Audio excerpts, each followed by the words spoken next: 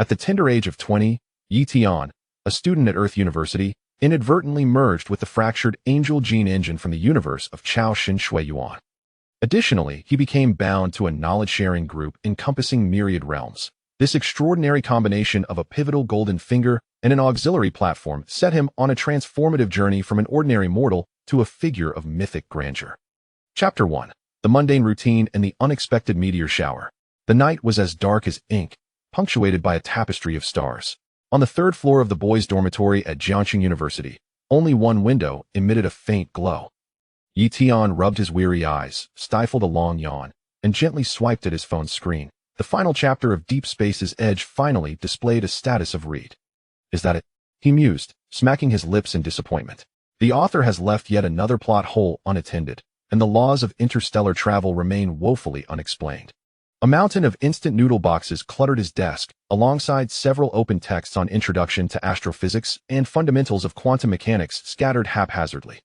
His roommates had long succumbed to slumber, while Tian remained lost in the boundless imaginings of the sci-fi universe. As a third-year physics major, Tian harbored an extraordinary obsession with the cosmos.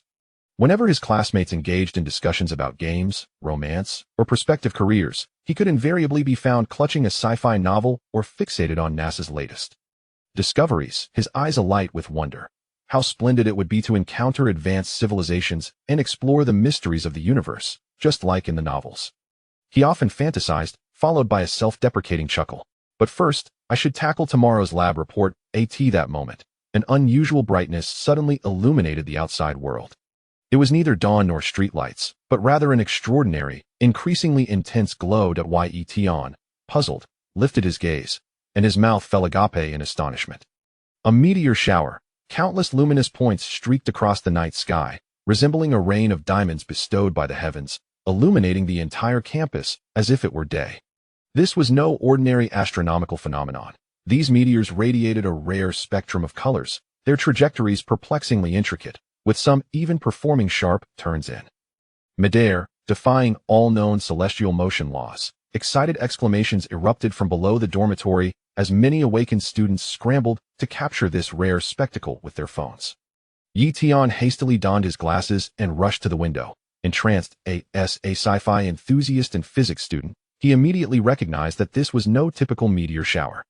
This defies scientific explanation, he murmured. How could the meteors follow a zigzag path? Wait, that blue one.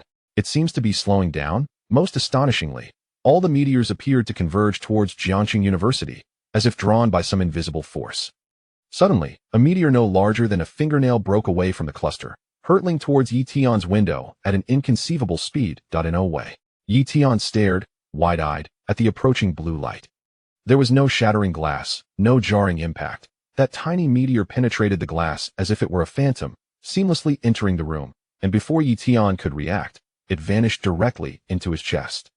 Time seemed to stand still. That a searing pain erupted from his chest, rapidly spreading throughout his body. Tian felt as if every one of his cells was being torn apart and reconstituted, as a torrent of information surged into his mind, nearly overwhelming his consciousness. He struggled to lower his gaze to his chest, finding no wound, no blood, only a faint blue glow beneath his skin, swiftly coursing through his veins. What is happening? He attempted to cry out, but no sound emerged. His vision began to blur, the dormitory lights flickering before his eyes. In the last fleeting moment before consciousness faded, a curious image surfaced in his mind, a fragmented, softly glowing complex structure composed of countless rotating geometries and flowing data chains, resembling both a sophisticated machine and a biological gene sequence. This shattered structure rotated slowly, exuding an ancient and mysterious aura, as if it hailed from the depths of the distant cosmos, imbued with unfathomable wisdom and power. Angel, gene engine.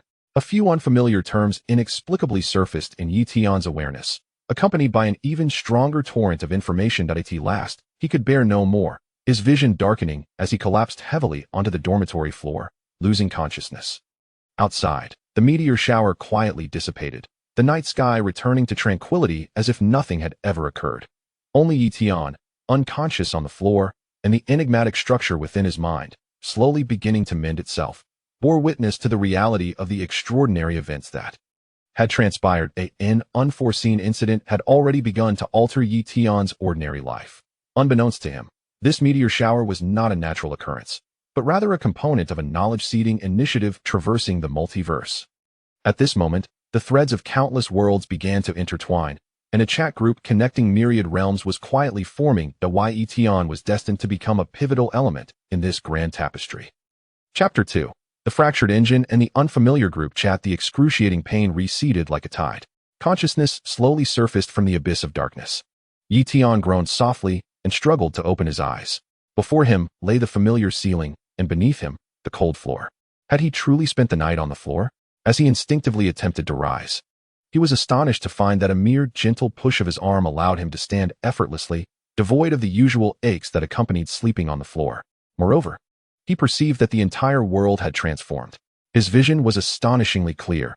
He could even discern the frequency of a mosquito's wings vibrating against the wall opposite him. His hearing had become remarkably acute, enabling him to distinguish the rustling leaves outside the dormitory, the distant clamor of the cafeteria, and even the faint sound of his own blood coursing through his veins. His body felt so light, as if he could float, and his mind raced with unparalleled speed. The obscure physics formulas he had studied the previous night were now vividly clear, revealing several areas ripe for optimization. What is happening? Tian gazed in shock at his hands, where he perceived an imperceptible flow of light beneath his skin. Suddenly, he recalled the eerie meteor from the previous night, the blue light that penetrated the window and entered his body, and the agonizing pain that accompanied it. This was no dream. Tian's heart raced as he realized that some supernatural transformation had occurred within him. He closed his eyes, instinctively attempting to focus and sense the situation within his body, as if his very being were guiding him on what to do. In the next moment, he beheld it. Deep within his consciousness, a shattered and complex structure floated. It was composed of countless geometrical shapes and data chains, shimmering with faint light, a perfect amalgamation of the universe's most intricate clockwork and biological DNA. Yet, this structure evidently bore the scars of catastrophic damage. Most of its areas were dim, its surface marred by web-like cracks, and many crucial components appeared to be missing or broken. Only at the core did a faint blue light flicker weakly, like a candle struggling against the wind.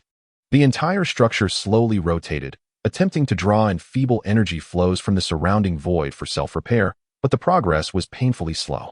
A segment of information naturally surfaced in Tian's consciousness. Angel Gene Engine V10, severely damaged. Status: energy deficient, 07. Functionality impaired. Available modules: basic information perception, weakened. Dark energy sensing, faint. Primary superphysique, weakened. Micro wormhole manipulation, extremely unstable. Repair requirement: unknown energy source or advanced knowledge injection, Angel Gene Engine. Tian was dumbfounded. Wasn't this a concept from the fanfiction of Super God Academy he had read the night before? How could it manifest within him, and in such a severely damaged state? Did last night's meteor shower have anything to do with it? Just as he was grappling with this astonishment, another incredible event unfolded. Knowledge exchange group of all realms loading complete. Attempting to connect user. Connection successful. Welcome to the Eternal Hall of Knowledge Exchange. A series of cold prompts echoed in his mind, and before he could react, a semi-transparent, technologically advanced interface forcefully materialized in his consciousness, overlaying the image of the damaged engine. To the left of the interface was a continuously scrolling chat window, while the right displayed several peculiar icons: group members, group files. Taskbar: points, 0. What sent chills down Tian's spine was the incessant stream of messages popping up in the chat window. Dongxia, humph. The martial arts of this world are mere shallow skills, superficial in form, yet devoid of spirit. My by Hai Chao Sheng Chu, which integrates music with martial arts, is the true path. A voice message automatically transcribed to text, followed by a musical score attachment. Nini Jiang. Is that old fossil starting again? Wait. What is this strange thing? I'm currently debugging the Mark III flight power system. How is this interface projecting directly onto my holographic screen? Jarvis. Check if I've been infected with some new virus. Followed by a series of mechanical design blueprints that Tian found difficult to comprehend. Faceless one. Valamorgulus. A message displayed in an unknown language. But the interface automatically translated it as all men must die. Tian was utterly bewildered. He pinched his arm hard. It hurt. This was no dream. He attempted to concentrate his thoughts and clicked on the group members icon, and the interface immediately responded, revealing 3 strange avatars and names. Dongxia. Offline. The avatar depicted a masked scholar in a blue robe. with a background of a small island adorned with falling peach blossoms. Nini Jiang. Online, the avatar showed a man with a finely groomed mustache, set against a backdrop of a luxurious workshop filled with mechanical parts. Faceless One. Online, the avatar portrayed a girl with a blurred face and sharp eyes, against the backdrop of a dim stone structure. Who are these people? Tian murmured to himself. Their names, manner of speaking, and shared content exuded an unsettling aura that seemed entirely out of place in his world. Dongxie? Wasn't he that a character from a Jin Yong novel? Nini Jiang. That nickname, paired with the seemingly brilliant man, created a bizarre dissonance. Faceless One.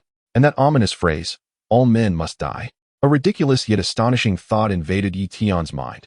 Could this group genuinely connect to all realms of existence? Were these group members from different worlds?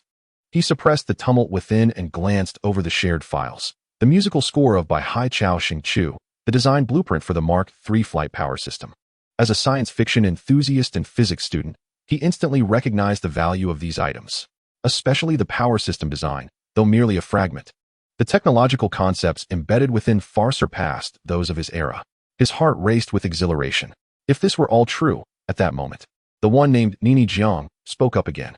Nini Jiang, all right, no matter what kind of prank this is, the design of this power system is rather intriguing, albeit with a painfully low energy conversion efficiency. Hey, the one who has been lurking with the ID, Yi Tian, are you the owner of this thing? Care to explain? Yi Tian froze, realizing that his name was prominently displayed at the top of the chat interface. Yi Tian, online. He had been called out. What should he do? Admit it? Deny it? How could he explain? Yi Tian took a deep breath, forcing himself to remain calm. It was crucial not to panic in such a moment. He was unaware of the group's true nature, nor did he know whether these individuals were friends or foes. Yet, he possessed an advantage: information disparity. They seemed equally oblivious to the origins of this group and entirely ignorant of his world. Perhaps he could seize this opportunity to craft a mysterious persona for self-preservation? He recalled the countless novel plots he had read, and a plan swiftly formed in his mind. He concentrated his thoughts, attempting to input content into the chat interface. To his delight, or perhaps shock, he found that the words he wished to express materialized automatically. He carefully chose his words and sent forth his first message in the group. Yi Tian. Knowledge is the essence of existence. Observation is the means of communication. As a new observer, why rush to seek answers? This statement, imbued with a hint of mystery and transcendence, was dispatched. The group fell momentarily silent. Yi Tian held his breath, anxiously awaiting their reaction. The damaged engine within him flickered slightly, as if resonating with his utterance. The unknown journey seemed to officially commence from this very moment. Chapter 3. Chaos within the group and initial probes. Yi Tian's seemingly profound message sank like a stone into the ocean, plunging the group into a brief silence that lasted less than 10 seconds. In the next moment, the entire chat interface appeared to be struck by a deep water bomb, and messages began to flood the screen. Dongxie, an observer? A person who hides and reveals themselves. What is the meaning of existence? Have you not heard that the universe is imperfect, saints are not omnipotent, and all things lack complete utility? Your tone is quite audacious, accompanied by a cold smirk emoji, which the system inexplicably provided in an ancient style. Nini-chan, wow. Wait, did the interface just automatically translate for me? How did that archaic tone transform into English that I can comprehend, only to appear as English yet be understood as Chinese? The technical principle is utterly unfathomable. Jarvis, have the analysis results come out yet? This is definitely not Stark Industries technology. It is not even technology from this planet. Wumianjia, the man who fears losing has already lost. His message remained brief and cold, as though merely stating a fact. Without directly responding to Yi Tian found himself dazzled and increasingly bewildered. Dongxie's literary style, Nini-chan's frenzy, and Wumianjia's riddles seemed to stem from entirely different cultural backgrounds, perhaps even different worlds. Just then, the group's system displayed another notification. New member Master of Potions has joined the chat. A profile picture, obscured by a hood that concealed most of his face, revealing only cold lips and a hawk-like nose, lit up. Master of Potions, what is this clumsy magic trick? Or is it an illusion produced by some novel truth serum? His laughter carried a slick, somber quality reminiscent of cellars and bats. Severus Snape never appreciates such tiresome pranks. If this were Black or Potter's doing. His words were abruptly interrupted, seemingly by a more astonishing discovery. The group, now thrown into chaos due to the newcomer and the bizarre cross-linguistic, cross-cultural communication, was in disarray. Dongxie was questioning the nature of truth serums and magic, Nini-chan was angrily demanding to close the annoying pop-up window. Snape was pondering whether he had fallen victim to some advanced chaos spell, and Wu Mianzhu occasionally interjected with philosophically laden, or, some might say, melodramatic, death maxims. Yi Tian observed this cacophony, and his initial shock and fear gradually transformed into an absurd sense of humor. Each person in the group appeared formidable or influential. Yet the scene was even more chaotic than during his university club recruitment. The damaged engine within him began to warm slightly, seemingly striving to process the torrent of information and provide weak translation and support. This cannot continue, Yi Tian murmured to himself. These individuals seem formidable. Yet if this group truly connects the myriad realms, it presents an enormous opportunity for him. He must find a way to integrate himself. At the very least, to ascertain the situation. Continuing to feign profundity? The risk is too great. The previous nonsensical remark nearly led to an awkward silence. An idea flashed through his mind. Since this group could automatically translate languages, what about cultural references? Modern internet slang? It was time to take a gamble. Yi Tian took a deep breath, focused his thoughts, and attempted to send a second message in a tone befitting his college student status. Yi Tian, is anyone there? A newbie seeking guidance? I just joined and understand nothing. Trembling with trepidation JPG, imagining a system-generated meme, a small cat caught in the wind. What is this group about? Is it for tasks or trades? Can one spend money to grow stronger? This message, strikingly different from his previous pretentious style and brimming with modern internet vernacular, silenced the group instantaneously, as if a pause button had been pressed. All debates, doubts, and outcries ceased. A few seconds later, Nini-chan. Nini-chan, what the hell is a newbie? Trembling? Spending money? What is this new code? Jarvis, prioritize deciphering these terms. Nini-chan, Yi Tian. Hey, mysterious figure. Reveal your true self. Are you some experimental subject that escaped from a lab? Or just a delusional character from a third-rate sci-fi movie? This pathetic disguise is an affront to my intelligence. Nini-chan's sharp tongue spared no mercy. One could feel her arrogance and mockery through the screen. Yi Tian's heart sank. Had he miscalculated? This Nini-chan's temper was even more explosive and direct than he had imagined. Yet unexpectedly, Dong Xie spoke again. Dong Xie. Oh, a newbie? Spending money? Those are indeed unfamiliar and peculiar terms. I sense your aura. He seemed capable of perceiving a certain essence through the group chat. Faint and lacking a foundation of internal strength, does not seem fabricated. Could it be that you are a mere mortal who has wandered into this realm? How intriguing. Seeking guidance? Humph. Huang Loxi never binds himself to others, nor does he bind others. However, if you can present some interesting novelties or insights, I may be inclined to converse with you. Dong Xie's demeanor softened slightly, as Yi Tian's weak and straightforward approach seemed to lower his guard, even sparking a hint of curiosity. His superiority complex as a master observing a novice was unmistakable. Master of potions, humph, tedious. Snape appeared to have lost interest in this farce, yet he did not immediately exit, merely observing coldly. Wu Mianzhu, a girl has no name. She seemed indifferent to Yi Tian's identity transformation. Yi Tian stared at the screen, his heart racing. Although he had been harshly ridiculed by Tony, he was nearly certain that this Nini-chan was Tony Stark. It seemed to have an unexpected effect. He successfully captured everyone's attention and disrupted the previous stalemate. Information asymmetry. This was the effect of information disparity. They completely misunderstood his references. He steadied his mind, deciding to stoke the fire further. Since feigning profundity was ineffective, he would play the fool to extract information. Yi Tian, Nini-chan, please don't be angry. I truly didn't mean it. I'm just an ordinary college student. I watched a meteor shower last night and woke up like this. There's a dilapidated thing inside me, apparently called an angel gene engine. Is what you all refer to as internal strength, magic, and Iron Man suits real? Emoji, curious baby JPG, he deliberately revealed half-truths about his situation, especially highlighting the angel gene engine, eager to see their reactions. Simultaneously, he tossed out several keywords to guide the discussion and gauge their responses. Sure enough, Nini-chan, angel gene engine? Wait, clarify. What is its structure?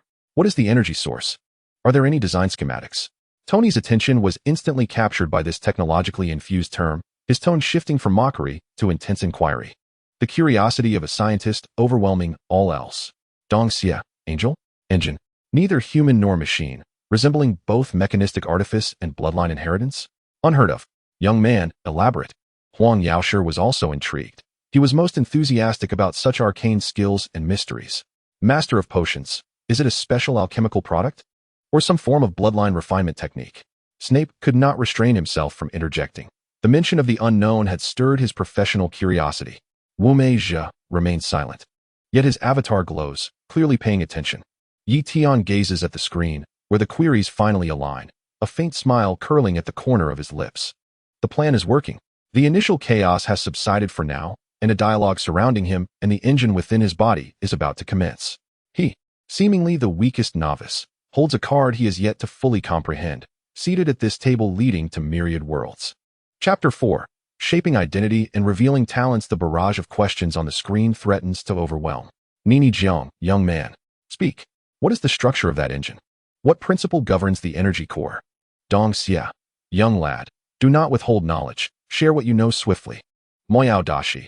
If this is a collective hallucination induced by a new type of potion, I suggest you confess immediately, or else. The threat is unmistakable in his tone. Yi Tian's heart races, realizing he has ventured into deep waters. Once the curiosity of these eminent figures is ignited, the pressure becomes akin to a landslide.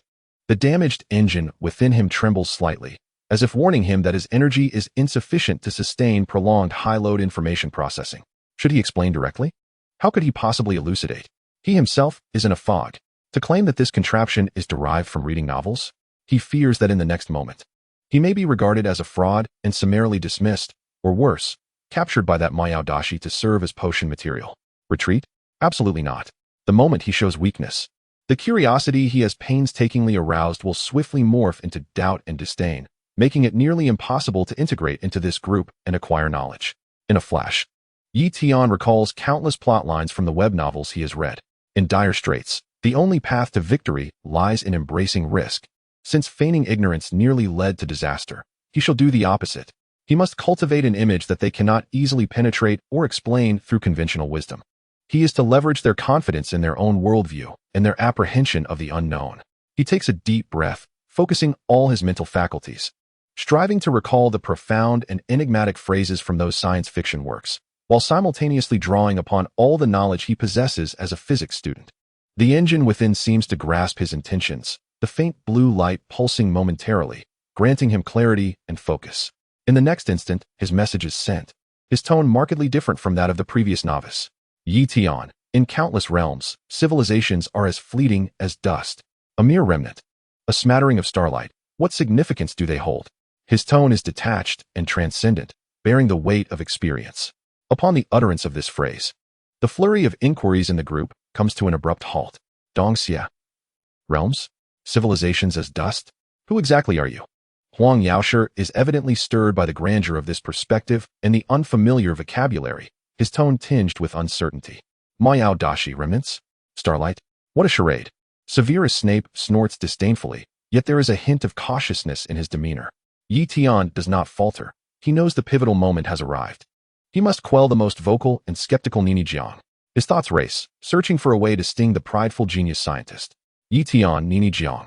Do you presume that toys constructed of iron and code can fathom the abyss of the starry sea? Do you not realize that the electromagnetic waves and quantum signals upon which you rely, in the face of true torrents of information, are but sluggish crawlers? Merely a source of amusement?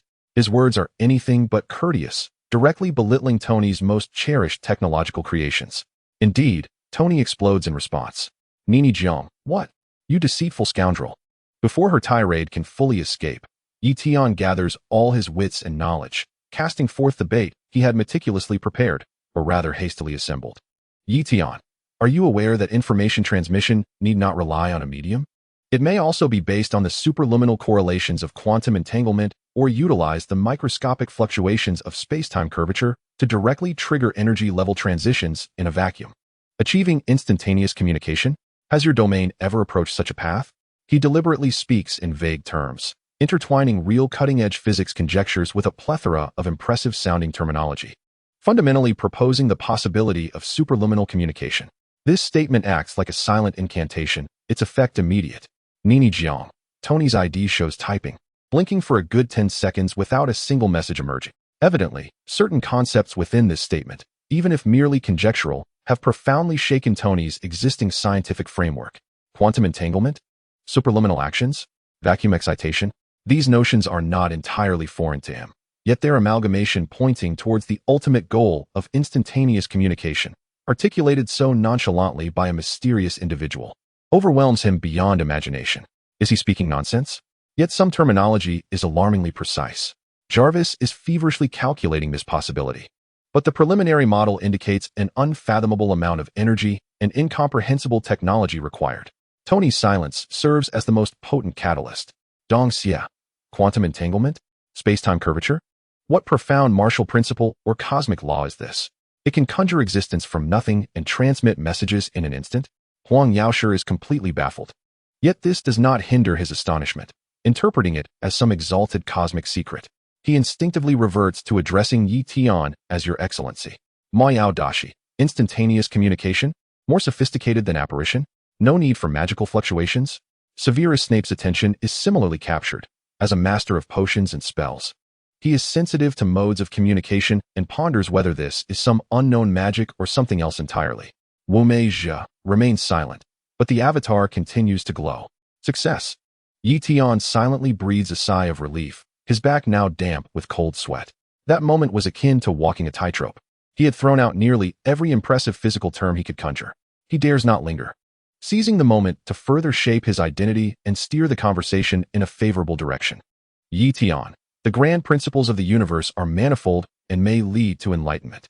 Technology, magic, martial arts, and alchemy are merely different paths of understanding the world, ultimately converging upon the essence of knowledge. This group, which bears the name of knowledge, why must you cling to superficial disputes? He begins to elevate the discourse, attempting to guide the atmosphere of the group chat. Yi Tian. I have traversed myriad realms, witnessing the rise and fall of civilizations, and have chanced upon this dilapidated engine. Merely a worthy specimen for research. Compared to its essence, I am more intrigued by the unique insights and wisdom that you, hailing from different worlds, can contribute to the exchange of knowledge across the myriad realms. Cleverly, he elevates himself from the novice being questioned to the stature of an observer traversing realms, deftly returning the question to them regarding what they can offer. This series of rhetorical maneuvers completely shifts the rhythm of the group. From initial inquiries about the Tianjin engine, the focus transforms into contemplating the essence of this group and what knowledge they can provide. Dong Xia. Quite a bold claim.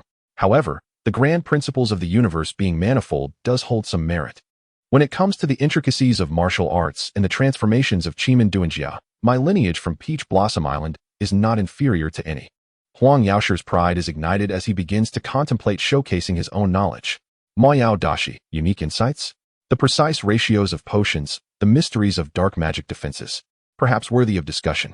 Severus Snape seems to relent somewhat, yet maintains his characteristic caution and reserve. Meanwhile, Tony remains silent.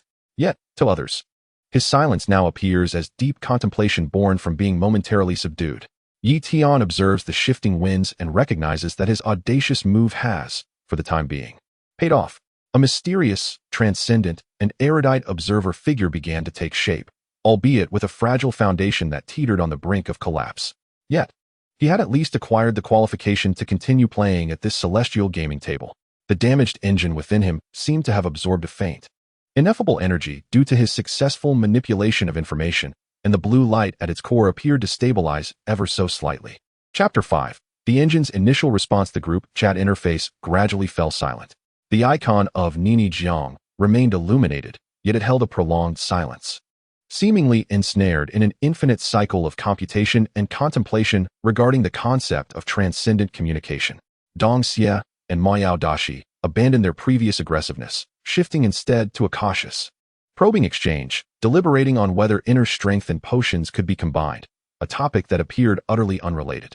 Meanwhile, Wu Mianjia continued to lurk in the shadows, as per usual. Yi Tian meticulously maintained an air of detachment, occasionally interjecting with ambiguous, philosophical, or rather, pretentious, remarks, careful not to delve too deeply or reveal any of his own information. He felt as though he were dancing upon the edge of a blade, expending every ounce of energy with each passing moment. At last, after managing a few more exchanges, he concentrated his thoughts and attempted to close the chat interface in his mind. The translucent technological interface receded like a tide, and the fractured image of the engine reclaimed the center of his consciousness. With a silent sigh, Yi Tian exhaled a breath of stale air. Almost collapsing back against the chair, his forehead slick with beads of cold sweat. It had been perilously close to revealing his true self. He murmured to himself, haunted by the memory of dealing with this assemblage of individuals from disparate worlds, each resembling a genius or a formidable figure. The mental strain was tenfold greater than pulling an all-nighter to meet a deadline. Yet, the immediate crisis had passed, and an indescribable thrill and curiosity surged within him. The chat group, spanning myriad realms. The Angel Gene Engine. All of it was undeniably real. His gaze ignited with fervor as he abruptly straightened his posture. Now was not the time for trepidation. He must swiftly ascertain his own circumstances. That group chat was unfathomable, and next time he might not be so fortunate to slip by unnoticed. Only by truly mastering his own strength could he establish a solid foundation. Once more, his attention was wholly absorbed by the damaged engine within. This time, devoid of the distractions of the chat, his perception sharpened. What a shattered sight it was. Countless intricate structures that should have radiated with brilliant blue light now lay mostly dull and lifeless, akin to the wreckage of a derelict starship. Thick fissures marred the main body, with many areas exposed, revealing broken interfaces and scorch marks. Only the core region pulsed with a faint yet resilient blue light, reminiscent of the heart of a slumbering beast. It was feeble, extremely feeble. This was Tian's most immediate impression. He attempted to convey a clear thought to the core blue light, akin to how he had previously guided his speech. What are you? What is your condition? What must I do? There was no immediate response. The flicker of blue light merely dimmed momentarily, as though it were a traveler utterly exhausted, lacking even the strength to lift its eyelids. Tian did not relent. He continued to focus intently on sending his inquiries, striving to relax his body and attempt to summon the weak warmth he had previously sensed, directing it towards the core. This process was profoundly draining. He felt his temples throbbing, waves of mild dizziness washing over him. Just as he was on the verge of collapse, the core blue light finally offered an exceedingly slow, intermittent, and indistinct feedback. It was not language, but a faint stream of information that surged directly into his consciousness. Angel Gene Engine V10 severely damaged. Energy level 08. Extremely deficient. Below the threshold for basic operation. Core functional modules largely offline and missing. Currently available modules. Dark energy sensation, weak. Range, 3 meters. Precision, extremely low. Super Gene, primary. Weakened, continues to operate. Optimizing host basic physiological structure. Micro wormhole manipulation, extremely unstable. Permission locked. Energy insufficient. Repair requirement. Unknown high-dimensional energy or substantial structured knowledge injection. The information flowed in bursts, akin to a radio with poor reception, with many parts remaining unclear. Yet the core message was conveyed. Energy functions offline. Super Gene. Tian processed this information, his heartbeat accelerating once more. He gazed down at his hands, clenching his fists. So, that lightness and vitality he felt were not mere illusions. It was the Super Gene, primary, persistently optimizing his body. Unable to contain himself, he stood and attempted a gentle leap. Bang! His head nearly struck the upper bunk. It was worth noting that he stood at a height of 178 centimeters, and the upper bunk was at least 150 centimeters from the ground. He had merely jumped casually. He approached his desk, gripping the solid wooden edge with both hands. And with a slight exertion, the heavy desk was effortlessly lifted at one corner. Tian gazed at his hands, eyes brimming with astonishment. This was merely in the primary. Weakened state? If fully repaired and even upgraded, what kind of terrifying power would that entail? He then attempted to concentrate and sense the so-called dark energy. Closing his eyes and emptying his mind, at first, he felt nothing but an expanse of darkness. However, he did not give up. Recalling the faint sensation the engine had conveyed, he patiently and meticulously explored. Gradually, amidst the void of perception, he discerned some exceedingly faint specks of light, akin to dust, drifting slowly around him. They seemed to be drawn ever so slightly by the core blue light within him, yet due to some obstruction, they could not merge in large numbers. Is this dark energy? The mysterious energy that pervades the universe? Though he could currently only sense a minuscule range around him and was unable to absorb or utilize it, this undoubtedly opened a door to a new world. As for micro-wormhole manipulation, he had no inclination to even contemplate it. Permission locked, energy insufficient, extremely unstable. Every term reeked of danger. After the excitement came an overwhelming sense of urgency. Energy deficiency, 08. Below the operational threshold. This meant that if he could not find a source of energy, this engine might once again fall into silence or even become utterly irreparable, and he himself could revert to his former state, or worse. Unknown high-dimensional energy. Substantial structured knowledge injection. Tian mulled over the repair conditions. High-dimensional energy was ethereal, yet knowledge, the one resource abundantly available in that celestial chat group. He abruptly opened his eyes, his gaze once more fixating on the tranquil chat group icon within his consciousness. Risk and opportunity coexisted. That group was a vortex of danger. Yet it also represented his sole hope. He must acquire knowledge from there to repair the engine and grow stronger. How to obtain it? Merely engaging in pretense as he had done previously would only serve as a temporary measure, certainly not a long-term strategy. He needed genuine, valuable bargaining chips. His gaze swept across his desk, cluttered with physics textbooks and science fiction novels. A bold idea began to take shape in his mind. Perhaps the seemingly ordinary world he inhabited, along with the foundational scientific theories he had learned, represented a novel and intriguing knowledge system for certain group members. For instance, that individual from the ancient martial arts world, Dong Xie. Yi Tian's heart surged with fervor once more. This time, it was no longer fear, but a fervent desire for exploration and strategy. Chapter 6. Fragments of the Eye of Insight. The preliminary plan was taking shape. Yet Yi Tian refrained from recklessly returning to that heart-stopping group chat. Engaging in transactions with those seemingly powerful figures from myriad realms was akin to tempting fate. A single misstep could lead to utter ruin.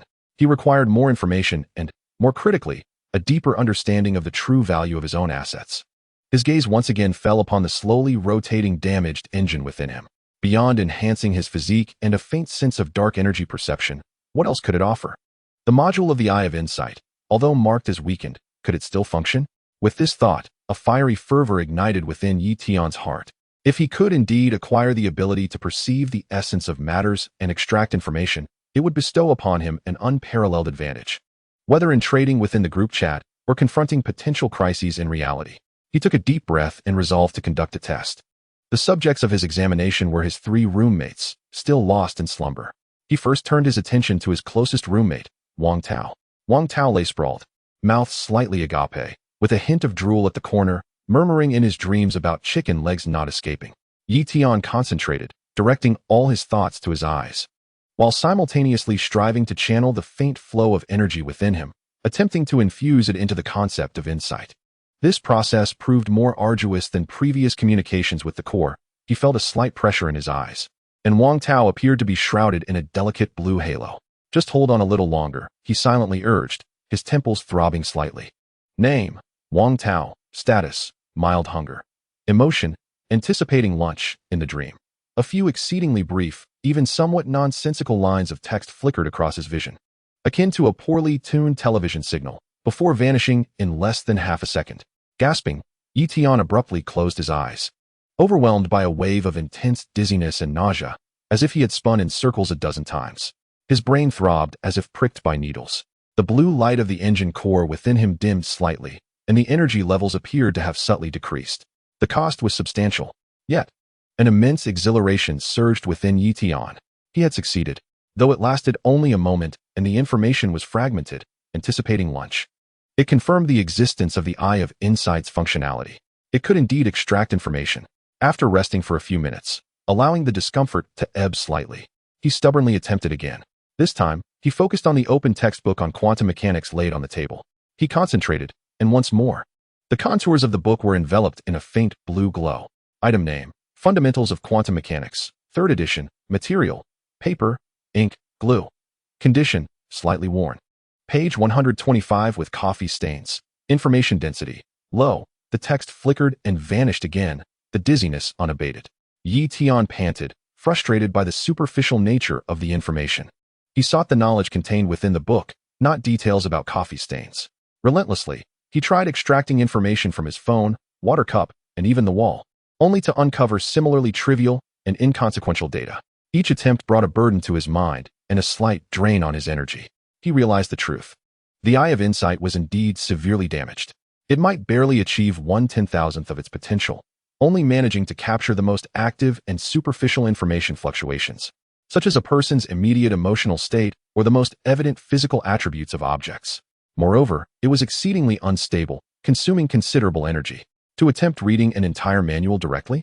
To perceive the techniques of a formidable opponent? Or even to pry into the roots of his group companions? Such ambitions were sheer folly. Was he disappointed? Indeed, to some extent. Who does not yearn for a complete and powerful golden finger? Yet, more than that, he felt a peculiar sense of authenticity and enjoyment. Yes, enjoyment. A fully realized, omnipotent supersystem, while undeniably powerful, seemed to lack a certain engagement and sense of accomplishment in development. In contrast, this battered, flawed engine, which required him to explore and repair it bit by bit, imparted the sensation of playing an immensely free sandbox game. Each minor discovery and initial manifestation of functionality brought forth a thrill of exploration and growth. Mild hunger anticipates lunch. Tian savored the fragmented information, a smile suddenly gracing his lips. This ability, though frustrating, seemed rather intriguing. At the very least, it could directly reflect a person's current state. In certain situations, it might yield unexpectedly beneficial results. Moreover, it validated that knowledge could indeed be extracted. At least the engine possessed this foundational functional module. The current inability to access deeper knowledge stemmed solely from its severe damage, insufficient energy, and inadequate analytical capacity. What if, in the future, it could be restored to a certain degree? Could it truly allow one to perceive the essence of myriad laws at a glance? This thought filled Tian with anticipation. He pondered the formidable figures within the group. The martial arts manual of Dong Xia, the potion formula of Snape, the technological blueprints of Tony. These were undoubtedly highly structured forms of knowledge. Could they also be absorbed by the engine, transformed into restorative energy, or even unlock further functionalities? Knowledge infusion, Tian murmured to himself, the light in his eyes growing ever brighter. He returned to his computer, took a deep breath, and prepared to re-enter the group chat. This time, he felt neither the initial confusion nor the previous reliance on bravado. He possessed a preliminary plan and a tattered yet tangible ally. He focused his mind and clicked on the group chat icon in his thoughts. The translucent interface unfolded once more. The chat history remained suspended on his prior remark about the vastness of the Tao and a few subsequent cryptic statements. Dong Xia and Snape seemed to be engaged in a low-efficiency, misunderstanding-laden dialogue about internal energy and potion-making. Tony remained silent. Tian refrained from speaking immediately. He first attempted to direct his concentration toward the chat interface itself, activating the fragmented eye of insight. A barely perceptible blue light enveloped the group chat interface. Interface name, Multiverse Knowledge Exchange Group, secondary projection. Operating status, stable, energy source unknown. Core function, interdimensional information conversion and transmission, current link nodes, 5, 1. The information remained fragmented, yet the implication sent a jolt through Tian's mind. A secondary projection? Did this mean it was not the true essence of the group chat? An unknown energy source? Link node 51? Did the one refer to himself? Before he could ponder further, a wave of intense dizziness washed over him once again, prompting him to cease his ability. Although he had not obtained the most crucial answers, he had at least confirmed that this group chat interface was indeed extraordinary and that his abilities could affect it, albeit with modest results. At that moment, perhaps sensing his presence online, Dong Xia took the initiative. Dong Xia, Tian, your previous remark regarding the universality of knowledge resonates deeply with me.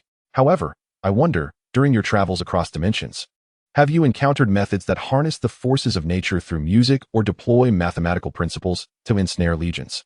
He seemed intent on proving the uniqueness and immense value of his knowledge. Tian's heart stirred at this message. An opportunity had arisen.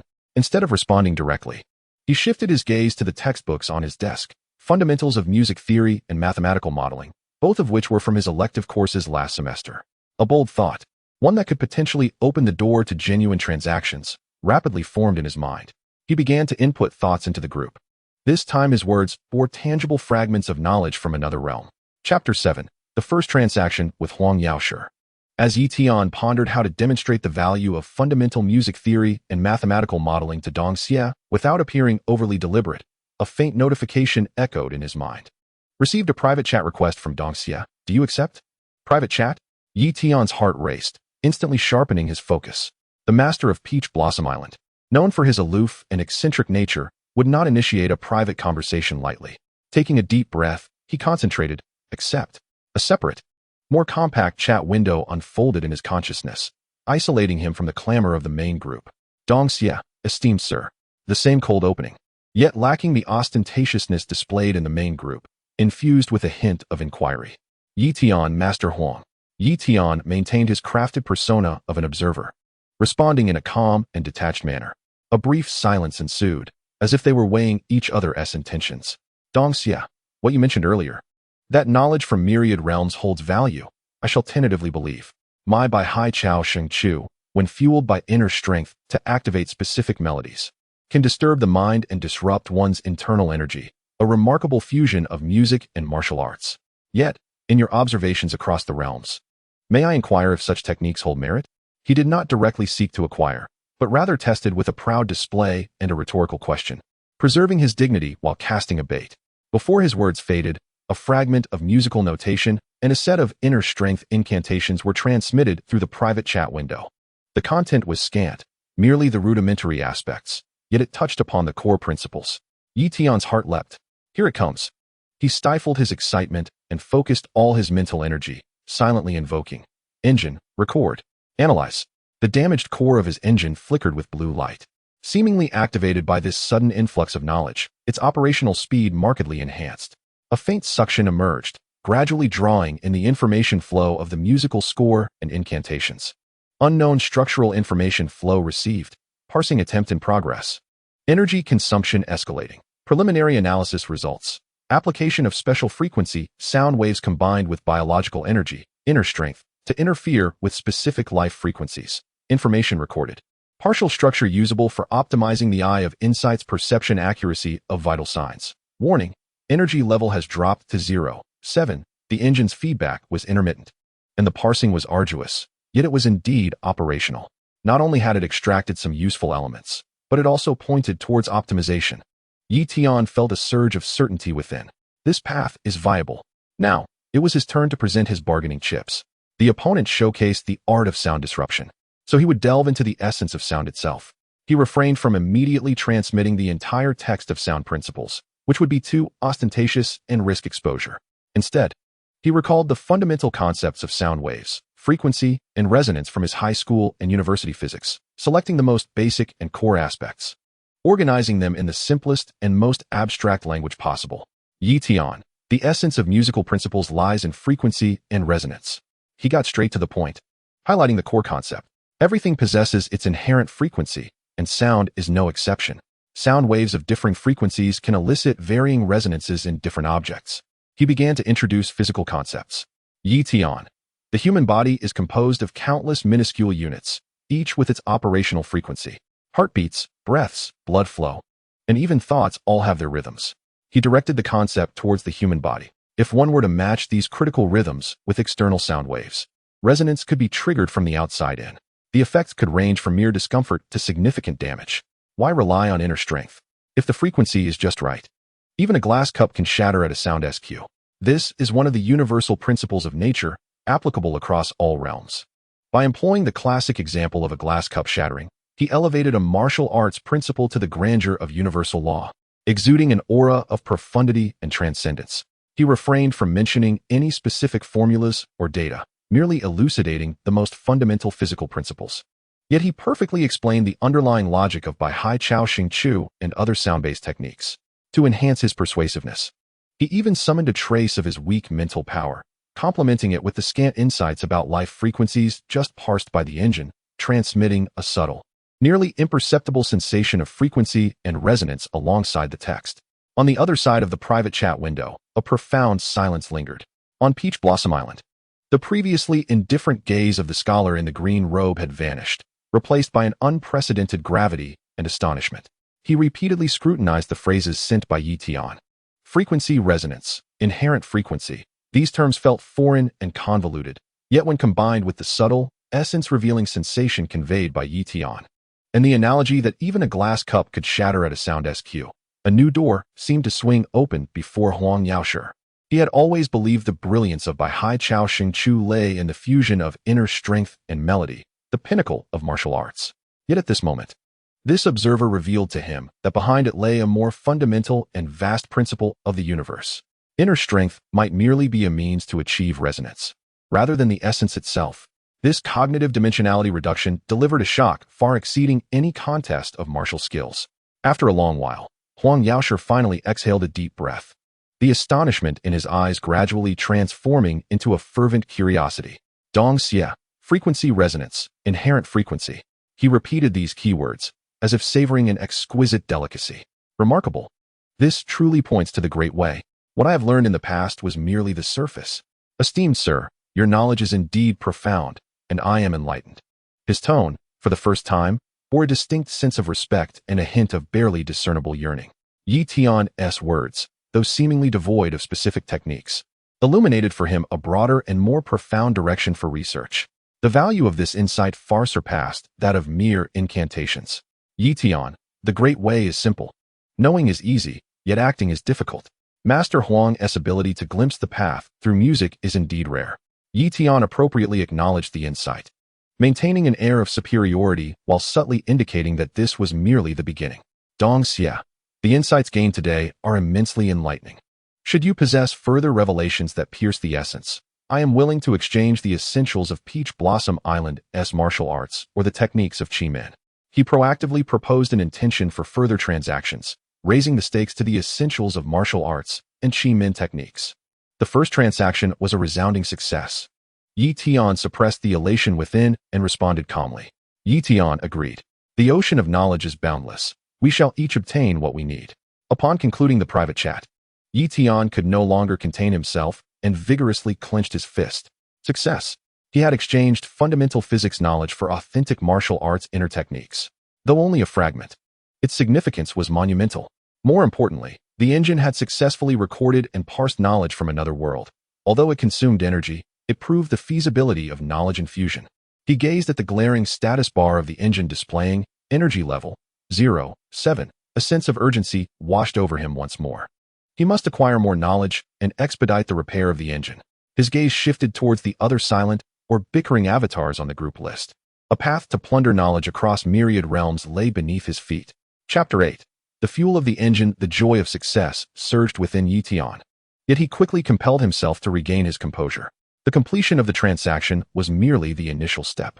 Of greater importance was the assimilation of the gains and their transformation into tangible power.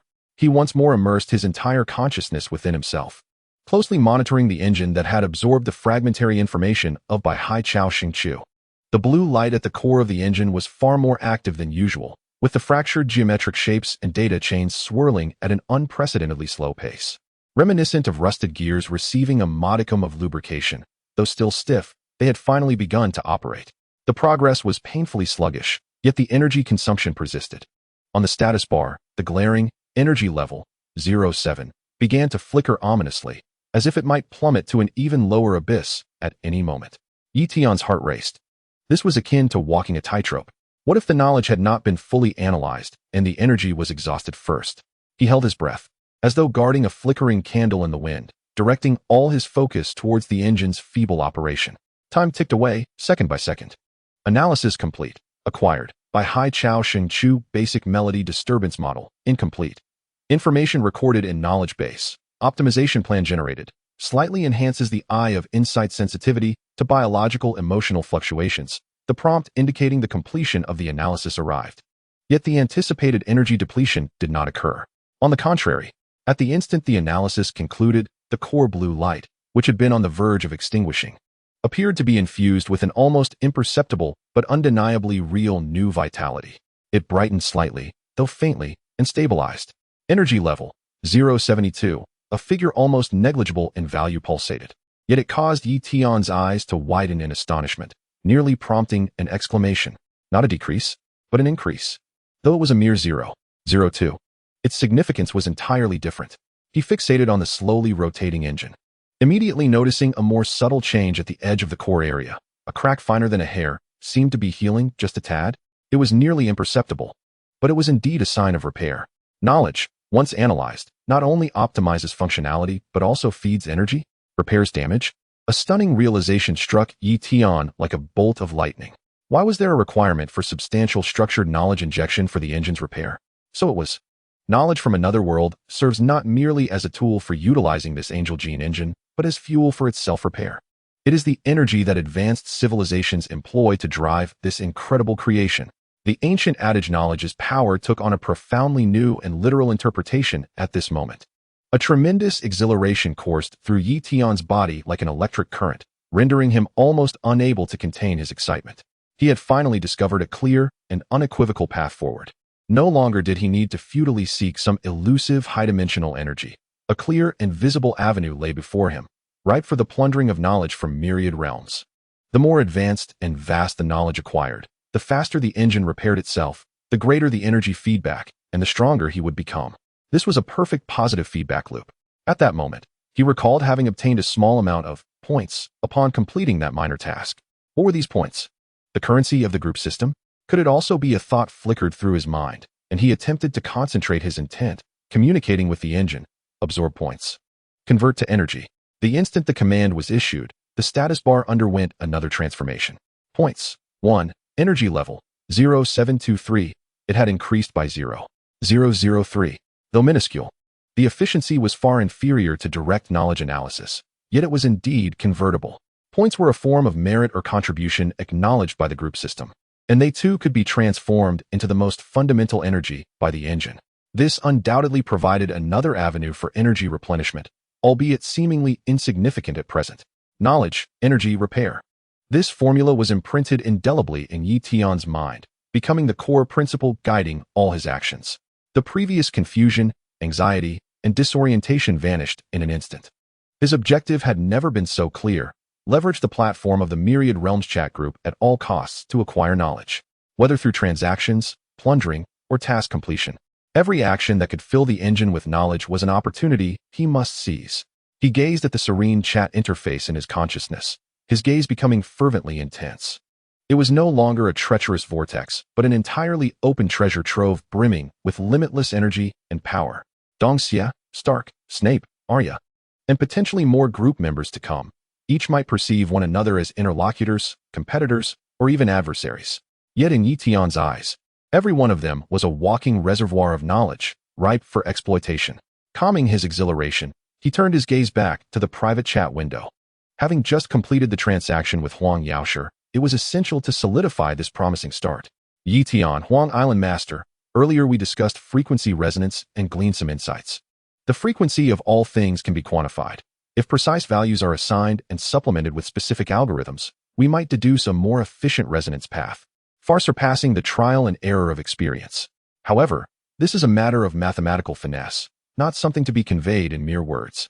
He cast a larger bait, steering the vague concept of frequency towards precise mathematical computation, an absolute advantage of modern science over ancient experience, enough to stir Huang Yaoshi's curiosity. Indeed, moments later, Dongxia, precise values, algorithms, deductions? Pray elaborate, esteemed one. I am willing to exchange the essentials of Qi Min Wu Zhuan and body techniques for it. Huang Yaoshi immediately took the bait, producing an even higher tier chip than before. A new transaction presented itself automatically. A smile crept across Yi Tian's lips. Energy replenishment had commenced. Chapter 9. New group member. Arya Stark. Just as Yi Tian was poised to further discuss the specifics of exchanging algorithms and body techniques following the agreement of a second transaction with Huang Yaoshi, the main group chat interface suddenly flickered violently, a series of urgent notifications interrupting his thoughts. New member. Faceless One has joined the chat. New member. Faceless One is in mortal peril. Group members may voluntarily offer assistance. Rewards and points will be granted based on the effectiveness of the aid. Almost simultaneously, a panicked and desperate communication, fragmented and sporadic, appeared in the group, interspersed with the sounds of heavy breathing and the rush of wind. Faceless One, help? Who is speaking? In my head. Go away. No help. They are chasing me. Their people are everywhere. The message was chaotic, clearly indicating the sender was in a state of extreme panic and turmoil. Nini-chan, WTF? Another one? What is the drama this time? A poor soul being hunted? Tony seemed to have just emerged from silence, his habitual sharp tongue returning, yet with a hint of barely perceptible vigilance. Potions master, noise. Meaningless pleas for help. Blocked. Snape responded coldly, his disdain for such uncontrolled clamoring evident. Dongxia, Being pursued? The breath is weak, the steps unsteady. It seems to be an ordinary person lacking martial prowess. Huang Yaoshi made his judgment through some perception, his tone indifferent and lacking intent to intervene. He had lived a life steeped in the sinister, accustomed to life and death, not one to act as a do-gooder. Yi Tian's heart tightened suddenly. A new member, Faceless One, is in mortal danger. He immediately focused his mind, attempting to activate the fractured inside eye against the avatar of the new member. Within his vision, the hazy visage of the girl's avatar was surrounded by intense red ripples. Name, Aliyah Shirtaka. Status, severely injured, exhausted. In extreme fear. Emotion, despair, strong survival instinct. Environment, complicated alleyway, nighttime, damp. The information became considerably clearer than before, as if the engine had just begun to optimize for vital signs. However, more importantly, the overwhelming sense of despair and the strong instinct for survival, along with the critical environmental detail of the complex alleyway, stood out. There could be no hesitation, whether it was for the potential points reward or out of basic sympathy. He could not stand idly by. Moreover, this was a splendid opportunity to extend a hand to a desperate individual, where the goodwill and trust that could be cultivated would far exceed the usual. He promptly exited the private conversation with Huang Yaoshi and entered the main group chat. Tian, remain calm. Take a deep breath and tell me how many pursuers there are. How far away are they? What is around you? His tone was calm and clear, imbued with an undeniable sense of command that instantly quieted the noise of the group and alleviated Yao's panic. Perhaps this absolute composure had a calming effect on her. As Yao's gasping gradually steadied, and her messages became more coherent. Womianjia, 2 of them, wearing golden-robed helmets. They're very close. I'm in the alley of the flea market, with many forks in the road, but they are encircling me. There are many wooden barrels, rags, and high piles of debris, and I don't have the strength to run. The flea market? Golden robes? It sounded like a world from the medieval era or a similar background. Tian's mind raced. He lacked practical experience, but he possessed an abundance of theoretical knowledge. He had read countless detective novels, military magazines, survival guides, and even played numerous stealth games. Modern tracking and counter-tracking theories were simply a dimensional advantage in this low-tech urban warfare. Tian, listen. Utilize the shadows. Immediately hide in the dirtiest, foulest garbage pile or rag heap, covering your entire body with debris, especially reflective items and light-colored clothing. Hold your breath and do not move. He first provided the most direct concealment strategy, exploiting the blind spots of human vision and psychological aversion. Womianjia, but, Tian, no buts. Do it. Now. Tian's insistence was unwavering. A few seconds later, Womianjia, I'm hidden well. They are getting closer. I can hear their footsteps. Tian, good. Remain absolutely still. If they approach your hiding spot, at the instant their line of sight shifts away, throw a small stone or create a subtle, natural sound in the opposite direction to divert their attention. This is a classic misdirection tactic. Tian, if you are discovered, do not run in a straight line. Use corners, low obstacles, and suddenly change directions, running in a zigzag pattern to make it difficult for them to aim, if they are using ranged weapons, or predict your route. Your goal is to create chaos and increase the distance, not to see who can run faster. He imparted evasion tactics. Tian's words were swift and precise, devoid of any embellishments, packed with practical substance. The group fell silent.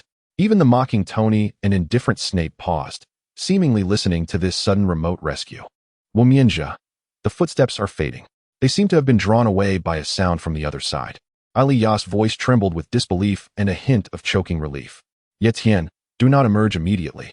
Wait patiently for at least 100 slow heartbeats. Listen carefully and only act after confirming absolute safety.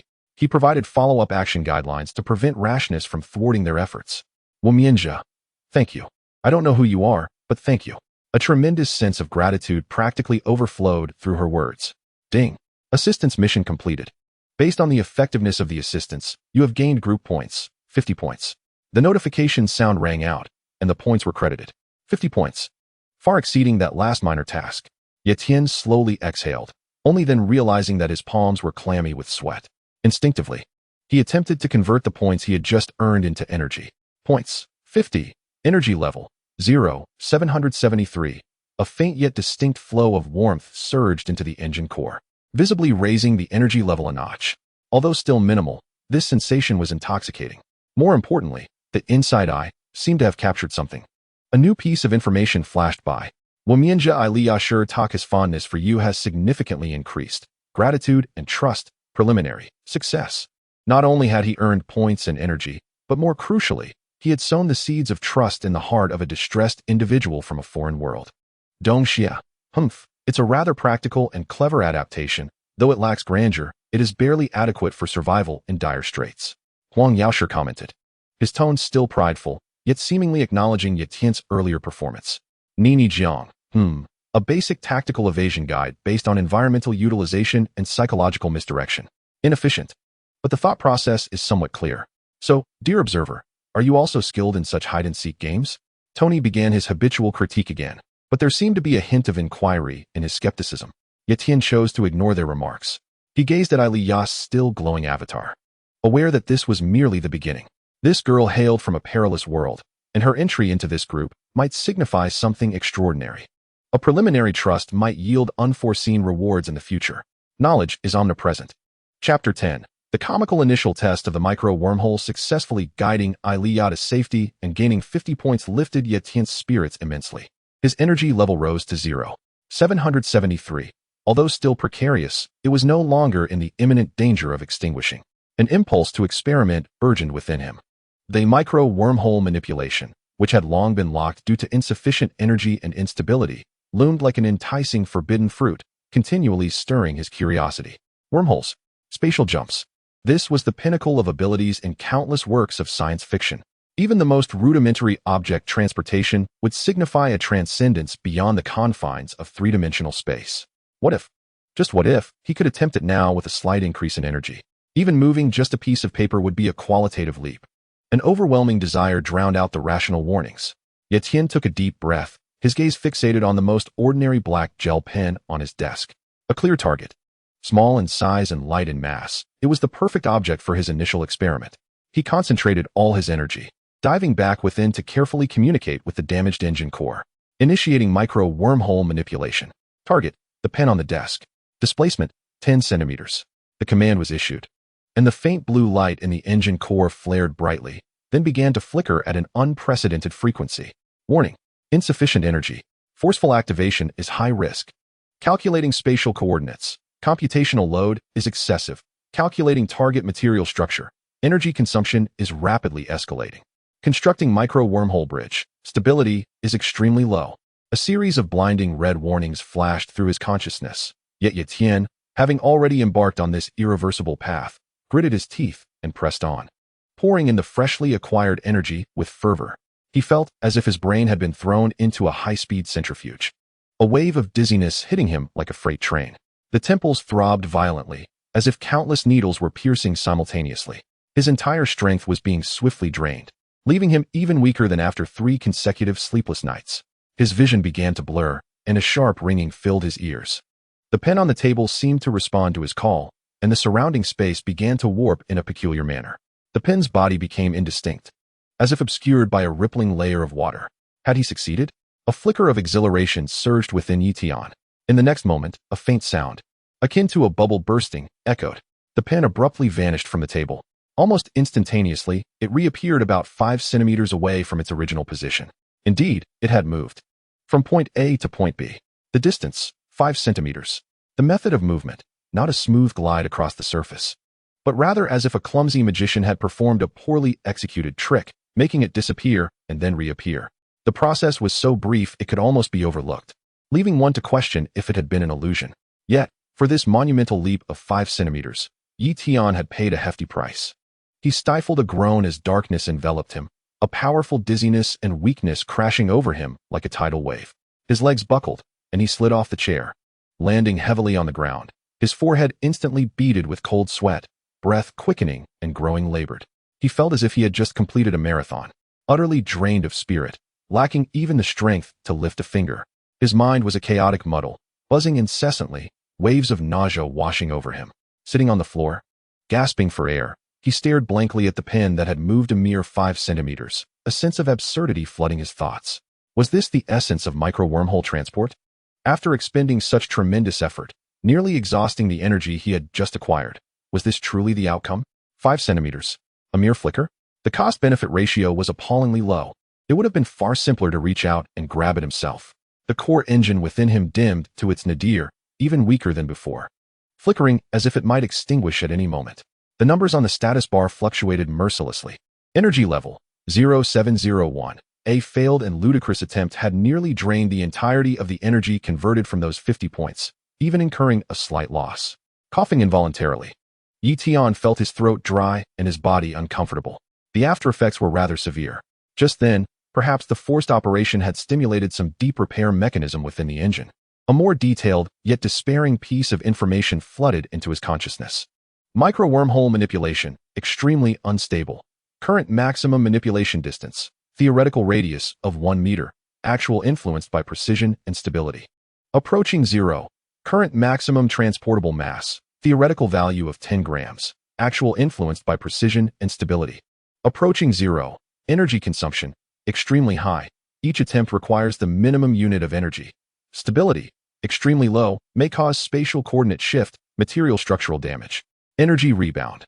Note, this function is severely damaged and requires priority repair of the spatial perception and stability augmentation submodules, along with a significant injection of energy and relevant spatial knowledge for normal use. Gazing at the series of descriptions laden with low, high, and approaching 0, Tian finally grasped the stark reality. To rely on this ability for combat or assistance at this stage, it was sheer folly.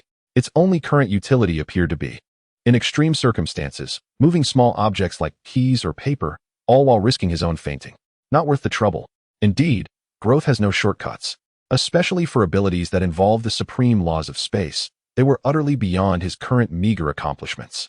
Steadfastly accumulating knowledge and repairing the engine was the true path. He chuckled wryly, struggling to rise from the floor and slumping back into his chair, feeling as if he had been thoroughly beaten by a group of burly men. Though this failed attempt was both comical and painful, it was not without its merits. At least it shattered any unrealistic fantasies he held. Clarifying the focus for the current stage, continue to exploit the knowledge of his peers, exchanging knowledge for knowledge, and knowledge for energy. He glanced at the group chat in his mind. Dong Xia was still waiting for him to discuss the specifics of the algorithmic body technique. Ilia's avatar was quietly illuminated, a nascent trust having formed. Tony and Snape, though difficult, undoubtedly possessed knowledge of immense value. The journey must be undertaken step by step. He rubbed his still throbbing temples and turned his gaze to the book titled Shushue Jinma. First, he would deal with Huang Yaosher. As for the micro-wormhole, he would save it for a day when he had surplus energy to spare for a parlor trick. Tian sighed, resigned to his fate, and began to peruse the textbook, preparing for the upcoming knowledge exchange. The pen that had moved 5 centimeters lay silently on the table, as if mockingly deriding his recent recklessness. Chapter 11. Snape's entrance and testing before the trading details with Huang Yaosher regarding algorithms and body techniques were settled. The cold notification sound in the group struck again. New member. Potion Master has joined the group chat. Almost simultaneously, a slick, murky voice, as if soaked in a cellar for too long, conveyed a blatant air of skepticism and indifference through text. Potion Master, another clumsy illusion? Or perhaps some new, malicious curse targeting the brain? His opening remarks were filled with negative speculation. Severe as Snape's patience was finite, if this were merely the jest of some fool. The threat was palpable, and he boldly revealed his name, exuding an air of confidence, or perhaps paranoia. Nini-chan. Oh great, another gloomy old bat. Is this one going to play with cauldrons and toads? Tony immediately fired back, his sharp tongue evidently attacking all those he found displeasing. Dong Xia, potions? Could it be a method of using herbs and minerals to harmonize yin and yang, enhancing power? Huang Yaosher revealed a hint of academic curiosity. Faceless one, Ilia remained silent, seemingly still in seclusion. Tian's heart stirred. Snape. Indeed, the potions professor from Hogwarts. Another heavyweight figure, renowned for his vast knowledge and notoriously suspicious demeanor. He immediately focused the remnants of his energy, attempting to activate his insight. In his vision, the avatar shrouded in the shadow of a hood was enveloped in a deep emerald mist, symbolizing heightened vigilance, wisdom, and a profound coldness. Name, Severus Snape. Status, highly alert. Magical energy surging, ready to strike back. Emotion, suspicion, disgust, impatience. Areas of expertise, potion making, dark arts defense, mind-sealing techniques. The information was far clearer than before. Yet it equally revealed the challenges posed by this individual. Mind-sealing techniques? No wonder he exuded an air of inscrutability. Snape paid no heed to Tony's jibes or Huang Yaosher's inquiries, seemingly adhering to his own logic of validation. He directly posed an exceedingly obscure term, as if casting a stone to gauge the reaction. Potion Master, since this is claimed to be a discussion group, can anyone tell me what effect Moon do? Aside from serving as a stabilizer in the standard calming draft, will produce when its flower petals are soaked in dew on a full moon night and then mixed with copper powder? His inquiries were exceedingly specialized, bordering on the arcane, evidently designed to scrutinize the value of this group or to uncover the boundaries of knowledge possessed by any potential saboteurs lurking within. A palpable silence enveloped the group. Nini-chan Mundu? Yueyang Lucier? Copper powder? What kind of medieval alchemical concoction is this? Jarvis, scan the database for plants or chemical substances with similar names. Though Tony feigned disdain, The instincts of a scientist compelled him to commence a search, albeit the vast cross-disciplinary gap made it difficult to find a correlation. Dongxiao full moon? Do? The essence of utmost yin at the convergence of yin and yang? This aligns with certain pharmacological principles, yet I have never encountered such a concept in conjunction with metals. Huang Yaoshe attempted to comprehend it through Eastern theories, yet found himself at a loss. Severus Snape appeared to have anticipated this outcome, the corners of his hooded visage perhaps curling into a faint smirk of derision, just as he was preparing to issue a more acerbic inquiry.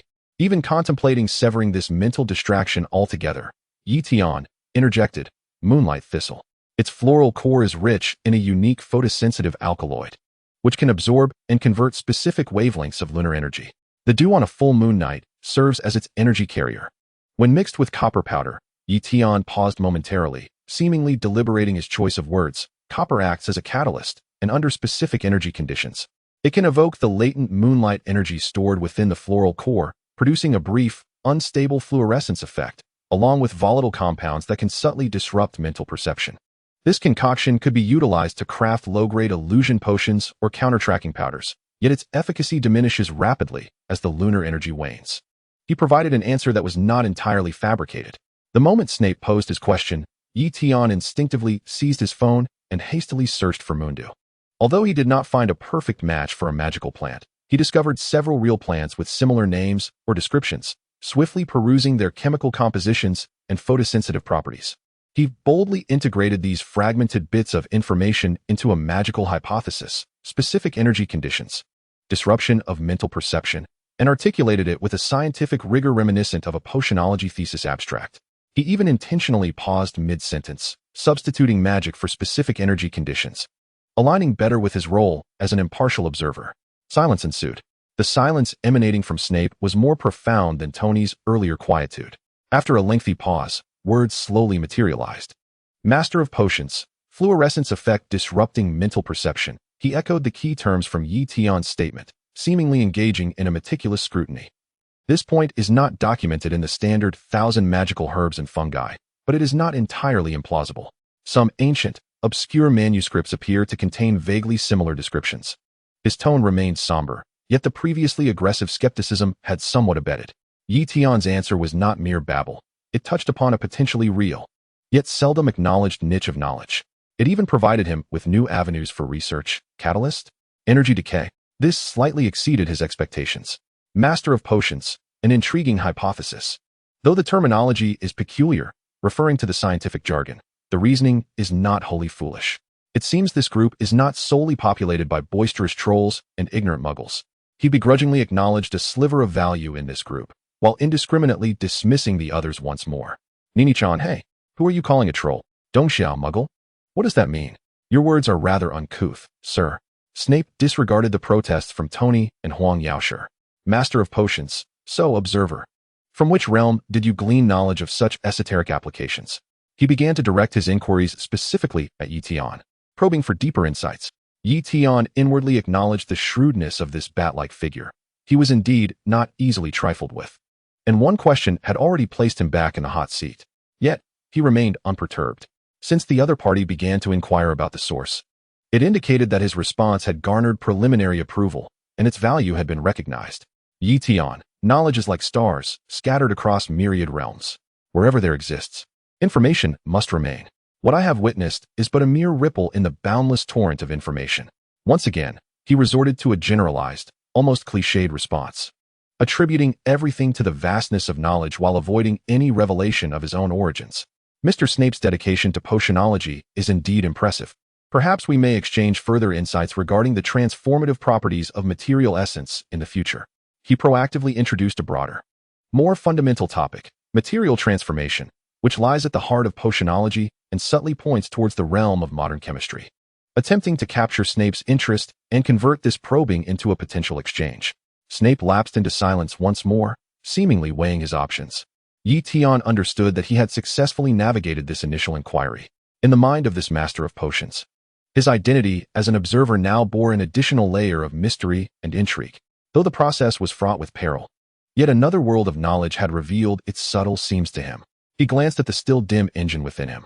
How much energy could potionology potentially yield in deciphering these enigmas? Chapter 12. the position of the knowledge explorer, the atmosphere within the group. Having been influenced by Snape's presence and Tian's responses, temporarily settled into a delicate equilibrium. Tony appeared still preoccupied with the scientific principles underlying moonlight thistle and catalytic reactions, occasionally prompting Jarvis to interject with an analysis, but predominantly expressing grievances regarding the existence of magic, which he deemed unscientific. Huang Yaoshe, on the other hand, developed a keen interest in the transformative properties of material essence and privately urged Tian once more regarding a transaction about algorithms. Snape maintained his silence. Yet the chilling scrutiny did not wane. He was evidently still evaluating the worth of this peculiar chat group. Arya's avatar quietly glowed, resembling a startled creature that had found a corner to lick its wounds. Tian observed this small gathering, a convergence of cosmic dust, and his thoughts raced. This state of affairs could not persist. Currently, the exchanges within the group were entirely spontaneous, chaotic, and inefficient. The prominent figures operated independently, questioning one another, with the veracity of information difficult to discern, rife with meaningless probing and squabbles. This was exceedingly detrimental for him, who urgently required efficient and stable access to knowledge. He needed to establish rules, guide the discourse, and bring this uncontrollable variable into alignment with his own rhythm. The creator or administrator of this group had yet to make an appearance, seemingly merely a cold platform. This provided him with the opportunity to maneuver. It was time to set a tone for himself and for this group. He inhaled deeply, focusing his mind, and began to communicate with the group system telepathically. He was unsure of the exact operation, but since tasks could be issued and members could be invited, there must also exist some form of management authority. He attempted to locate a function for announcements or rule formulation. Indeed, driven by his intense intent, a hidden, exceedingly simplistic interface materialized in his consciousness. Presenting only a few options: post-announcement, establish basic rules, invite new members, requires the consumption of points. The functionality was pitifully rudimentary, yet it sufficed. Tian wasted no time in selecting post-announcement. He carefully considered his phrasing, aiming to maintain the aloofness and mystery of his observer role, while clearly conveying the core intention to guide these rebellious group members. In the next moment, an announcement, radiating a soft golden glow and pinned above all chat records, appeared in the consciousness of every group member. Announcement from Knowledge Explorer, Tian. Content: this is known as the Multiverse Knowledge Exchange Group, a singularity where knowledge from various realms converges, a crucible for the clash of civilizations and wisdom. In this realm, regardless of martial arts, magic, technology, extraordinary abilities, or alchemy, any knowledge beneficial to exploring the essence of the world and expanding the boundaries of cognition may be freely shared and exchanged. I am known as the Knowledge Explorer, traversing various realms, witnessing the rise and fall of civilizations, harboring an eternal passion solely for knowledge itself. This group aims to facilitate communication, not to serve as a battleground for personal grievances or displays of power. Value is measured by knowledge. Status is established through wisdom. Should there be inquiries, feel free to ask. If there is true understanding, share it. If there is a quest for knowledge, exchange it willingly. Let all remember, knowledge is the only true currency. The announcement bore an ancient and succinct quality, exuding an undeniable sense of authority, as if age-old rules were being unveiled for the first time. Silence enveloped the group instantaneously. This proclamation did not impose any coercive commands, but clearly defined the group's purpose. Knowledge exchange elevated its tone, a melting pot of civilization and wisdom, established a standard of value, knowledge as the measure of all, and subtly criticized the previous chaos and disputes. More importantly, it reinforced Tian's identity as a knowledge explorer, an aloof, neutral entity solely interested in knowledge itself. He positioned himself as a proponent of rules or a guardian of order, rather than an ordinary member. The silence persisted for several seconds. The first to break, it was Dong Xia. Humph, knowledge as the only currency? How intriguing. If that is the case, then my martial arts principles and the secrets of Chimenduanjia are indeed valuable here. He swiftly grasped the essence of the announcement. Finding a means to assert his worth, his tone tinged with satisfaction. Potion master, exchange, trade, to barter the secrets of potions for unverified tidbits? Snape retorted darkly, still skeptical, yet evidently contemplating how to profit under these new rules rather than outright denying them. Nini-chan, wow, such grandiose claims. Knowledge as currency? So you now fancy yourself a duchess and central bank? Knowledge explorer, how do you prove that you possess enough currency to purchase my genius inventions? Tony, ever the provocateur, directly questioned Tian's capacity for payment. Yet the discourse remained firmly ensconced within the framework of knowledge exchange. Even the previously silent Wu Mian quietly interjected. Can knowledge be exchanged for methods of survival? Her question was straightforward and unembellished, yet it validated the announcement's content. Here, knowledge could indeed be traded for necessities. Tian observed these responses with certainty. The effect had been achieved. The announcement successfully shifted the group's tone towards knowledge exchange, thereby subtly elevating his own status. Now, regardless of their complete conviction, they would instinctively begin to assess the value of knowledge when engaging in communication or disputes. He responded calmly to Tony's provocation. Knowledge explorer, Tian Nini-chan, my repository is as profound as the starry sea and as vast as the void. What you perceive as treasures may be mere dust in other realms. Your confusions, when unresolved, are often foundational knowledge elsewhere. The value must be measured by the standards of myriad realms, not a narrow perspective. Tony fell into silence again, likely choked by the breadth of such a multidimensional perspective.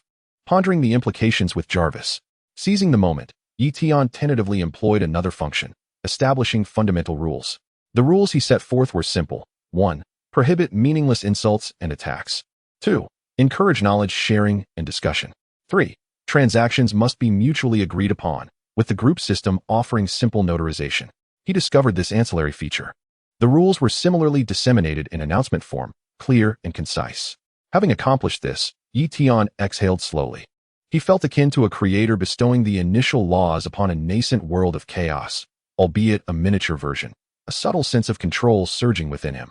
Although these influential individuals were not easily swayed, and the so-called rules were fragile, at the very least, a preliminary order had been established. This laid a valuable foundation for him to efficiently gather knowledge in the future. His internal engine flickered slightly, seemingly responding with a faintly positive feedback to the act of rule setting, the energy fluctuations stabilizing just a bit. Thus, the path of the knowledge explorer had a clear starting point. Chapter 13. Physical testing and unexpected discoveries. The tumult within the group subsided momentarily, and a rudimentary order was established. However, Tian was acutely aware that authority built upon information asymmetry and feigned profundity was as fragile as a thin layer of ice. To truly solidify his standing and to be able to assimilate and utilize the advanced knowledge traded from his peers, his own foundation must be exceptionally robust. His gaze turned inward to the still damaged engine. The Super Gene, beginner, weakened, currently the only stable operating module, warranted clarity on how much it had enhanced his physical capabilities. In the vicinity of the university town, at the Li Mei Fitness Center, the afternoon crowd was sparse, with only a few students sweating it out in the equipment area. Tian donned his workout attire and took a deep breath. The air was thick with the scent of sweat and rust, pulsing with vibrant life. He had been a frequent visitor here before, primarily to maintain his physique, never pushing for extremes. Today, however, he aimed to test his limits. He approached the bench press first. The last time he visited, his best lift was 70 kilograms, barely managing a single repetition. Rather than hastily increasing the weight, he began with 60 kilograms for warm-ups. Gripping the barbell, he exerted a slight effort. What once required preparation now felt as light as a mere wooden stick. He effortlessly completed 10 standard presses, his breathing steady, his arms devoid of significant soreness. 80 kilograms was still manageable. 100 kilograms felt like merely the beginning. 120 kilograms. This was nearing the level of a mainstay on the school team. He inhaled deeply, focused his energy, and pushed. The barbell was steadily raised, lowered, and raised again. Once, twice, thrice. Though it was not exceedingly easy, it was certainly well within his capabilities. Nearby students began to notice, their expressions filled with astonishment. While there were those who could press 120 kilograms, few were as slender as Tian, executing the movements with such standard and ease. Tian did not pause. He continued to add weight. 130 kilograms. 140 kilograms. When the weight reached 150 kilograms, he finally felt the strain. His muscle fibers tightened, blood surged. Yet an unprecedented sense of strength erupted from deep within, enabling him to complete 2 full presses. A muscular young man beside him could not help but draw in a sharp breath. Dude, have you been taking something? I've never seen you this strong. Tian smiled without answering, setting down the barbell and reveling in the surge of power within his chest, astonished beyond measure. This was nearly double his previous limit. And this, perhaps, was still not the pinnacle of his current physical prowess. Next came the squat and deadlift. Each performance far exceeded his past records, effortlessly breaking through the limits of an ordinary person, reaching the level of professional athletes. eliciting murmurs of awe and sidelong glances. Yet, what truly delighted Tian was not merely the augmentation of strength, but the exquisite control over his body that accompanied it. He approached the heavy bag area, donning gloves. In the past, when striking the sandbag, it was merely a chaotic release of physical energy, with movements being loose and power awkwardly applied. However, now, as he casually stood there, he felt as though all the muscles in his body had coalesced into a perfect unity, with his center of gravity as steadfast as a rock. He recalled the straight punch technique demonstrated in a mixed martial arts tutorial video he had casually watched the previous night, twisting his hips, rotating his shoulders, extending his arms, and unleashing power. Bang! The sandbag emitted a dull thud, swinging back at an impressive angle, the connection point creaking in a manner that made one's teeth ache. The transmission of force was almost devoid of any loss. Tian gazed at his fist in disbelief. He had merely imitated the general form.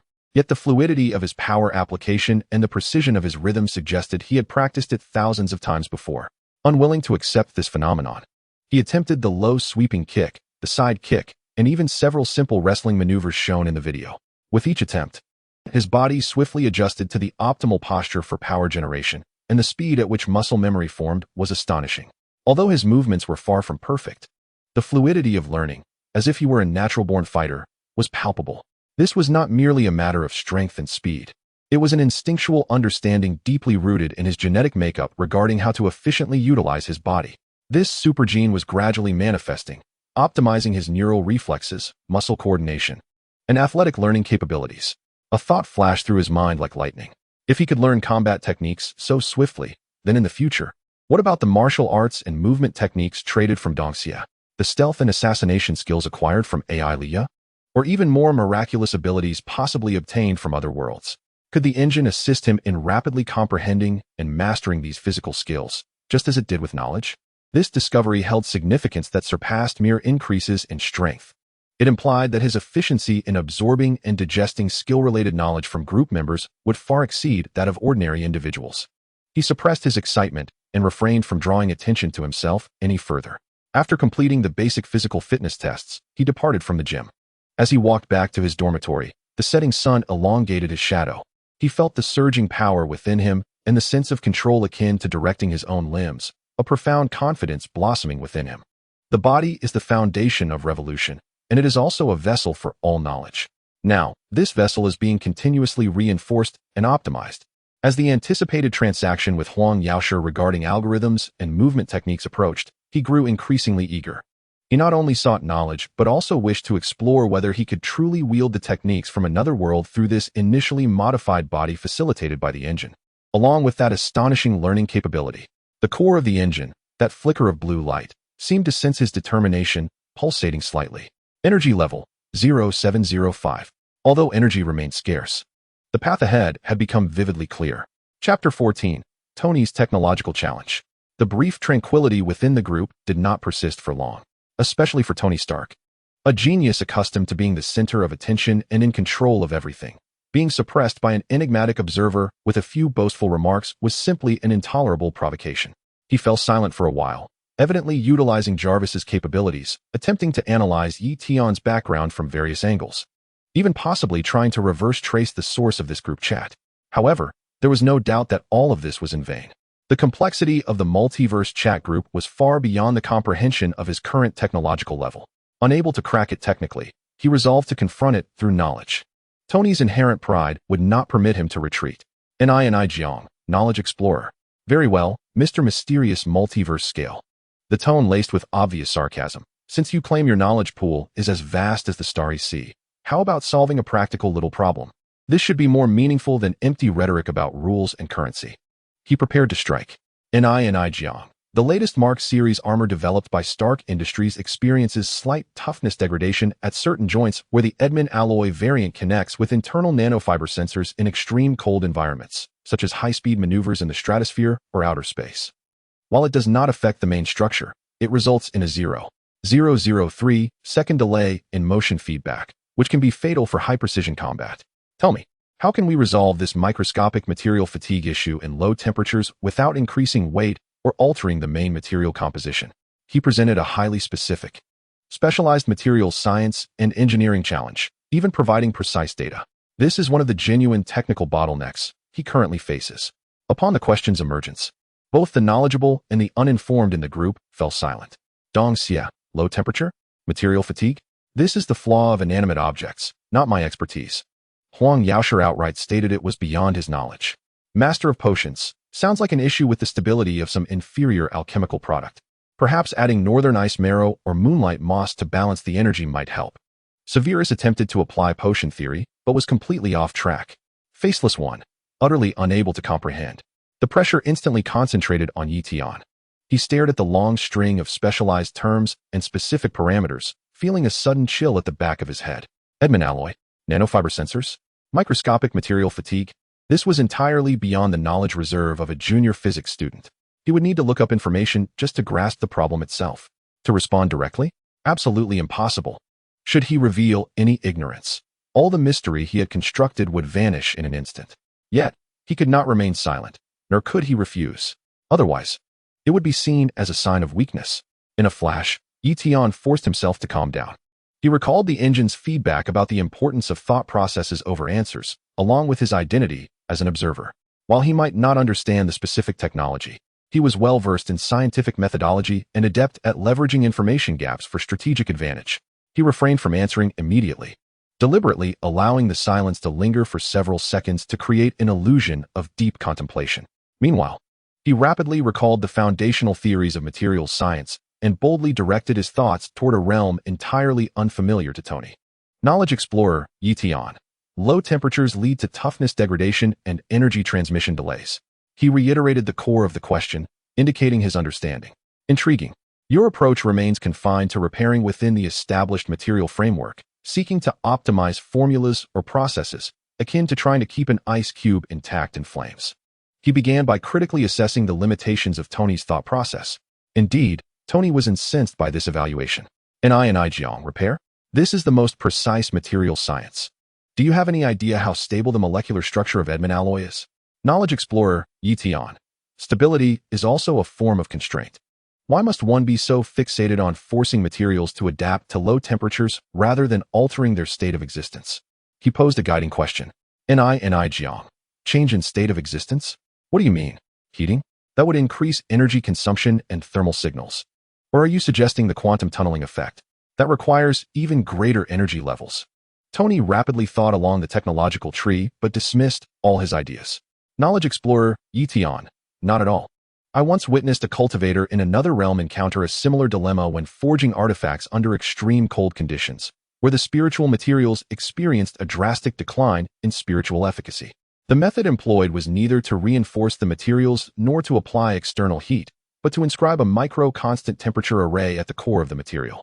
Not to provide heat, but to define the energy environment within an extremely small range around it, isolating it from external low-temperature erosion, thereby maintaining its most active intrinsic state. He began to weave together the concepts of refining tools, formations from Xiuzhen novels, and the intrinsic states of physics, along with terms like energy-environment definitions, to create a solution that sounded grandiose and entirely distinct from the conventional technological tree. He paused momentarily, continuing to enhance the effect. Knowledge Explorer, Tian. Alternatively, another technological civilization might choose to discard rigid connections and instead explore a type of bioactive material that spontaneously undergoes microphase transitions at low temperatures, thereby increasing toughness, simulating the principles of antifreeze proteins found in the blood of Arctic fish. He quickly supplemented this with a more scientifically grounded biological idea to avoid veering too far into the realm of fantasy. Knowledge Explorer, Tian. Often, the thought process is more significant than the answer itself. To be fixated on a singular point is akin to peering through a tube to see only the spots of a leopard, missing the entirety of the creature. Your realm's technological tree appears excessively rigid, lacking flexibility and adaptability. In conclusion, he once again summarized and elevated the discussion, attributing the issue to the thought process and the technological tree itself, artfully avoiding the need to propose a specific solution. Behind the chat window, Tony Stark stared at the words on the screen, his finger hovering in midair, brows furrowed. A constant temperature formation? Defining the energy environment? Maintaining the intrinsic state? Bioactive materials? Antifreeze protein simulation? The initial thought seemed far-fetched, Yet the terms defining the energy, environment, and intrinsic state faintly resonated with some of his cutting-edge physical hypotheses.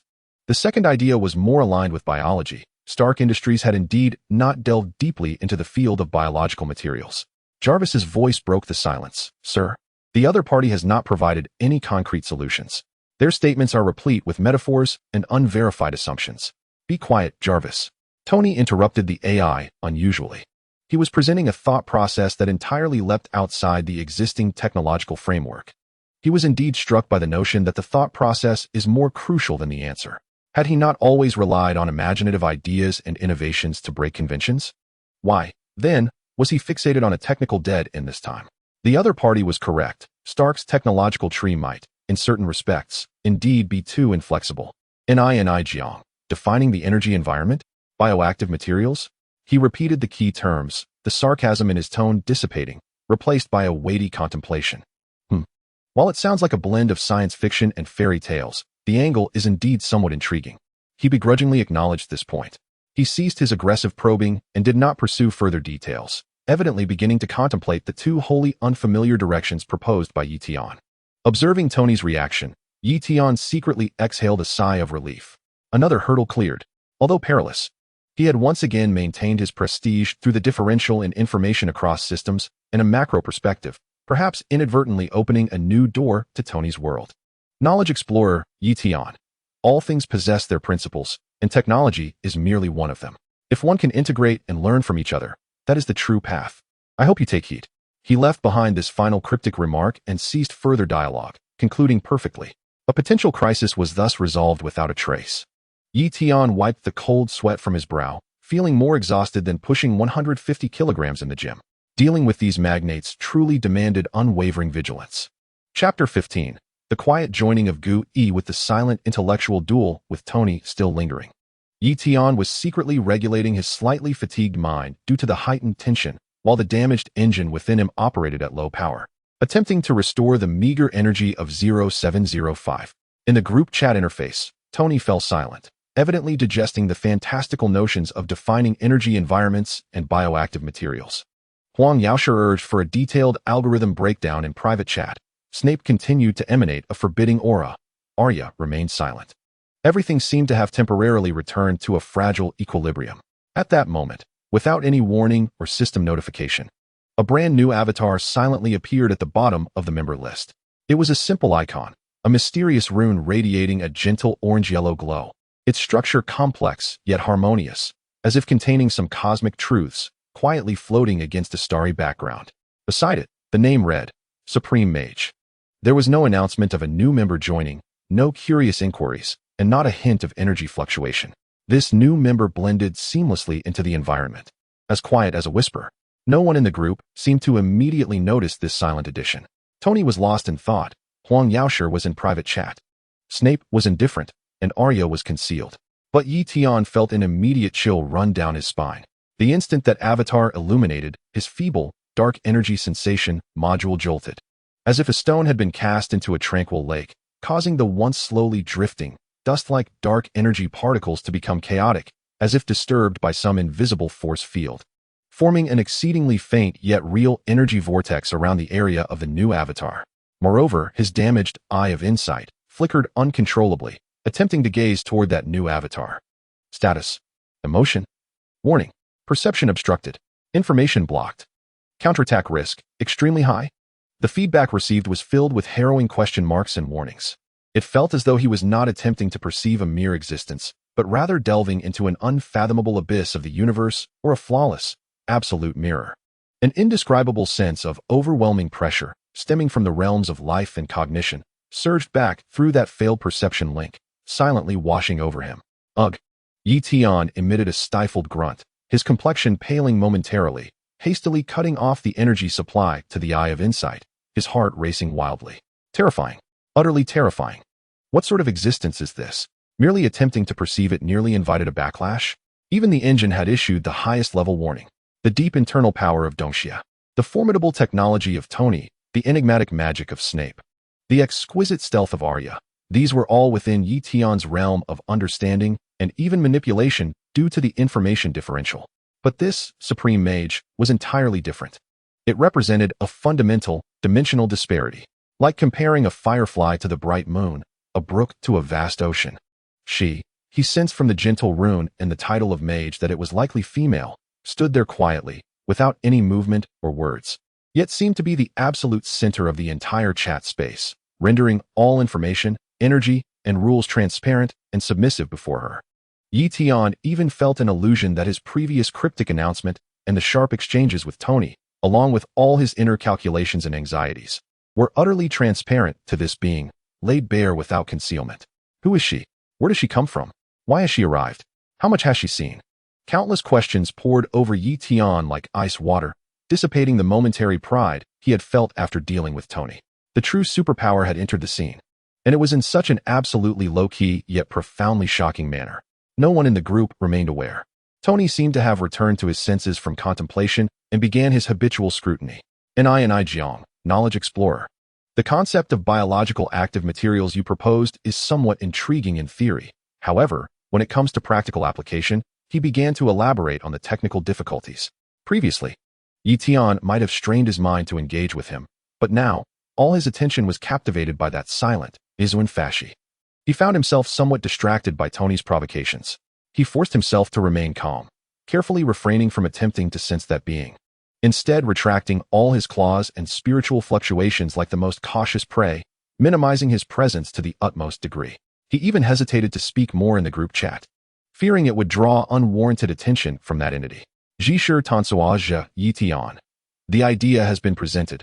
The execution lies within you. I have other matters to attend to. He hastily concluded the conversation with Tony, his tone still flat but tinged with a barely perceptible urgency. Tony seemed somewhat taken aback by the abrupt end of the discussion, but thought little of it. With a huff, he returned to tinkering with his armor. Tian held his breath, concentrating all his attention on that quiet avatar at the bottom of the group list.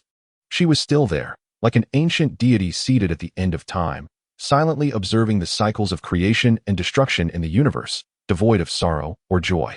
The clamor, disputes, tests, and transactions within the group seemed merely ripples reflected in her tranquil gaze. Tian felt an unprecedented pressure, mingled with an uncontrollable excitement. This world, or rather, these myriad realms, was far more expansive and profound than he had ever imagined, and this path of knowledge exploration was destined to be fraught with challenges. The damaged engine within him appeared to sense that incomprehensible existence. The core's blue light pulsed with an unprecedented frequency, no longer emanating fear, but rather a faint tremor akin to encountering a higher-level objective.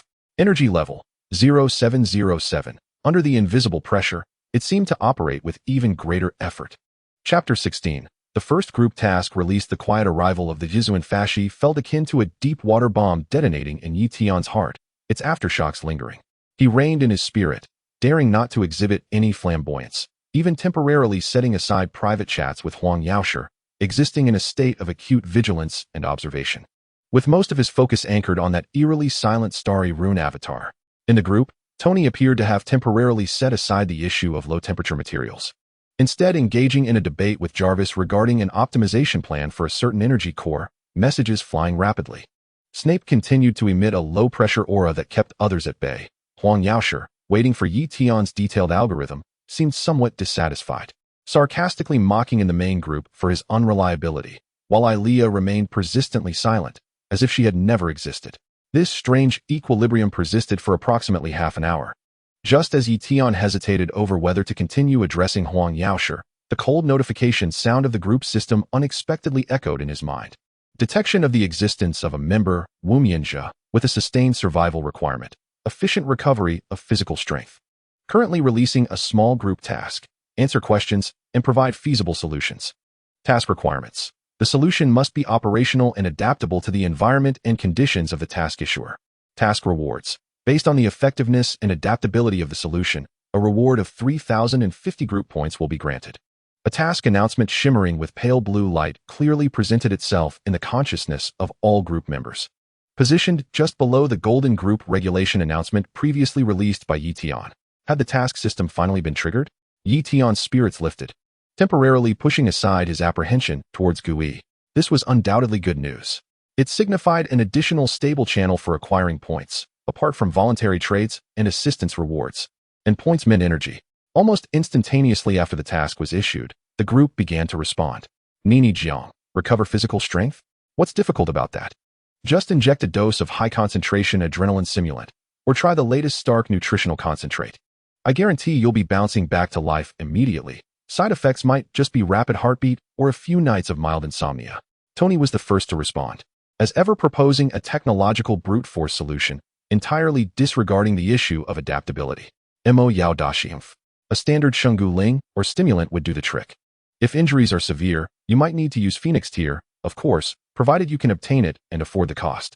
Snape offered a potion-based solution, efficient yet equally burdened by issues of accessibility and cost, evidently not having carefully considered the requirements of the environment. Dong Xia, exhausted internal energy, weak body, meditate and recuperate. Supplemented with nourishing medicinal cuisine, that is the proper path. I have a recipe that uses 100-year-old ginseng as the main ingredient. Huang Yaoshe did provide a relatively feasible solution, achievable in a low-tech world, but the condition of needing 100-year-old ginseng was equally unreachable for Ilea. Trapped in a flea-ridden place. Indeed, these prominent figures habitually approach from the framework of their own worlds, offering solutions that were either exorbitantly costly, excessively demanding, or fraught with significant side effects, wholly neglecting the actual circumstances of the inquirer. A little girl who had just escaped death, penniless, perhaps unable to afford even a meal. Ilea did not respond to anyone's suggestions, seemingly assessing which were genuinely viable. Tian thought rapidly. He recognized this as an opportunity, not merely for those few points, but to solidify the nascent trust between him and Ilea. He needed to provide a solution genuinely suitable for her, low cost, easily obtainable, devoid of side effects, and efficient. His mind raced like an engine, integrating modern exercise physiology, nutrition science, basic medical knowledge, and a smattering of concepts on relaxation gleaned from Huang Yaoshe. He noted that the task specified an efficient recovery of physical strength and particularly emphasized adaptability. This indicated that the system itself was evaluating the feasibility of the proposed solutions. It was time to take action. Jishir Tansuazhe Yi Tian, Wumianjia. What you require is neither the medicine of tigers and wolves nor rare treasures, but a suitable remedy for your current recovery. He first set the tone, dismissing the earlier impractical proposals. Jishir Tansuazhe Yi Tian. First, nutrition is fundamental. If there are no medicines, then common poultry eggs, minced meat, even a small amount, and legumes, if cooked, can be consumed. Clean drinking water is crucial. Be sure to boil it before drinking. This is the basis for replenishing your losses. He began with the most basic yet essential dietary advice, ensuring energy and protein intake while emphasizing food safety, which was exceedingly significant in a medieval context. Jishir Tansuazhe Yi Tian. Second, rest is paramount. Find a safe and concealed place, keep your body warm and dry, and engage in deep sleep. If sleep does not come easily, try slowing your breathing, focusing your mind on the rhythm of each inhale and exhale, gradually relaxing your muscles from head to toe. This is not a practice of internal force cultivation, but a technique for relaxing body and mind to promote recovery. He combined modern sleep recovery theories with simple relaxation meditation techniques. Easy to implement. Jishir Tansuazhe Yi Tian. Third, activity is supplementary. Once you regain some strength, do not remain idle. Engage in gentle stretching activities to invigorate your circulation and accelerate recovery. For example, slowly flexing and extending your limbs, gently rotating your joints, and progressing gradually, avoiding haste. He introduced the concept of active recovery for modern sports rehabilitation, preventing functional decline due to prolonged inactivity. Jishir Tansuazhe Yi Tian. By adhering to this method, though immediate miraculous effects may not be observed, it is the most stable and practical approach, capable of consolidating your foundation and assisting in steady recovery. The art of survival often hinges upon patience and attention to detail. In summation, it is crucial to emphasize prudence and perseverance, aligning with the long-term survival needs of Ilea. His plan is devoid of high technology, magical potions, or extraordinary powers. It is entirely unadorned yet remarkably feasible, presenting practical advice that thoroughly considers the circumstances of a wandering girl. A moment of silence enveloped the group. Wumianjia, the eggs and meat simmering in water allow for a gradual relaxation of breath. I feel I can truly manage this. Ilea's message conveyed a hint of hesitation, but was predominantly illuminated by a glimmer of hope. These suggestions are indeed within her reach. Ding. Group member Wumianjia confirms that the plan possesses high operational feasibility and adaptability. Task completion assessment in progress. Assessment passed. Reward issued. 50 group points. The substantial points were instantly credited. It was slightly more than the reward from the previous assistance task. Nini Jiang, is that all? Eating eggs, drinking water, and sleeping? What kind of efficient plan is this? Tony expressed disdain. Ma Gao Dashi, utterly mediocre. Sine Pu scoffed. Dong Xia. Humph, though it lacks brilliance. It resonates with the principle of not supplementing the void.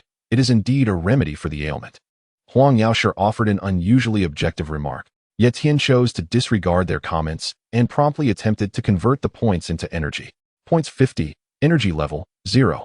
757, a palpable warmth surged into the engine core, significantly elevating the energy level. As he felt the burgeoning power within, Tian experienced a profound joy. More importantly, he noticed that the status information beside Liya's avatar had quietly transformed. Womianja Liya Sitake's affection for you has increased. Trust, preliminary, reliance. A solid foundation of trust had been established. At that moment, Tian sensed that the previously silent, Jizuan Fashi, avatar appeared to flicker knowingly. Was she observing all of this? Tian's emotions tightened once more, yet predominantly, he felt a reinforced resolve under her unseen scrutiny. Chapter 17. Integrating Knowledge and Completing Tasks. The blue light of the task announcement flickered in his consciousness like the sound of a starting gun. Tony, Sine Pu, and Huang Yaoshi simultaneously generated their respective plans based on their world systems, only to be promptly dismissed by Tian in his mind. Efficient, yet exorbitantly costly or exceedingly stringent, they bore no resemblance to the harsh realities faced by Liya amid the medieval squalor. Adaptability, adaptability. Tian silently repeated the keywords of the task requirements, his mind racing with unprecedented speed. He was no expert in any particular domain, yet he possessed a superbrain, initially enhanced by the engine, alongside an entryway to a repository of knowledge spanning myriad realms. More crucially, he was endowed with an instinct for cross-disciplinary integration of information. A hallmark of the information explosion era.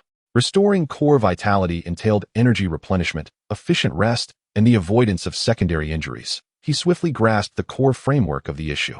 Nutrition as the foundation. He recalled Sine Pu. Although the potion master's proposal was impractical, his fragments of wisdom regarding material ratios and the principles of medicinal properties, as well as his allusions to stimulants that hinted at unlocking bodily potential, made Tian acutely aware of the significance of precise supplementation. He could not provide potions, but he could extract concepts, precision, efficiency, and leveraging existing resources. Combining modern nutritional knowledge, eggs, minced meat, and legumes offered protein and fat, while boiling water ensured safety. This constituted the most precise and efficient sustenance in the current environment. Rest is paramount. He thought of Huang Yaoshi. Dong Xia's meditative practices were indeed profound. Yet the core principles of focused intention, relaxation, and breath guidance were universally applicable. Tian stripped away the internal power aspect, retaining only the essence of psychological suggestion and active relaxation, synthesizing it with modern psychology and sleep science to create a deep relaxation breathing method accessible to anyone, aimed at maximizing recovery through sleep. Activity is auxiliary. This was his realm of expertise. Modern sports rehabilitation medicine explicitly states that moderate activity promotes circulation, accelerates recovery, and prevents muscle atrophy. He dismissed complex plans requiring equipment or facilities, opting instead for the most basic, cost-free, gentle stretches and joint movements while emphasizing the crucial principle of gradual progression. 3 sources, 3 systems of fragmented knowledge, collided rapidly in his mind, deconstructing and refining, before being reorganized around the core objective of efficiently restoring Liya Sitake's physical vitality, culminating in a clearly logical and hierarchically structured plan entirely suited to her situation. This was not a mere patchwork, but an organic fusion grounded in a profound understanding of each principle. It was true knowledge integration. With a mere thought, he dispatched this meticulously crafted basic vitality recovery guide to Liya via private message. The content was thorough, the steps explicit, even considering potential wound care and psychological stress reactions, supplemented with simple advice on maintaining wound cleanliness and nurturing hope. He refrained from flaunting the plan in the public group chat, opting instead for a private message that respected Liya's privacy and safety to prevent potential adversaries from discovering the plan, while also upholding a low-key, pragmatic demeanor. Almost instantaneously, Liya's response arrived, imbued with incredulous delight and a hint of emotion. Womianja, thank you for such a detailed plan. I can truly do this. I know where to find eggs, and I know how to boil water. That breathing method, I tried it. And it seems I'm not so anxious after all. Her feedback was exceedingly positive, filled with practicality. The next moment, the cold system notification chimed like celestial music. Ding. Group member Wu Mianjia confirms the plan possesses high operational feasibility and adaptability. Task completion assessment in progress. Assessment passed. Comprehensive evaluation of the plan, excellent. Reward issued, 50 group points. Success. Moreover, the evaluation was excellent. A tremendous sense of accomplishment surged within Tian, more intense than the satisfaction he derived from lifting 150 kilograms. This victory was purely a triumph of intellect, knowledge, and the ability to integrate. Without hesitation, he immediately converted the freshly acquired points into energy. Points 50. Energy level 0. 807. A more robust flow of warmth surged into the engine core, the blue light illuminating visibly brighter, even revealing some minuscule, previously unnoticed injuries that now conveyed an almost imperceptible itch, as if initiating the most rudimentary self-repair. The energy level had finally surpassed the threshold of 0. 8. The returns from this initial investment far exceeded expectations. Simultaneously, he noted that Iliya's status bar had been updated once more. Wu Mianjia, Iliya Sitake's affection for you has risen. Trust dependency, slight. Status. Executing according to guide. Physical vitality slowly recovering. Hope 1. A deeper level of trust, along with tangible improvements in status. All of this was clearly reflected back by the group system. In the public chat, several prominent figures continued their debate. Nini Jiang. So what plan was ultimately adopted? Did that observer send a private message? Did they use my Sitake nutritional paste plan? Tony remained fixated on his technology. Ma Gao Dashi. Likely some inconsequential folk remedies. Sine Pu darkly speculated. Dong Xianf. My internal power S regulation principles are not to be taken lightly. Huang Yaosher still believed his approach was superior. Ye Tian observed the debate among his peers with a slight smile, and for the first time, he took the initiative to speak in the group after completing the task, his tone calm and composed. Knowledge explorer, Ye Tian. Every method possesses its strengths, as well as its limitations. Only by aligning with reality can one devise sound strategies. The task is accomplished. There is no need for further contention among you all. His words, delivered with a casual grace, acknowledged the merits of all parties while subtly implying that the ultimate solution was derived from a synthesis of strengths. Positioning himself as a higher arbiter and bringing the frivolous argument to a close. The esteemed individuals grumbled softly, but indeed ceased their quarrel. With the task completed, continued disputes held no value. At that moment, Ye Tian's damaged eye of insight seemed to detect a faint yet elusive wave, likely due to a slight energy boost and the intense computational integration that had just transpired. He sensed a barely perceptible approval emanating from the direction of the perpetually silent, supreme mage. It was akin to a petal gently falling into an ancient, still pond, creating ripples that were almost imperceptible. Though fleeting, the sensation felt profoundly real. This enigmatic being appeared to acknowledge his endeavor of integrating knowledge for practical application. Ye Tian felt a surge of resolve, affirming his previous path. The fusion of knowledge was no mere rhetoric. It held the potential to generate tangible power at critical moments. He glanced at the energy core within him, stabilized at 0807, and then at the fragments of knowledge from various worlds residing in his consciousness. The journey ahead was long, yet he had discovered the most accurate direction. Chapter 18. The marvelous use of points in an instant. 50 points were credited to his account, transforming into a clear stream of warmth that surged into his damaged engine core. This time, the sensation of energy infusion was more pronounced and intense than ever before. The core's blue light, previously flickering like a candle in the wind, suddenly became solid and stable. Although the glow was still not dazzling, it no longer flickered erratically, resembling a sapphire that had been meticulously polished and reignited. The fragmented geometric shapes and fractured data chains surrounding the core began to spin faster, emitting a barely audible hum akin to finely tuned machinery coming to life. Energy level 0807. Energy level 0857. The numbers fluctuated, and a wave of energy far more abundant than before coursed through him, dispelling the remnants of fatigue from his earlier intense focus and the attempt at a micro-wormhole. His mind became clear, and his thought processes seemed to accelerate. Ye Tian carefully savored this transformation, a glimmer of surprise crossing his eyes. The efficiency of converting points into energy appeared to surpass that of directly analyzing lower-tier knowledge, and it was far more immediate. The effort he had expended in dissecting segments of Bai Hai Chao Xing Chu had been laborious and yielded negligible energy, primarily serving to mend a minor injury. Yet this 50 points had almost instantaneously transformed into substantial energy reserves, elevating his core by a full 0.05 percentage points. Did this imply that points served as a purer, more easily absorbed form of fuel than rudimentary knowledge? To validate this hypothesis, he undertook a bold experiment. Rather than allowing the engine to naturally recover in standby mode, he concentrated his thoughts and issued a command. Engine. Attempt to accelerate the analysis of the previously recorded fragments of Bai Hai Chao Xing Chu, prioritizing the extraction of the core model that integrates musical frequency with inner strength. Utilizing points to assist computation. At the moment the command was issued, he distinctly observed that the 50 points transformed into warmth did not fully merge into the core reserve, but instead allocated a small portion, akin to an efficient catalyst, into the data chain currently analyzing musical knowledge. Points consumed, 5. Analysis speed increased, 300. Core model extraction in progress, 102,550. The progress bar advanced at an unprecedented pace. Within mere breaths, a relatively complete model detailing how to utilize specific frequency harmonies to manipulate inner strength for interference effects was extracted, vividly imprinted in his knowledge repository. Analysis complete. Acquired basic musical inner strength interference model. This model can be used to optimize the precision of the eye of insight in perceiving energy fluctuations, subtly enhancing resilience against energy attacks of specific frequencies. Remaining points, 45. Energy level, 0.857, unchanged. Success. Points not only served as a reserve of energy, but also functioned as fuel for acceleration, significantly enhancing the engine's computational and analytical efficiency.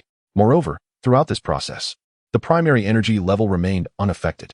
Tian's heart raced. This discovery was monumental.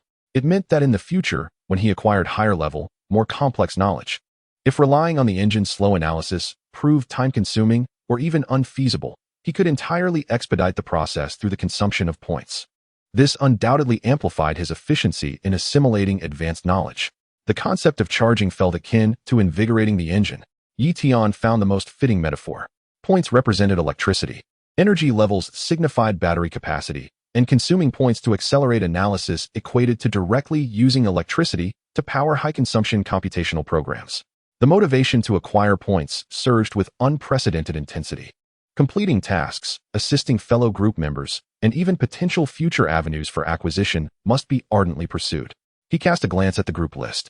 The Supreme Mage's avatar remained silent, seemingly unchanging through the ages. Yet Tian harbored a vague intuition that the subtle yet efficient energy wave generated during his accelerated analysis of points might not have escaped that being's perception. Was she also evaluating the value of this point system? Tian reined in his thoughts, focusing on the immediate priority of accumulating more energy. His gaze shifted to the private chat window with Huang Yaoshi. It was time to finalize the transaction regarding algorithms and body techniques. Once successful, not only would he acquire knowledge of martial arts movement, but he could also potentially earn additional points as a reward. He took a deep breath and began to distill the core concepts of optimization algorithms and iterative calculations from mathematical modeling, striving to express them in the most abstract and generalized language. Preparing to package them as an advanced mathematical concept that elucidates the laws governing the operation of all things in exchange for Dong Xia's unique martial arts techniques. Each transaction and each acquisition of knowledge would yield him points and energy, propelling him forward at an accelerated pace on his quest for knowledge across the myriad realms. The significance of points was irrefutable. They were the most direct source of motivation driving all of this. Chapter 19. The seeds of campus conflict with the engine energy surpassing 0.8 and his body undergoing systematic testing that exceeded normal human capabilities.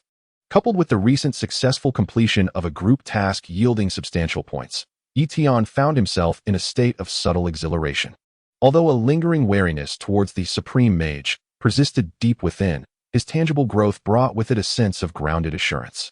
During lunchtime, he unusually opted not to remain in his dormitory consuming instant noodles, but rather decided to treat himself at the cafeteria. With his metabolism accelerating, his demand for energy noticeably increased. The university cafeteria buzzed with its usual clamor, the air thick with the mingled aromas of various dishes. Tian carried a tray laden with a quantity of food double his usual portion, scanning for a vacant seat. His gaze fell upon his roommate Wang Tao, who waved to him from a window-side table. Yi over here. Yi Tian smiled and approached, but just as he was about to reach him, a group of 3 or 4 individuals suddenly veered into his path, nearly colliding with him. Yi Tian reacted swiftly, instinctively shifting his body slightly, steadying his wrist so that not a single drop of soup spilled from his tray. The individuals before him were imposing figures, clad in athletic vests that showcased their well-defined muscles, exuding the unmistakable scent of sweat, evidently fresh from training. The leader, sporting a buzz cut and a small scar across his brow, known as Dao Bao, was a key player on the school's basketball team and often displayed a domineering demeanor. Do you not see where you're standing? You're blocking our way. One of the lanky companions of Dao Bao spoke first, his tone aggressive. Despite the fact that they had intruded upon Yi Tian's space, Yi Tian furrowed his brow slightly, wishing to avoid confrontation, and simply replied, "My apologies," as he attempted to sidestep them. "Oh, so you think you can just walk away?" Another stocky athlete deliberately bumped his shoulder against Yi Tian's tray. In the past, such an act would have surely sent the tray tumbling. However, at this moment, Yi Tian merely sensed the force of the impact, instinctively grounding himself. His balance steady as a rock, the tray remaining firmly in his grip, only causing a slight tremor to the food within. The group of athletes appeared taken aback. Dao Bao had also noticed Yi Tian, scrutinizing him from head to toe, seemingly puzzled by the unassuming strength of this individual. "I say, with that much meat on your plate, can you even finish it? How about sharing some?" Dao Bao grinned mockingly, reaching out for the largest chicken leg on Yi Tian's tray, a clear act of provocation and an assertion of dominance. With a swift motion, Yi Tian withdrew the tray half an inch, causing Dao Bao to grasp at nothing but air. "I got this myself, and I intend to eat it myself." Yi Tian's voice remained calm, though his gaze had turned cold. He sought no trouble, yet he was not afraid of it, especially now, possessing ample confidence. Dao Bao's hand froze mid-air, his expression darkening as he felt humiliated before his friends by this bookish fellow. "Damn it, you think you're tough, huh?" The lanky one cursed, shoving Yi Tian in the chest. Yi Tian's gaze sharpened. He neither retaliated nor stepped back, instead firmly planted his feet, leaning back at an almost imperceptible angle to diffuse most of the force. His enhanced dynamic vision allowed him to clearly perceive the trajectory of the opponent's movements. Recognizing their overexertion and instability, he had at least 3 methods to counterattack instantly, potentially causing his opponent to lose balance or even sustain an injury. Yet, he restrained himself, merely observing coldly. The lanky one stumbled, having pushed against nothing, nearly losing his balance and appearing quite foolish. Damn it! Dao Bao was now thoroughly enraged. Feeling that Yi Tian was mocking them, he stepped closer, nearly invading Yi Tian's personal space, lowering his voice menacingly. "Kid, you think you're all that? Which department are you from? Dare to reveal your name?" Students nearby began to notice the unfolding conflict, their expressions mixed with concern. Wang Tao stood up nervously. Yi Tian regarded Dao Bao's twisted face, perceiving the sweat and hostility emanating from him, yet feeling an unexpected calmness, even a hint of amusement. Such trivial confrontations seemed exceedingly juvenile and insignificant in comparison to the harrowing experiences he had encountered within the realms of the myriad worlds and the transformation of his inner engine. "Department of Physics, Yi Tian," he replied, his tone unruffled. "If there's nothing else, I would like to continue my meal." His utterly dismissive demeanor only served to further infuriate Dao Bao, who felt his intimidation ineffective, akin to punching a cloud. "So it's Yi Tian from the physics department, is it? Fine, I'll remember you." Dao Bao jabbed a finger toward Yi Tian's chest, stopping short of actual contact, sensing something unusual about this individual. Unlike the usual timid students, "Consider yourself lucky today, in the cafeteria. Next time, don't let me find you elsewhere." He shot Yi Tian a fierce glare before storming off with his equally displeased companions, cursing as they left. The onlookers, relieved that a fight had not erupted, gradually dispersed, though many cast sympathetic and curious glances toward Yi Tian, wondering how he had dared to provoke the athletes. Wang Tao rushed over. "Yi, are you alright? How did you get into it with Dao Bao and his gang? They're notoriously vindictive. You must be cautious in the future." Yi Tian shook his head, setting his tray down at his seat. "It's fine, they bumped into me." He picked up his chopsticks and began to eat, his motions unhurried, as if nothing had occurred. Yet, only he was aware of the remarkable reactions his body had exhibited during that brief altercation. Precise evasions, flawless balance control, and keen insight into his opponent's movements. The super genes and the nascent instincts of combat were subtly integrating into every fiber of his being. The threats from Dao Bao held no weight in his mind. Should those individuals truly seek trouble, he would not mind testing the capabilities of his body in a more physical manner. After all, theoretical knowledge necessitated practical application. Perhaps this unexpected confrontation was an excellent opportunity for a warm-up? Tian chewed his food, a flicker of anticipation gleaming in his eyes. Chapter 20. Minor repairs to the engine. Days passed in a peculiar rhythm. In the tangible world, Tian remained the same third-year physics student, attending classes, conducting experiments, visiting the library, occasionally encountering the athletes who only regarded him from afar with unfriendly glances, yet refrained from immediate confrontation. Tian relished the tranquility, most of his thoughts absorbed in interactions with friends from the myriad worlds and his personal cultivation. The continuous influx of knowledge and incremental progress began to manifest its cumulative effects.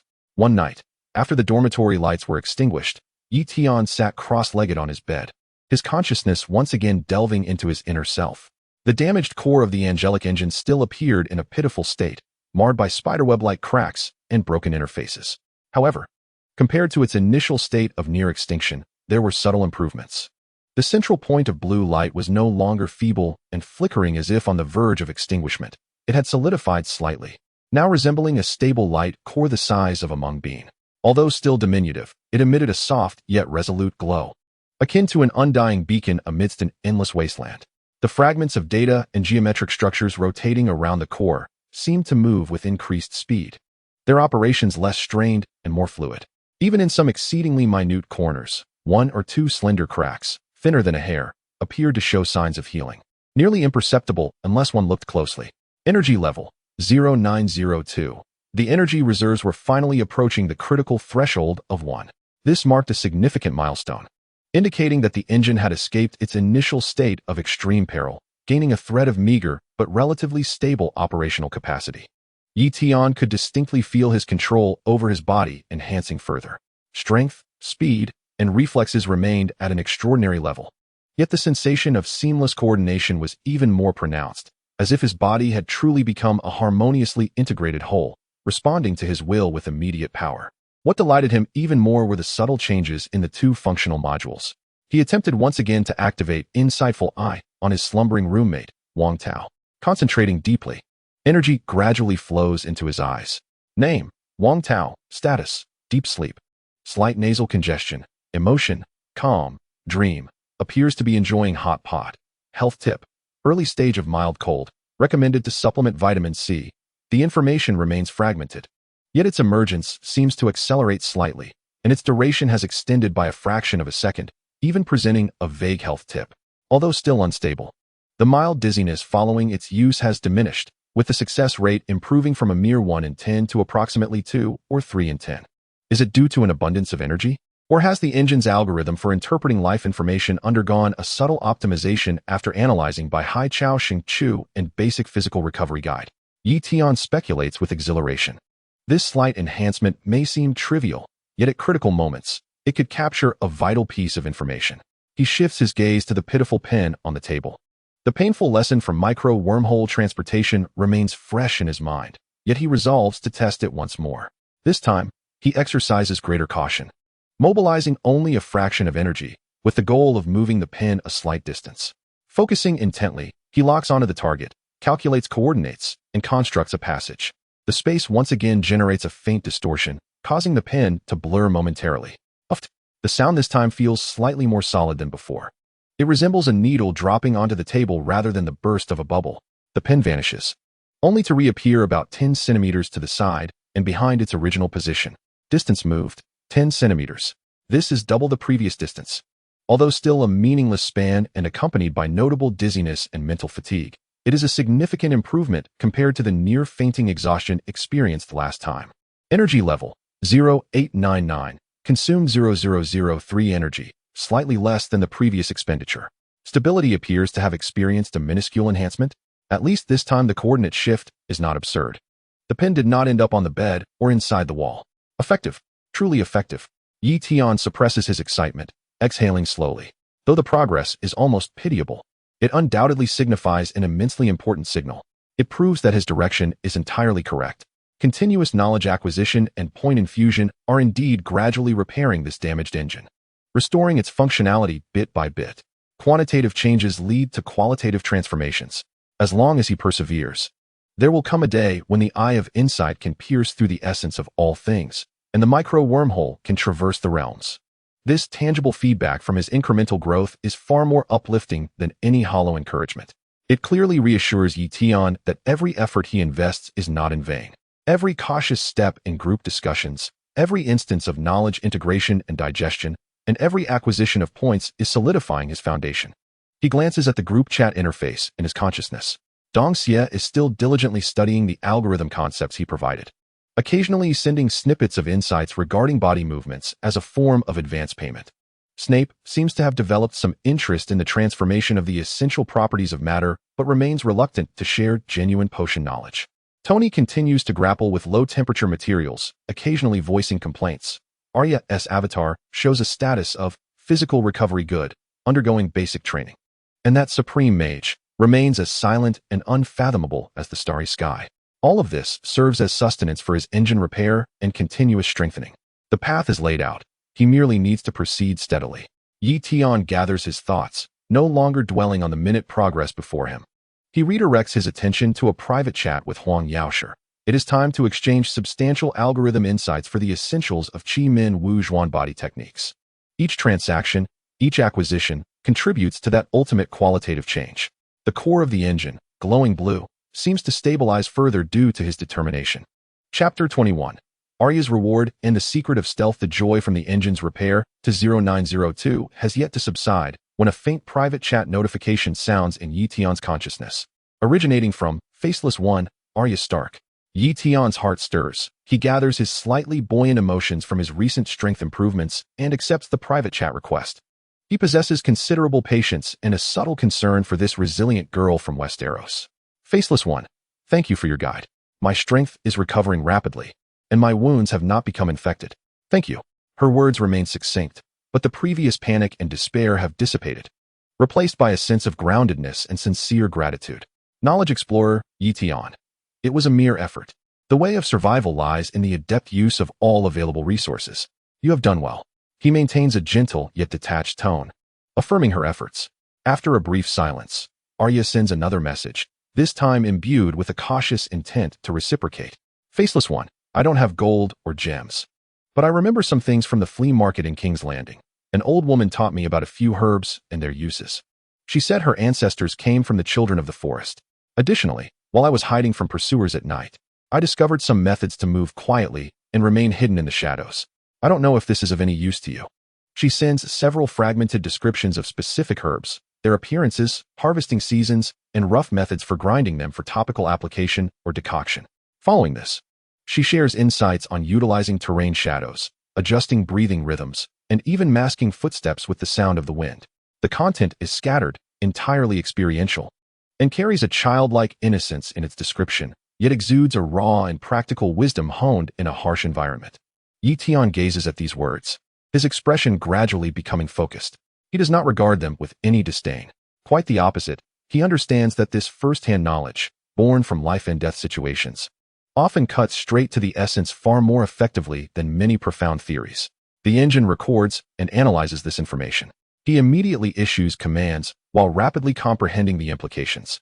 The knowledge about herbs, a certain moss can stop bleeding, a particular tree bark boiled in water can reduce fever, a bitterroot can temporarily numb pain, though rudimentary, unveils an entirely different world with a unique plan application system, harboring potentially unknown active components and mechanisms of action. The insights on stealth and concealment, utilizing the darkest corners of wall angles rather than the open center of shadows, moving in the guard's visual blind spot at the moment they turn their gaze, rather than merely chasing speed, synchronizing breathing with the rhythm of the wind, wearing loose, dark clothing to avoid any reflections or tightness. The more Tian contemplates, the more astonished he becomes.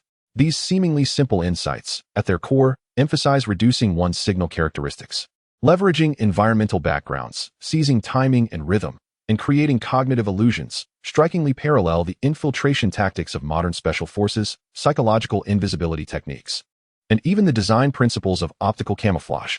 However, Arya has distilled these concepts using primitive bodily perception and survival instincts, while modern technology quantifies and optimizes them through instruments and theories. Remarkable. Tian cannot help but marvel inwardly. This is a wondrous convergence of wisdom from two worlds driven by the instinct for survival. At this moment, the engine's feedback also arrives. Receive knowledge of basic herbalism from another world, low magic, low technology, experiential, unstructured. Receive knowledge of basic stealth techniques from another world, low magic, low technology, experiential, highly practical. Optimizing and supplementing using the existing model of life perception through the eye of insight combined with modern environmental utilization theories. Analysis complete. Acquired a foundational environmental integration techniques model. This model can slightly enhance the eye of insight's perception of visual and auditory blind spots in the environment. Optimizing the host's instinct for concealment in complex surroundings. Energy level, 0905. The analysis process consumed minimal energy, yet the knowledge itself yielded a slight surplus. Success. Not only has new knowledge been acquired, but the functionality of the eye of insight has also been further refined. Although the enhancement is minuscule, the sensation of continuous progress is intoxicating. More importantly, this clumsy yet sincere gesture of gratitude from Ilea signifies that she genuinely regards herself as a trustworthy and reciprocal entity. This relationship is far more valuable than a one-time reward of points. Knowledge Explorer, Tian. What you have imparted is indeed fascinating. The principles contained within resonate with the hidden paths of the universe and have inspired me as well. Thank you. He sincerely expressed his gratitude, slightly elevating the value to match the effort expended by the other party. Survival is challenging. Remain vigilant and make good use of what you have learned. Should you encounter difficulties, feel free to seek me again. Faceless One. I will. Thank you, Knowledge Explorer. Ilea seemed to breathe a sigh of relief, accompanied by a hint of joy from being acknowledged. Next to her avatar, the status information quietly updated. Affection level, trust, stable trust. Concluding the private conversation with Ilea, Tian felt a sense of delight. Such low-tier, yet practical knowledge that fosters the deepening of relationships is precisely what he needs at this moment. He noticed in the main group chat that Tony seemed to have finally emerged from the deadlock regarding the low-temperature material issue. Beginning to discuss the feasibility of bioactive materials with Jarvis, though his tone remained somewhat skeptical, Huang Yaosher was still entangled in his algorithm. Snape shared an extremely intricate potion formula diagram, seemingly a simplified version of some advanced healing potion, exuding clear hints of boasting and testing. Directly inquiring whether the Knowledge Explorer could discern its subtleties, Tian smiled slightly, refraining from immediately responding to Snape's provocation. He merely activated the recently optimized Eye of Insight and cast a gentle glance at the intricate formula diagram. Item name: simplified version of the Ecstasy Potion formula. Main ingredients: sneezing grass, angelica, sun, orchid rhizome.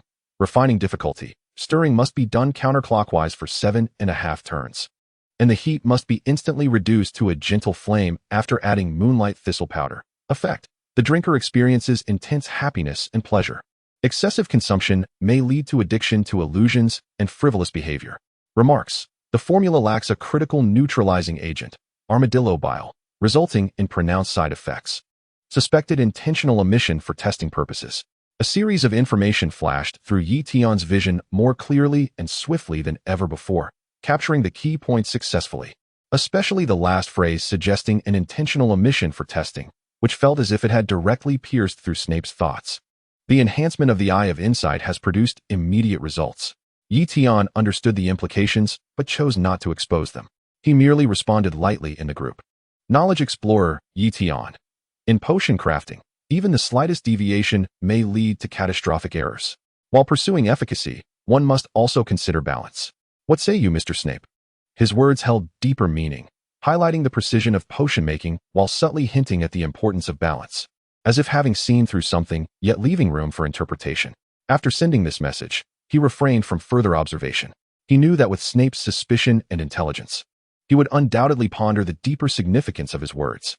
Such an indirect approach, leaving a sense of suspense rather than outright revelation, would better maintain his enigmatic persona.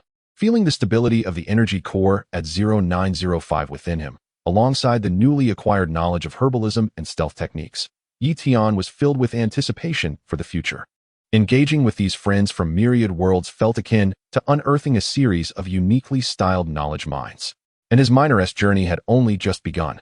Chapter 22. Solvent exchange for potions and the first transcendent experience. Snape's request for a private chat felt like a cold bat, silently infiltrating Tian's consciousness. Not long had passed since the last formula test, and this master of potions returned, evidently not for casual conversation. Tian felt a slight chill in his heart and focused his mind to accept the request. He was curious about the purpose of this gloomy and acerbic professor this time. Master of Potions, Observer. The opening tone remained slick and cool. Your world appears to possess unique skills in the purification of certain foundational substances. He seemed to be cautiously selecting his words. Tian did not respond immediately, patiently awaiting further elaboration. Master of Potions, I require several solvents of extremely high purity. He listed a brief inventory: anhydrous ether, chromatographic grade methanol, and a specific range of boiling point paraffin oil. The purity must far exceed ordinary standards. Any minute impurities could lead to unpredictable failures. He emphasized, his tone carrying the rigorous demands of a researcher regarding materials. Tian raised an eyebrow at the list. These are common solvents found in university organic chemistry laboratories, but achieving the ultra-high purity that Snape demanded would indeed require specialized distillation or chromatographic purification equipment, not readily available through ordinary channels. Master of Potions. In exchange, Snape seemed to ponder for a moment, weighing the value. I can provide a formula for a potent calming potion. Unlike the incomplete jest from before, this is a truly effective formula. It can soothe extreme emotional fluctuations, repair subtle mental damages, and guide the user into a state of deep, tranquil meditation. Of course, the effectiveness depends on the skill of the practitioner and the quality of the materials. He presented the bargaining chip, a potion related to the mental domain, the value of which obviously far exceeded the previous shallow knowledge. Tian's heart raced. Repairing mental damage? Guiding deep meditation? This was tailor-made for him. The mental fatigue brought about by frequent use of the eye of insight and high-load computations desperately needed such relief and recovery. Moreover, this was a creation that genuinely touched upon the supernatural realm. Risks and opportunities coexist. Snape, so readily offering a formula of this caliber, likely hinged on the solvent purity, possibly related to some higher-tier potion that he valued greatly. This transaction might mean that the solvents he provided could be an indispensable element. Yet, Tian did not hesitate for long. Opportunities are fleeting. Knowledge Explorer, Tian, agreed. Such pure solvents are not difficult for me to procure. However, I must first verify the authenticity and general efficacy of the formula. He accepted the trade, but stipulated the need for a preliminary verification.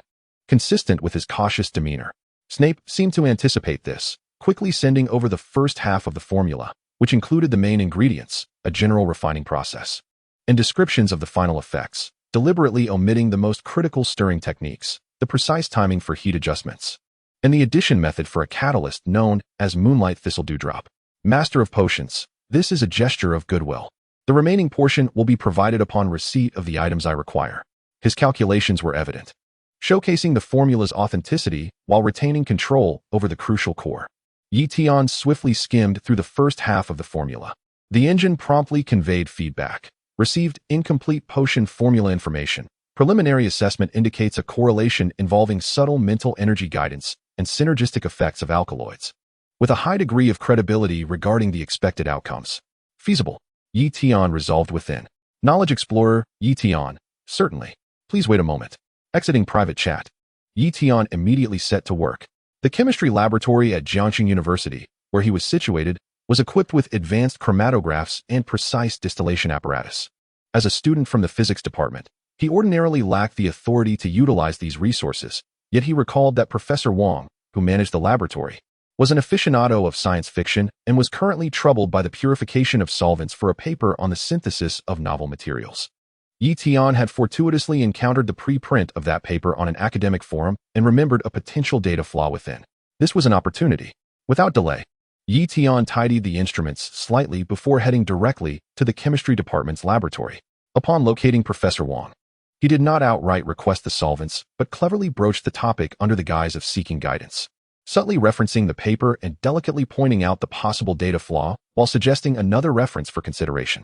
Professor Wang was initially taken aback, then fell into contemplation, and after verification, he discovered the veracity of Tian's claims, resulting in a newfound respect for this physics student with a penchant for science fiction. Professor Wang, I am also attempting to create a small theoretical model and require a minuscule amount of highly pure ether, methanol, and paraffin oil for parameter comparison. Would it be possible for the laboratory to facilitate this? Seizing the opportunity, Tian made his request with sincerity, specifying only a minimal quantity, just enough for a few experiments. In high spirits, Professor Wang almost immediately acquiesced, waving his hand dismissively. Not a problem. This is a trivial matter. Just go over there and find Brother Li. Tell him I sent you, and he will assist you in obtaining the highest purity. 10 minutes later, Tian, using an inconspicuous Teflon sample bottle, had successfully prepared the small, yet highly pure solvents required by Snape. The entire process unfolded smoothly beyond expectation. Returning to his dormitory, he securely locked the door. Tian immediately immersed his consciousness into the group chat. Knowledge Explorer, Tian, Master of Potions. I present to you the pure water you require. He cautiously placed the solvent-filled sample bottle on the table, concentrating his mind to activate his micro-wormhole transportation ability. This time, the energy level was elevated, and the control was more precise. The space vibrated slightly, and the sample bottle vanished instantaneously. Almost simultaneously, in the private chat window, Snape conveyed a successful reception of the thought, accompanied by the remaining crucial steps of the powerful calming potion formula. The transaction was complete. Tian eagerly instructed the engine to record and fully analyze this formula. Received complete powerful calming potion formula, low magic quality. The formula involves an extraordinary combination of alkaloids and requires precise mental control during the guidance of subtle moonlight energy in the refining process. Analysis complete. The formula has been entered into the knowledge repository. Warning: the host currently lacks core magical materials, such as moonlight thistle and sleepy beans, and the ability to manipulate magical energy, making independent refinement impossible. Energy level, 0908. The complete analysis of the formula yielded a slight energy feedback. Unable to refine, Tian felt a tinge of disappointment, but soon reconciled with it. This was the norm. Otherwise, Snape would not have so readily shared the formula. Its true value lay in the knowledge itself and the potential to discover alternative materials or methods in the future. However, just as he was digesting this knowledge, Snape seemed to hesitate before sending another message. Master of Potions, in light of the satisfactory purity of the 3 solvents, I shall grant you a sample of a failed potion I experimented with years ago. Its efficacy is approximately only 30% of the final product, and it carries some drowsiness side effects, but it may suffice for your needs. A small attachment followed, depicting a visible silver liquid radiating a faint nacreous sheen, encased in a special force field. A bonus? Tian was momentarily taken aback, but promptly accepted the minuscule sample of the failed potion. The physical substance was transmitted through the group system, costing Snape a point, and materialized in Tian's hand as a small, exquisite crystal vial, containing roughly a mouthful of silver liquid. Holding this potion from another realm, feeling the coolness of the vial and the faint energy fluctuations that contrasted with the surrounding world, Tian's heart raced anew. This was the first time he had truly acquired an object endowed with surreal effects. Without further hesitation, he took a deep breath, uncorked the vial, and poured the silver liquid into his mouth. The potion was cool, imbued with an unusual fragrance of mint and violet, which instantly transformed into a gentle warmth flowing into his stomach. Immediately thereafter, an indescribable sense of tranquility washed over his brain like a gentle tide. The mental fatigue accumulated over recent days, the faint prickling after using the Eye of Insight, and the psychological pressure from engaging with friends and potential crises swiftly dissipated under this warm flow. His thoughts became extraordinarily clear and transparent, yet profoundly relaxed. As if he floated on a warm, calm sea, all distractions washed away. A deep, safe drowsiness enveloped him. Yet he could sense that this sleep would provide excellent restoration and nourishment for his mind. Is this the effect of a potion? Tian murmured to himself, as his consciousness gradually sank into an unprecedented depth of slumber. Just before he fell into a complete sleep, he seemed to glimpse the starry rune avatar representing Supreme Mage, which appeared to quiver faintly. Chapter 23. Revitalization and the aspirations of potion crafting. Tian had never experienced such profound and efficient sleep. No dreams, no tossing and turning. Only a realm of pure, tranquil, nourishing darkness, as if his consciousness had been gently immersed in a warm spring capable of mending all mental wear. Upon awakening naturally, the sunlight outside was already bright. He felt no typical post-sleep languor or confusion, instead achieving instant clarity, his mind as clear as crystal washed by mountain springs. An ineffable sense of abundance filled his brain. The subtle, burning sensation and lethargy that had previously plagued him due to frequent use of the Eye of Insight and high-load knowledge analysis vanished entirely. In its place was an exhilarating freshness and sharpness. Thoughts flowed at an astonishing speed, and complex formulas that had previously required repeated iterations now coalesced in his mind almost instantaneously, neatly organized. He instinctively turned his focus inward to the damaged engine. The blue light at its core pulsed steadily, seemingly benefiting from the revitalization of the host's spirit. He attempted a simple multivariable energy flow simulation calculation, an endeavor that had previously consumed some computational power from the engine. The moment the thought arose, the results were nearly instantaneous. The speed had increased by nearly 50%, although this was temporary and did not signify a repair of the engine itself. The enhancement in clarity of thought had a remarkably significant effect on the efficiency of the engine's computations. This potion was astonishingly potent. Tian sat up, awash in the unprecedented clarity and vitality within his mind, profoundly astonished. This was merely a failed product, as Snape had described, with an effect only at 30% and some drowsiness side effects. What astonishing results could a perfect product yield? Would it propel thoughts into an overclocked state? Might it even significantly elevate the engine's computational limits temporarily? The potential of this path in potion making far exceeded his previous imaginings. It did not enhance physical strength directly like internal energy or genetic augmentation, nor did it provide external equipment like technological creations. Rather, it acted directly upon the mental and conscious planes, even indirectly influencing the synergy between him and the engine. This is a strategically significant auxiliary capability. After a brief surge of excitement, Tian swiftly regained his composure. The side effects began to manifest, although his mind felt remarkably clear. His body lingered with a sense of lethargy akin to that following a deep slumber. His muscles were slightly weakened, making high-intensity, physical training seem daunting. This must be the manifestation of the drowsiness side effect that Snape had mentioned. It appeared that a perfect potion necessitated a synchronization of mind and body, or a focus tailored to varying needs.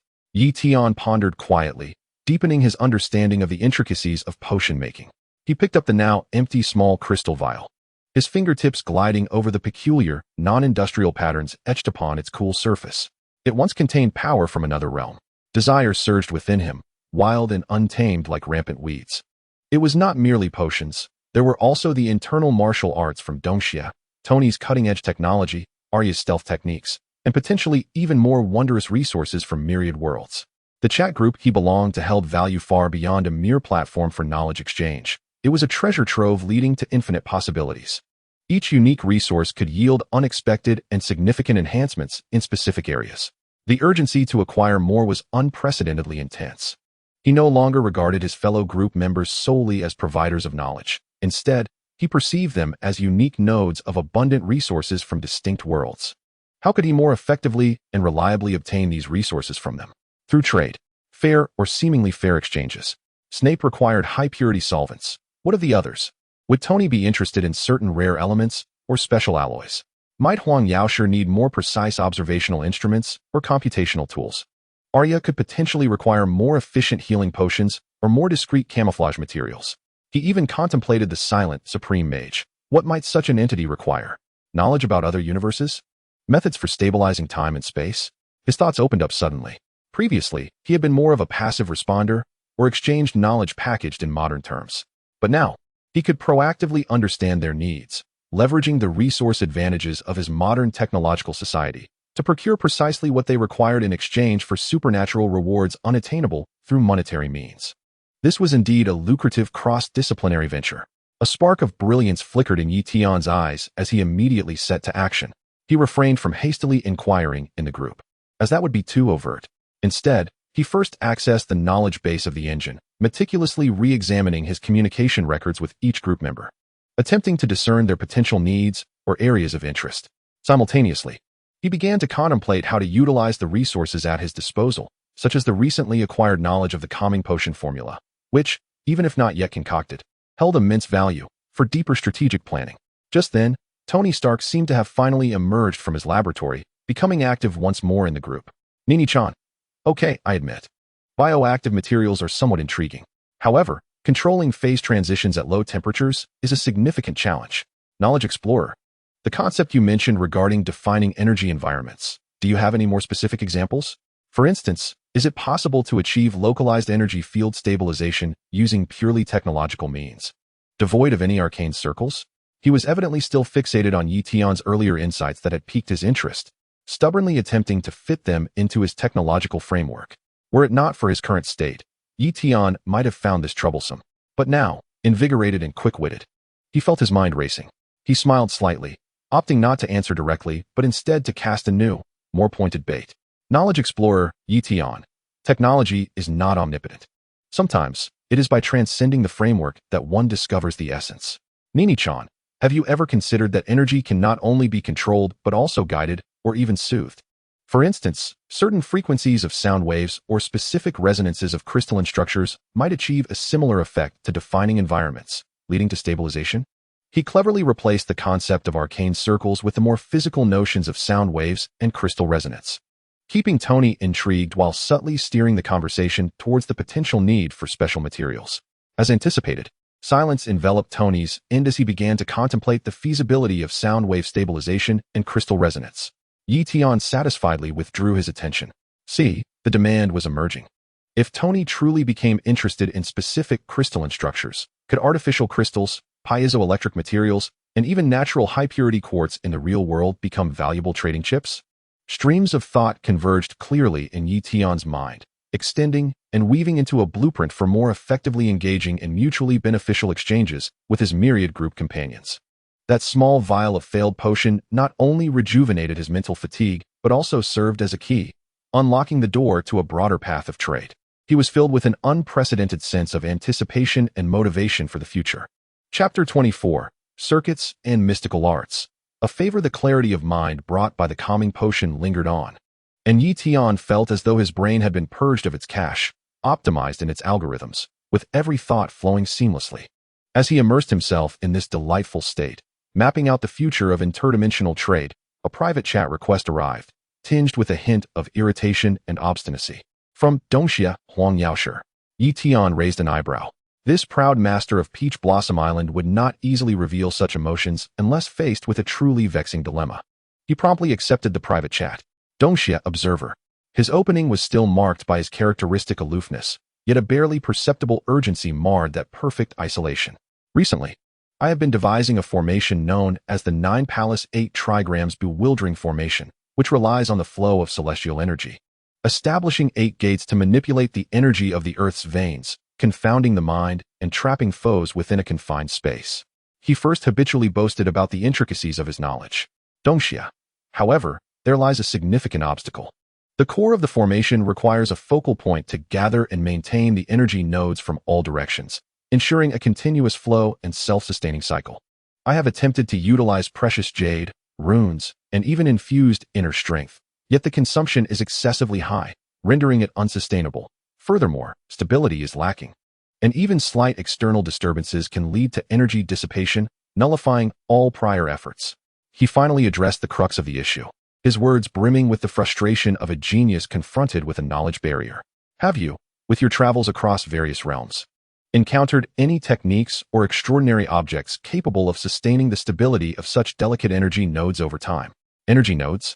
Maintaining stability? Self-sustaining cycles? Tian observed Huang Yaoshi's description, and a flash of insight struck him, reminiscent of the circuit diagrams studied in physics class, particularly concerning power sources, resistors, and voltage regulation circuits. The energy flow of the Qimen Duanjiao formations, could its underlying logic not resemble the principles of current, voltage, and resistance within circuits? This notion ignited within him, and he could no longer suppress it. Excitement sparkled in his eyes as he felt he had discovered an excellent entry point for elucidating metaphysical problems through scientific frameworks. Rather than immediately responding with a specific method or object, he countered with a question. Knowledge Explorer, Tian. When you refer to energy nodes, do they connect like streams merging into a river in a series connection? Or are they more akin to stars scattered across the sky, independent yet resonating with one another? He inquired metaphorically whether the energy nodes formed a series or parallel structure. Wang Yaoshi appeared momentarily taken aback, as if he had never contemplated his formation from this perspective. He pondered for a moment. Dongxia. It is not merely a simple convergence. Rather, each maintains its position, operating in accordance with intricate trajectories, with their energies interwoven to form a network. It resembles the arrangement of stars in the sky. He chose the latter interpretation. Knowledge Explorer, Tian. The analogy of stars is exquisite. If so, why must we pursue a singular core to dominate all stars? Tian began to guide the discourse. If each star can stabilize on its own, Why is there a need for a core to exert excessive control? Dongxia, the stability of each node? Such a task is far from simple.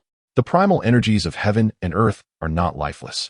They flow incessantly, and their strengths vary unpredictably. Huang Yaoshi instinctively countered, yet his tone bore a hint of contemplation. Knowledge explorer, Tian, indeed. Precisely because they are not lifeless, guidance rather than stringent control is required. Tian seized the opportunity to present his core argument. I once witnessed a realm where skilled artisans utilized metal to channel a form of energy known as electric current. Their method for stabilizing multiple energy sources is termed parallel voltage regulation. He began to introduce the concept. Knowledge explorer, Tian. They do not seek a singular source of immense power. Instead, they establish a stabilizing apparatus for each area in need of stability. This apparatus acts like a steadfast guardian, ensuring that regardless of external energy fluctuations, the output remains constant. Numerous guardians perform their duties, collectively forming a vast and stable network. He articulated the principle of voltage regulation in a manner Huang Yaoshi could comprehend. Knowledge explorer, Tian. In your formation, perhaps there is no need to obsess over finding an unparalleled gem to support the entirety. Why not consider diminishing the core's responsibilities, allowing it to merely serve as an initial aggregator and guide, while enhancing the stabilizing characteristics of each energy node? One might inscribe miniature rune arrays at each node, specifically tasked with regulation, or embed materials that spontaneously balance energy, or even adjust the resonant frequencies between nodes, enabling them to lend strength to one another, collectively resisting disturbances, thus significantly alleviating the pressure on the core and naturally stabilizing the formation over time.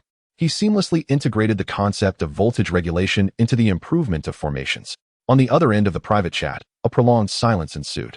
On Peach Blossom Island, Huang Yaoshi stood rooted in place. His actions of toying with the jade flute had ceased, his eyes gleaming with brilliance. His face a tapestry of enlightenment and disbelief interwoven with astonishment. Parallel voltage regulation? Diminishing core responsibilities while strengthening nodes? Rune arrays dedicated to regulation and materials that spontaneously balance frequencies, lending mutual support. These terms were utterly foreign. Yet the ideas they encapsulated pierced through the fog of his long-standing conundrum like a lightning bolt, illuminating the path he had been struggling to comprehend. He had always sought a more powerful source to forcibly command all energies, never considering the reverse, stabilizing each flow to make it manageable. This represented a fundamental upheaval in his thought process. This was not merely providing an answer, but offering a novel, higher-dimensional perspective on thinking. Its value far surpassed a multitude of detailed formation blueprints. After a considerable time, Huang Yaoshi exhaled a deep breath, the air lingering in the atmosphere, indicating his immense inner turmoil. When he looked back at the private chat interface, his tone had transformed into one of unprecedented complexity and gravity. Dongxia, parallel voltage regulation. With each performing its role to form a cohesive whole, he repeated these keywords, as if each word bore the weight of 1,000 burdens. Your words strike at the very essence of the Tao, dispelling the obscurations within my heart. This is no trivial favor, but a boon to my enlightenment. Dongxia, I, Huang Yaoshi, have lived my life disinclined to owe favors. Yet today, I owe you one. In the future, should you require anything, as long as it does not contravene my principles, the lineage of Peach Blossom Island shall be at your service. This rebellious Dongxia had indeed made a significant promise of goodwill. Tian gazed at Huang Yaoshi's reply, his heart stirred. He had not anticipated that his electrical analogy would yield such profound insights for Huang Yaoshi, even earning a commitment from this unparalleled master. The value of this favor likely far exceeded that of any specific technique or elixir. Knowledge explorer, Tian. Your words are too generous, island master. The Tao is vast, and paths may differ, yet converge. To derive insights from the stones of other mountains is also a testament to your own exceptional understanding. I shall remember this favor. He graciously accepted, yet maintained a tone of calm detachment, attributing part of the credit to the other's discernment, preserving his dignified demeanor. Concluding the private chat with Huang Yaoshi, Tian felt a surge of elation. This was not merely a successful exchange of knowledge. It was a perfect demonstration of a collision between disparate systems of understanding. Scientific theories can indeed serve as powerful tools for elucidating and even optimizing metaphysical dilemmas. What he gained was not only a slight energy feedback from a new line of thought, energy level 0911, but also the goodwill of a top-tier master and an unprecedented respect. This deepened his understanding of the power inherent in knowledge.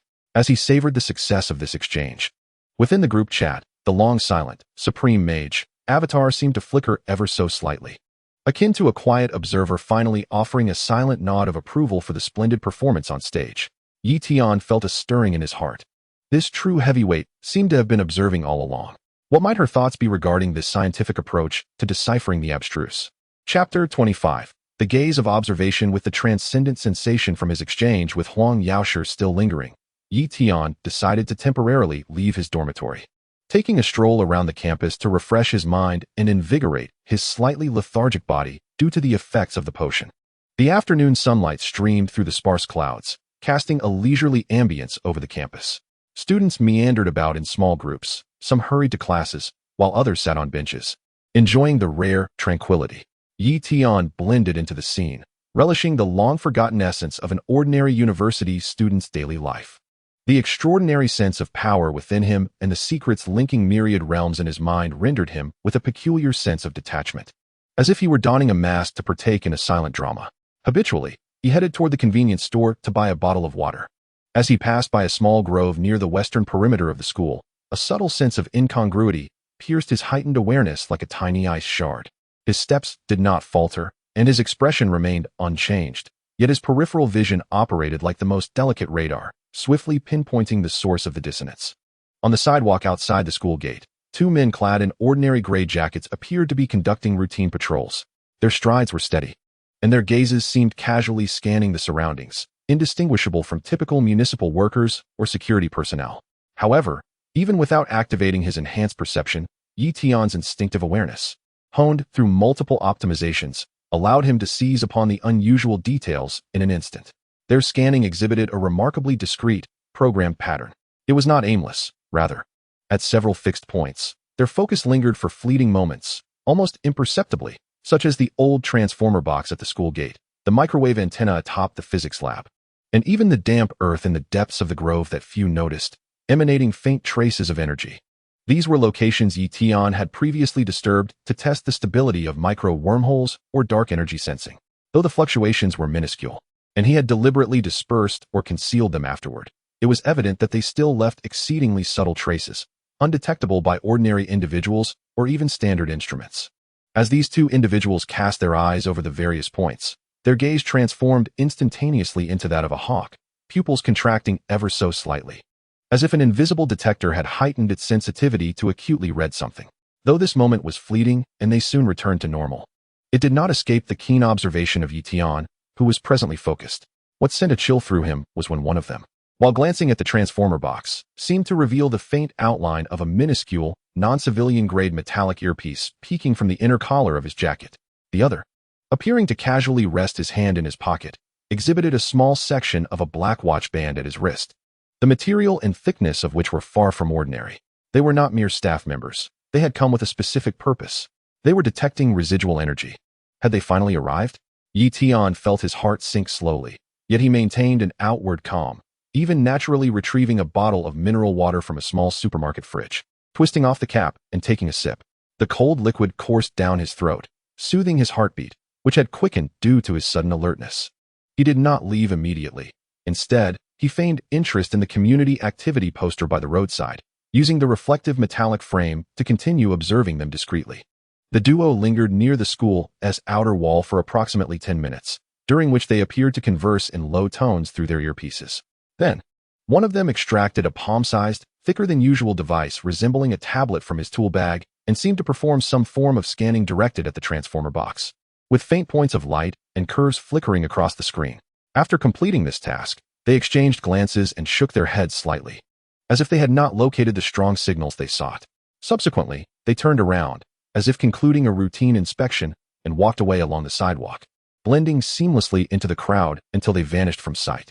The entire process was executed with professionalism and discretion, with hardly any behavior that would draw attention.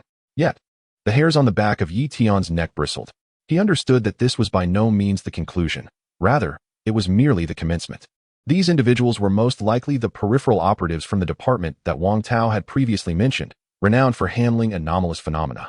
Their presence indicated that his prior activities had not gone unnoticed. Although they seemed to have failed to lock onto anything due to the energy fluctuations being too weak this time, The fact that they had included this area within their monitoring scope suggested that an invisible net had quietly been cast. Should he inadvertently create a slightly larger disturbance next time, or if they were to employ more sophisticated instruments, the consequences could be dire. A strong sense of urgency replaced the previous ease. The looming reality of crisis hung like the sword of Damocles above him, its sharpness now more palpable than ever. He must exercise greater caution. Until he possessed sufficient self-defense capabilities or discovered an impeccable method for concealing his presence. He must minimize the use of extraordinary abilities in the physical realm, particularly those that could easily incite energy fluctuations. The utilization of micro-wormhole transport, the proactive activation of dark energy sensing, and even the intensive use of the Eye of Insight must be approached with utmost care. Simultaneously, he needed to seek more proactive strategies. Were there any methods among his group of friends that could thoroughly shield energy fluctuations or interfere with detection? Tian inhaled deeply, discarded the empty water bottle into a trash bin, and turned back towards his dormitory. His steps remained steady, yet within the depths of his gaze lay a newfound weight of vigilance. Upon returning to his dormitory, he closed the door. His consciousness once again delved into the group chat, and as he observed the myriad avatars from various realms, his emotions became complex. This space was a repository of infinite possibilities, yet it could also serve as a trigger for real-world calamities. He required strength, as well as the wisdom to conceal his brilliance. Just then, Tony Stark seemed to have finally lost patience with the crystal resonance, or perhaps had reached a preliminary conclusion, and began to voice his frustrations in the group. Nini-chan, all right, I've conducted a plethora of experiments with various frequencies of sound waves and crystals. The data is impressive, but we are still far from achieving the stability that defines the environment. Energy loss and control precision are the primary issues. Damn it, Knowledge Explorer. Does your world have anything that can maintain a stable energy field on its own? Even a theoretical model would suffice. He seemed to have hit a technical bottleneck and was seeking more direct references. Under normal circumstances, Tian might have continued to guide the conversation with ambiguous remarks. However, the imminent crisis urged him to respond. Knowledge Explorer, Tian. Maintaining 1S stability is already a daunting task. To sustain stability across an entire domain is even more formidable. Such methods or miraculous objects invariably involve the intricate manipulation of energy and the ability to isolate from external disturbances, which are exceedingly rare. He began with an expression of lamentation, seamlessly steering the topic toward the concept of interference isolation. I have heard of realms weaving cloaks of special alloys to conceal themselves and evade various forms of detection. There are also those who delve into the art of runes, inscribing them upon bases to obfuscate celestial mechanisms and create their own domains. He introduced the concepts of concealment and detection shielding, addressing Tony while tentatively probing his current predicament. He hoped to glean some inspiration from his well-informed companions, even if it was merely a hint in the right direction. The shadow of reality had already begun to envelop him quietly. Chapter 26. The first intimate encounter with the crucible and the beaker. The prying gazes that appeared outside the campus rang like an alarm bell, igniting within Tian a desperate desire to enhance any means capable of augmenting his self-preservation or concealment abilities. Although the formula for Snape's potent calming potion could not be perfectly replicated due to the absence of core magical materials, its concept and certain components that could be substituted with modern materials continued to attract him like a magnet. Even if he could only create a weaker simplified version, any degree of relief from mental fatigue or assistance in masking his presence would be beneficial. Driven by this thought, Tian resolved to undertake a bold experiment, utilizing modern chemical methods to simulate the concoction of a minimalist calming potion. He once again approached Professor Wong, who managed the laboratory. This time, his rationale was that the physics model calculations required an extremely stable solvent environment with specific polarity and impurity levels below a stringent standard, and he hoped to borrow a small fume hood along with a basic set of glassware for micro-level solution purification and preparation experiments. Professor Wong held a favorable impression of this exceptionally perceptive physics student and, after a brief inquiry, readily acquiesced, only cautioning him to prioritize safety and adhere strictly to laboratory protocols. Thus, within the bright confines of the university chemistry laboratory, brimming with the metallic and glassy essence of inorganic materials, a distinctly different kind of potion brewing commenced quietly. Tian meticulously transformed the fantastical names of the materials in Snape's formula into modern chemical terminology or sought alternatives. Moonlight thistledew?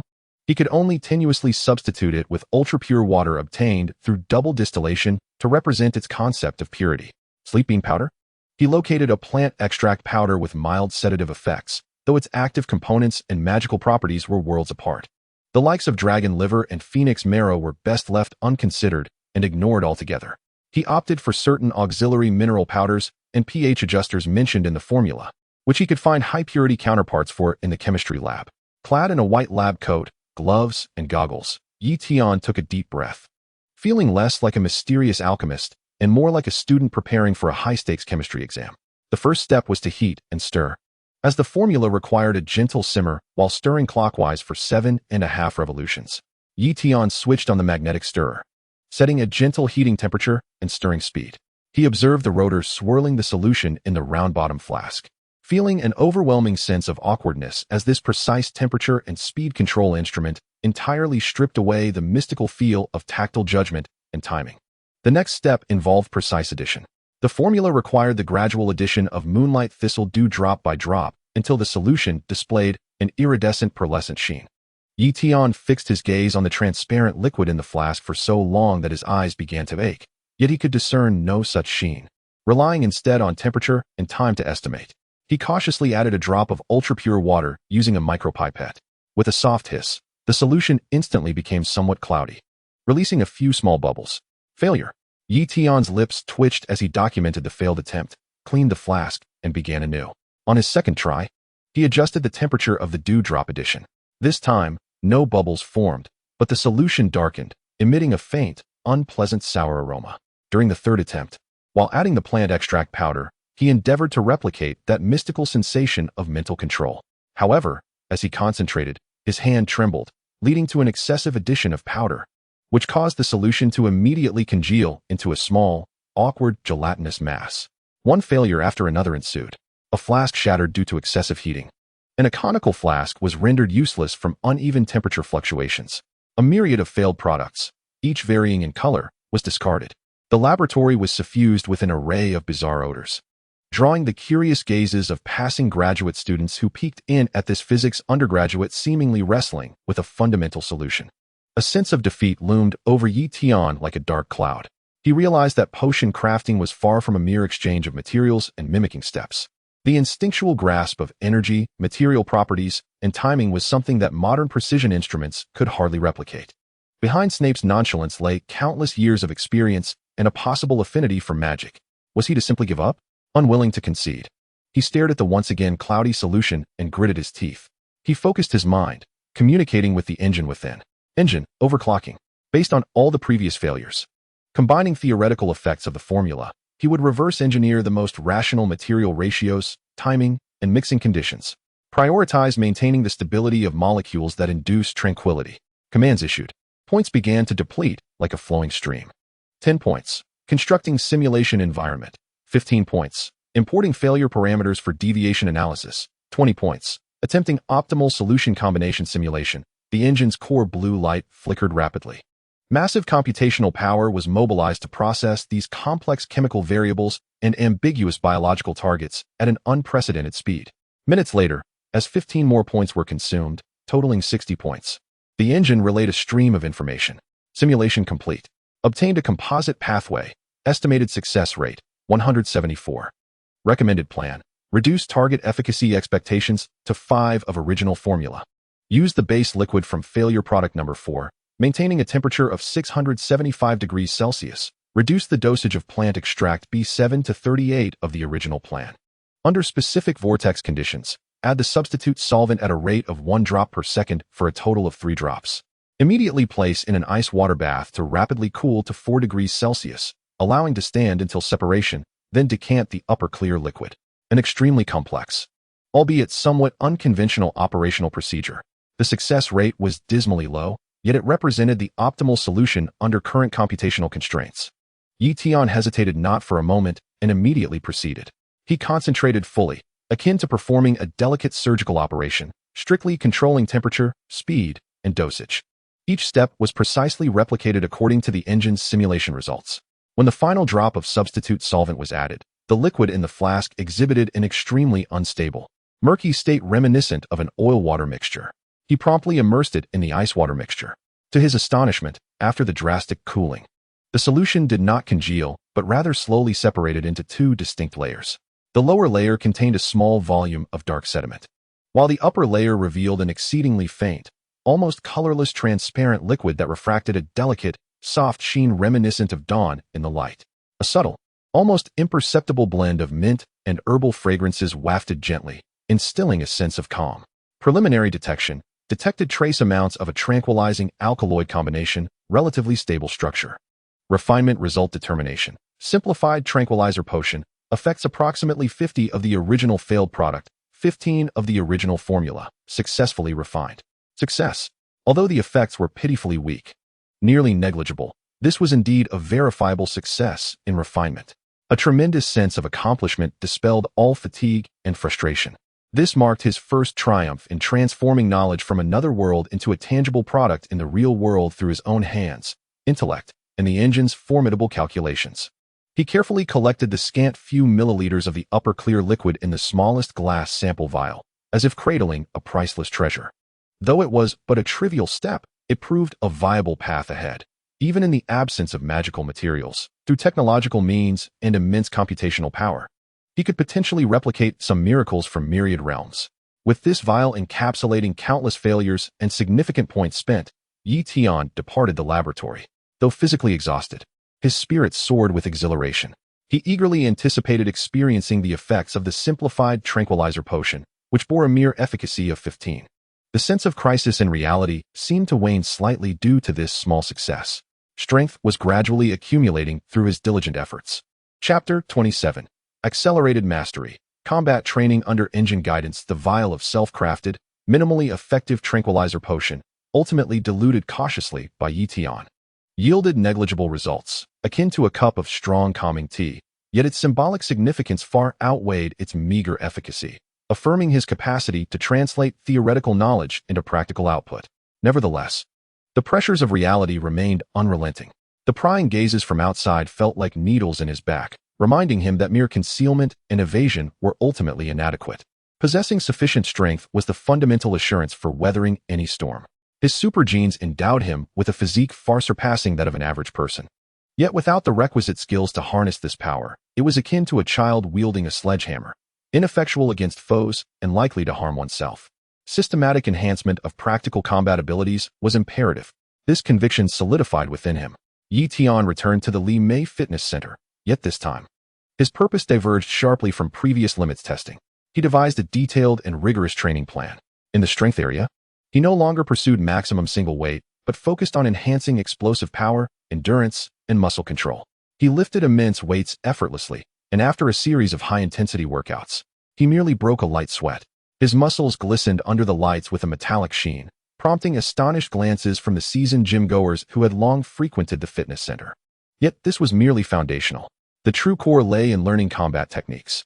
He unfurled a mat in a quiet corner of the gym, opening his tablet, which housed over 100 gigabytes of various combat tutorials, ranging from modern military combat, MMA, Sambo, traditional martial arts, Wing Chun, Xing, Equan breakdowns, to mixed martial arts techniques for ground fighting and striking, even including some performative yet enlightening capoeira instructional videos.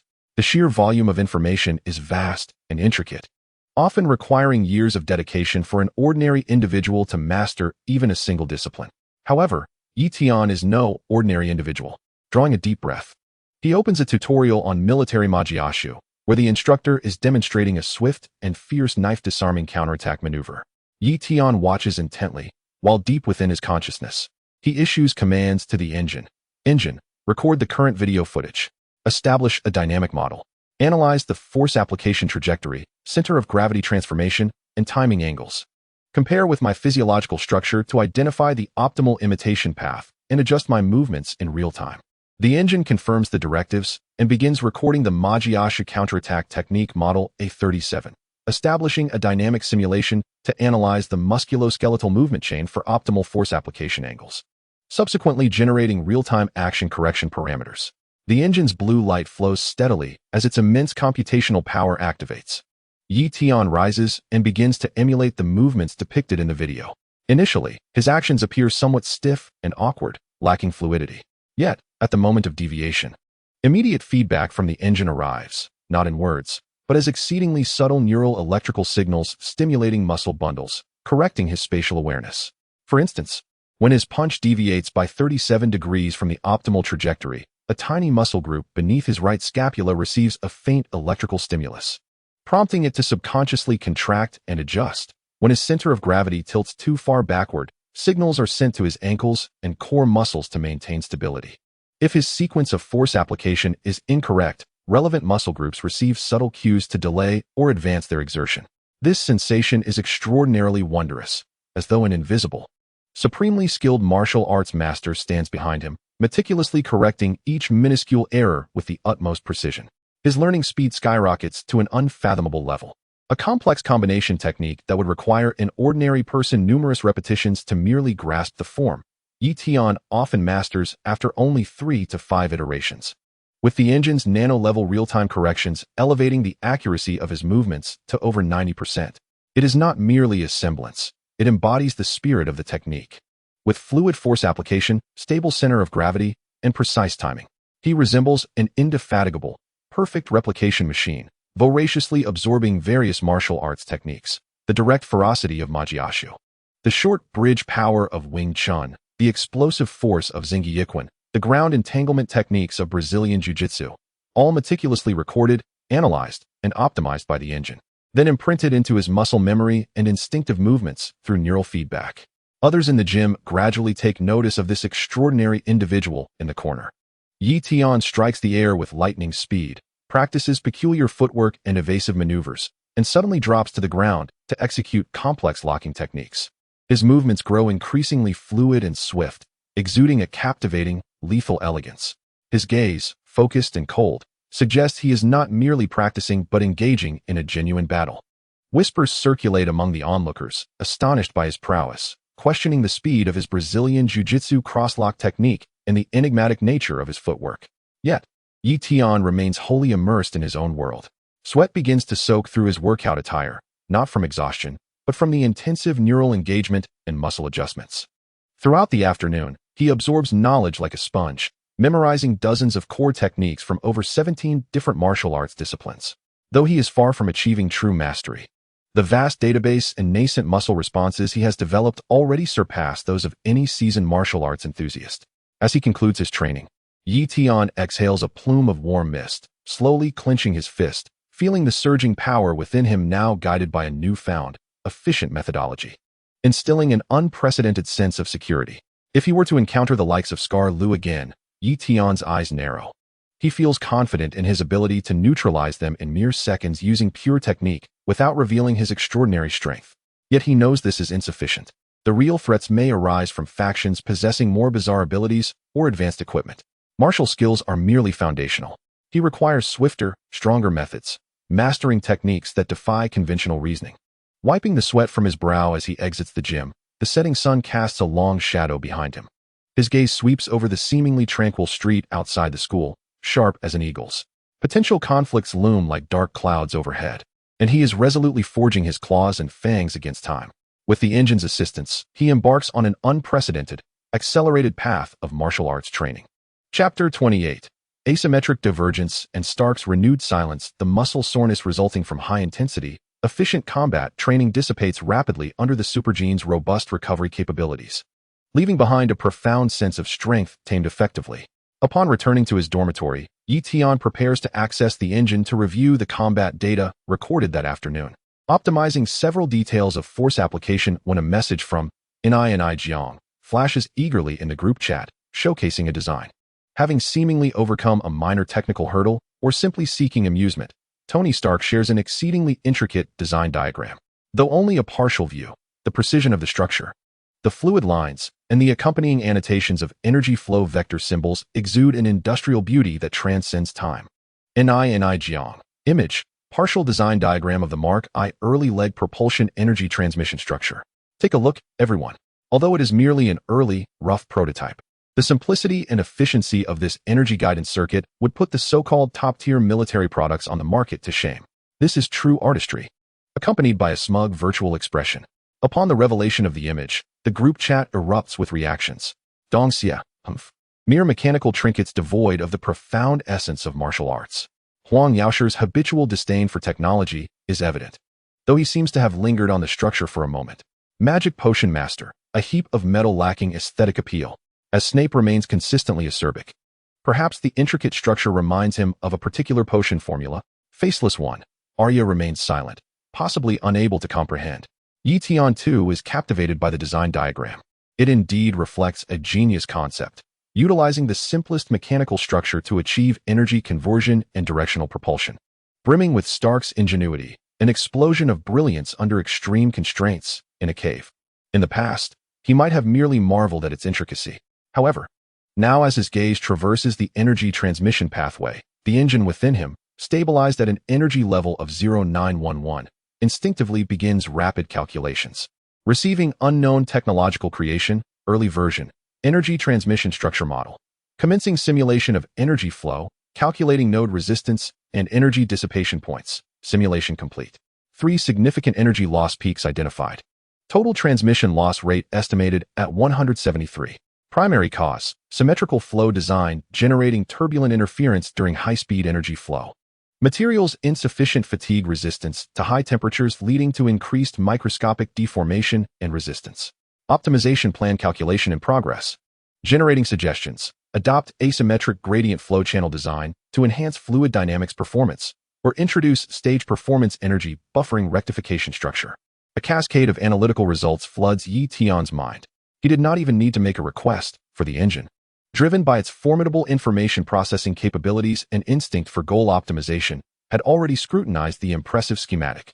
Yi Tian observed the engine's feedback indicating a loss rate of 173 and suggestions for asymmetric flow, a faint smile curling at the corners of his mouth. It appeared that even this genius had his moments of frustration. He could almost envision Tony having long recognized this issue and grappling with it. Otherwise, he would not have taken the liberty to showcase such a rough early design, which felt more like an indirect expression of technological woes and a quest for ideas, albeit in an exceedingly stark manner. Thus, Yi Tian refrained from commenting on aesthetics or value like others. Instead, he casually interjected in the group chat, adopting a tone so nonchalant it bordered on trivial. Knowledge Explorer, Yi Tian. The concept of the energy transmission pathway is indeed ingenious. However, the energy loss rate under this symmetrical structure seems rather high. Prolonged operation may pose risks. Perhaps one might explore the idea of asymmetric flow to reduce turbulence and enhance efficiency? This statement momentarily hushed the group. Dongxia, loss rate? Turbulence? What does that mean? Completely bewildered. Potion Master. Snape might think this is a discussion about controlling the heat during potion brewing. Faceless One continues to remain silent. Meanwhile, on the other end of the video call, in the top laboratory of Stark Tower, the illustrious Tony Stark, poised with a cup of coffee, ready to savor the awe of his friends, though he would never admit it, suddenly froze mid-motion. The cup was but an inch from his lips, yet he remained oblivious. His gaze fixated on the new message on the screen, his pupils slightly constricting.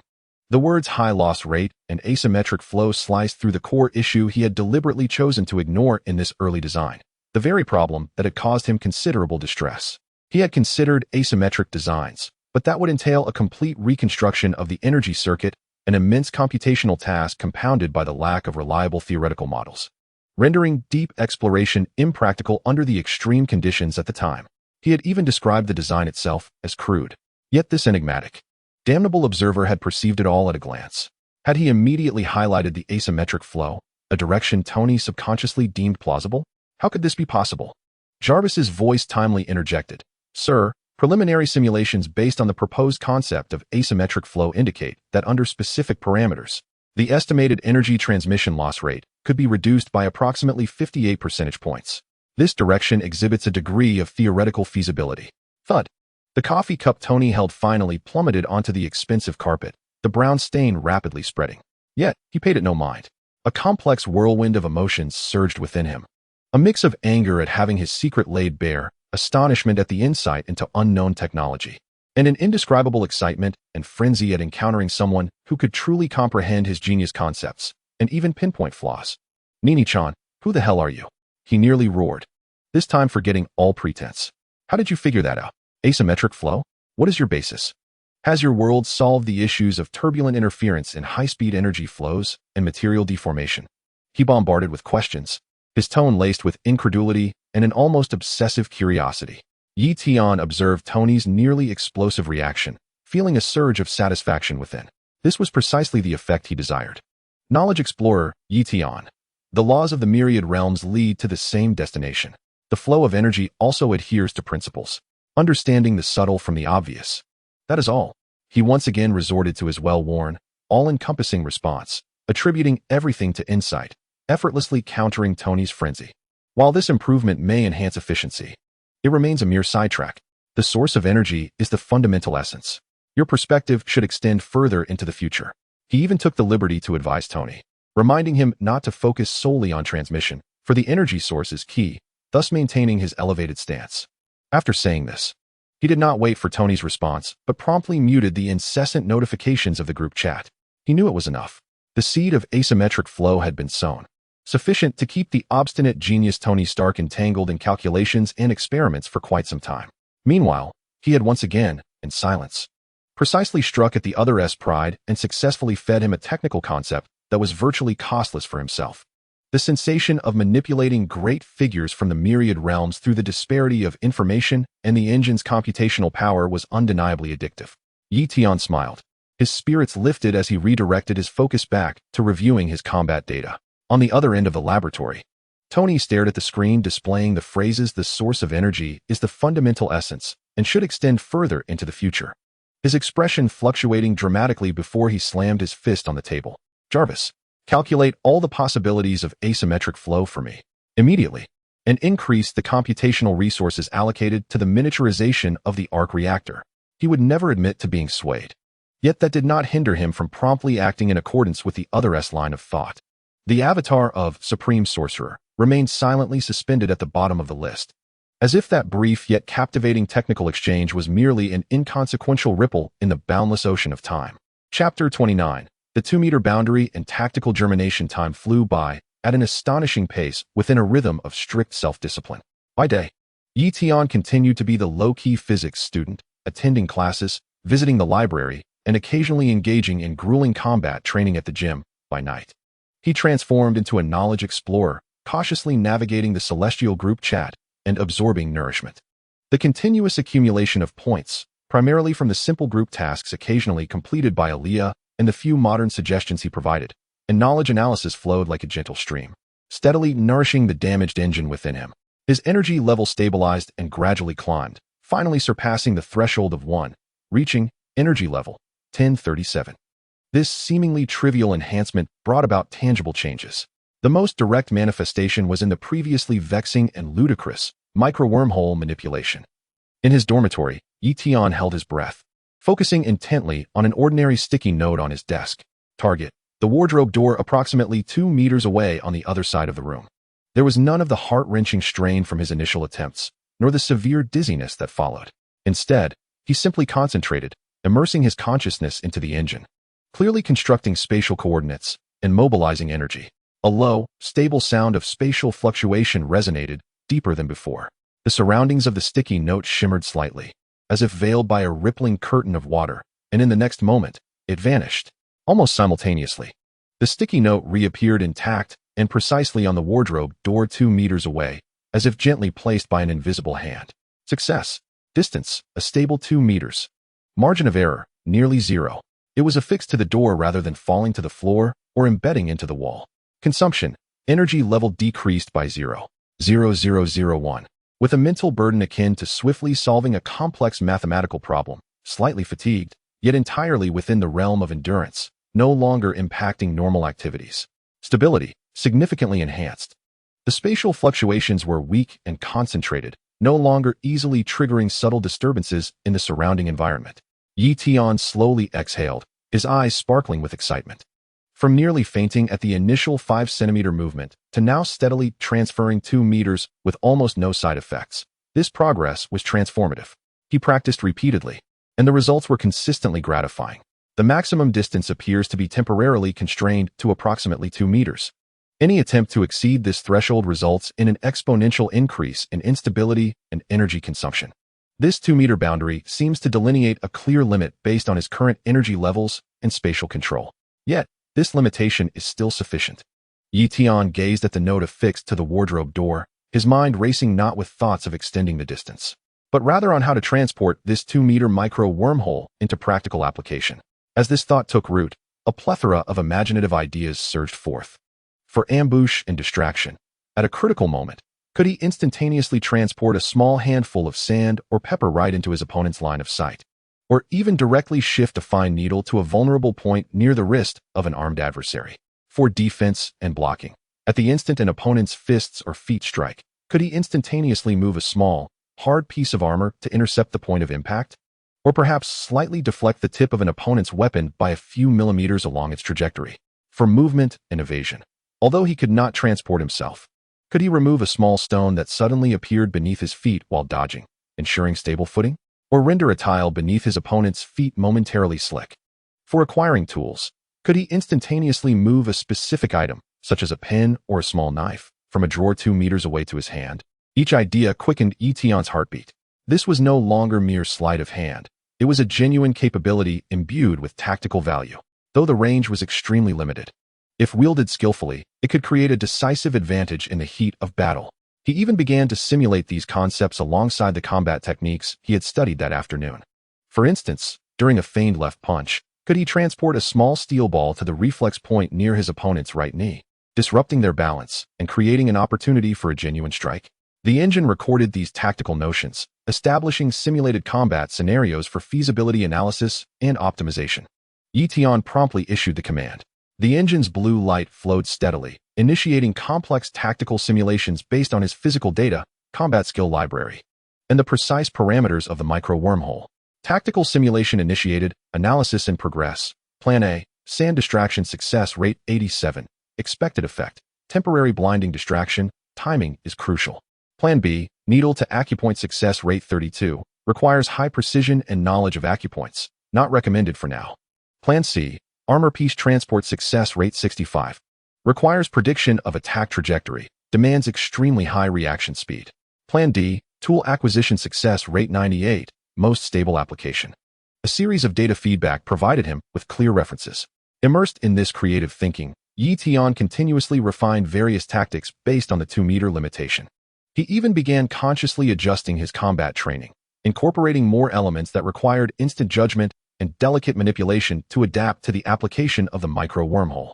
However, as he focused intently, the faint, dark energy sensing module within his engine seemed to catch a weak, yet clearer energy fluctuation scan from a distant energy monitoring point that had been previously marked. The fluctuation flickered briefly before returning to normal. Yi Tian's heart tightened suddenly, jolted from his tactical reverie. The observers had not departed. Their equipment seemed to be undergoing upgrades. Could the recent joint practice have generated subtle energy ripples that were detected? A sense of urgency washed over him once again. He glanced at the note on the wardrobe door and felt the significantly stabilized control he had over the micro wormhole.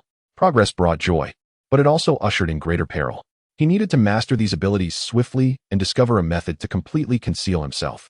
Otherwise, this 2-meter tactical perimeter might be utilized not for external engagement, but rather for internal scrutiny before he had the chance to employ it.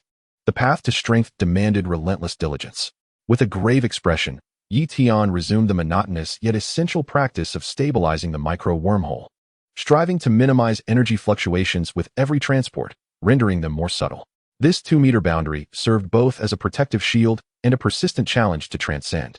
Chapter 30. The life and death speed of Bingfeng Gorge. The night was as dark as ink, with cold winds carrying shards of ice sweeping through a narrow canyon at the edge of the ghost forest in the north of Westeros. Arya Stark, the Faceless One, pressed tightly against a frigid rock wall, her small frame trembling slightly from the cold and anxiety, each breath releasing a dense cloud of vapor that she desperately suppressed. She could hear the heavy breathing of figures not far behind, the soft clinking of metal armor, and the low, agitated whimper of hunting dogs.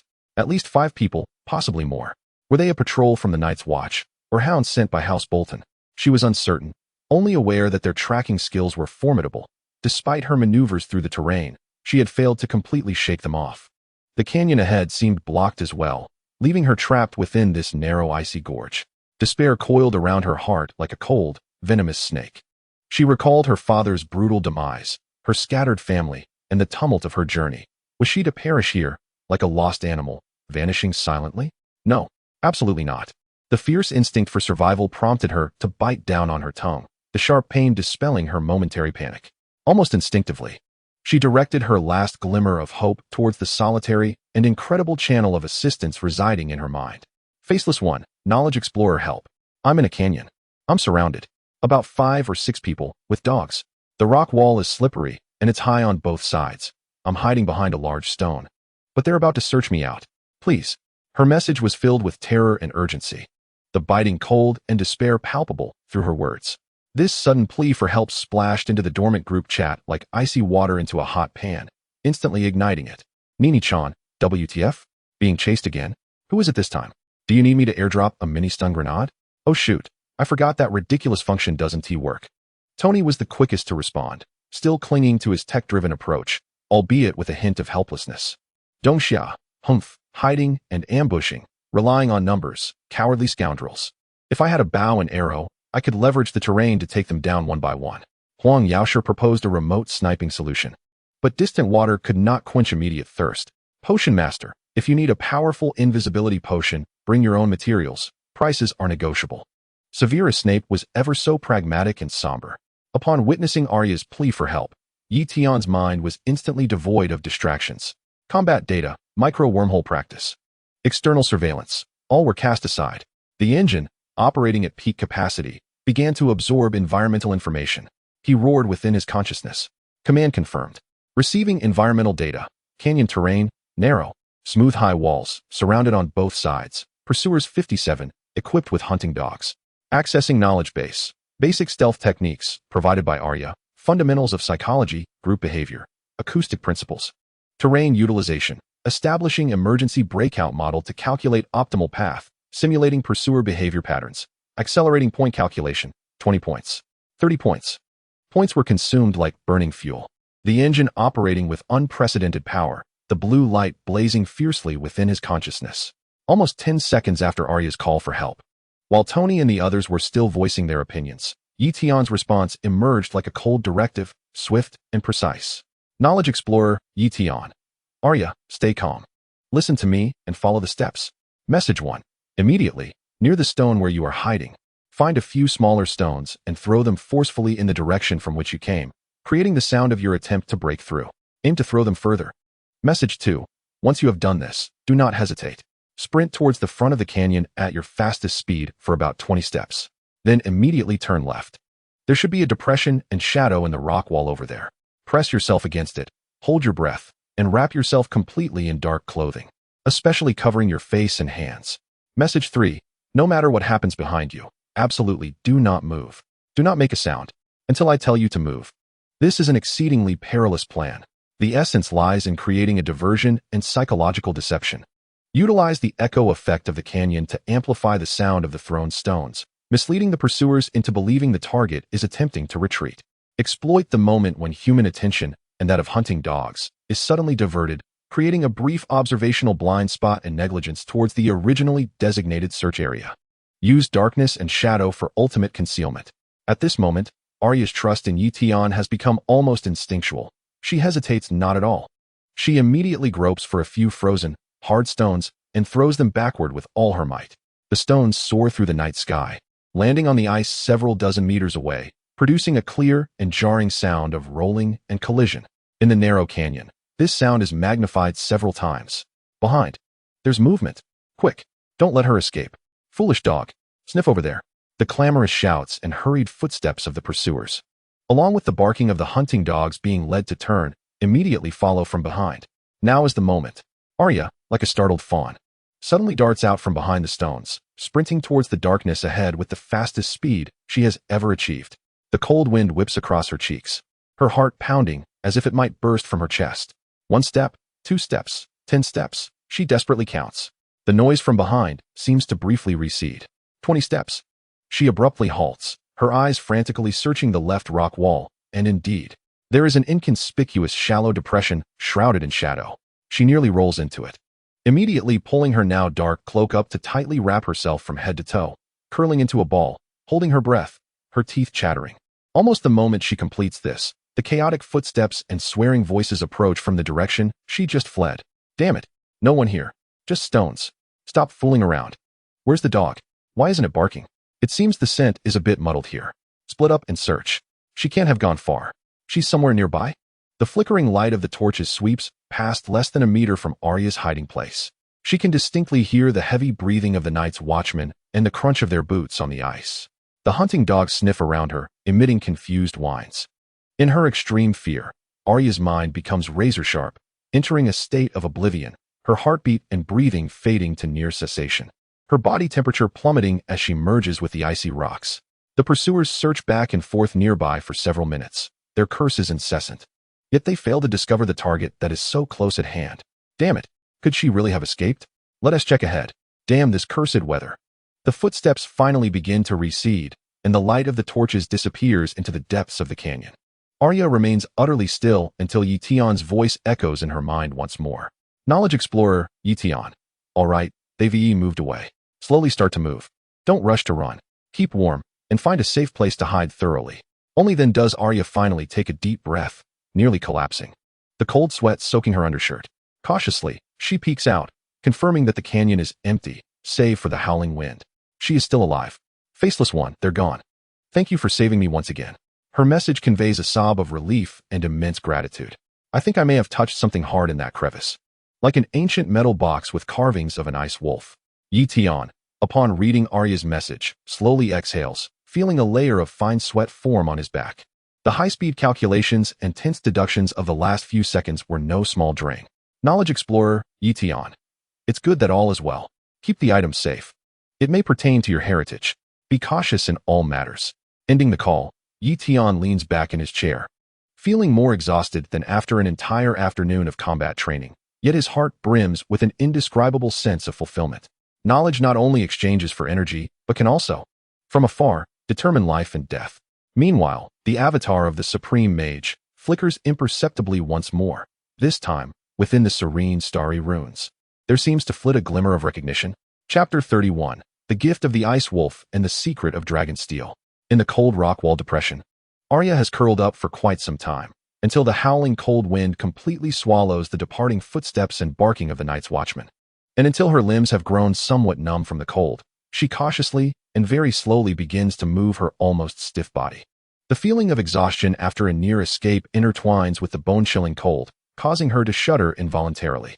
Yet an unprecedented sense of security envelopes her, not stemming from this humble hiding place, but from the calm and reliable voice in her mind.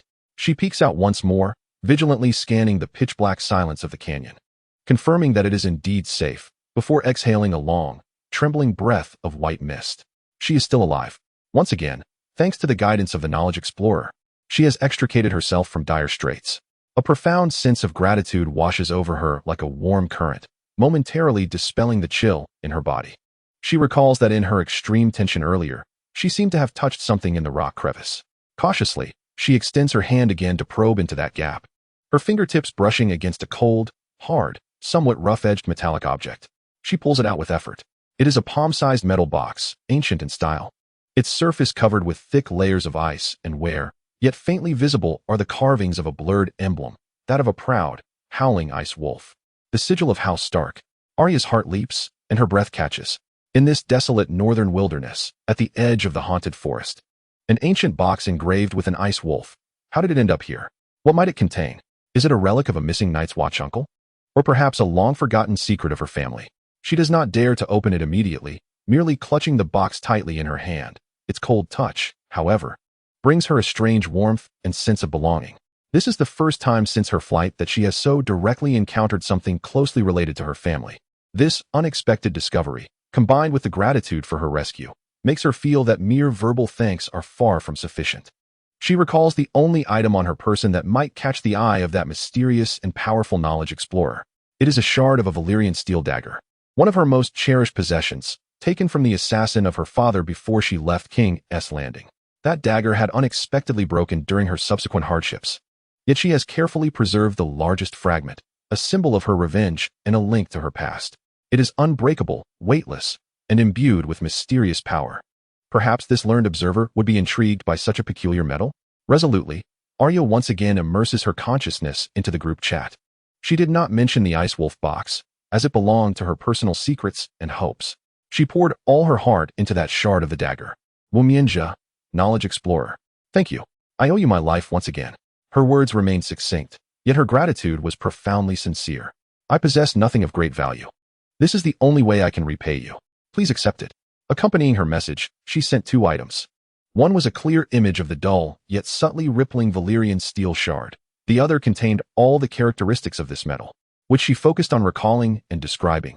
Exceptionally light, unimaginably hard, seemingly capable of retaining a blade's sharpness forever, and occasionally exuding a faint chill when held.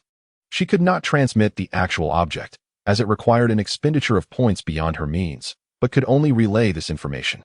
Tian had just emerged from the fatigue of high-speed computations when he saw Ailea's gratitude and shook his head slightly. His assistance was not sought for repayment. However, upon seeing the image and feeling the information that accompanied it, his gaze instantly froze. Even across the infinite barriers of time and space, merely through the image and description, the damaged engine within him emitted an unprecedented, almost euphoric hum, receiving high-dimensional energy residual material information. Material analysis, unknown alloy structure, containing extremely stable and efficient energy conduction properties. Physical properties, extremely low density, exceptionally high strength, molecular structure remarkably stable, nearly indestructible. Energy properties, exhibiting excellent energy affinity and guidance, with minimal resistance to various forms of energy, including but not limited to dark energy, biological energy, elemental energy. Estimated loss rate below 0.00001. Suspected to be a naturally occurring superconductive material. Value assessment, extremely high. Can serve as a core component for high-end energy weapons, a substrate for ultra-precision energy circuits, and a potential catalyst for the repair of the engine's core. Information has been deeply recorded. Strongly recommended to acquire a sample from the remains. A cascade of information washed over Tian's consciousness like a waterfall, its evaluation far surpassing any previous knowledge acquisition. Even when analyzing Snape's potion formulas, the engine had never been so agitated. Valyrian steel? What kind of divine material is this? Low density, high strength, and nearly zero loss in energy conduction. This is truly the ideal material combining science fiction and fantasy. Tian's heart raced wildly. He instantly grasped the immense value of this shard. It was not merely a fragment of a divine weapon. It could also be a key that unlocks higher-level energy applications and even accelerates the engine's repair. Ailea's seemingly trivial return gift likely exceeded her own imagination and far surpassed all of Tian's previous gains. He took a deep breath, suppressing his excitement, and responded in the calmest tone possible. Knowledge explorer, Tian. This item is quite intriguing. Its material properties have inspired me as well. I shall accept this token of gratitude. Ailea Stark, your intentions are known to me. He accepted this generous gift with poise, formally addressing her by her full name for the first time, as a sign of respect for her return gift. The road ahead is perilous. Make good use of this box, for it may aid you in seeking a glimmer of opportunity. Take care. He did not directly mention the box, but subtly acknowledged it, recognizing and blessing her additional gain. Womienja, yes, I will. You must also be cautious. Ailea seemed to breathe a sigh of relief, yet felt a strange stir upon hearing her full name. After ending the call, Tian immediately concentrated all his awareness on the information regarding Valyrian steel recorded by the engine. Deeply analyze the alloy structure information. Attempt to reverse engineer its possible preparation process. Calculate its enhancement in energy conduction efficiency for micro-wormhole manipulation. Assess its feasibility as a substrate for rule encoding. Command confirmed. Deep analysis requires a substantial expenditure of points and computational power. Points, 5,080. Analysis difficulty is extremely high. Only partial theoretical models can be obtained. Preliminary deduction. If a physical sample can be acquired, its properties may optimize the design blueprint for biological spirit-armored suits, significantly enhancing energy utilization efficiency and defensive strength. Points rapidly dwindled, yet Tian paid no heed. Excitement shimmered in his eyes, originally intending to enhance combat power in anticipation of potential conflicts. He unexpectedly acquired information on a strategically significant material that could influence long-term development. The crises of the present still loomed. Yet the path to the future seemed clearer and broader thanks to this distant shard of dragon steel. He glanced out at the heavy night sky, feeling the blood within him pulse with warmth. Valyrian steel, he committed this name to memory. One day, he would obtain it, in its true, tangible form. Chapter 32, Dragon Steel Analysis, the Energy Thoroughfare and the Golden Memory. The information transmitted by Ilea fell like a deep-water bomb into the calm, though tumultuous beneath the surface, lake of Yi Tian's heart. The image of the dull Valyrian steel shard, along with its accompanying description, held a value far beyond his initial expectations. He scarcely paused, immediately immersing himself in the depths of his being, locking his consciousness onto the engine core, which remained in a state of slight exhilaration from receiving the new information. Engine. Highest priority task. Deeply analyze all information regarding the Valyrian steel shard. No regard for point expenditure. I must uncover all its secrets. Yi Tian issued an unprecedentedly resolute command. He sensed that this might be the greatest opportunity since gaining access to the chat group, second only to the engine itself. Command confirmed. Task priority. Highest. Beginning deep analysis of Valyrian steel information fragment. Constructing material structure simulation model. Importing energy conduction parameters. Reverse engineering preparation environment. Point expenditure acceleration. 100 points. 200 points. Points plummeted like a flood unleashed from a dam, depleting at a rate far exceeding that of analyzing Snape's potion formulas or deriving combat tactics. The blue light at the engine core burned with an unprecedented brightness, the slowly rotating shattered geometries emitting subtle tremors, reaching an astonishing computational load. Yet, the speed of feedback information emergence became exceedingly slow, viscous. No longer the previous torrent of refreshing data, but rather a trickle seeping laboriously from a deep underground spring. Analysis progress, 01. Detected an exceptionally stable SPD hybrid bond network infused with unknown high-dimensional energy markings. Analysis progress, 05. Energy conductivity simulation results, nearly perfect. Average loss rate for known energy forms, dark energy, biological energy, elemental energy, below 0. 0.00001. Theoretical superconducting critical temperature far exceeds current cognitive limits. Yi Tian held his breath, watching the slowly pulsating progress and the occasional words that trickled out, his heart surging with tumultuous waves. Superconductivity. Moreover, it was comprehensive. Across all temperature ranges. What does this imply? It means energy transmission within it incurs almost no loss.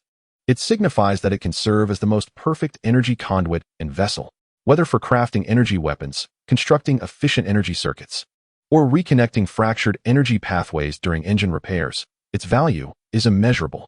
Yet, this seemed merely the beginning. The analysis progressed at an excruciatingly slow pace. Points continued to burn away. Analysis progress, 12. Detected that the material exhibits a faint yet definite energy memory effect. Phenomenon description.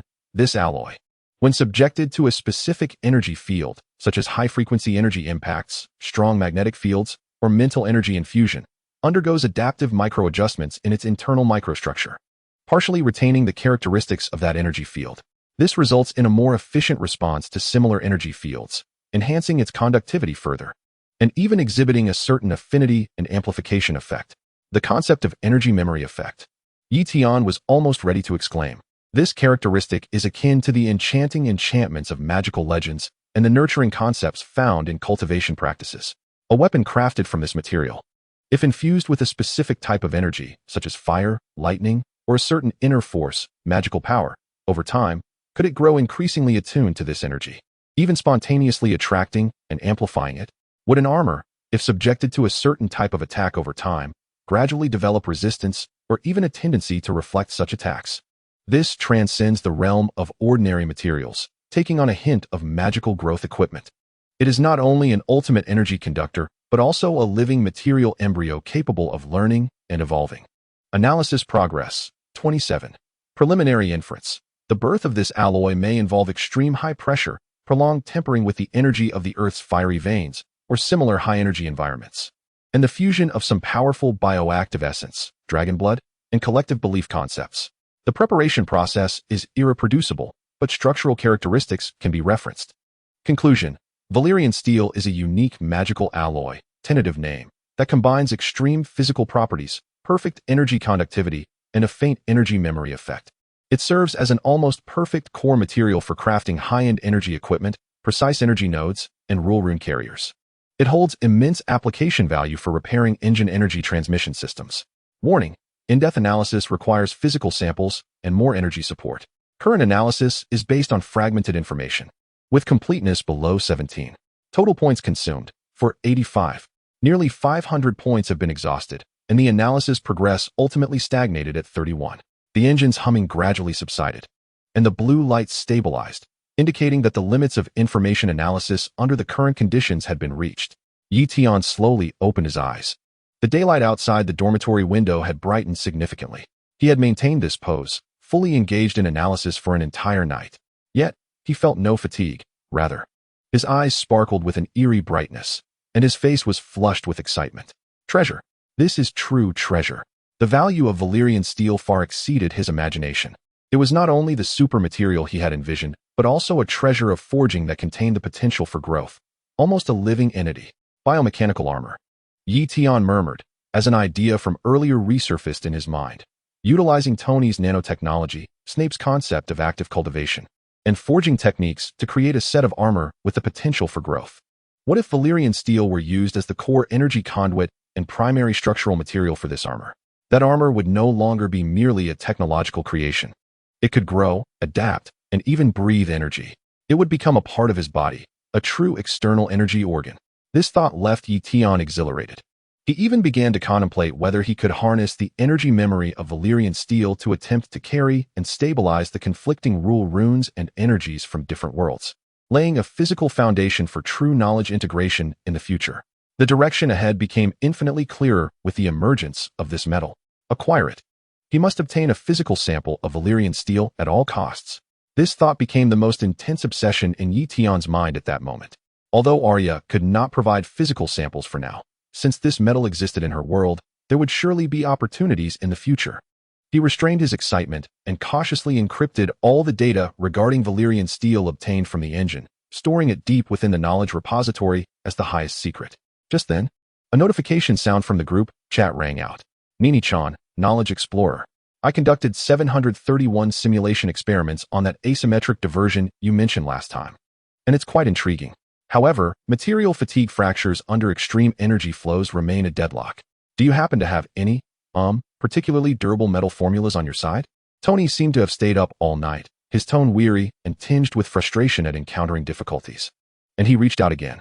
Tian looked at Tony's message and thought about the particularly durable Valyrian steel in the knowledge repository, which also possessed energy superconductivity and memory functions. A mysterious smile crept onto his lips. Knowledge Explorer, Tian. A particularly durable metal with excellent energy conductivity? I happen to know a thing or two. It is called Valyrian steel. However, the method of its preparation has long been lost. It requires dragon flame tempering and blood sacrifice to forge, which cannot be easily replicated by human effort. He said this half-truthfully, satisfying Tony's inquiry while elevating his own prestige, simultaneously shutting down any possibility of Tony requesting the formula or samples. Indeed, Tony fell silent once again. Clearly, the answer involving dragon flame tempering and blood sacrifice surpassed the technological capabilities of Stark Industries. Tian chuckled, feeling immensely content. Valyrian steel had become the most crucial piece in his future blueprint. Chapter 33. The spark of urban warfare. The exhilaration from acquiring information about Valyrian steel continued to envelop Tian.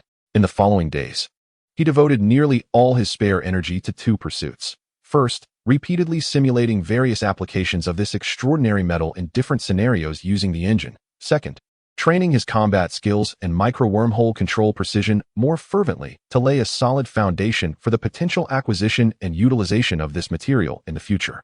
The steady enhancement of his abilities and a clear plan for the future alleviated the urgency he felt due to external scrutiny, and as he walked through the campus, he unconsciously radiated confidence and composure. However, he overlooked the reality that some troubles do not vanish due to neglect. Rather, they may seek him out in response to his changes. One evening, as Tian emerged from the library, intending to take a shortcut through the relatively secluded alley at the back of the school to a small shop he frequented for noodles. The remnants of the setting sun cast long shadows in the alley, flanked by tall walls that rendered it somewhat eerie. He had not walked far into the alley when he paused slightly. Ahead, 4 or 5 figures were either leaning or standing in the middle of the alley, effectively blocking his path.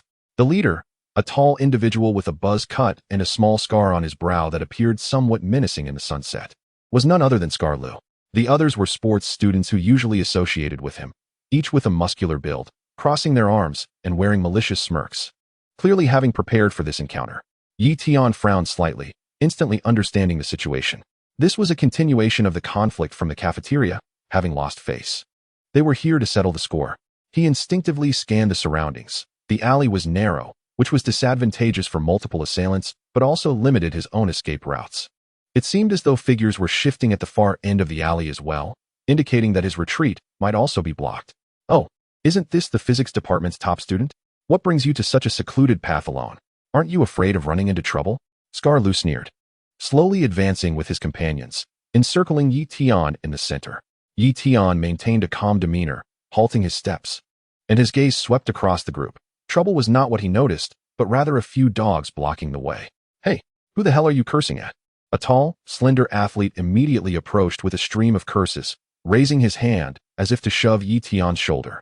With a cold glint in his eyes, Yi Tian remained steadfast, his shoulder merely sinking slightly, causing the other to miss his aim. He coldly remarked, "Good dogs don't block the way." Furious, the lanky individual felt humiliated and shouted, "You dare to dodge." This time, instead of a shove, he launched a direct punch aimed at Yi Tian's face. The punch, propelled by anger, carried a fierce momentum, leaving no room for retreat. In that instant, the confrontation escalated dramatically.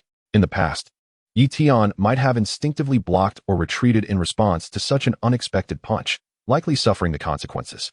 However, after undergoing engine enhancement and systematic combat training, his reflexes, dynamic vision, and bodily control had far surpassed that of an ordinary person. In his view, the opponent's furious punch was not particularly swift, its trajectory clear, and due to excessive force, his stance was unsteady, revealing numerous openings. There was no need to employ any extraordinary strength or engine assistance. At the very moment the fist was about to connect, Yi Tian moved. His motion was swift and ghostly. He merely tilted his head slightly, narrowly evading the punch. Simultaneously, his right hand darted out like a striking serpent, seizing the opponent's wrist just before he could retract it, pulling it back effortlessly. With a subtle yet effective trip of his left foot, he sent the lanky athlete tumbling forward. Ouch! The slender athlete felt an overwhelming force surge through his wrist, causing him to lose control of his balance. The momentum of his forward charge, combined with Yi Tian's pull and the trip, sent him sprawling, landing hard on the ground, sliding a short distance and grimacing in pain. The entire sequence unfolded in the blink of an eye. It was clean and decisive, without any hesitation. No one even grasped the specifics of how Yi Tian achieved it. It appeared as though he merely swayed, and his comrade had flown out and fallen on his own. Scarred Liu and the other athletes were momentarily stunned, their mocking smiles frozen in disbelief. When had this fellow become so formidable?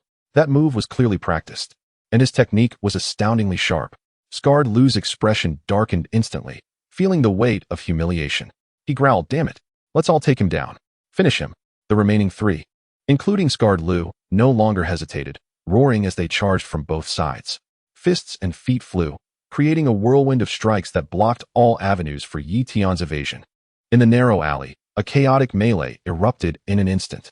Yi Tian's gaze was as sharp as a hawk's, and although the engine had not actively triggered superfrequency calculations, his enhanced dynamic vision and neural reflexes allowed him to clearly perceive each opponent's movements. He maneuvered like a fish in water, deftly evading powerful, clear punches with his arms while skillfully sidestepping treacherous kicks. His counterattacks were astute and ruthless, exploiting the brief openings left by missed strikes, delivering sharp, powerful elbow jabs to the ribs or sweeping kicks to the sides of their supporting knees. Each contact was accompanied by grunts of pain or cries of agony. He expertly controlled his force, ensuring his opponents felt excruciating pain without sustaining severe injuries, keeping the conflict within the bounds of a mere brawl and preventing the situation from escalating further. In just a few seconds, two more athletes fell to the ground, clutching their stomachs or legs, groaning in defeat. Only Scarred Liu and the largest of the group remained, both astonished and enraged, gazing at Yi Tian as if he were an entirely different person, their eyes filled with trepidation. This guy was no mere student. His skills surpassed those of professional fighters outside the school.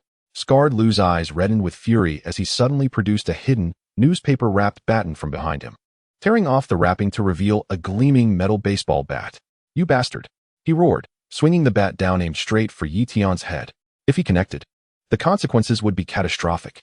Meanwhile, the burly man attempted to seize Yi Tian from behind, aiming to restrict his movements. The crisis escalated in an instant. Yi Tian's pupils constricted. Should he employ a micro-wormhole to instantly transport the bat away or use it to distract them? No, the energy fluctuations could be detected. Using superhuman strength to resist? The risks were too great. It could easily lead to fatal consequences. In that fleeting moment, Tian made a decision. Just as the baseball bat swooped down, he sank his body low as if devoid of bones, narrowly avoiding the strike. Feeling the rush of air from the bat's descent tousle his hair. At the same time, he propelled himself upward, his right leg snapping back like a scorpion's tail, landing a precise kick to the brawny man's shin bone. Crack! The sickening sound echoed, accompanied by the man's anguished scream as his leg clearly fractured, sending him collapsing backward. Meanwhile, scarred Liu, having missed his swing, leaned forward in an unguarded stance. Tian's eyes flashed with cold light, no longer holding back. Like a compressed spring, he sprang into action, delivering a short-range punch infused with all his strength, enhanced by the engine, striking Scarred Liu's unprotected abdomen with tremendous force. Gasp! Scarred Liu's eyes bulged in shock as he bent over, resembling a cooked shrimp, the bat slipping from his grasp and clattering to the ground. The contents of his stomach surged forth, a mix of bile and food, as the intense pain rendered him voiceless, collapsing to the ground, convulsing. In the blink of an eye, the once menacing five lay sprawled on the ground, groaning, screaming, and retching. Tian stood firm, slowly retracting his fists, his breath slightly hurried. Yet his gaze remained icy. He surveyed the fallen figures, as if looking down upon a pack of wretched creatures. The alley echoed only with painful groans and heavy breaths. The real conflict had reached a temporary conclusion, marked by his overwhelming dominance. Yet, he knew that trouble might just be beginning. Dalba Liu found himself momentarily disoriented, his target vanished, replaced by a pair of chilling, piercing eyes mere inches away. Before he could react, a sharp pang seized his stomach. This was not a mere collision. It was an explosive impact, brief yet acute, as if it could penetrate flesh and reach the very depths of his innards. The optimized short-range strike concentrated all its force into a singular point, detonating instantaneously. The indescribable agony drained every ounce of strength and breath from Dalba Liu. His eyes bulged, and he expelled a foul mixture of bile and remnants of his last meal, collapsing to the ground as if his spine had been wrenched from his body. Curled up in agony, unable to even moan, only emitting gasps, his body writhing in violent spasms. From evading to executing a decisive blow, the entire sequence unfolded in a dizzying blur, lasting less than half a second. By this time, the lanky individual who had initially tripped was just beginning to rise, while another, felled by an elbow strike, clutched his abdomen, attempting to stand. What they beheld was akin to a war deity, having swiftly incapacitated their two strongest members. While their comrade lay on the ground, howling and convulsing, fear gripped them instantaneously. Tian slowly turned, his icy gaze sweeping over the remaining two. His breathing remained steady, yet his eyes gleamed with a sharpness akin to a drawn blade, exuding an aura of someone who had endured life and death struggles. As the two men felt the weight of his stare, they were plunged into an icy dread, their fleeting courage dissipating in an instant. The lanky one instinctively took a step back, voice trembling. "Don't come any closer." Tian paid no heed to their bluster. With a swift pivot, he lunged forward. His speed was not particularly exaggerated, yet his movements were eerily unpredictable, akin to a specter drawing near to the lanky man. Startled, the lanky fellow let out a shriek and flailed a punch. Tian merely raised a hand, deftly deflecting his wrist, while his other hand, fingers poised like a blade, struck a nerve cluster beneath the man's armpit with lightning speed. The lanky man's arm was engulfed in an instant of searing pain, akin to an electric shock, and he crumpled to the ground, temporarily incapacitated. The last remaining individual, witnessing this, utterly surrendered his will to resist and attempted to flee. But Tian would not allow him such an escape. With a powerful push, he closed the distance in 2 strides, delivering a precise low sweep that struck the ankle of his supporting leg. The man lost his balance, crashing forward, his chin striking the cold ground with a resounding thud. His vision fading to black as he nearly lost consciousness. From the beginning of the altercation to its abrupt conclusion, barely a minute had passed. The once formidable 5 athletes now lay sprawled on the ground, groaning, vomiting, convulsing, and in varying states of unconsciousness, each one devoid of the will to fight. The narrow alley echoed only with pained whimpers and heavy breaths. Tian stood in the midst, gradually regulating his breathing. He attuned himself to his internal state. His energy remained stable, with no signs of having utilized any supernatural abilities. Everything that had transpired was purely the result of his enhanced physical capabilities and inhuman combat skills. He had exercised restraint in his actions. Dalba Liu had suffered a severe blow to the stomach, but had not sustained any ruptures. He would endure pain for a time. The burly man had fractured his calf bone and would require a cast, and time to recuperate. The others primarily experienced temporary incapacitation or intense pain from joint and nerve strikes, without any permanent damage. Tian's intent was to impart sufficient lesson to deter them from provoking him again, while ensuring the incident remained within the bounds of a student brawl, thus avoiding excessive scrutiny from official authorities. He surveyed the fallen figures around him with a cold disdain, as if regarding refuse. Without uttering a word, he straightened his slightly disheveled attire and walked past Davavu, who lay moaning on the ground, disappearing into the shadows at the far end of the alley as the sun set. It was only after he had departed for some time that the others dared to emit slightly louder groans, exchanging fearful glances at one another's plight. They could not comprehend how a seemingly unassuming physics student could transform into such a formidable force. Meanwhile, at the entrance of the alley, an inconspicuous security camera disguised as an old lamp flickered its red indicator light momentarily, capturing the entirety of the brief yet lopsided conflict. The data silently streamed into the city's security network, awaiting a fate that might never be scrutinized, or perhaps be retrieved by a specific department at any given moment. Unbeknownst to Tian, the camera's presence did not deter his subconscious caution, which restrained his impulse to utilize supernatural powers and moderated the intensity of his strikes. This time, he resolved the matter relying solely on the capabilities inherent to humanity. However, a storm often begins from the smallest of disturbances. His displayed combat prowess, far exceeding that of an ordinary student, might itself be considered an anomaly. Chapter 35. Tagging, low-level anomaly in a certain part of the city.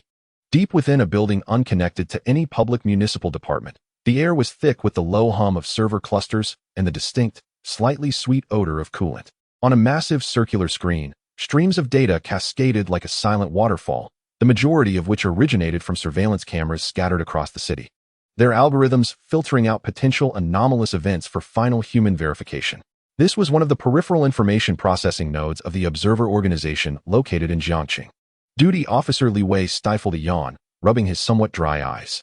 Night shifts were always long and tedious, with most of the time spent addressing algorithmic false alarms triggered by blurred motion from passing stray cats, the odd antics of inebriated individuals, or brief signal disruptions in certain areas. Genuine anomalous events might not surface even once every few months. He absent-mindedly clicked on a recently flagged item for review. Source: University Town Area, camera number B7 in the back alley. Event type: physical altercation. Tag reason: motion pattern recognition anomaly, exceeding standard human biomechanics model thresholds. Another student brawl, he muttered, opening the video playback. In such areas, young people often had tempers, and brawls were not uncommon. The algorithm sometimes misjudged the actions of students who had trained in sports or martial arts as anomalies. The video began to play. In the dimly lit alley, illuminated by the fading sunlight, 5 robust young men, evidently athletes, surrounded a comparatively slender male. TSK, outnumbering the weak. Li Wei shook his head in disdain, but did not pay it much mind. However, the next several seconds erased his lazy demeanor, compelling him to sit upright, his eyes widening in disbelief. Facing the lanky assailant, the slender male merely sidestepped slightly, deftly manipulating the wrist while executing an incredibly subtle trip. His movements were so fluid that they instantly sent the attacker sprawling. The speed of his reaction, the finesse of his strikes, the timing he exhibited, none of it resembled that of an ordinary student. Immediately following, in the face of the remaining 4, including one armed with a club, the boy's performance was nothing short of terrifying. This was not a street brawl of thuggish punches. It resembled a meticulously choreographed, highly efficient exhibition of lethal violence. Every evasion was executed with pinpoint accuracy, as if he had foreseen the trajectory of each attack. Every counterstrike targeted the body's most vulnerable, painful spots. Yet without inflicting permanent harm, his movements flowed seamlessly without a hint of hesitation or excess, exhibiting a chilling calmness. Especially the nearly impossible evasion of the last combination of the stick strike and the behind-the-back throw, the ghostly entrance, and that instant strike that rendered the burly man incapacitated. Li Wei instinctively paused the video, magnifying the frame of that final strike, watching it in slow motion. The moment the boy's fist made contact with the opponent's abdomen, the subtle yet distinctly clear wave of muscular contraction in his arm was evident, as if all his power was compressed and then explosively released in an instant. Such an effect was not attainable through ordinary combat skills. His breath quickened. This was not a mere street fight. Something was amiss. He immediately accessed other data recorded by the cameras, but found no significant energy fluctuations or abnormal environmental readings. Yet, this normality, combined with the extraordinary agility displayed, felt increasingly eerie. Li Wei swiftly operated the system to retrieve information on the target. Name: Yi Tian. Age: 20. Identity: third-year student at Jiangxing University. Department of Physics. Previous records: no martial arts training records, no criminal record, simple social connections.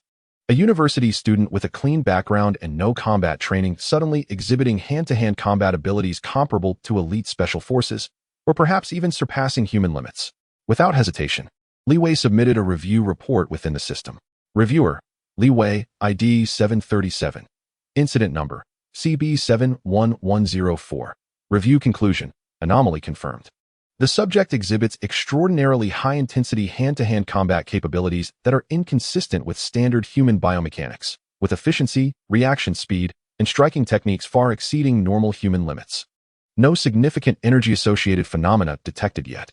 Preliminary assessment: suspected low-tier body enhancement anomaly, type BS. Manifestation characteristics include enhancement of pure physical functions and neural reflexes. Source of enhancement unknown. Recommendation: elevate observation level to watch. Include in routine monitoring list.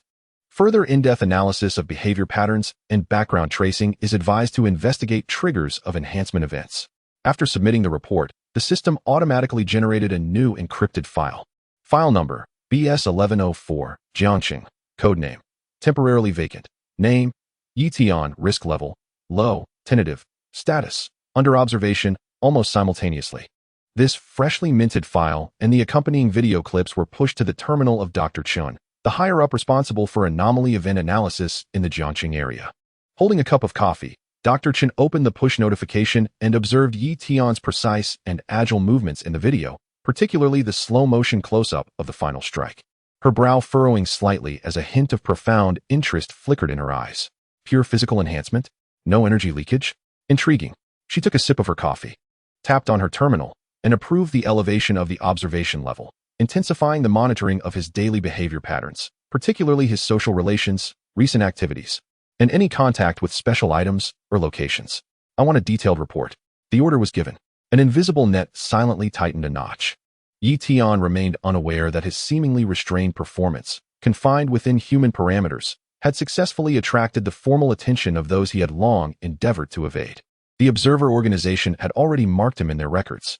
Beneath the calm surface of campus life, dark currents began to surge.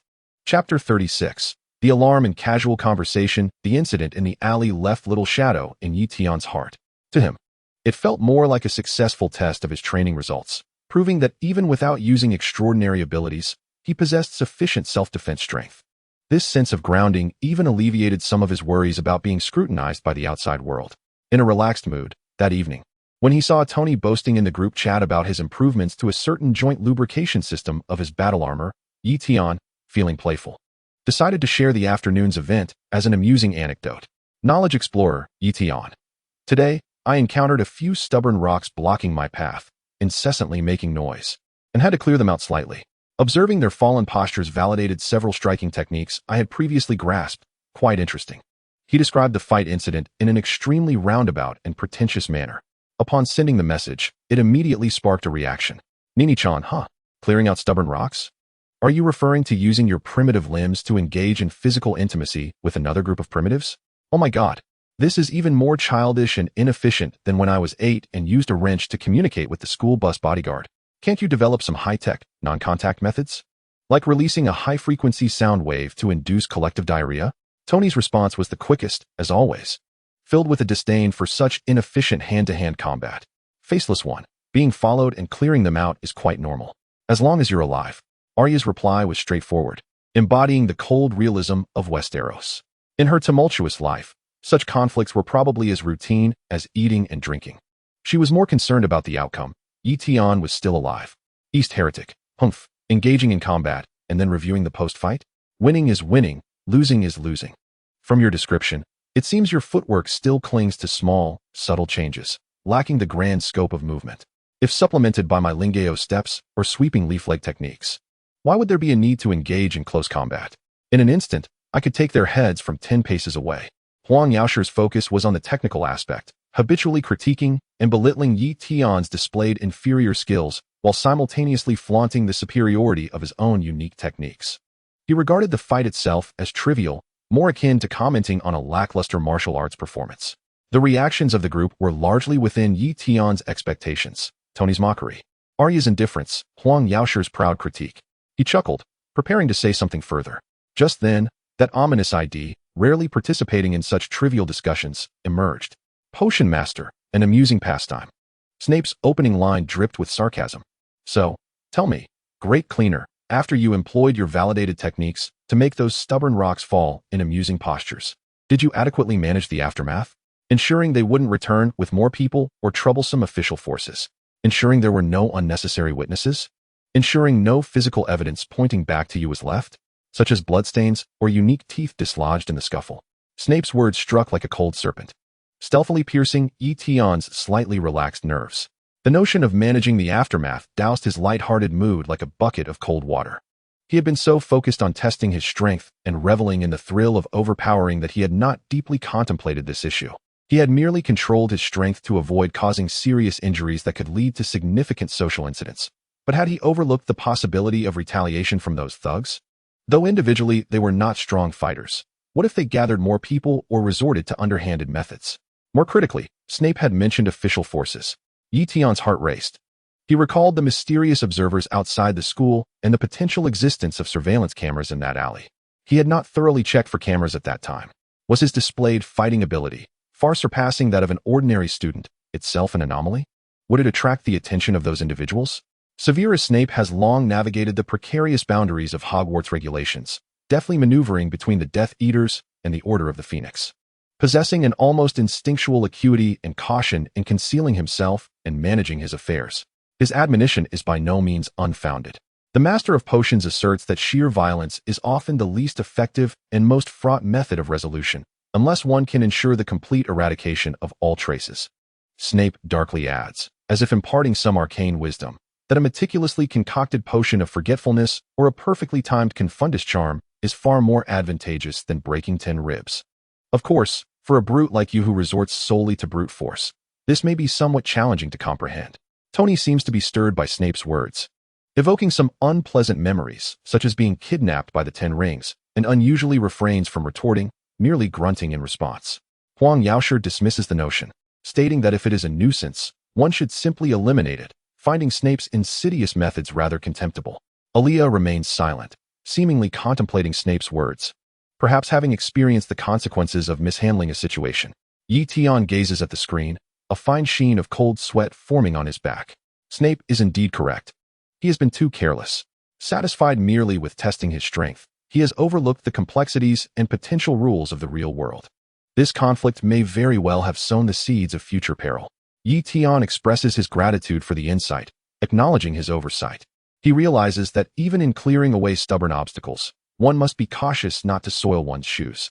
He must not allow himself to be complacent any longer. It is imperative to ascertain whether that alley is under surveillance. He must be more vigilant in his daily conduct, maintaining a low profile to avoid further conflicts. He must expedite the acquisition of means to conceal himself. What had initially seemed a light-hearted display of bravado within the group has, with a single pointed reminder from Snape, transformed into a clarion call of caution.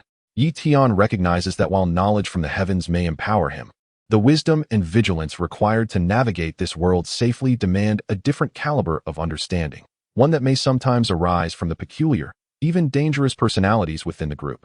Chapter 37. A cleanse of data layers. Snape's chilling reminder reverberates like a persistent alarm, thoroughly dispelling any remnants of complacency that had arisen from Yi Tian's easy victory. He realizes that the conflict he deemed a mere test may have, in fact, left a dangerous trace in the real world. The term surveillance echoes incessantly in his mind. It is essential to verify, to act. He promptly returns to that alley, appearing to pass by casually while concentrating intently, activating his optimized insightful eye to meticulously scan the entrance and surrounding area. A faint blue aura glimmers in his vision. Fragmentary information filtering in.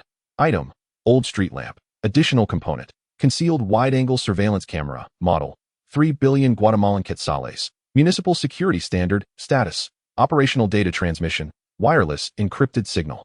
Frequency band. Warning: weak passive energy scan traces detected associated with this device. Indeed, there is a camera.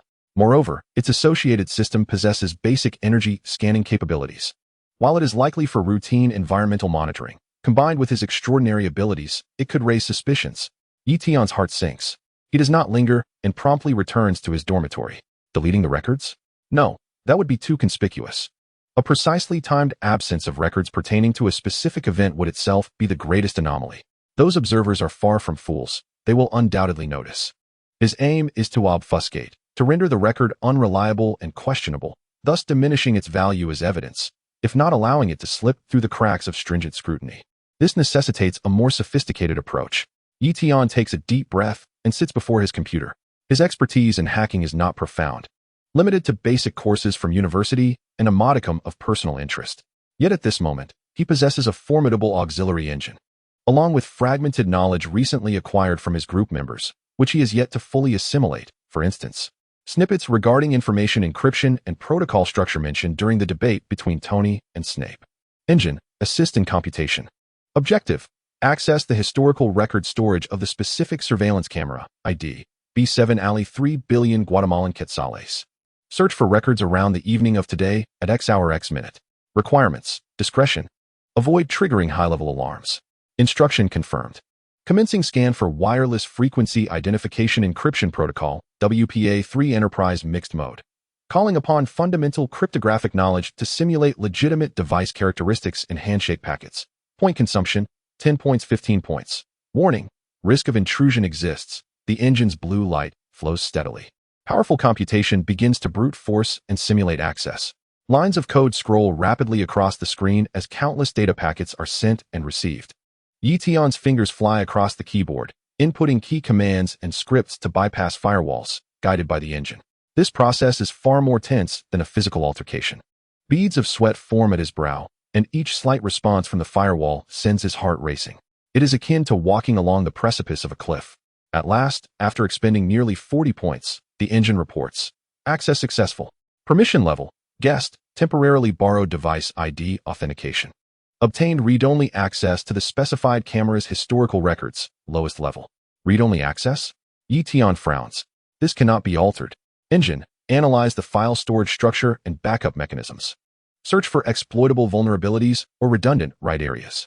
Analysis indicates the file system employs log-based write delays and cache redundancy. Theoretically viable solution, unable to directly delete or modify the source file.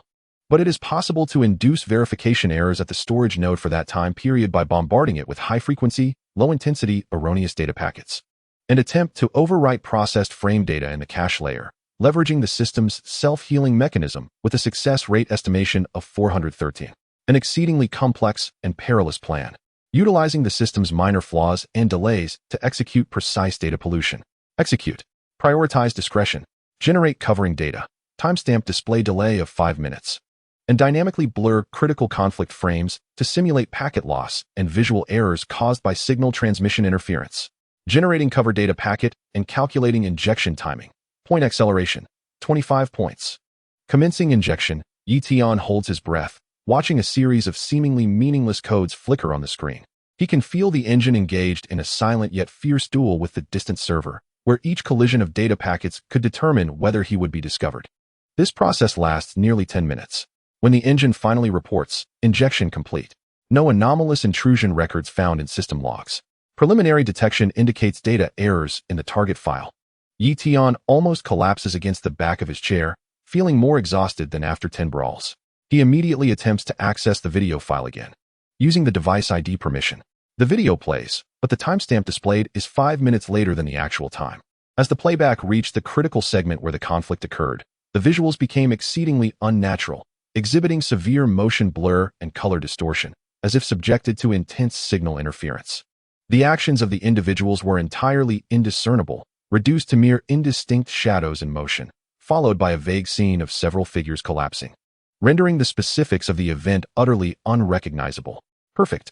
This appears entirely akin to a common video recording error caused by outdated equipment or signal issues.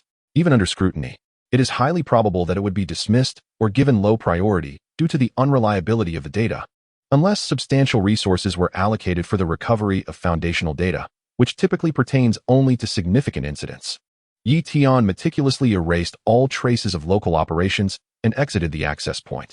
He successfully transformed a potentially incriminating anomaly record into a dubious piece of malfunctioning data, significantly diminished in value. This experience profoundly enlightened him to the reality that troubles in the real world often necessitate tangible means for resolution. Superpowers are not omnipotent. Knowledge and wisdom hold equal importance at different levels.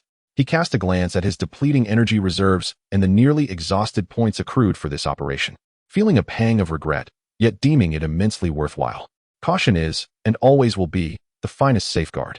However, unbeknownst to him, while he was engaged in data manipulation, a deeply concealed log entry regarding a brief data verification anomaly at node B7 had been recorded within the municipal security system, marked as extremely low priority, awaiting routine inspection.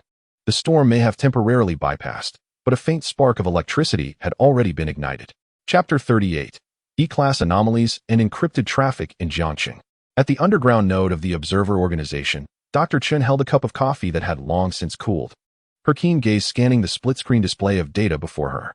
On one side was the anomaly event report submitted by Duty Officer Li Wei concerning Tian, BS 1104, accompanied by a summary of the original surveillance video, which recorded Tian's astonishing prowess but was initially flagged by the algorithm.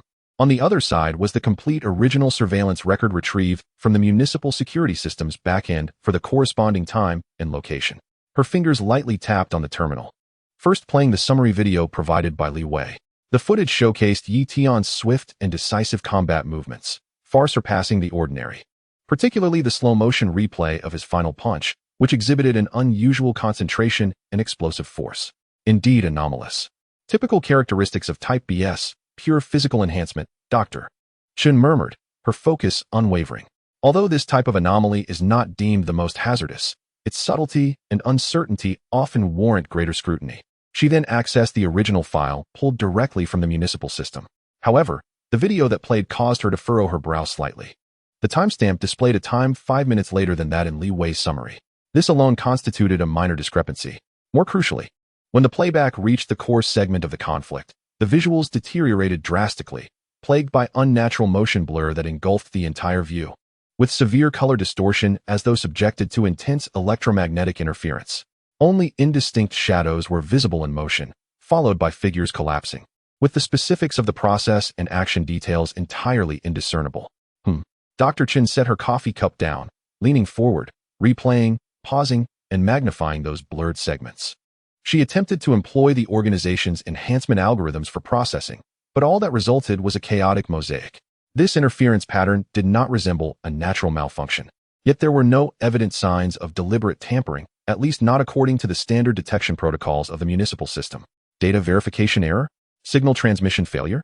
She pondered, retrieving the log records from the camera's backend. Indeed, she discovered a low-priority data verification anomaly recorded almost simultaneously, which the system automatically classified as a suspected temporary hardware failure or signal interference. She then compared Li Wei's summary video with the original file. It became apparent that the summary video was a fragment captured from a real-time stream, unverified by complete write checks, while the original file was the version that had undergone final writing and verification by the system. Cache streams are typically more immediate, but may lack completeness. Final files are more stable, but can contain erroneous data post-system self-repair. The situation grew increasingly enigmatic. Was it that the camera experienced a rare malfunction at that precise moment, leading to a corrupted final record, while Li Wei fortuitously, or perhaps unfortunately, captured the last clear cache image before the failure? Or was there some force that skillfully and covertly contaminated the final data, cleverly disguising it as a malfunction?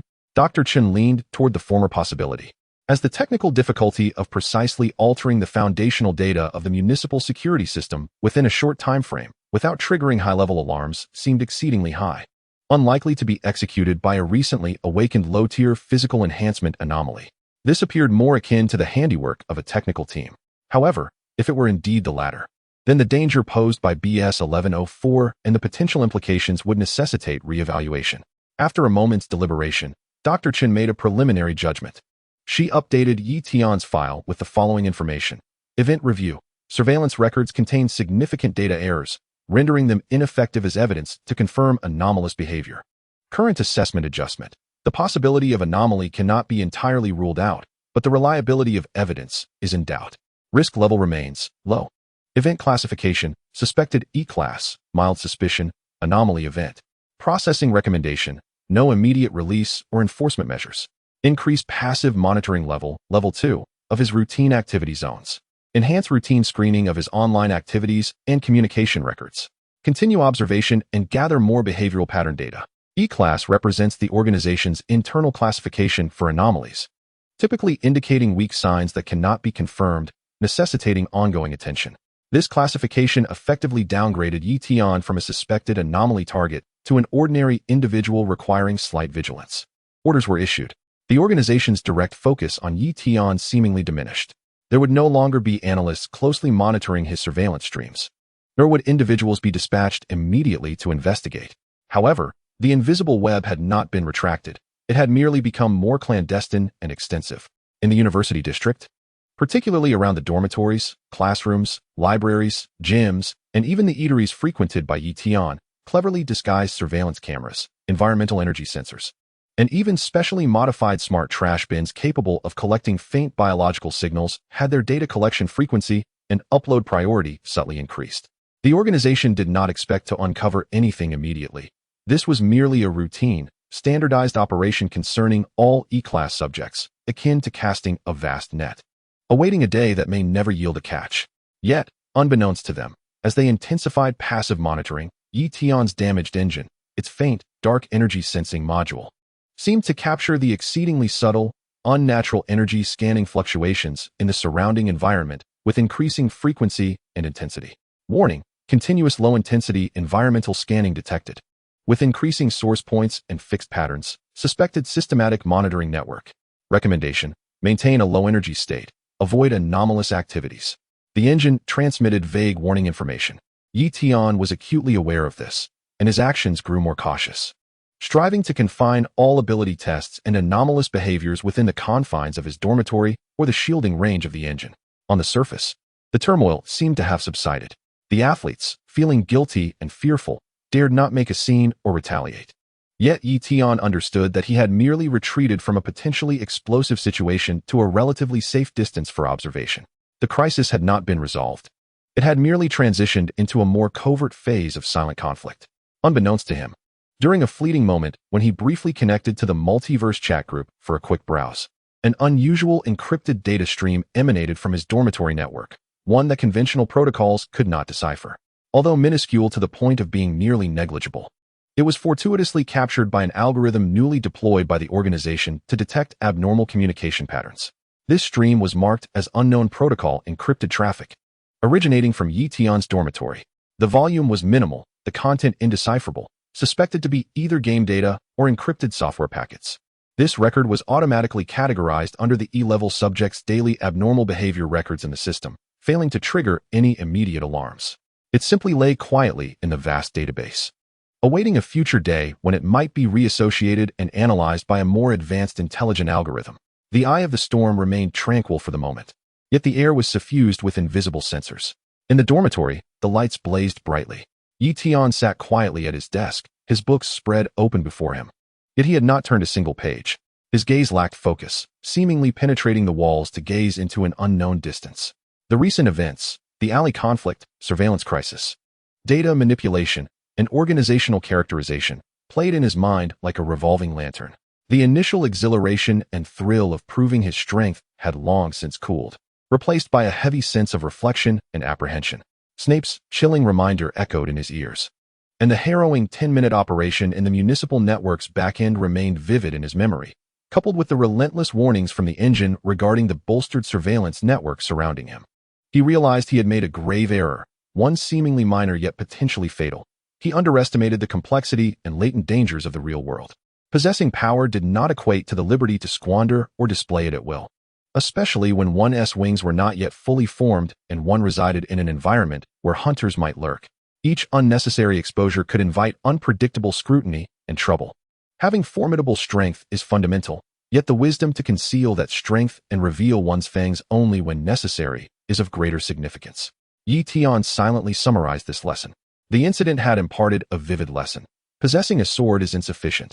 One must also have a sheath, and even learn how to make adversaries overlook the sword's existence. It is never too late to mend the fold. He must glean lessons from this event and wreck hard his course ahead. His consciousness delved within, where the engine core, stabilized at an energy level of 1037, spun quietly, its blue light serene, yet seemingly imbued with endless yearning. It was the foundation of everything, the key to ascending to higher realms. The primary priority remained to accelerate the acquisition of knowledge and repair the engine. Tian clarified his core objective. Each repair of the engine brought comprehensive enhancements: faster parsing speed, stronger computational support, more stable energy supply, and the unlocking of more potent functions. Only with a stronger engine could he learn more swiftly, secure himself more effectively, and acquire resources more efficiently. The Multiverse chat group was a wellspring of knowledge. He must utilize it more efficiently, engage in deeper exchanges with his peers, and even guide them to provide the knowledge he urgently needed. Next, his thoughts turned to immediate needs. He must create or obtain equipment or means that could effectively conceal his energy fluctuations and even his physical presence. This notion crystallized vividly in his mind. The energy memory and perfect conductivity of Valyrian steel emerged in his thoughts, undoubtedly an excellent material choice. Yet it could not quench his immediate thirst. At this stage, he required a solution that could be rapidly formed and provide basic protection. Engine, access the knowledge base, and devise a feasible plan for a low-spec concealment talisman or energy fluctuation suppressor based on currently accessible resources, modern materials, characteristics of low magic materials, basic rune circuit knowledge. Requirements. Materials should be readily available, the production process executable in the current environment, and the effect should at least evade existing level environmental scans. Command confirmed. Initiating derivation using basic runes, GUI, energy circuits, Tony, and material substitutions, Snape, knowledge fragments. Generating plan. Micro-energy scattering talisman, required materials. High-purity silver copper wire. Specific frequency resonant crystal can be substituted with piezoelectric ceramics. Trace amounts of wave-absorbing materials. Estimated effect. Can slightly interfere with and scatter low-intensity energy fluctuations emitted, reducing the probability of capture by specific frequency detectors by about 30 to 45. Cannot defend against active high-precision detection. Production difficulty, moderate. Requires precise microsculpting and energy guidance techniques. A preliminary plan emerged. Although the effect was limited and could not defend against powerful detection, it was at least a starting point that could offer the most basic concealment. Tian recorded it and added it to his list of near-term tasks. Lastly, and perhaps most importantly, was the rectification of his behavioral principles. He must exercise greater caution in utilizing his abilities. He admonished himself, unless necessary, refrain from employing any abilities that might cause energy fluctuations in the real world, micro-wormholes, active ocular insights, energy emissions, etc. Combat skills could serve as a visible facade, yet they must remain within the bounds of a prodigious combat student to avoid exhibiting crushing, unreasonable prowess. All extraordinary tests and practices should be transferred to the realm of consciousness, relying on the engine's simulations. In summary, the short-term plan crystallized into clarity and pragmatism. 1. Core drive. Relentlessly absorb knowledge from the multiverse, prioritize engine repairs, and enhance foundational computational power and energy levels. 2. Immediate protection. Rapidly create a micro-energy scattering talisman to obtain the most basic concealment ability against routine monitoring. 3. Behavioral constraints. Exercise utmost caution, conceal one's strength, and endeavor to operate under the guise of an ordinary person, hiding all anomalous behaviors in the unseen. Having worked through these thoughts, the restlessness and apprehension in Tian's heart gradually transformed into a steady resolve. The sense of crisis had not dissipated, but had transformed into a driving force propelling him forward. He once again directed his gaze toward the chat interface in his mind. Observing the avatars from various realms, his mindset had shifted significantly. They were not merely providers of knowledge. They were the sole sources of resources he required to forge his sheath and hone his blade. Each interaction with them needed to be more purposeful and strategic. He took a deep breath and began actively filtering information, contemplating his next target for exchange or assistance. Should he inquire with Tony regarding scientific approaches to energy shielding materials? Or seek GUI's counsel on the most fundamental concealment runes? Or perhaps obtain from Snape some potion formulas that could obscure the perceptions of ordinary individuals? The road ahead remained fraught with thorns, yet the objective was now clear. Conceal one's strength, bide time for opportunity. When the day comes to unsheath the blade, it will surely create a cataclysmic shock. A sharp glint flashed in Tian's eyes as he gently tapped on the virtual interface, sending a thoughtfully crafted private chat request to one of his group friends. Knowledge Explorer, Tian. Recently, I require the crafting of a small device to obscure my presence and avoid prying eyes. However, the materials at hand are limited, and the principles differ slightly from what I previously understood. You, who are well-versed and knowledgeable, might possess insights into such techniques or the characteristics of the necessary materials that could aid me. He presents his request for a small device to evade unwanted attention, appearing casual and in line with his identity as a traveler, thus concealing his precarious situation. Upon this announcement, it indeed stirred ripples akin to a stone cast upon a tranquil lake. The group members exhibited considerable interest in this topic of concealment and evasion. The first to respond was Nini-chan, who exclaimed, concealing oneself? That's quite simple. Stark Industries has a ready-made optical camouflage project. Though it's an early version, it enables visual invisibility against specific backgrounds without any hassle. All you need are miniature cameras, fiber optic fabric, and a complex set of real-time image processing algorithms. Of course, you would also require a micro-arc reactor for power. Tony, as always, promoted his technological solution, yet the equipment mentioned was evidently beyond Yi Tian's reach, particularly the arc reactor. Following closely, Potion Master interjected ominously, a poor visual trick. True mastery of concealment allows one's existence to be instinctively overlooked. A carefully concocted oblivion potion, applied to the collar or wrist, emits minuscule scent molecules that can directly influence the judgment of surrounding sentient beings, causing them to subconsciously classify you as an inconsequential background object. The materials required include moonstone powder, essence of sleep beans, and a chameleon's tongue. Snape's proposal leaned more towards psychological aspects and alchemical magic, with equally rare and peculiar materials. Eastern Evil scoffed at this, stating, "Humph, mere side paths, reliant on external objects. On Peach Blossom Island, we possess a technique known as tortoise breathing skill, which, when perfected, can seal all pores, making one's internal breath as enduring as a tortoise, with body temperature indistinguishable from the environment, rendering even mastiffs incapable of scenting you. Coupled with the techniques of Chiman Duanjia, utilizing the terrain to obscure one's form. That is the true path." Huang Yaosher extolled his own cultivation and skills, though this required time to master, not yielding immediate results. Even Faceless One rarely chimed in. Hiding does not necessitate an abundance of paraphernalia. Shadows are the best companions. Silence is key. Move slowly, breathe lightly. Don dark, soft clothing, and avoid making eye contact. Arya shared her most straightforward, yet tried-and-true stealth experience. Though basic, her words encapsulated the essence. The group chat became lively, with ideas clashing, technology, potions, techniques, and practical skills, which greatly broadened Yi Tian's horizons. He swiftly perused the suggestions while directing the engine to record and analyze each proposal. Proposal 1, Stark Optical Camouflage. Advantages, strong visual invisibility. Disadvantages, high energy consumption, complex technology, requires specific energy sources, vulnerable to non-optical detection methods. Proposal 2, Snape Oblivion Potion. Advantages, affects perception, broad range effect. Disadvantages, rare materials, complex preparation, limited duration, potentially ineffective against certain races. Proposal 3, Huang Yaosher Tortoise Breathing Skill and Chiman Duanjia. Advantages, no consumption, sustainable. Disadvantages, requires long-term practice, not effective for immediate concealment, reliant on environment. Proposal 4, Arya Basic Stealth Techniques. Advantages, no additional requirements. Usable anytime and anywhere. Disadvantages, limited effectiveness, incapable of countering technological or magical detection. Each proposal possessed its strengths and fatal flaws, none offering an immediate solution. However, Yi Tian sought not ready-made answers, but rather concepts and fragments of knowledge.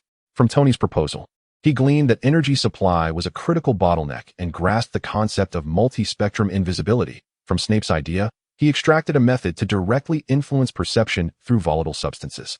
From Huang Yaosher's approach, he borrowed the essence of controlling one's vital signs and utilizing the environment. And from Arya, he reinforced the fundamental aspects of diminishing presence. These fragmented pieces of knowledge surged into the engine, colliding and merging with his existing knowledge of modern materials science, basic energy theories, and the properties of Valyrian steel, integrating multifaceted concealment proposal data, attempting to deduce a low-power, more universally applicable concealment solution, simulating alternatives using the existing materials database. Progress, 1537. The blue light of the engine reawakened, engaging in unprecedented and creatively charged computations. striving to amalgamate diverse insights into a viable new path. Tian refrained from interrupting the engine's calculations as he observed the group engaging in fervent debates over which method was superior. A peculiar sentiment welled within him. These beings from disparate worlds, who might never meet, were at this moment unreservedly, or rather, within the bounds of non-course secrets, contributing their wisdom towards a common dilemma. This perhaps epitomized the true essence of the multiverse knowledge-sharing community. Just then, the avatar of Supreme Mage, adorned with celestial runes and seldom participating in such discussions, flickered momentarily. She did not speak, but quietly uploaded an exceedingly brief, complex three-dimensional rune image composed of countless minute light points, the structure of which constantly underwent subtle transformations. As if breathing, continuously deconstructing and reorganizing the surrounding light. There was no name, no explanation, just a silent, suspended presence. Tian's gaze was instantly captivated.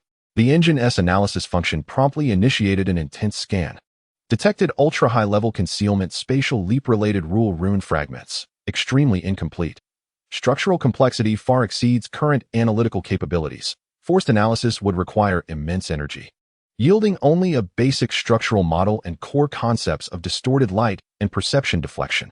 Although incapable of comprehending its entirety, Tian instantly recognized that this might be a hint from Gu-yi, a direction whose value far surpassed the cumulative discussions prior.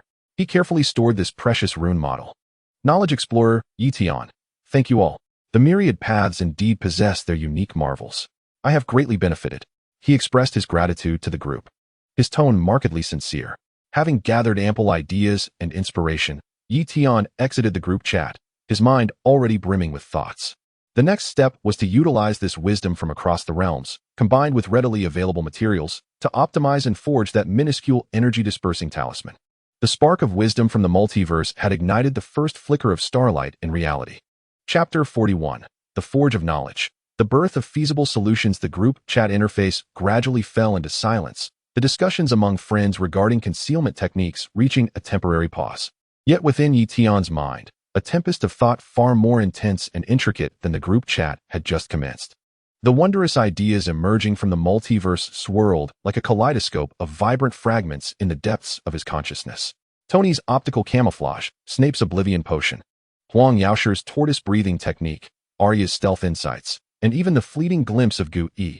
Each path pointed toward a distinctly different direction, each imbued with the unique wisdom of its respective world.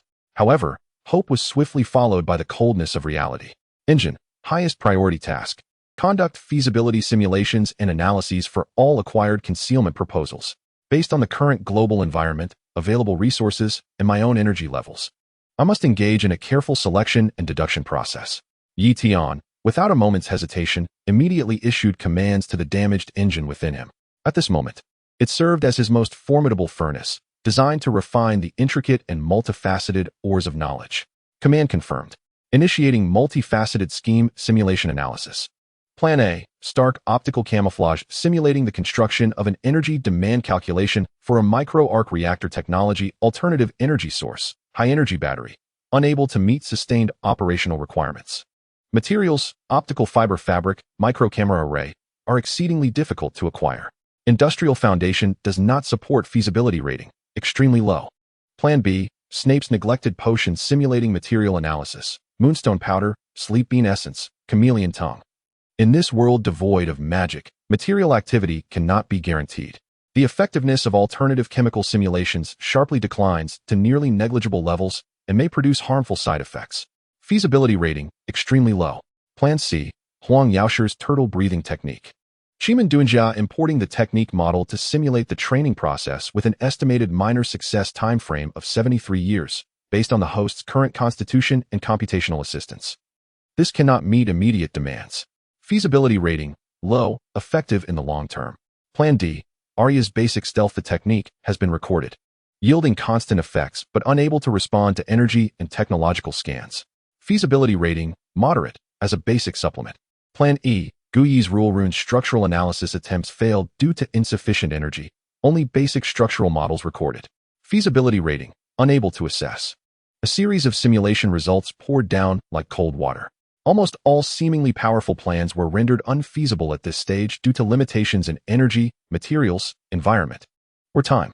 A vast repository of knowledge lay tantalizingly close yet appeared to be separated by an insurmountable glass wall, inducing a sense of frustration. Is there truly no solution? Tian took a deep breath, forcing himself to calm down. He must not aim too high, but instead remain grounded. The engine's computational power should not merely be used for negation, but rather for creation. Change the strategy. Engine, cease overall scheme simulation. Shift to a deep dissection of the core principles of all plans. Extract their underlying logic and concepts to be referenced. Disregard their specific implementation forms. He immediately adjusted his mindset. Command confirmed. Switching analysis mode. Principle dissection and concept extraction. Dissecting. Extracted from Plan A. Stark multispectral stealth concept. Energy-driven core bottleneck. Extracted from Plan B. Snape direct interference perception concept, guiding thoughts through volatile substances. Extracted from Plan C. Huang Yaoshe convergence of personal life signals. Utilizing the environment for concealment and the natural affinity of jade and similar materials for energy resonance and guidance. Extracted from Plan D. Arya guidelines for reducing presence. Extracted from Plan E. GUI distortion of rules towards a higher direction, currently unavailable. Concept fragments are being integrated and cross-paired.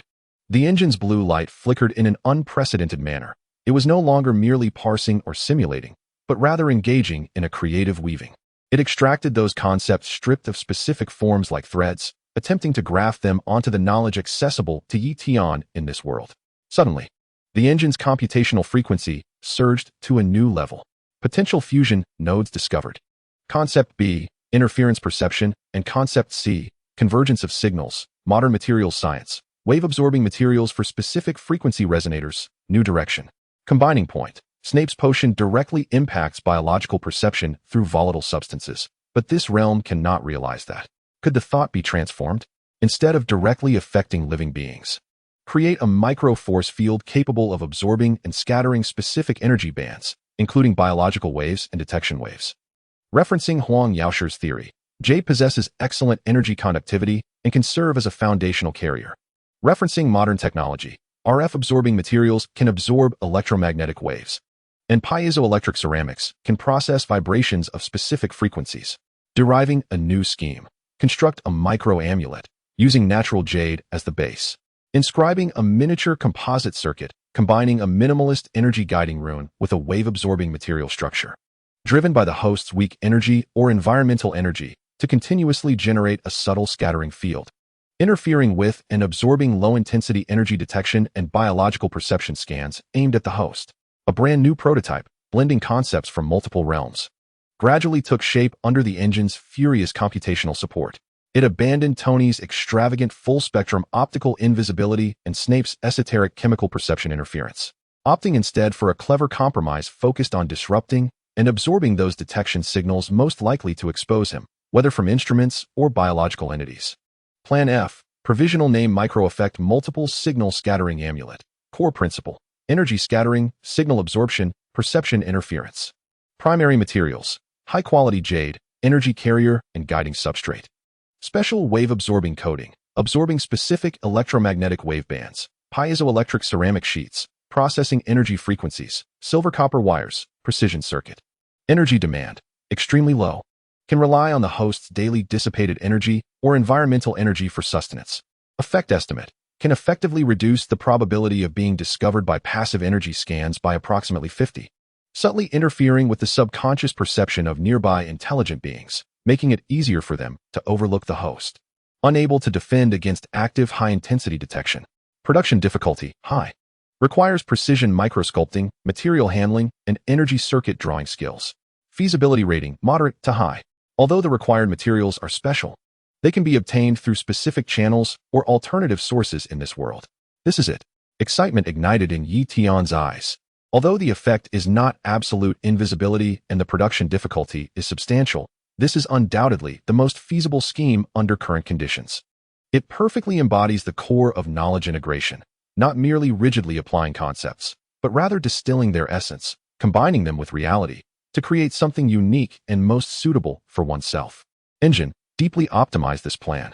Generate a detailed material list, structural blueprints, and energy circuit engraving guidelines. Tian suppressed his excitement and promptly issued the subsequent commands.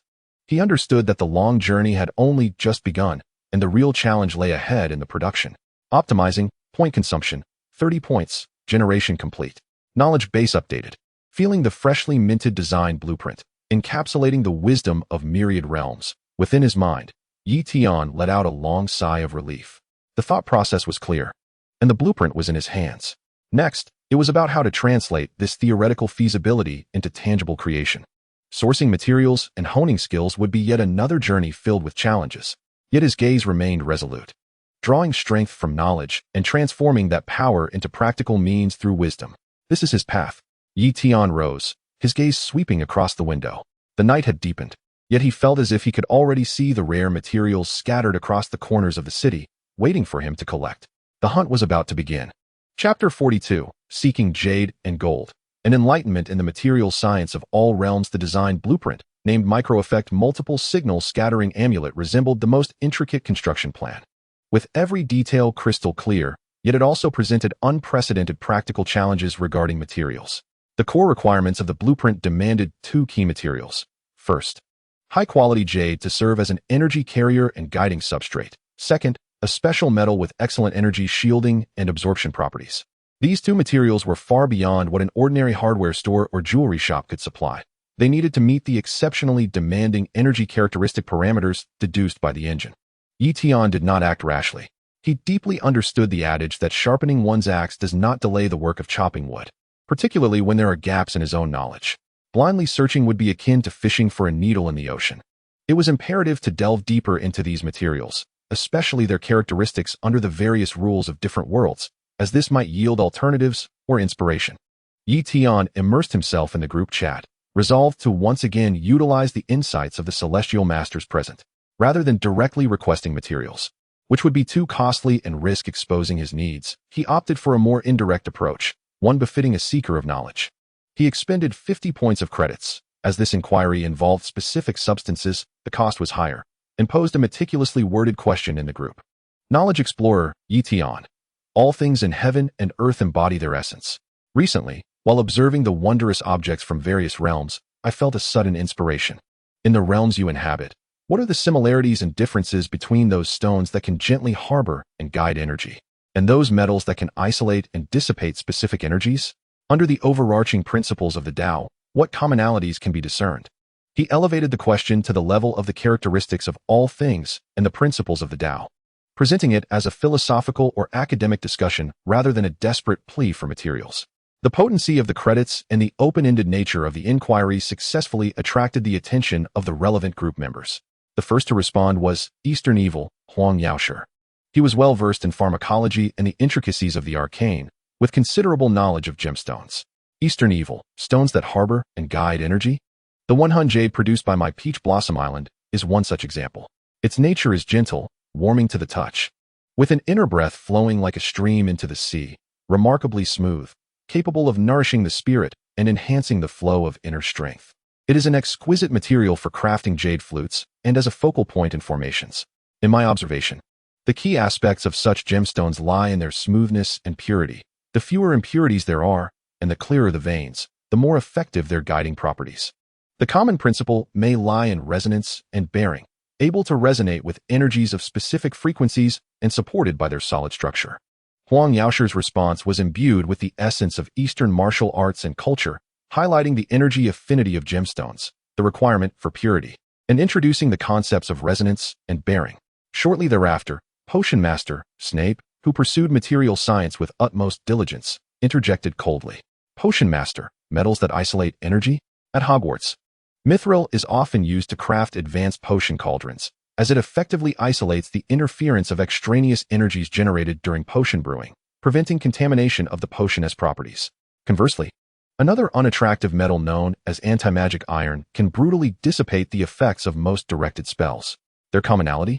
Perhaps it lies in a certain inertness or exclusivity of their molecular structure, rejecting interaction with specific forms of energy.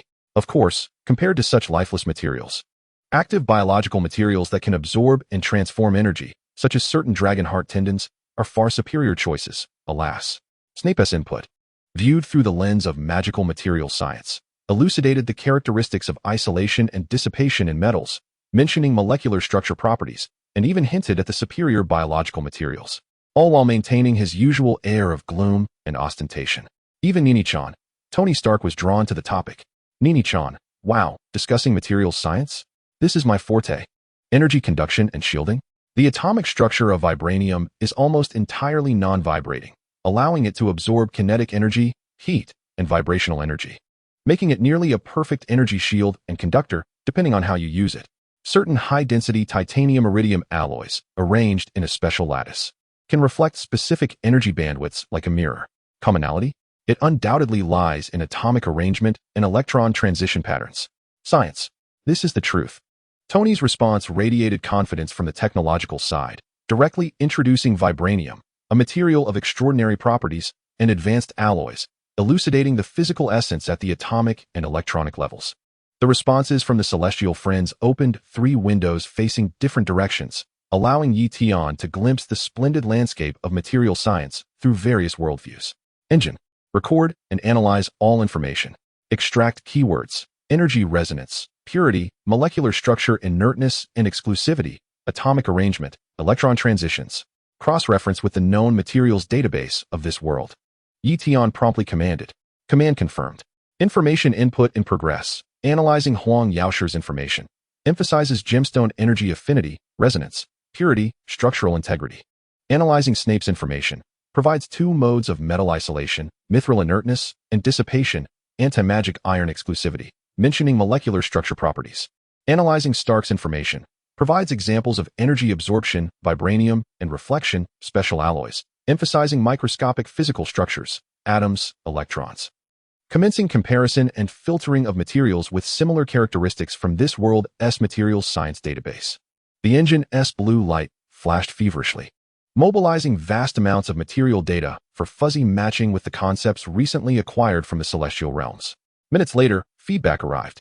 Gemstone section, based on energy resonance, high purity, and structural density requirements, filtering common types of gemstones in this world. Recommendation: high-quality Hitian jade, soft jade, premium jadeite, hard jade, specific textures of Shoyin jade. Especially favored are seed materials, which have been refined by river water over time, resulting in a more delicate and warm structure, theoretically superior energy affinity. Metal section, based on energy shielding absorption, microscopic structure inertness and specificity requirements, filtering. Recommendation 1. High magnetic permeability alloys, such as POM alloy. Certain new types of amorphous metals, metallic glass, which exhibit excellent absorption and shielding effectiveness against electromagnetic waves, similar to Snape's isolation and Stark's absorption concepts. Recommendation 2. High-purity lead plates, traditional nuclear radiation shielding material, but with a singular effect against various energy forms, similar to a lower-end version of Snape's dissipation. Recommendation 3. Special common absorbing materials used in microwave anechoic chambers, such as polyurethane foam soaked in carbon powder, non-metallic but specifically effective. Technological alternative. With direction now clear, Yi Tian felt a surge of joy. The insights provided by his celestial friends had successfully narrowed the scope of his search from aimless wandering to purposeful pursuit. Hitian jade seed material? Jadeite. These might be found in antique markets or high-end jewelry stores, but discerning quality would be essential, and the prices would be steep. POM alloy? Amorphous metals? These would require seeking specialized industrial material suppliers or laboratory surplus. Absorbing materials? Relatively easier to find, yet combining them with gemstones would necessitate craftsmanship. With his objectives firmly established, Yi Tian immediately commenced his actions. He first directed his attention to the internet and the antique market in his city. For several consecutive days, whenever he had a spare moment, he immersed himself in various jade forums, material science databases, and industrial procurement websites. Utilizing his insightful eye's subtle perception to assist in filtering information, meticulously studying images, characteristics, and prices of various gemstones and alloys. He even visited the gym multiple times. Though this time his purpose was not training, but rather to casually engage with seemingly affluent individuals who might be acquainted with such items, subtly inquiring about relevant information. The process was tedious and monotonous, requiring immense patience. Yet Yi Tian relished in it. Each piece of information gleaned brought him one step closer to his goal. At last, in a reputable online materials laboratory store, he discovered a thin sample sheet with performance akin to POM alloy, priced reasonably. Simultaneously, in a local antique city's second-hand jade forum, he noted a post selling a familial heirloom, rich in oil and finely structured Hitian jade seed material, priced quite high. Yet the images indeed appeared to meet his specifications. The clues for the two core materials, gemstones and metals, had surfaced. Without a moment's hesitation, Tian promptly initiated contact with the sellers, preparing to secure these two crucial resources. The wheels of reality began to turn slowly in accordance with his will. The knowledge of the celestial realms was progressively transforming into tangible power within his grasp. Chapter 43. The Art of Concealment. True Hiddenness within the group chat. Sparked by Tian's inquiry regarding material properties, several friends expressed their diverse opinions, leading to a collision of thoughts from the realms of technology, magic, and martial arts. Tian, fully engrossed in driving the engine, diligently recorded, analyzed, and compared, striving to distill the essence of knowledge applicable to his world from the vast array of wisdom. Nini-chan, did you see that? Atomic arrangement. Electron transition. This is the ultimate answer. Whatever jade conduits or molecular inertia, it all must return to the most fundamental physical laws. Tony, reveling in his technological theories, spoke with an air of superiority. Master of potions, arrogance. Can the mysteries of life be merely explained by cold, unfeeling atoms? The activity of dragon heart tendons. Severus Snape retorted ominously, attempting to steer the conversation back to the realm of magical biology. East, evil. The greatest path is simplicity. All roads lead to the same destination. Yet, when it comes to the subtle control of energy and resonance with the cosmos, it is ultimately us practitioners who prevail. Huang Yaoshe sought to elevate the discussion, showcasing the superiority of his own path. Amidst this somewhat cacophonous atmosphere of self-proclaimed arguments, an avatar, Supreme Mage, remained silent, lingering at the bottom of the list like a backdrop of the starry sky. The arcane runes on it flickered ever so slightly, as if inadvertently illuminating. Without warning or preamble, a line of text, simple yet seemingly laden with profound significance, appeared clearly in the group chat interface. It was as if no one spoke to the void, merely stating an undeniable truth. Supreme Mage, true concealment lies in harmony with the environment, rather than in opposition. Upon the utterance of these words, a peculiar silence enveloped the chat interface. The previously flowing arguments abruptly ceased. Nini-chan, Tony's typing indicator vanished instantaneously. Master of potions, Severus's sardonic tone suddenly fell silent. East, evil. Huang Yaoshe's concluding remarks were abruptly interrupted. Faceless one. Arya Stark remained her usual silence. Yet there seemed to be a newfound focus. It felt as though an invisible, vast, and tranquil force swept through, quietly soothing all tumult and discord. The simplicity of the statement was striking, so uncomplicated it seemed unworthy of being a profound doctrine. Yet, it was also deeply profound, evoking an instinctual shock in formidable beings from disparate worlds and systems. Tony, who had spent a lifetime in combat, using increasingly resilient armor against projectiles and formidable energy against assaults, had always adhered to the philosophy of stronger shields and sharper spears. At this moment, his brow furrowed as he fixated on the phrase, his fingers unconsciously tapping on the workstation. He ignored Jarvis's warning about minor fluctuations in the arc reactor's output. Harmony, rather than opposition? The direction of upgrading energy field environmental simulations to optical camouflage? Goodness, this sounded almost biological. Severus was accustomed to concealment, using potions to obscure perception and magic to shroud his form, ultimately creating a barrier to isolate himself from the environment. His frail fingers tightened around a potion vial, a glint of obscure understanding flickering in his murky eyes. Harmony with the environment, like the most advanced illusions, or becoming a part of the environment itself. Huang Yaoshe pursued unity with nature, yet he primarily utilized the environment, leveraging terrain for formations and sound to disrupt foes. While he also valued compatibility, his approach remained primarily centered on guiding and utilizing the self. As he caressed the jade flute, gazing at the waves of Peach Blossom Island, he felt for the first time that he had perhaps not truly comprehended the profound meaning of unity. Harmony rather than opposition. Could it mean transforming one's essence into a breeze of Peach Blossom Island or a drop of water? Arya recalled the flea-ridden den in King's Landing, where the best concealment was not hiding in the darkest corner, but blending in with the surrounding weary and despairing populace, synchronizing breaths, possessing vacant expressions, becoming part of the backdrop. She seemed to grasp it somewhat, yet remained further perplexed, as this concept resonated with her instinctual survival skills, elevated to an unimaginable height.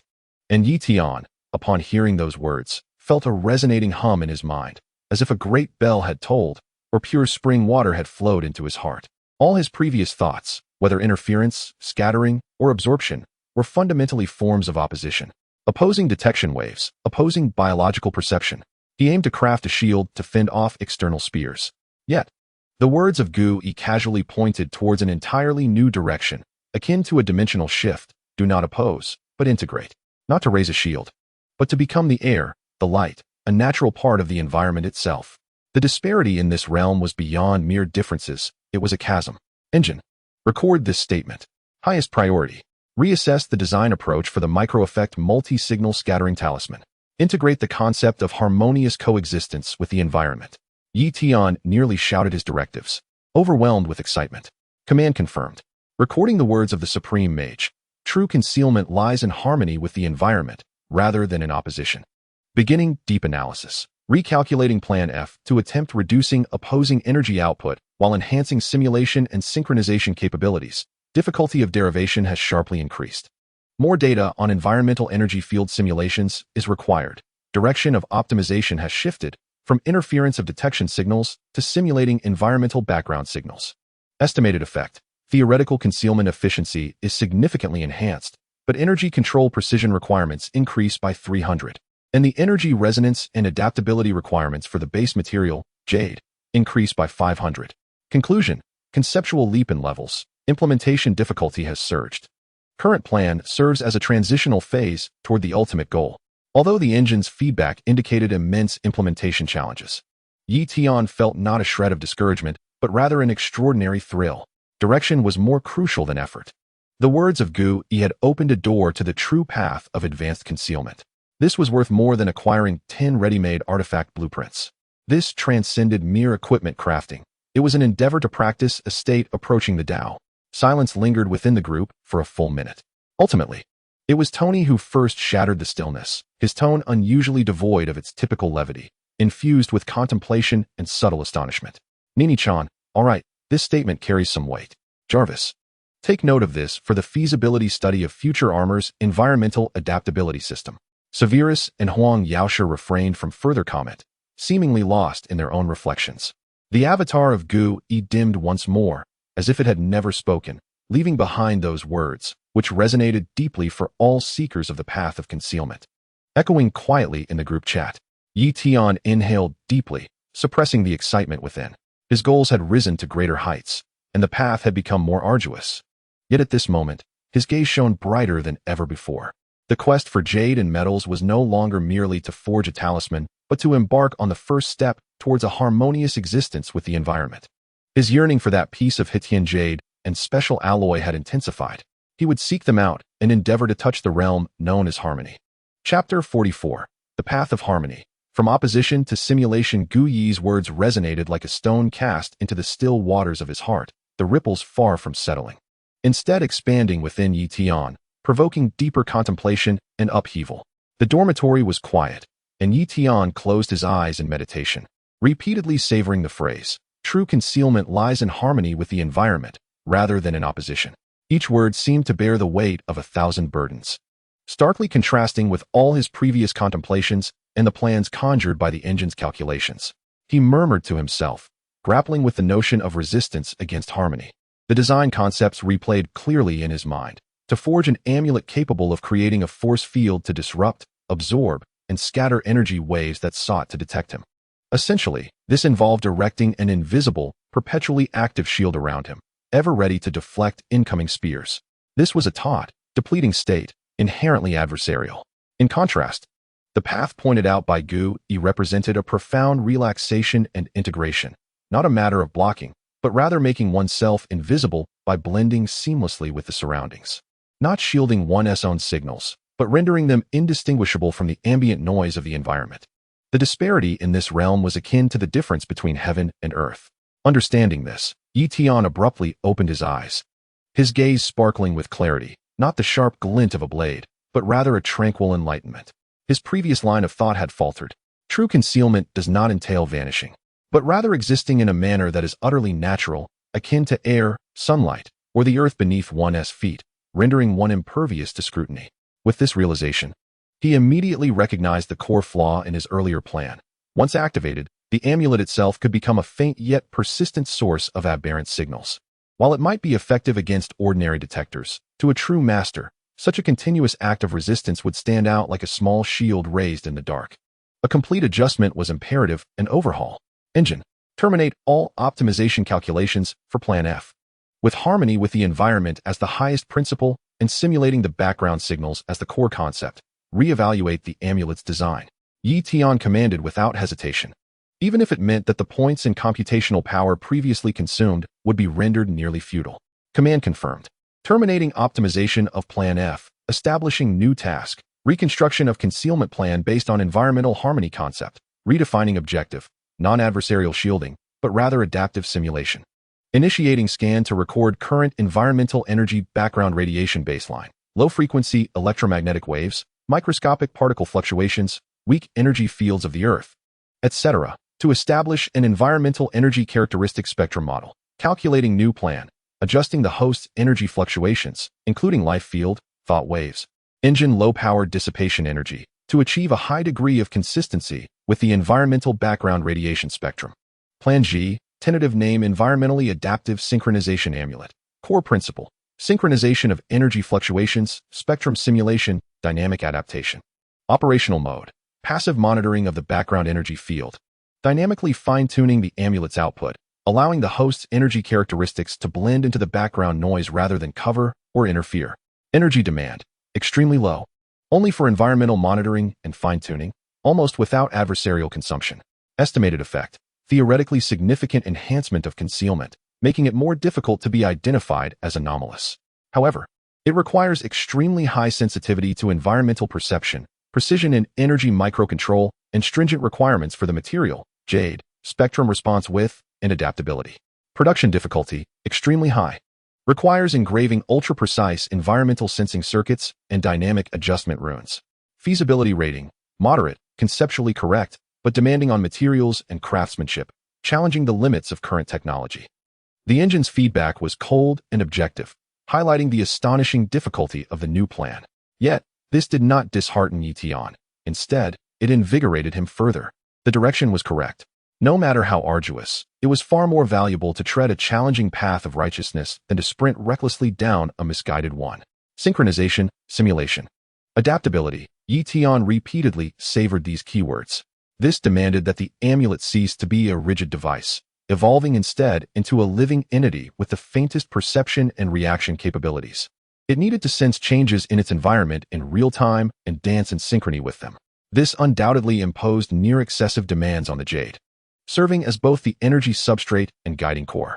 It must not only store and direct energy, but also possess an extensive energy frequency response range and high stability to withstand such dynamic adjustments.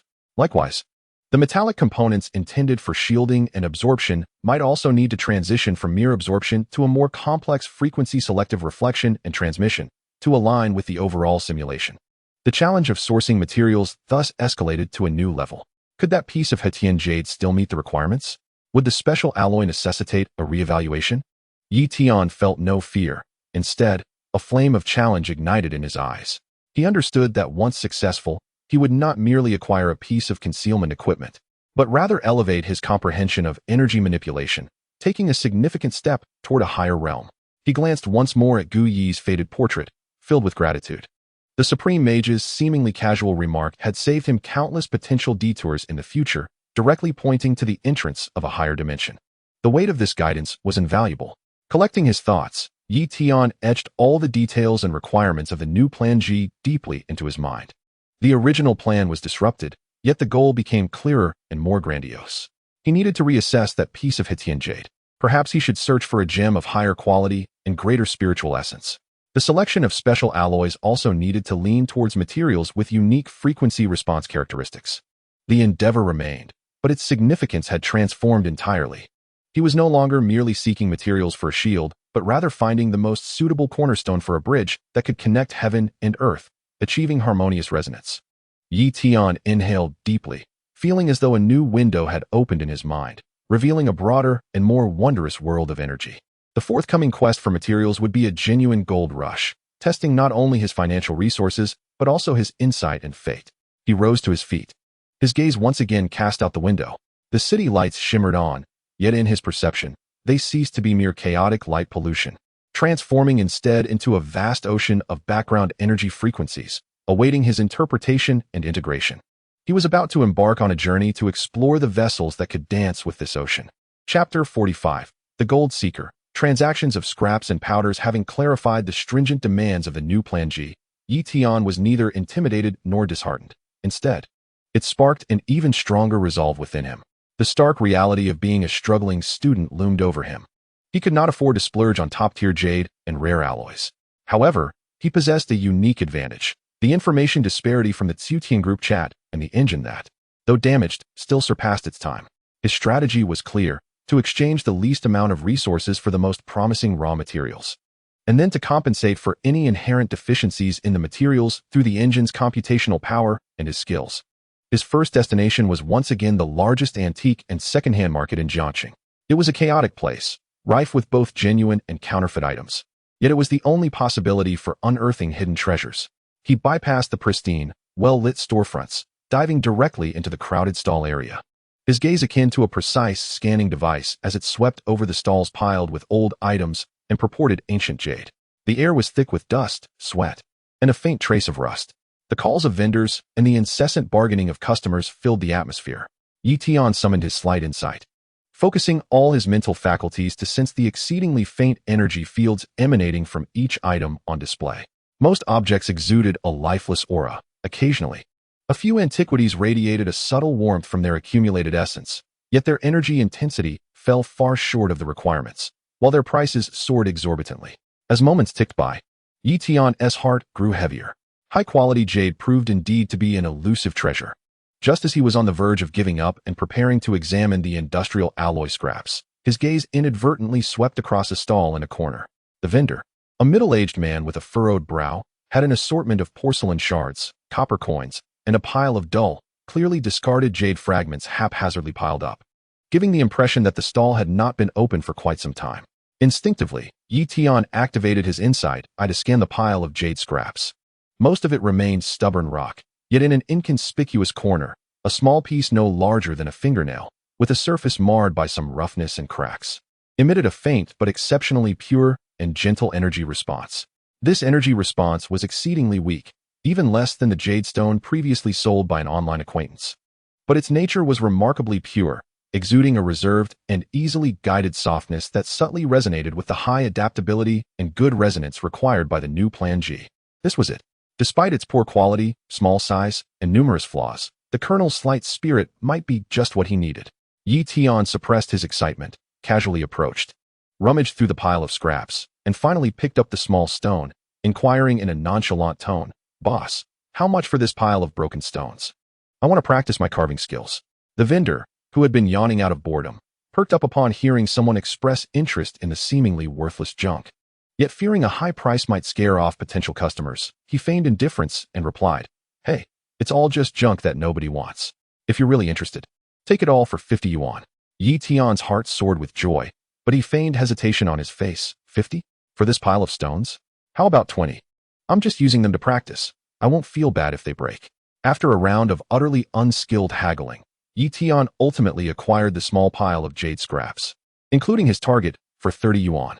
Clutching the piece imbued with faint energy, Tian felt his heartbeat quicken. The first step was accomplished. The cost was nearly negligible. With the jade settled, the next challenge lay in acquiring the metallic components. The wave-absorbing materials or special alloys in this world not only came at a steep price, but also might not fully meet the new requirements for frequency selectivity and dynamic response. Tian placed his hopes on group chats.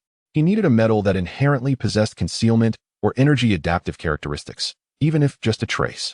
He once again sought out the Potion Master Snape. Knowledge Explorer, Tian, Potion Master.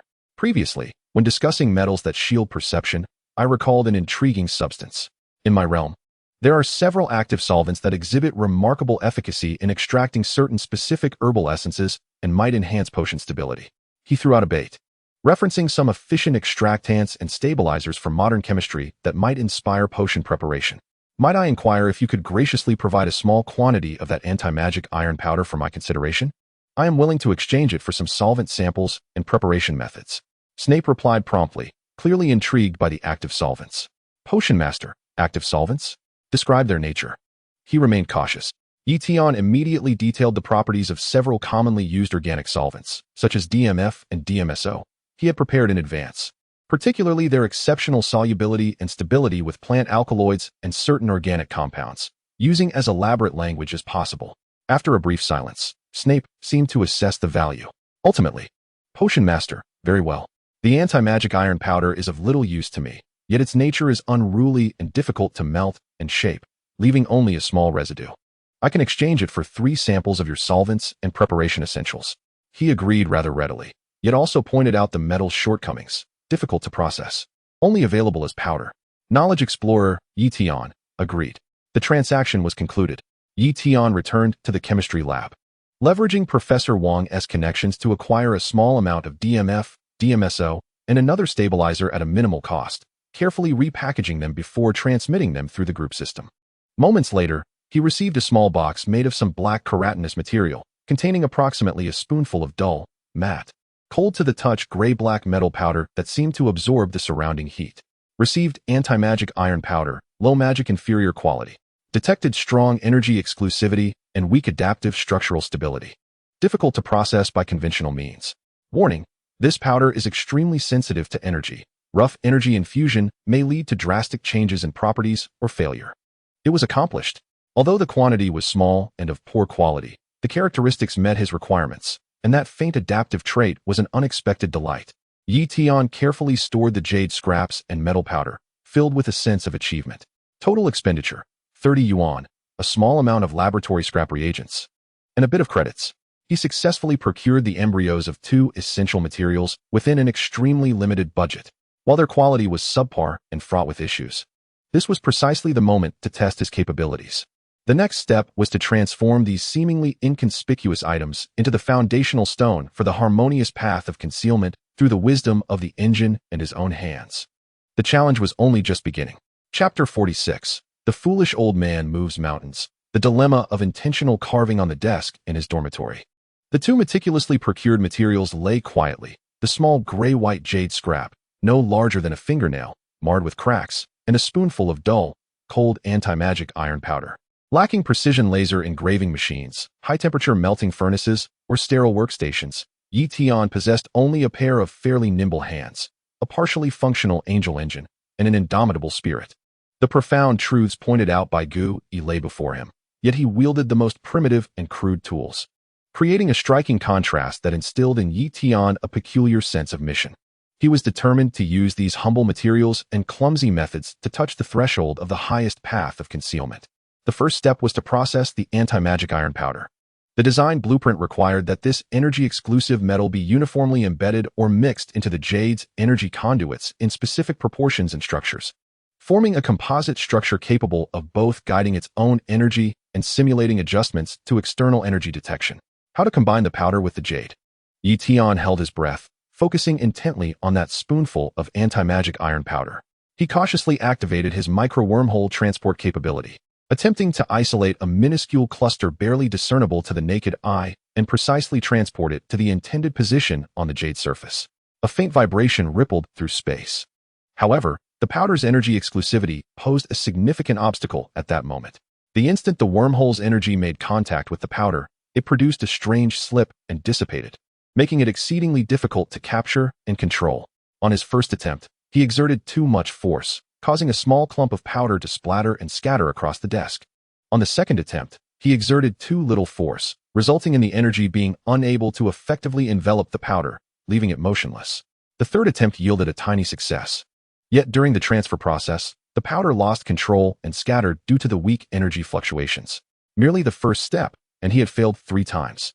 Tian felt beads of sweat forming on his forehead, not from physical exertion, but from the mental strain of maintaining acute focus and controlling that faint energy.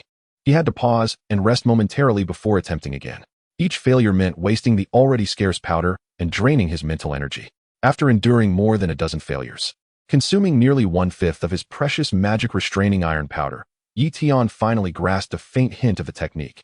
He must employ an exceedingly gentle energy fluctuation, akin to a caress rather than a grasp, to relatively stably transport a minuscule quantity of the powder and precariously place it upon the jade surface. However, this was merely the beginning.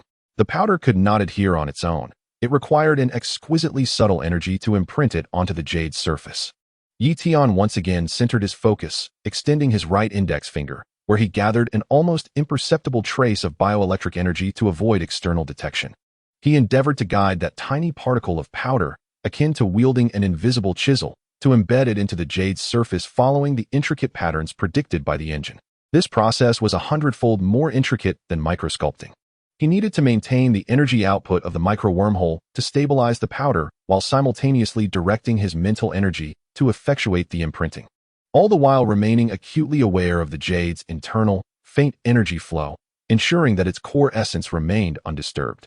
A slight destabilization in energy could cause the particle to be flung away in an instant, leaving only a trivial scorch mark on the jade's surface. Failure.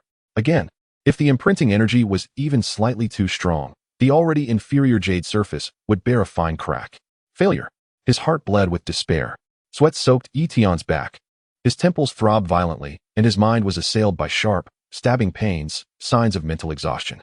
He gazed at the dwindling quantity of magic restraining iron powder on the table, nearly imperceptible in its reduction, alongside the jade now marred by several useless scratches and scorch marks, and a wave of profound frustration surged within him. It was overwhelmingly difficult. This was an almost impossible task, lacking the appropriate tools.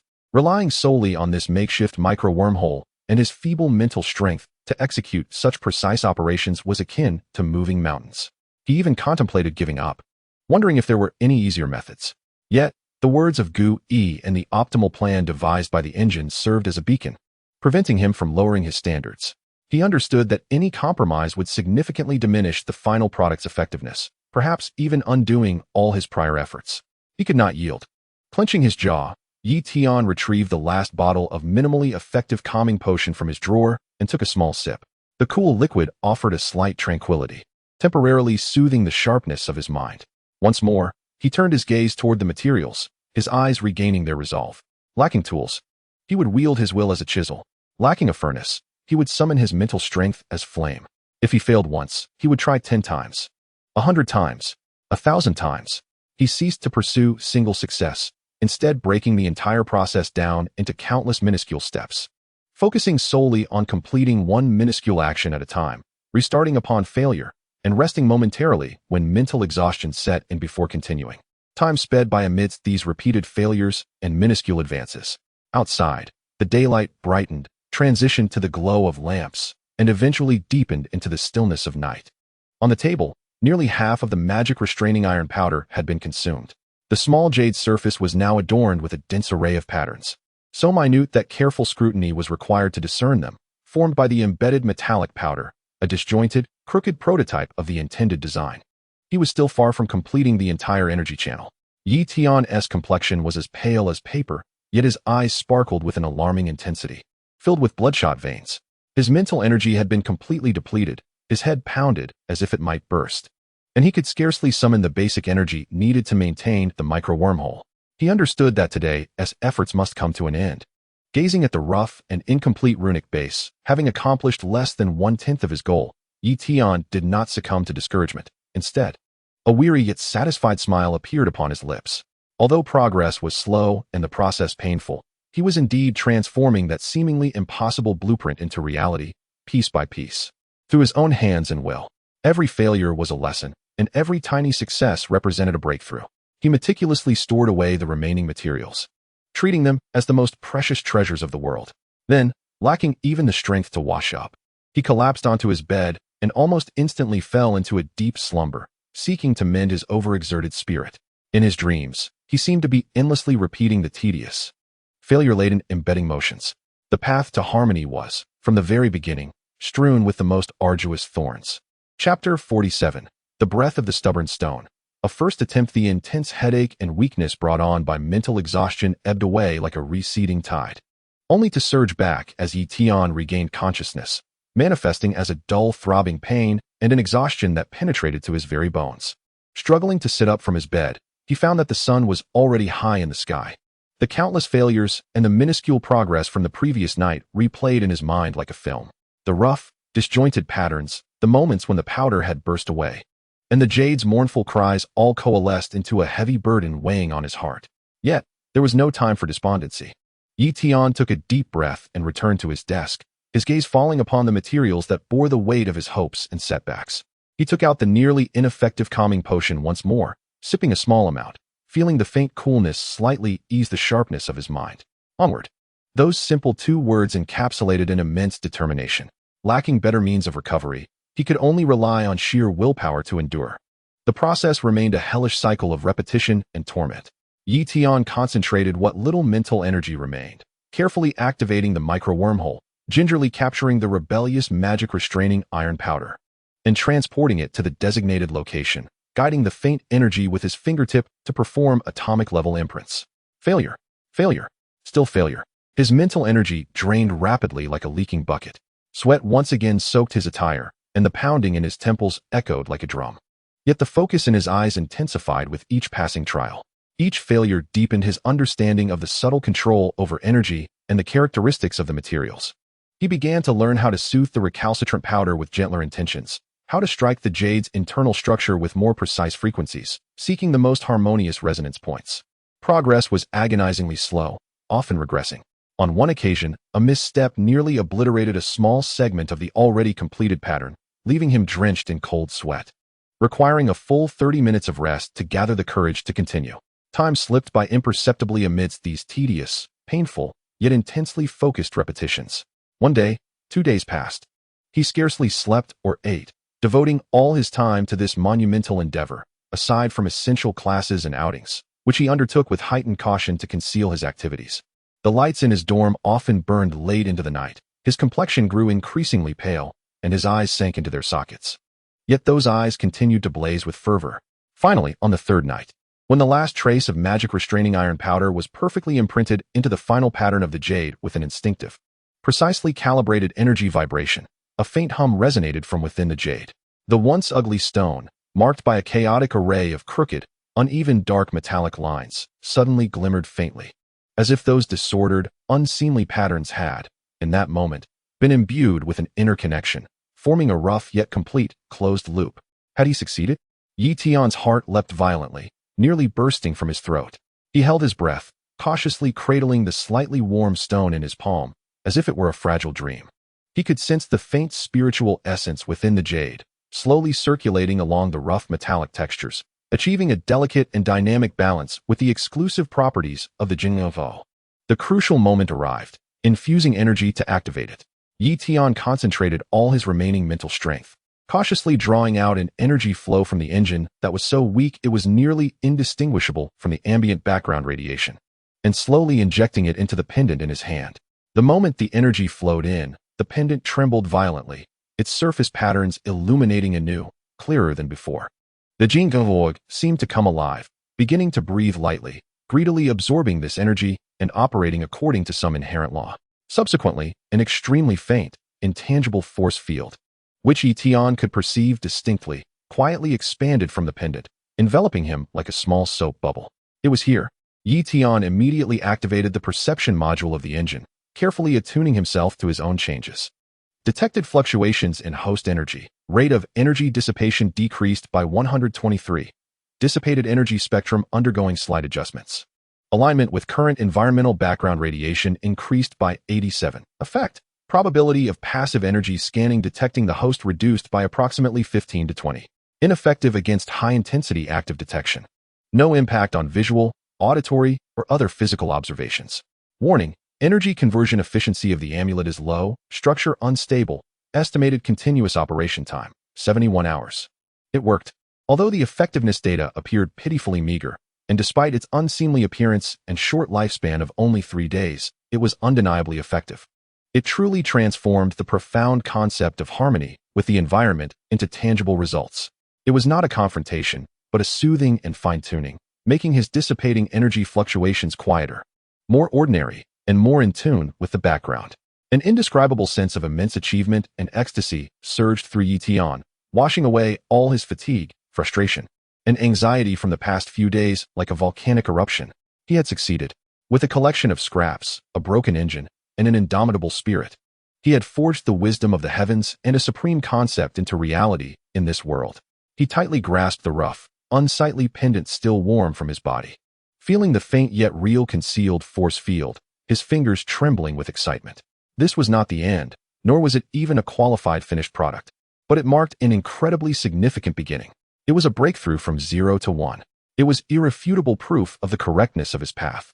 He eagerly threaded a thin cord through a natural hole in the jade, hanging it around his neck. The ugly pendant pressed against his chest, emanating a subtle warmth. And the continuously operating, nearly imperceptible force field brought an unprecedented, faint sense of security. The dizziness from his drained mental energy washed over him again. But Tian smiled with unbounded joy. He collapsed onto his bed, barely taking time to burrow under the covers, clutching the pendant at his chest, and fell into a deep slumber. This time, his dreams were no longer filled with dull failures. Instead, he envisioned how the small pendant guided him, step by step, into a vast and harmonious sea of energy. His first self-made equipment, the Wanshi Hufu, had officially taken shape. Though it lacked aesthetic appeal and had limited efficacy, it represented infinite possibilities. Chapter 48, Concealed in the City. A first glimpse of brilliance. The pendant, which Tian named the Wanshi, rested against his skin, radiating a consistent and gentle warmth. The intangible and subtle force field continued to operate, like a loyal and silent guardian, carefully smoothing the naturally dissipating energy waves around him. While the theoretical success was indeed gratifying, the true test lay in practice. Tian needed to ascertain how this amulet, which had consumed countless efforts yet yielded rather meager effectiveness data, would perform in the real world, especially in the presence of potential observers. He knew that the covert monitoring points off-campus still existed. Rather than waiting passively, he decided to conduct a controlled test. The target was the area where he had previously detected energy monitoring traces, suspecting that there might be mobile or fixed surveillance nearby. This was a risk, but one that was essential for verification. On a sunny weekend afternoon, the university town buzzed with people. Tian donned his most ordinary sportswear. Concealing the Wanshi pendant beneath his collar, took a deep breath, and blended into the throng like an average student. He appeared to be casually wandering, yet his eyes were discreetly scanning everything around him. The engine's dark energy sensing module was set to its highest sensitivity, acting like an invisible radar, capturing any unnatural energy fluctuations in the environment. After about 10 minutes of walking, as he passed the edge of a parking lot adjacent to a park, the engine suddenly emitted a faint alert. Warning, detected a continuous, low-intensity, multi-frequency energy scanning source 73 meters ahead. Scanning mode fixed, suspected vehicle-mounted surveillance device. Found it. Tian's heart involuntarily quickened, but he immediately forced himself to relax, adjusting his breathing to maintain a normal pace and demeanor as he walked toward that direction. He even took out his phone, pretending to check messages to mask any potential nervousness. The distance gradually closed. 50 meters, 30 meters, 10 meters. He could now clearly see a seemingly ordinary black SUV parked in the lot, its windows tinted dark, yet the engine's perception indicated that beneath its calm exterior, various imperceptible energy fluctuations were emanating: electromagnetic scanning, biological signal collection, and possibly even faint ground vibration monitoring. This was one of the observer's eyes. He could almost envision the occupants inside the vehicle, glued to screens displaying complex data and waveforms. Tian held his breath, immersing his entire focus in the connection with the Wanshi pendant on his chest. He could sense it working over time, its rough patterns growing slightly warm, desperately adjusting his already faint energy field to blend into the surrounding chaotic energy background: Wi-Fi signals, mobile radiation, infrared and ultraviolet from sunlight, and even the power-frequency electromagnetic fields emitted from a distant substation. 5 meters, 3 meters, 1 meter. He brushed past the black SUV. He could even make out vague silhouettes of figures seated inside through the tinted windows. In that instant, both the engine's feedback and his own perception tensed to the utmost. Environmental scanning waves reached the edge of the force field. Force field generated faint synchronous disturbances. Host energy characteristic spectrum offset, simulating environmental background noise. Scanning wave penetration analysis in progress. Feedback. Scanning readings exhibited slight fluctuations. Amplitude below preset alarm threshold of 0. 3. System automatically classified as environmental interference or device baseline error. No alarm triggered. Safe passage. It worked. Only after walking more than 20 meters away and completely exiting the SUV's most effective scanning range did Tian slowly release a deep breath he had been holding. His back was slightly damp with cold sweat, but in the next moment, an indescribable ecstasy and immense sense of achievement instantly dispelled all tension. He had succeeded. The Wanshi Hufu had triumphed. It truly outsmarted those advanced surveillance devices. although it merely employed the lowest intensity of passive scanning and barely skirted beneath the alarm threshold. This was undoubtedly a decisive victory. This signifies that as long as he refrains from recklessly utilizing massive energy, the likelihood of being detected by these peripheral monitoring points during his daily activities has significantly diminished. The sword of Damocles that loomed overhead has not vanished, yet its blade no longer seems so cold and menacing. He suppressed the urge to exult and maintained a steady pace as he departed from the area, only allowing himself to relax once he turned into a bustling commercial street, merging seamlessly into the throng of noise and activity. A sense of security enveloped him, an authentic, palpable security born from his own strength. This feeling was far more intoxicating than any prior enhancement of power. It was not security derived from the violent eradication of threats, but rather that which emerged from cleverness and skill, enabling him to vanish from the threat's line of sight. This represented a higher, more fitting form of security for his current circumstances. He could not resist touching the rough pendant on his chest, now perceiving it not as an unsightly stone but as an invaluable work of art, a testament to his wisdom, perseverance, and fortune. This successful test not only validated the talisman's efficacy, but also confirmed that the path he had chosen, integrating knowledge and applying it to achieve greater results, was indeed correct. Of course, he did not allow victory to cloud his judgment. The engine's warning still echoed in his ears. The talisman's structure was unstable, its operational duration limited, and it could only handle low-intensity detection. Against an entity of ancient one's caliber or organizations employing more advanced active detection technologies, this talisman would likely prove ineffective. Yet, this was sufficient. It afforded him precious, relatively safe time for development. He lifted his head and gazed at the bustling crowd of the commercial street, sunlight cascading over his face. For the first time, he felt as though he had genuinely integrated into this environment, no longer that cautious outlier fearful of being discovered. Concealment was not for hiding, but for walking freely beneath the sun. Tian's lips curved into a confident smile as he strode briskly into the flow of people. His figure appeared ordinary and unremarkable, yet beneath that seemingly mundane exterior, a silent revolution had already unfolded. Chapter 49: Feedback and Refinement. Growth forged by sweat. The exhilaration stemming from the successful test gradually subsided as Tian returned to his dormitory, yet his mood remained turbulent. The rough stone pendant pressed against his chest continued to emit a faint force field, serving as a silent medal proclaiming his phased victory. However, he had not anticipated that the gifts bestowed by this success extended far beyond mere psychological security and a sense of achievement. Just as he settled down, preparing to drive the engine to analyze some newly acquired fragments of knowledge regarding energy simulation as usual, the core of the engine, which had been steadily operating, suddenly began to accelerate slightly and autonomously. Detected that the host has successfully completed a cross-system knowledge integration practice. Practice project, Micro-Effect Multi-Signal Scattering Talisman, Optimized Version, Environment Adaptive Synchronization.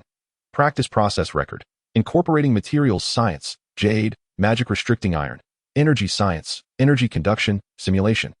Microscopic manipulation, precise application of micro-wormholes, and rune sketching, thought guidance, among other interdisciplinary knowledge applications.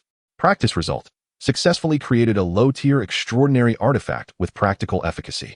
Commencing in-depth review and optimization of relevant algorithm models based on practice data. Analysis complete. Knowledge integration level enhanced. Operational efficiency of related modules slightly improved. Based on practice contribution feedback, release purifying energy flow for engine core repair. A stream of cool, pure energy, far more refined than that obtained from knowledge analysis, surged unexpectedly from the depths of the engine core, flowing like a spring over the damaged, dim geometric structures and energy conduits. This energy flow was not vast, but remarkably efficient. As it traversed, the subtle cracks seemed to quietly smooth out, and some obstructed energy nodes became a tad more fluid. The humming of the entire engine core appeared to grow more stable and buoyant. Engine repair progress, 1037-1089, though merely a minuscule advancement. The nature and origin of this energy feedback left Tian both astonished and elated. The joy stemmed from the realization that it was not just passive knowledge analysis. Actively practicing, creating, and successfully integrating knowledge from different systems would elicit positive feedback from the engine, providing even more targeted repair energy. This illuminated a broader path toward quicker engine repair, applying knowledge and achieving unity of knowledge and action. The astonishment arose from the implication that the engine was not a rigid tool. It seemed to possess a degree of consciousness or mechanism capable of assessing the host's actions and providing appropriate rewards. This rendered its origin and essence even more enigmatic. Clearly, one must not merely hoard knowledge, but also become a practitioner and creator of that knowledge. Yi Tian's understanding deepened. And this was not the only gain. As he subconsciously attempted to employ micro-wormhole transport once more, wishing to shift a pin on his desk to test whether any changes occurred post-engine repair, he was astonished to find that the movement of the pin had become remarkably stable and precise. With a mere thought, the pin vanished in an instant and reappeared almost simultaneously at the designated location in his mind, with an error margin of less than a millimeter. The entire process flowed seamlessly, the spatial fluctuations barely perceptible, and the consumption of mental energy significantly reduced. Micro-wormhole manipulation precision enhancement, 127, energy consumption reduction, 83, stability enhancement, 151, a flurry of data feedback unveiled the truth. It turned out that during the past few days of hellish crafting, he had engaged in hundreds, even thousands, of ultra-high-frequency, ultra-precise micro-wormhole transport exercises to fit the magic-restricting iron powder accurately. This extremely demanding application environment had inadvertently become the finest training ground, greatly honing his mastery of this ability. Quantitative change had triggered qualitative change. Frequent pursuits of extreme precision in application far surpassed mere energy infusion or theoretical analysis in promoting the growth of ability. This unexpected gain left Yi Tian ecstatic. The process of crafting the talisman itself had proven to be an exceptional form of cultivation.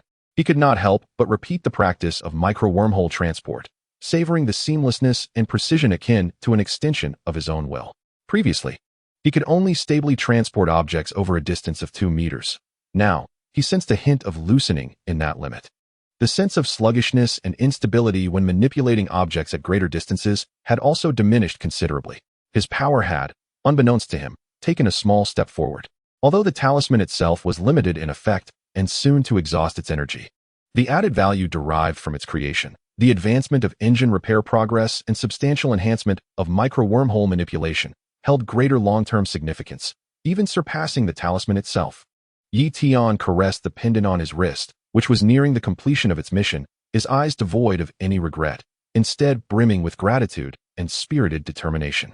This success not only addressed the crisis before him, but, more importantly, validated his path of growth, continuous learning, relentless practice, integrating through creation, and refining through application. This path, though arduous, brimmed with hope, every step counted, and every drop of sweat bore significance.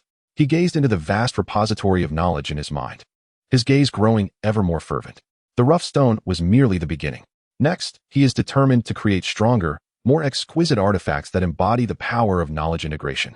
To begin, he must seek a stable energy source for the Wancher talisman or devise a superior alternative. The new goal has been firmly established. In Chapter 50, the horn of a new journey, advancing towards the heavens, the faint yet steady force field emanating from the Wancher pennant stabilizes, and the operation of the engine core within him flows more smoothly and powerfully than ever before. Yet Tian stands before the window of his dormitory, gazing at the bustling campus outside, feeling an unprecedented sense of grounding and soaring ambition surging within him. The successful test has validated his path, and the feedback from the engine, coupled with his enhanced abilities, invigorates him like a timely downpour, providing him with renewed vigor. The arduous process of creation has imparted an invaluable lesson. True knowledge manifests its brilliance only through application, and practice itself is the most effective form of cultivation. Though the immediate crises have temporarily eased, he is acutely aware that this is far from the end.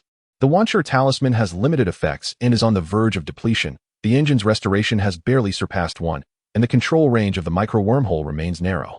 His combat prowess still requires honing, and he has merely skimmed the surface of the vast ocean of knowledge across the myriad realms.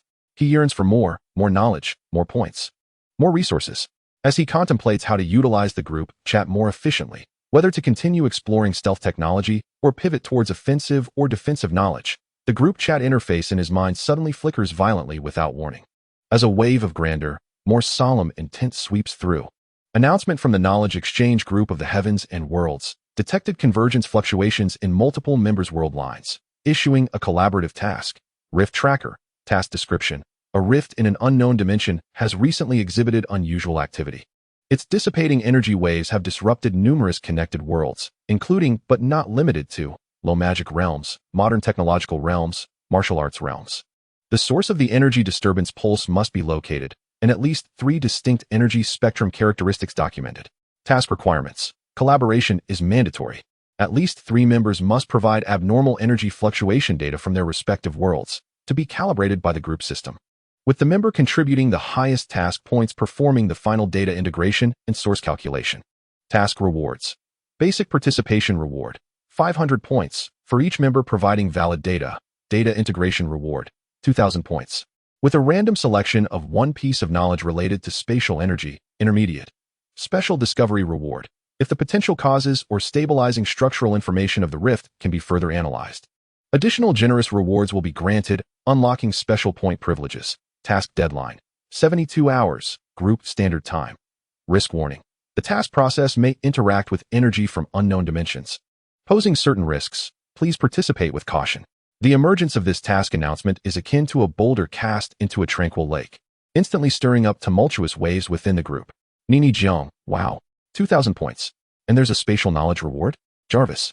Activate all satellites and ground monitoring stations immediately to scan for any unconventional energy pulses. Damn it, this is far more exciting than researching asymmetric flow. Tony, ever quick to respond, is immediately drawn into action by the high rewards and technological challenges. Master of Potions, a dimensional rift? If even a trace of the energy source dissipating from the rift can be collected, it may serve as an excellent material for concocting certain forbidden potions. Snape's focus is always unique and perilous, yet it is evident he is intrigued. Dongxia, anomalies in the energies of heaven and earth? Such opportunities to observe the changes in the natural world must not be missed. My Chiman Duanjia may be able to deduce its trajectory. Huang Yaoshe also expresses a keen interest in this task, which involves the laws of nature. Wumianjia, Elria has remained silent, yet seems to be quietly attentive. This widespread event may have repercussions for Westeros. Even the previously submerged avatar of Supreme Mage appears to have briefly brightened, as if casting a glance of interest. Yet Tian gazes at the task announcement, his breath quickening involuntarily, his eyes shimmering with excitement. The rewards are bountiful, so abundant. The basic participation alone offers 500 points, nearly equivalent to the total he had painstakingly accumulated thus far. The prospect of 2,000 points and intermediate spatial energy knowledge sends his heart racing. This is precisely what he urgently requires, points to redeem for more functionalities and to transport items. Spatial energy knowledge is directly linked to the advancement of the micro-wormhole and the potential for future spatial traversal. More importantly, this is a collaborative task, not a direct confrontation with unknown dangers. It relies more on observation, analysis, and calculation, which are precisely his areas of strength, bolstered by the computational support of the Angel engine. While risks abound, the opportunities are even greater. He looks at the engine stabilized at 1089 within him, feels the talisman on his chest still sustaining its power, along with the significantly enhanced precision of the micro-wormhole, and his confidence swells to unprecedented heights. Previously, he might have hesitated, choosing to observe and safeguard himself due to his limited strength. But now, he has preliminarily acquired the capital to engage more actively on the grand stage of the heavens. It is time to participate more vigorously in this magnificent exchange among realms. No longer content with trivial transactions and passive knowledge absorption, he must seize the initiative, engage, and obtain greater opportunities. Engine, accept the task. Commence scanning and recording the current environmental energy background spectrum of this world, establishing a baseline model. Prepare to receive and process abnormal fluctuation data. Yet Tian issues the command without a moment's hesitation. Command confirmed. Task Rift Tracker has been accepted. Initiating establishment of a high-precision environmental energy background model. Continuous monitoring in progress. An invisible perception expands from Tian, capturing the energy flows of the surrounding environment with greater detail. He takes a deep breath, feeling the warmth coursing through his blood. He observes the avatars in the group, now buzzing with activity due to the high rewards. And a smile of challenge graces his lips. The stage of the heavens and worlds has illuminated with even brighter lights. He is ready to step onto the stage and compete alongside other actors. His gaze returns to the window, but this time, it pierces through the campus, reaching towards the more distant and vast sea of stars. The new journey has already sounded its clarion call. Chapter 51, The Secret of Magical Plants, Snape's Examination. The grand backdrop of the group task Rift Tracker still lingers in his mind. Before Tian can delve deeply into the environmental energy scan, a more specific, pressing private task notification silently strikes at his consciousness like a precise snake bite. Source, Master of Potions Snape. Tian's heart tightens, and he immediately focuses his mind. The gloomy potion professor does not issue tasks lightly. Master of potions, observer. I have recently acquired an intriguing sample. Its properties are peculiar, defying complete analysis through conventional potionology. Snape opens with his characteristic, slick, and cautious tone. I require a perspective from a different system, which may provide some insight. He then transmits an extremely limited information packet. This is not an image, but rather a highly abstract composite description formed by countless subtle spiritual intentions and energetic fluctuations. As if forcibly implanting a transcendent experience into Tian's mind, a cold sensation that seems to whisper in the darkness, a visual distortion that can slightly warp surrounding light, causing the edges of nearby objects to appear blurred, a greedy yearning that draws vitality rather than magical energy, and most intriguingly, an internal instability that oscillates between material and energy states, as if it might leap between the tangible and the illusory at any moment. The information abruptly ceases here. There are no descriptions of form, color, or aroma, nor any environmental context, only these fragmented yet vividly distinct perceptual characteristics. Upon reviewing the task requirements, Tian gasped in astonishment. Snape truly lived up to his reputation. The difficulty of this task was exceedingly high.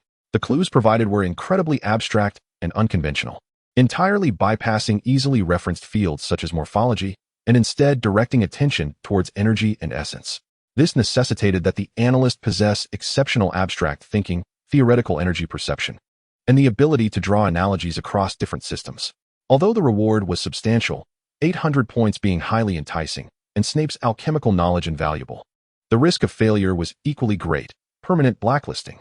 This was less of a task and more of a test and trial of Tian's caliber as a seeker of knowledge.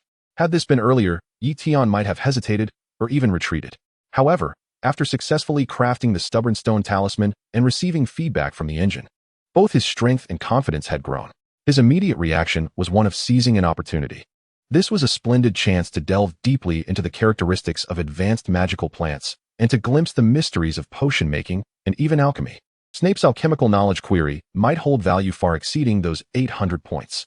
With risk and opportunity coexisting, Tian chose to confront the challenge head-on. Engine, highest priority. Receive and analyze the perceptual information provided by Snape.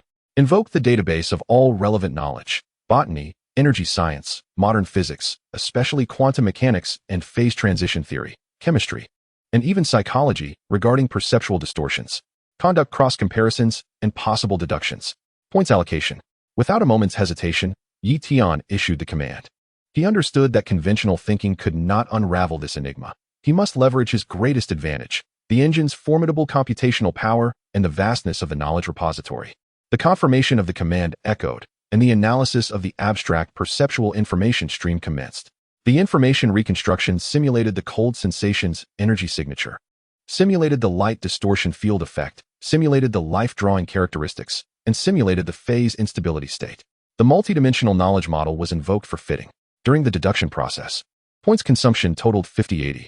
The engine's blue light flickered with unprecedented speed, mobilizing vast computational power to tackle this exceedingly obscure task. Tian immersed himself fully, continuously providing insights to the engine based on his understanding. The cold sensation, rather than a hunger for magical energy, could imply it draws from more fundamental biological or soul energy. Was the light distortion merely an anomaly in refraction, or did it involve spatial microcurvature? The ambiguous state between phase-stable matter and energy, did it resemble a certain superposition state in quantum theory, or did it pertain to dimensions?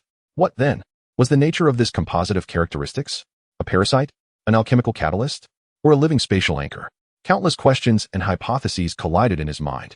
The deduction process was exceptionally arduous. The clues provided by Snape were too sparse and niche. Many concepts contradicted or were impossible under the physical rules of this world. The engine repeatedly encountered dead ends, and the models derived collapsed one after another. Points were rapidly consumed, and nearly 200 had vanished without any breakthrough. Tian furrowed his brow, but did not falter. He knew that since Snape had presented this challenge to him, it must be extraordinary and possess inherent logic. He attempted to break free from the confines of a singular system, daringly engaging in bolder associations and integrations. Engine, attempt to combine life absorption with phase instability. Hypothesize that it requires a stable energy source to maintain its phase, and that life energy is the most readily obtainable fuel. Then incorporate light distortion. Could it be that its incomplete phase state causes the surrounding space to undergo microcurvature? What about that cold sensation? Could it be a local entropy increase effect resulting from rapid energy absorption? One after another, imaginative yet theoretically grounded conjectures were proposed, and the engine proceeded to conduct vast calculations for verification. With conjectures in mind, a remodeling began. The stability of the model improved, yielding several feasible solutions. The most fitting model for all perceptual characteristics was selected. After consuming a total of 300 points, the engine's frantic computations gradually subsided, presenting Tian with the most probable analysis model, which integrated knowledge from various systems. He slowly opened his eyes, his face pale from mental exertion. Yet his gaze sparkled with excitement and certainty. He organized his thoughts and began to submit his analysis report to Snape, aware that it needed to be incisive to impress the exacting potion master. Knowledge explorer, Tian, master of potions, this entity is intriguing. He set the tone, maintaining an air of sophistication. It is not merely a plant, but a symbiotic or parasitic entity that exists between material and energy states. He presented the core conclusion. Its phase instability is a defining characteristic, necessitating continuous absorption of life energy, not magical energy, to sustain its current form and avoid complete energy manifestation or material collapse. This process results in an imbalance of surrounding energy, producing a cold sensation and faint light distortion due to spatial microcurvature.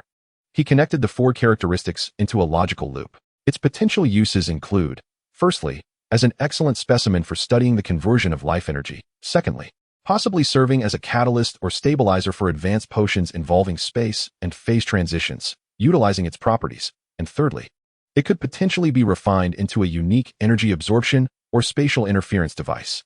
He proposed directional applications, leaving specific details for Snape to ponder. However, its contradictory characteristics carry significant risks. Improper handling could lead to backlash. He concluded with a reminder of the risks, appearing objective and cautious. After sending the report, Tian's heart raced. Success or failure hinged on this moment. Would he pass Snape's rigorous test? Chapter 52, Collective Wisdom. The model of celestial insight. Snape's abstract and perplexing task requirements loomed like a frigid barrier before Tian. The substantial consumption of 300 points and his nearly exhausted mental energy clearly indicated that relying solely on his closed-door efforts and the engine's brute computational power would likely render him incapable of delivering a sufficiently compelling response to the exacting potion master within the time limit. If a direct approach was unfeasible, then cunning was required. Tian understood that one of the greatest values of the Celestial Chat Group lay in its members, hailing from diverse worlds and possessing varied perspectives and wisdom. Although he might not directly solicit their assistance in analysis, he could cleverly leverage their insights to broaden his thinking and ignite inspiration. He did not respond to Sinipu immediately. Instead, he took a deep breath and adopted a tone of curious inquiry in the group chat, deftly avoiding direct mention of Sinipu's task. Jishir Tansuos, Tian.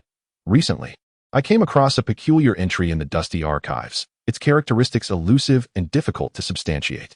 It sparked a thought. What ingenious methods might you all employ in accordance with the laws of your respective realms to investigate a plant that can merely perturb light and shadow, exhibits a propensity for coldness, seems to possess life-absorbing capabilities, yet remains shapeless and indistinct? He skillfully deconstructed and reassembled several key characteristics provided by Sinipu, omitting the most critical aspect of phase instability, and posed the question in an academic tone. The inquiry immediately piqued the interest of various group members, each drawing upon their unique worldviews. The first to respond was Dongxia, Huang Yaoshi, a master of herbalism with considerable knowledge of exotic flora, whose proud nature relished the opportunity to showcase his expertise.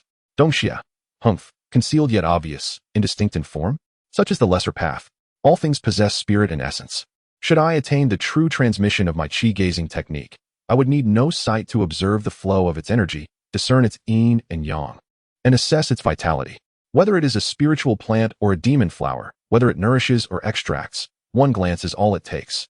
Huang Yaoshi's approach directly targeted the essence of energy, employing an advanced perceptual skill that provided an angle of analysis from the perspective of energy flow.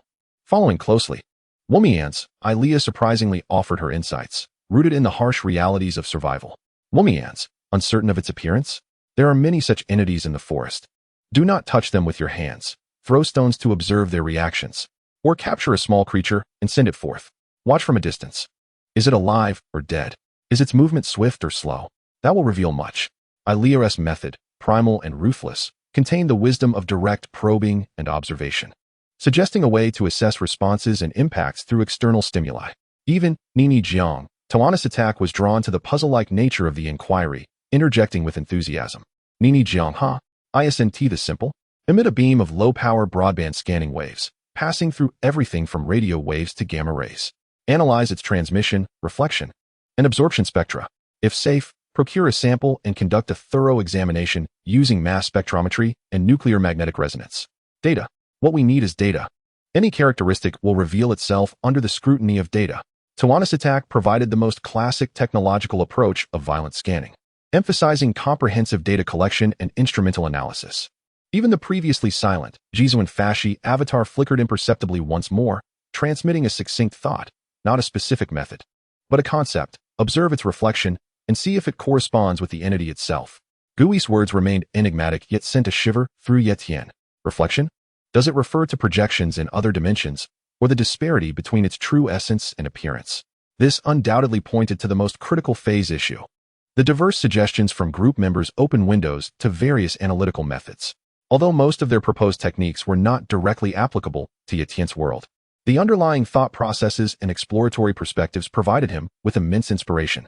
The energetic perspective of qi gazing, the observational response to survival trials, the data-driven philosophy of technological scanning, the dimensional difference contemplation suggested by Gui engine. Record the core analytical concepts proposed by all group members. Transform them into an abstract analytical model. Integrate this with previous deductive data. Construct a comprehensive simulation analysis framework from multiple angles and dimensions. Ye Tian suppressed his excitement and promptly issued commands. Command confirmed. Integrating diverse analytical approaches. Establishing energy flow observation submodel based on Huang Yaoshi's concept. Establishing external stimulus response submodel based on Ilios concept. Establishing multi-spectrum data scanning submodel based on Tian's attacks concept. Establishing multidimensional consistency verification submodel based on Gui's concept. Attempting to fuse the four submodels with existing perceptual data for verification, deduction consumption. 100 points this time. The engine's deduction was no longer aimless collisions, but rather an operation within a clearly structured framework constructed by the wisdom of countless realms. Each submodel dissected and constrained the mysterious magical plant from a unique perspective. Efficiency soared. Previously ambiguous or even contradictory data points began to find reasonable explanations and gradually connected under the new analytical framework. The cold sensation was interpreted within the energy flow model as a specific pattern of negative energy absorption.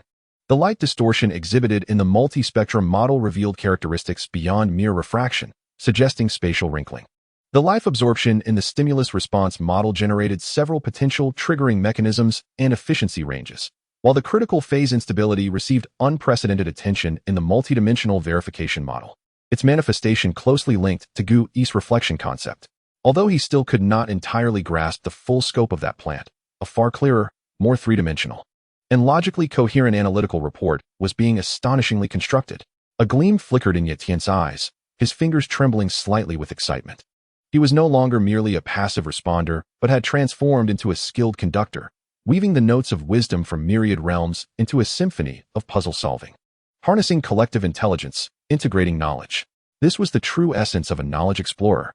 He glanced at Nipu's dim avatar, feeling a newfound confidence. This time, the answer he would provide would far exceed expectations. Chapter 53, The Spear of Science and the Shield of Magic.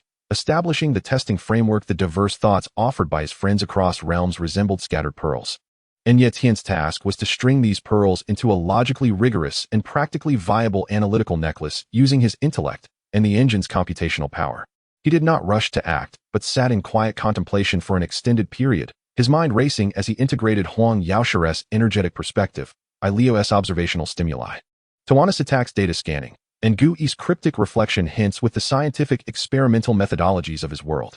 He could not directly replicate their methods, but he could draw upon their core concepts and employ his available means to achieve similar effects. Ye Tian murmured to himself, his eyes gleaming with rational light. He opened his computer and created a new document titled Analysis Experimental Program for Unknown Magical Plant Characteristics, V10. The first step, preliminary mapping of energy field characteristics, drawing from Huang Yaoshi's qi gazing principles, objective, qualitative and semi-quantitative analysis of the energy field type, intensity, and fluctuation characteristics emitted by the target. Method 1. Engine hypersensitive perception, in an absolutely quiet environment with minimal electromagnetic interference, such as a late-night dormitory. Fully activate the engine's dark energy sensing module to establish a high-precision environmental energy baseline model. Subsequently, position the target information characteristics at the center of perception, recording its energy field disturbance data, spectrum, intensity, fluctuation period. 2. Simple physical indirect verification. Acquire a high-sensitivity thermal imaging device through rental or secondhand purchase and an electromagnetic field strength meter, EMF meter. Observe whether the target induces local microtemperature anomalies. Does the cold sensation correspond to thermodynamic entropy changes or specific frequency electromagnetic field distortions? Might the light distortion be related to the electromagnetic field? Cross-validate the readings from physical instruments with the engine's perceptual data. Step 2. Exploration of response patterns to external stimuli. Inspired by the ideology of Ilea's survival trials. Objective: to validate the life absorption characteristics, exploring their triggering conditions. Range of effects, target selectivity, and efficiency. Methods: 1. Biological sample testing. Acquire various biological samples with differing life intensities, such as yeast culture, water fleas, and plant seeds. In a sealed isolation environment, place the target and biological samples at varying distances, observing and recording the activity changes in the biological samples, mortality rates, metabolic rate variations, through a microscope or life sensors, quantifying the absorption effect. 2. Energy field interference testing. Utilize a small ultraviolet lamp, specific energy wavelength, a weak static electricity generator, and even sound wave generators of varying frequencies to non-contact stimulate the target, observing whether corresponding changes or counteractions occur in its energy field, and documenting the response thresholds and patterns. Step 3. Analysis of material basis and apparent physical properties, inspired by Tony's data scanning concept. Objective: to obtain fundamental data about the target on a conventional physicochemical level. Methods: 1. Optical properties. Employ a high-magnification digital microscope, equipped with measurement functionality, to examine its surface structure. Though abstract, it may contain extremely microscopic structural features. Measuring its refractive and reflective indices under different light sources, white light, monochromatic light. 2. Preliminary chemical property exploration. Utilize pH paper, redox indicators, etc. to test whether its energy field influences the surrounding microenvironment's acidity, alkalinity, and redox potential. Extreme caution. Avoid direct contact. 3. Indirect phase detection. Attempt to approach the target's characteristic points with ultrafine probes, metal, ceramic, glass, at the microscopic scale very slowly, recording whether the probes encounter unusual resistance, suction, or phase repulsion through high-precision sensors. Step 4. Validation of multidimensional consistency paradox. Inspired by Ancient One's reflection concept. Objective: to explore the essence of its phase instability. Methods: 1. Engine deep mode recognition. Throughout the aforementioned testing processes, drive the engine not only to record data, but also to analyze the patterns of energy field fluctuations, assessing whether there exist paradoxical points or logical discontinuities that violate the inherent consistency of the physical laws of this world in the response patterns to external stimuli. For instance, slight violations of energy conservation or ambiguous causal relationships. These paradoxes may characterize its dimensional transcendence. 2. Establishment of anomaly coefficient model. Attempt to quantify the deviation of its behavior patterns from the pure material models of this world. A comprehensive testing framework that integrates extraordinary perception, modern instruments, biological experiments, and logical analysis gradually takes shape.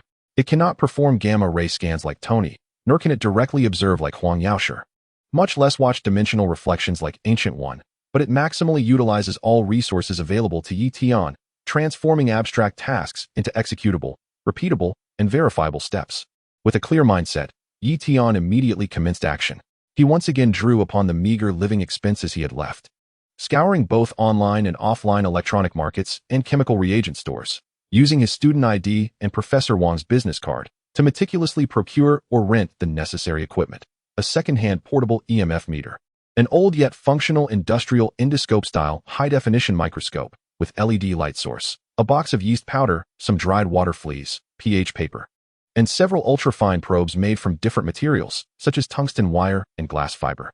He temporarily transformed a corner of his dormitory into a rudimentary laboratory, drawing the curtains to minimize interference, gazing at the modest instruments on the table.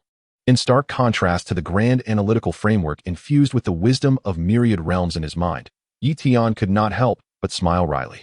Using these tools to investigate a magical plant involving dimensional phases seemed almost comical. Nevertheless, his gaze remained resolute.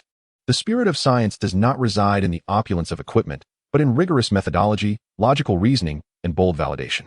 While he may not be able to directly perceive the answers, he could design ingenious experiments that would allow the mysterious magical plant to reveal the answers itself.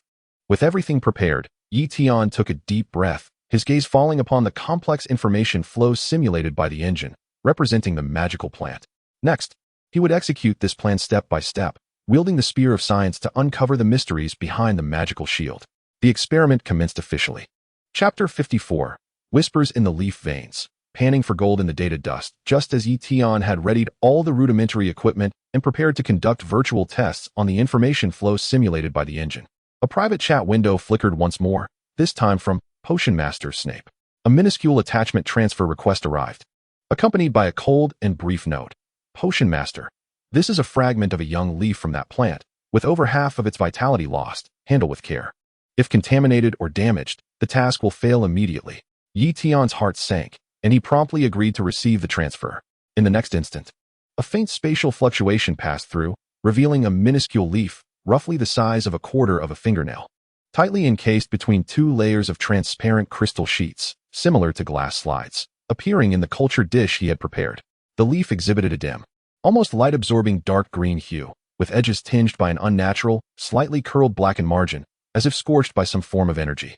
Even when securely sealed, an exceedingly faint yet distinctly cold and lifeless sensation emanated from it, along with an indescribable visual distortion, as if the surrounding light were gently collapsing. An actual sample. Snape had indeed transmitted a piece over.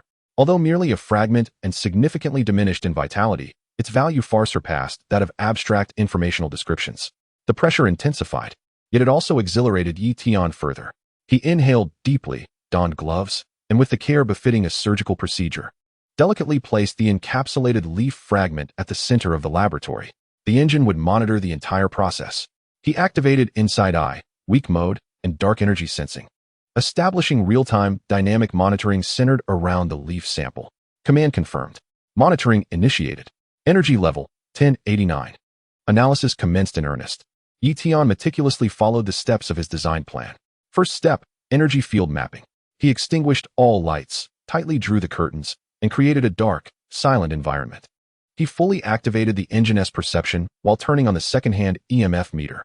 Engine feedback detected a continuously dissipating weak negative energy field, with a unique spectrum and peak fluctuation frequency recorded, accompanied by an exceedingly slight spatial wrinkle effect, consistent with light distortion perception. EMF meter reading. No significant abnormal fluctuations detected, equipment precision insufficient to capture subtle changes. The initial cross-validation revealed that modern instruments were nearly ineffective, relying wholly on the engine. Tian silently noted, an energy field exists, its characteristics enigmatic, and conventional devices struggle to detect it. Second step, stimulus response testing. He first attempted energy stimulation, using a small ultraviolet lamp from a distance. Engine feedback. The leaf's negative energy field fluctuations intensified, with a brief increase in dissipation speed, exhibiting a slight absorption response to the ultraviolet spectrum. Next, he tested physical stimulation, using an ultrafine tungsten wire probe, approaching the leaf's edge under the microscope at an exceedingly slow pace. Just as the probe's tip was about to make contact with the leaf, warning, detected a minuscule energy backflow occurring within the leaf, directed towards the probe. Nature, negative absorption. Inside I captured an exceedingly subtle, instinctive contraction of the leaf's internal microscopic structure. Tian swiftly withdrew the probe, beads of cold sweat nearly forming on his brow. Severe as Snape's warning was not unfounded. This entity, even in death, remains exceedingly perilous. Did it just attempt to siphon energy from the tungsten filament? Or was it the act of contact itself that it sought to absorb? He opted to test it using a non-contact living specimen, placing a drop of activated yeast solution on a nearby slide. The engine continued to monitor. No significant life energy depletion detected. The yeast vitality appeared normal. Was this an ineffective attempt? Was the remnant too dormant to actively absorb, or did it simply show no interest in such microorganisms? Tian furrowed his brow, noting, it exhibits a defensive absorption response to direct energy stimulation and physical contact, yet shows no reaction to lower forms of life.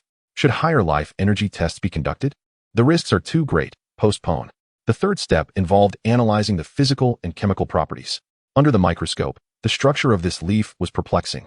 It lacked a normal cellular architecture and resembled a congealed, intricately patterned energy crystal. Its surface intermittently exhibited a non-material, faint luminescence, complicating precise focus. Approaching with pH paper yielded no color change. He attempted to delicately scrape the leaf's surface with an extremely thin piece of mica, hoping to acquire a minuscule sample for analysis. The inside eye warned. Scraping caused a slight disturbance in the leaf's internal energy structure. The engine sensed the minuscule debris, once detached from the main body, rapidly lost its energy signature, disintegrating into ash within seconds, rendering collection impossible.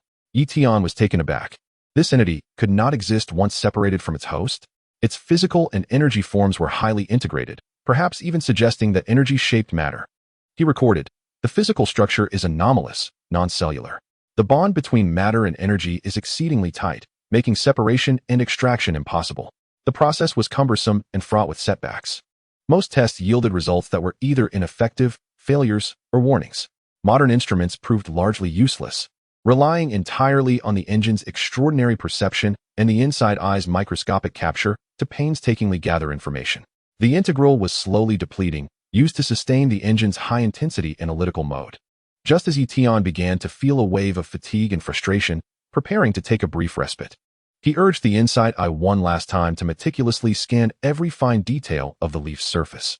Suddenly, the inside eye relayed an extremely brief, indistinct image from the deepest recesses of the dark green, crystalline leaf tissue. There appeared to be points, finer than a single strand of hair by countless magnitudes. Almost completely dim, bluish light particles, moving along an extraordinarily complex path, inching less than a micron before extinguishing completely, vanishing without a trace. Signs of an extremely weak, orderly internal energy flow were detected. Pathway model recorded. Analysis of the energy flow's nature revealed it differed from known biological energy or magic, possessing strong negative entropy characteristics and spatial marking properties. This was it. Tian sat up straight, fatigue instantly dissipating.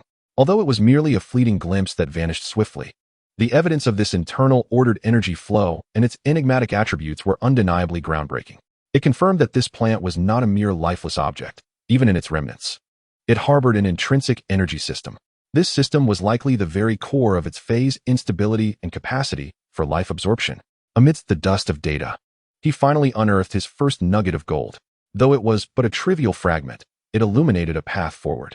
The subsequent tests would possess a clearer objective, to devise methods to once again capture or even stimulate the internal energy flow. Chapter 55. The Answer Across Systems. Snape's silence. His last vestiges of mental energy were nearly exhausted, temples throbbing as if pierced by steel needles. Yet excitement burned fiercely in Tian's eyes. He had accomplished something significant. After capturing the ephemeral signs of internal ordered energy flow, all subsequent tests revolved around verifying and deepening this discovery. Though he could no longer directly observe those dim blue points, the engine, through reverse analysis of the residual energy trajectories, specific response patterns to external stimuli, and the peculiar negative entropy characteristics, combined with all prior fragmented data, finally constructed a relatively complete and logically coherent energy model. At this moment, a meticulously structured, data-rich, and audaciously inferred analytical report hovered in the sea of his consciousness. He refrained from hastily submitting it, instead enduring his fatigue to conduct one final review of this culmination of days of toil, which had consumed vast amounts of integral and mental energy. The report adhered strictly to the framework he had previously established, divided into 4 main sections. Yet its content far exceeded his initial expectations. 1. Analysis of energy field characteristics. Data source, primarily reliant on the engine's heightened sensitivity, supplemented by ineffective results from EMF readings as counter-evidence. Core finding. Confirmation of a stable, negatively charged energy field with a unique spectrum, attached detailed frequency peak graph, accompanied by sustained microspatial folding effects, explaining visual distortions. The intensity of the energy field correlates positively with the residual vitality of the sample, and its decay pattern aligns with an exponential function, attached fitting curve. Inference. This energy field is likely not a byproduct, but rather one of the core frameworks maintaining its physical form. 2. Response patterns to external stimuli. Data source. Energy field changes recorded by the engine and microstructural responses captured by the inside eye. Core finding. Demonstrated weak absorption and field strength fluctuations in response to directional energy stimuli, ultraviolet light, Exhibited strong, proactive energy absorption counterattacks upon physical contact. Showed no response to lower life forms. Inference. Possesses a fundamental defensive predatory instinct, with its absorption behavior being highly selective, possibly favoring higher forms of life energy or specific energy types. Here, the perilous nature of the probe experiments was notably highlighted, suggesting inherent dangers. 3. Investigation of physical structure and chemical properties. Data source. Microscopic observations via the inside eye, failed physical property tests, and unsuccessful chemical composition explorations. Core finding. No cellular structure present. Exhibiting a mixed state of energy and matter, tentatively named active energy crystalline state. The physical form and energy state are highly coupled, rendering separation impossible. Upon detachment, it rapidly disintegrates and vanishes. Inference. Its physical existence is entirely reliant on the stability of its internal energy system. Conventional physical and chemical methods prove ineffective for analysis. 4. Core discoveries and overall model construction of utmost importance. Data source. Key captures from the inside eye and reverse modeling by the engine. Core finding. Identification of a highly ordered low-activity energy flow within attached simulation pathway diagram, characterized by unique energy properties, high negative entropy, with residual spatial coordinate information. This energy flow is the source of all its anomalous characteristics. Overall model hypothesis. This plant is not a typical organism, but rather a unique entity that shapes and maintains its material form through a core of negative entropy energy. Its phase instability arises from specific fluctuation patterns of the energy flow. Its life absorption is an instinctual response to sustain its negative entropy state against natural entropy increase. Light distortion is a spatial side effect produced by the energy field sustaining its material form. Speculative potential uses, based on the Model 1. Negative entropy energy source. Should the energy flow's activity be restored, it may serve as an extraordinarily precious specimen for researching the reversal of entropy increase or even extending lifespan. A bold hypothesis. 2. Spatial positioning beacon. The spatial coordinate information contained within its energy flow could potentially be harnessed to develop new forms of positioning and teleportation magical techniques. 3. Unique alchemical catalyst. Utilizing its energy matter transformation properties may yield alchemical reactions unattainable through conventional means. Growth environment speculation. It likely exists in environments saturated with negative energy or where spatial structures are unstable, conditions that are challenging to generate naturally in the conventional world. The entire report is supported by clear data, with conclusions that build upon one another. Although many of these conclusions remain mere hypotheses, constrained by sample activity and testing methods. The novelty of the analytical perspectives and the breadth of thought, integrating physics, energy studies, information theory, and even the second law of thermodynamics, transcend the conventional realm of potion making. Tian took a deep breath, no longer hesitating, and sent this extensive report, rich in both text and visuals, primarily engine-generated simulations and data charts, to the potion master Snape. Upon sending it, an overwhelming fatigue engulfed him. He nearly collapsed into his chair, his mind blank, consumed by anxious anticipation of judgment. Time ticked away, and the group chat interface remained eerily silent. 1 minute, 2 minutes, 5 minutes. Just as Tian began to believe that Snape might dismiss his report or be concocting a sarcastic retort, the private chat window finally stirred with activity. There was no anticipated acerbic critique, nor a simple notification of points being credited. After a prolonged silence of 10 minutes, Snape slowly responded, as if each word had been meticulously chosen. Potion Master, your report.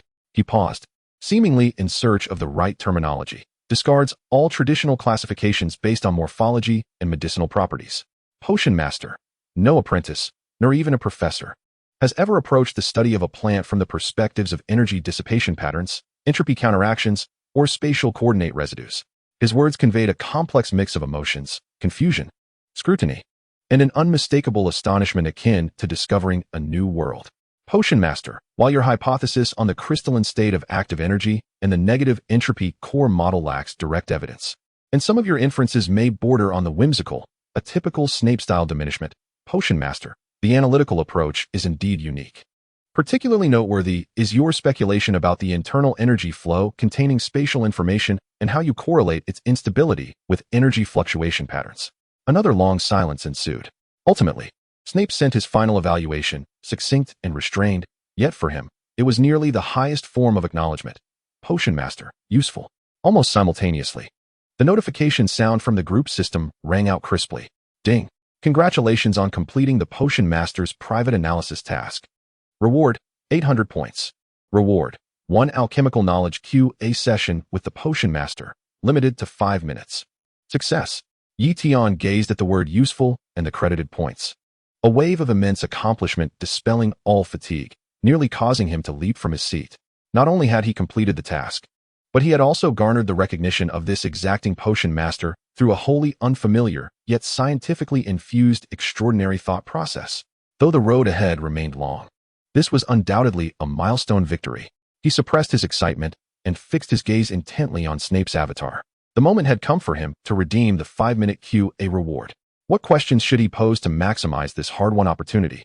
Chapter 56. The Secrets of Alchemy. The cornerstone of material transformation, the notification sound from the group system was like celestial music. The warm current of 800 points credited instantly dissipating much of Tian's mental fatigue. Yet he understood that, compared to these valuable points, the 5 minutes of alchemical knowledge QA promised by Snape was the most precious reward from this task. There was only one opportunity, time was limited, and questions needed to be meticulously chosen, directly targeting the core. Without a moment's hesitation, Tian sent forth the questions he had long prepared. He did not inquire about specific formulas or procedures. Those were mere techniques rather than the underlying principles. Instead, he posed a fundamental question that had troubled him for some time and pertained to future developments. Knowledge Explorer, Tian. Potion Master, I am honored by your recognition. My inquiry pertains to the alchemical arts, which seek the fundamental transformation of material properties, even the transmutation of base elements into gold, thereby creating miracles. Yet, what is the essence of such transformations? Is it the rearrangement of atoms? The infusion of energy? Or perhaps a more foundational definition of the underlying rules? What is the most basic principle of this? His question directly addressed the core philosophy and physical essence of alchemy, involving concepts across atomic, energetic, and regulatory domains. Upon sending the question, Tian held his breath in anticipation. He was uncertain how Snape would respond, or whether he might refuse to answer due to the question's grandiosity or unconventional nature. After a brief silence, Snape's reply arrived. To Tian's surprise, the usually acerbic Potion Master spoke with a rare gravity and tranquility, akin to a scholar engaged in the pursuit of truth, as if Tian's question had touched upon his true area of expertise. Potion Master essence? Snape seemed to ponder for a moment. The vulgar perceive it as equivalent exchange. The ignorant see it as a mysterious ritual. Both are superficial. Potion Master, the foundation of alchemy lies in understanding. To comprehend the intrinsic principles of all things, that is, the rules and balances of their existence. He introduced a core concept. A stubborn rock has its own principles, determining its hardness, coldness, and inertness. A drop of water possesses its own principles, determining its flow, nourishment, and ever-shifting form. Potion Master, transformation is not a crude distortion or mere overlay. Rather, it is the exertion of tremendous force, energy, will, or specific catalysts to guide its principles towards a higher or more stable form. Just as high temperatures and pressures can guide the carbon elements from the loose structure of graphite to the hardness of diamond. This is the spontaneous and rule-abiding alchemy of the material realm. He employed scientific phenomena that Tian could comprehend as analogies. Potion Master, advanced alchemy operates similarly but is grander and more profound. It does not wait for natural evolution. Instead, it actively intervenes, using one's own will and energy as levers to manipulate the rules, accelerating and guiding the transformation process. The ultimate goal is to enable matter to reach its ideal form, symbolized by the Philosopher's Stone, which embodies purity, immortality, and boundless potential.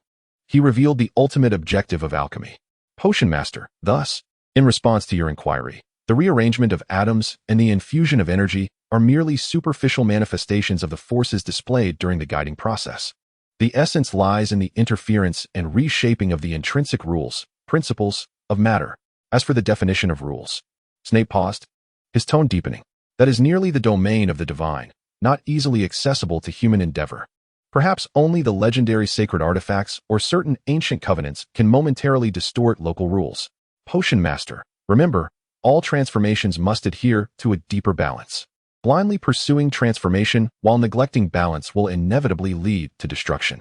This is the deeper truth behind equivalent exchange, not merely the quantity of material, but the balance of disturbances and stability at the level of rules. He highlighted the deeper meaning behind equivalent exchange. Snape's words were clear and profound. Although only a few minutes had passed, They opened a door to the grand world of alchemy for Tian. He did not dwell on intricate rituals and symbols, but instead focused on understanding and guiding the intrinsic rules, principles, of matter. This resonated deeply with many of his prior thoughts. Whether optimizing formations using scientific theories or attempting to comprehend the energy memory effects of Valyrian steel, he was essentially exploring and utilizing the principles governing different materials. The angel engine within his consciousness whirred into action, recording, analyzing, and absorbing Snape's every word, cross-referencing and integrating them with the physical and chemical knowledge in its database. Acquisition of fundamental principles of advanced alchemy, analysis of core concepts, inherent rules of matter, guiding evolution, balance at the level of rules, commencing the construction of a cross-material analytical model based on enhanced knowledge integration, deepened understanding of energy-matter interactions. Warning: active interference with requires extremely high energy and technical thresholds, far beyond current capabilities. As the 5-minute mark elapsed, Snape's voice abruptly ceased, reverting to its usual frigid demeanor. Potions Master, time's up. Remember, knowledge is not power. Only through understanding and mastering knowledge can one harness true power. With that, his visage dimmed, ceasing to respond to any further inquiries. Tian remained enveloped in the profundity of Snape's discourse, repeatedly savoring the keywords, guidance, balance at the level of rules. A sudden epiphany struck him. Previously, when handling materials, he had predominantly relied on the computational might of the engine to brute force optimal parameters or imitated existing techniques, lacking a genuine contemplation from the perspective of understanding and guiding their intrinsic rules. For instance, the anti-magic iron powder, its exclusivity and subtle adaptability constitute its Had he previously recklessly attempted to imprint it into jade with energy, potentially disrupting its What if he endeavored to guide its exclusivity to specifically target external probing energy rather than all forms of energy? How should he guide the energy affinity of the jade to achieve a more perfect fusion with the anti-magic iron? Furthermore, the coveted Valyrian steel, with its impeccable energy conduction and memory effect, embodies its most essential In the future, if he were to work with it, he must not act rashly. He must profoundly understand its and then discover the appropriate methods to guide and shape it. The foundational knowledge of alchemy has provided him with a novel, more fundamental, and efficient approach to equipment crafting, material processing, and even engine repair. The value of these 5 minutes of enlightenment is beyond measure by mere points. A glimmer of clarity sparkled in Tian's eyes. He gazed upon the rudimentary tools and remaining materials on the table, his mindset transformed. No longer was he merely an imitator or a user. Under the guidance of the truths of alchemy, he was taking solid steps towards becoming an understanding, guiding, and creative force. The materials from countless realms appeared to him as if they possessed unique souls, awaiting his comprehension and dialogue. His next creation would undoubtedly be even more splendid. Chapter 57. Tempering in the torrent of data. The engine's glimmer. Snape's exposition on the principles of alchemy had sown a seed of thought in Tian's mind, continuously taking root and sprouting, urging him to examine all surrounding matter from an entirely new perspective. However, the true catalyst for change was not merely this elevated knowledge itself, but rather the extreme data analysis work undertaken to acquire and verify it. Days of intense operation, an influx of vast data, processing, modeling, deducing, failing, and reconstructing. This arduous process was a mental trial for Tian, yet for the fractured engine within him, it was akin to a refreshing deluge of data after a protracted drought. It was designed to process information and decipher rules. In the past, Tian's usage was more fragmented, analyzing some rudimentary techniques, technological blueprints, or engaging in brief combat simulations. This time, confronted with the exceedingly abstract and complex perceptual information provided by Snape, originating from an alternate magical system, as well as subsequent multidimensional and high-frequency testing of physical samples, the engine was processing a volume and complexity of information far beyond what it had ever encountered for an extended duration and under overload conditions. Especially while attempting to construct that comprehensive analytical model, integrating Huang Yaoshi's energy perspective, Ilia's stimulus response, Tony's data-driven philosophy, Gu Yi's dimensional thinking, and even the scientific methodology of this world, the computational pressure on the engine reached an unprecedented peak. Those fragmented, rotating geometric structures illuminated within his consciousness at an unprecedented speed, flickering, intertwining, while energy pathways underwent an exceptionally efficient, overloaded transmission and computation. Points were injected like fuel, frantically sustaining this intricate and damaged apparatus from collapsing amidst the torrent of data. Under such extreme strain, subtle changes began to unfold. Once Tian completed the report and secured Snape's approval, he relaxed mentally, suddenly perceiving a difference within. The humming of the engine's core seemed more stable, deeper, and more resonant than before. Those once dim and obscure geometric structures appeared slightly clearer at the edges, although cracks remained. The overall structure seemed to be reinforced by some unseen force, and the sense of sluggishness in its operation diminished somewhat. Instinctively, he activated the engine, attempting to retrieve the previous analysis data regarding that magical plant. Command confirmed. Retrieving unknown magical plant analysis database. Data loading complete. Time taken, 0017 seconds. Compared to historical records, efficiency improved by approximately 28. Tian was taken aback. So fast. He promptly issued a new command. Engine, based on the foundational principles of alchemy provided by Snape, Lee. Reevaluate the energy compatibility between the anti-magic iron powder and Tian jade, attempting to construct a new model guided by rules rather than brute force fusion. Command confirmed. Commencing construction of new analytical model integrating the concept of Lee. Simulating the interaction of anti-magic iron's exclusivity rule with Tian jade's energy affinity rule to identify coupling points at the rule level. During simulation, model stability significantly surpasses previous force fusion model. Estimated time for calculation, 7 minutes, 32 seconds. Old model estimated time, 22 minutes, 15 seconds. Efficiency had nearly tripled. Furthermore, the stability and anticipated outcomes of the new model were far superior to those of the old model. A spark of joy erupted in Tian's eyes. He proceeded to test several more projects. Complex environmental energy field simulations, pre-calculating the trajectories for micro-wormhole long-distance transport, even attempting to analyze a fragment of Gu Yi's structural runes. The results consistently indicated that the engine's analytical computation module and simulation capabilities had received tangible, albeit modest, enhancements. Data processing speed increased, model construction became more stable, and the ability to dissect complex concepts was bolstered. Engine self-check report generated. Integrity of analytical computation module increased. 0033. Overall information processing efficiency improved. Approximately 31. Compatibility for advanced concept analysis enhanced.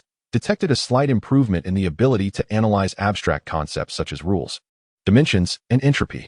Current overall repair progress, 1089 out of 1122. The repair progress had taken another small step forward, primarily targeting the analytical computation domain, which he had recently utilized most frequently and burdened the heaviest.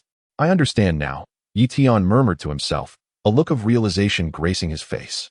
The restoration and growth of the Angel Engine are not merely a matter of energy accumulation. It resembles a divine artifact that requires constant operation and the undertaking of challenging tasks to maintain its sharpness and even hone itself. Usage is the optimal method for repair and evolution. The more complex the data processed, the higher the level of knowledge analyzed, and the more cross-system deductions conducted, the more that corresponding module performance can be stimulated and fortified. This extreme data analysis endeavor, coupled with Snape's high-level knowledge touching upon rules, was akin to a targeted, intensive workout, specifically training the analytical muscles of the engine. This mode of growth parallels his own path of development, both becoming stronger through continual practice, challenges, and learning. This filled Tian with heightened anticipation for the future. It was not merely a desire to acquire more knowledge, but rather an eagerness to utilize this knowledge to tackle more arduous tasks and confront increasingly intricate challenges, thereby facilitating the mutual evolution of both the engine and himself. He gazed at the engine core within the sea of consciousness, which seemed slightly brighter and clearer, reminiscent of a raw gem being meticulously sculpted into a deeper radiance amidst the torrents of data and the flames of knowledge. Although the overall structure remained severely damaged, this flicker of light heralded boundless possibilities. The next time he faced a conundrum posed by Snape or any of his peers, his mind would be more efficient and powerful. The upgrade of tools would inevitably lead to a leap in productivity. A smile curved at the corners of Tian's mouth as he turned his attention once again to the alchemical principles and the data pertaining to Valyrian steel that he had yet to fully comprehend. It was time to re-evaluate the design of the Wand Sure 20 talisman with this enhanced intellect. Chapter 58. Stark's scrap and silent challenges. Having successfully completed Snape's rigorous task and undergone a baptism in the foundational principles of alchemy, Tian found himself immersed in the contemplation of new design ideas for the Wand Sure 20 talisman. The subtle evolution of the engine's analytical module facilitated his handling of these complex models with greater ease.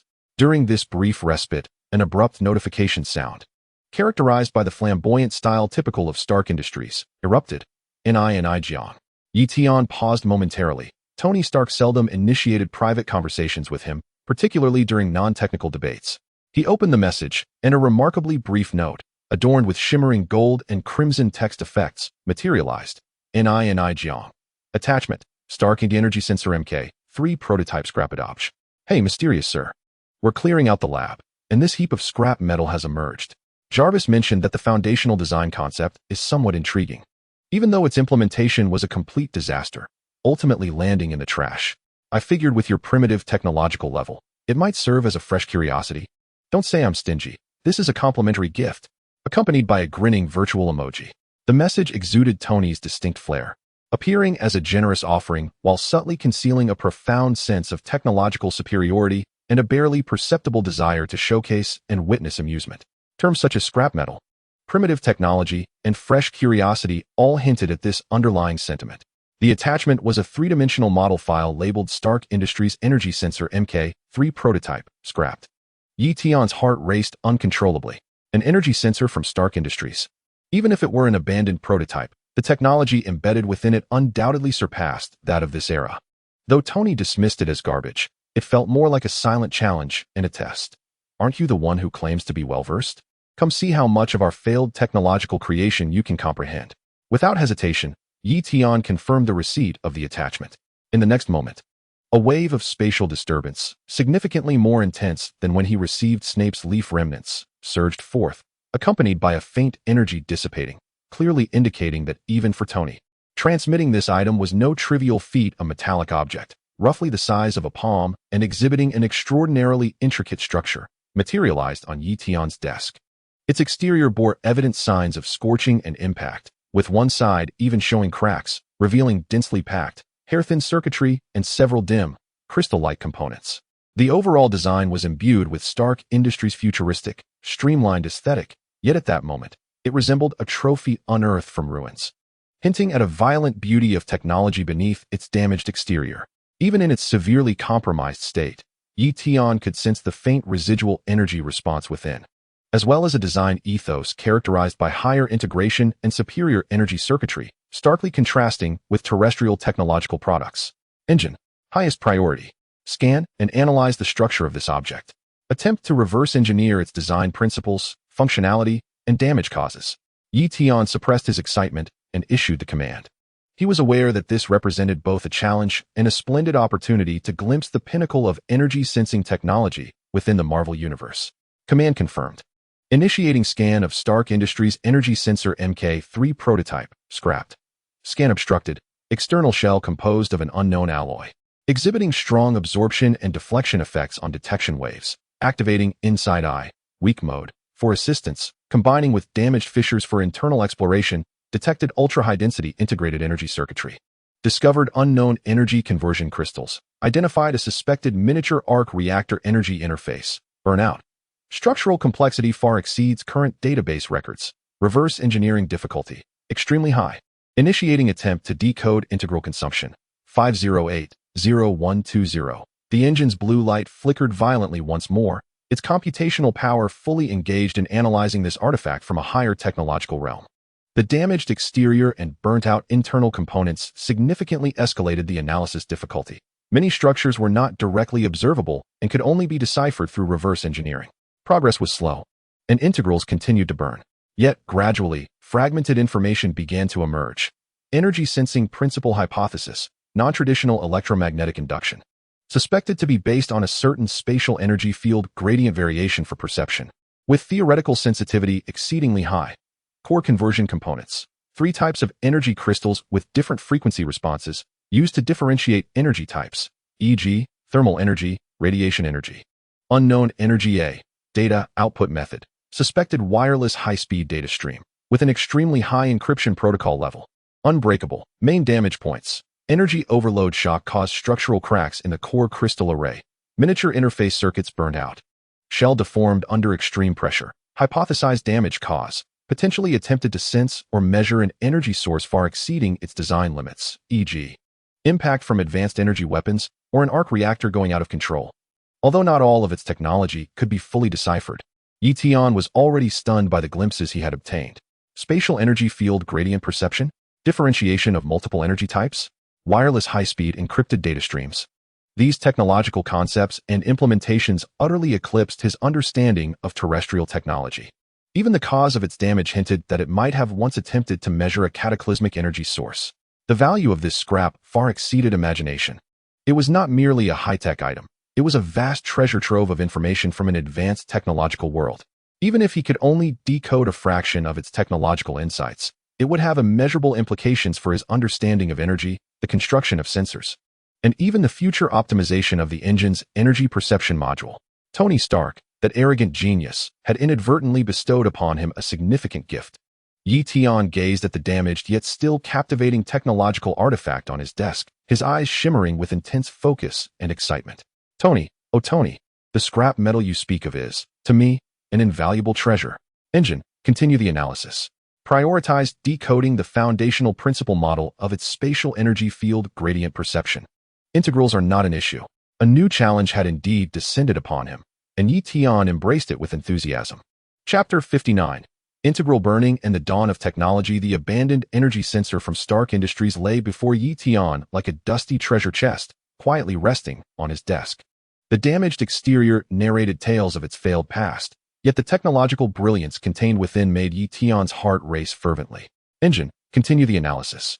Prioritize constructing the foundational mathematical model of spatial energy field gradient perception. Allocate integrals to this project. Tian suppressed his excitement and issued another command. His gaze firmly fixed on the intricate creation before him. Command confirmed. Continue analyzing the Staken Industrial Energy Sensor MK3 prototype, abandoned. Core task. Construct a foundational model for spatial energy field gradient perception. Integral consumption rate, 150 minutes, 180 minutes. The blue glow of the engine flickered within Tian at an unprecedented frequency, the faint hum from its overloaded operation resonating in his mind.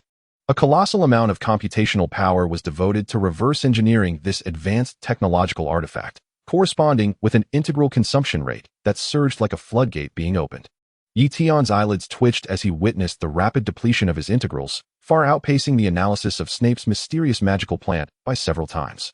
Every passing moment consumed the hard-earned reserves he had painstakingly accumulated for his tasks. Yet, he hesitated not for a second. Knowledge, especially of this transcendent nature, touching upon the very essence of rules, was invaluable beyond measure. The analysis process proved extraordinarily arduous. The unknown alloy shell not only possessed exceptional physical strength, but also exhibited a strong absorption and deflection effect against various detection waves, significantly hindering the engine's scanning capabilities. Many internal structures could only be glimpsed through the limited cracks, while most required the engine to employ reverse deduction algorithms for reconstruction. Detected multiple encrypted self-destruct structures in the internal energy circuit. Key nodes have melted, attempting to bypass. Energy conversion crystal structure is complex, exhibiting non-standard lattice arrangements. No matches in the database, initiating simulated evolutionary deduction. Micro-arc reactor interface severely burnt, effective information residual insufficient 03. A series of challenging feedbacks returned, and the engine's analysis progress bar crawled at a painfully slow pace. Often, after several minutes, the progress would only inch forward by a mere 1%. Nonetheless, amidst this arduous analysis, fragmented yet brilliant shards of knowledge were gradually extracted, enriching the engine's database and illuminating Tian's consciousness. Analysis obtained. Unknown high-strength alloy elemental ratio estimation data, partial. Analysis obtained. Ultramicro superconducting energy transmission wiring concepts, local. Analysis obtained. High-frequency energy fluctuation filtering screen design principles, incomplete. Analysis obtained. Multiband energy signal parallel processing architecture concept. Each fragment of knowledge sparked a glimmer of insight in Tian, as if doors to new worlds were being flung open before him. Many of the bottlenecks he had encountered while contemplating technological equipment now seemed to have found superior solutions or even revolutionary directions. Time flowed swiftly amidst the consumption of integrals and the harvest of knowledge.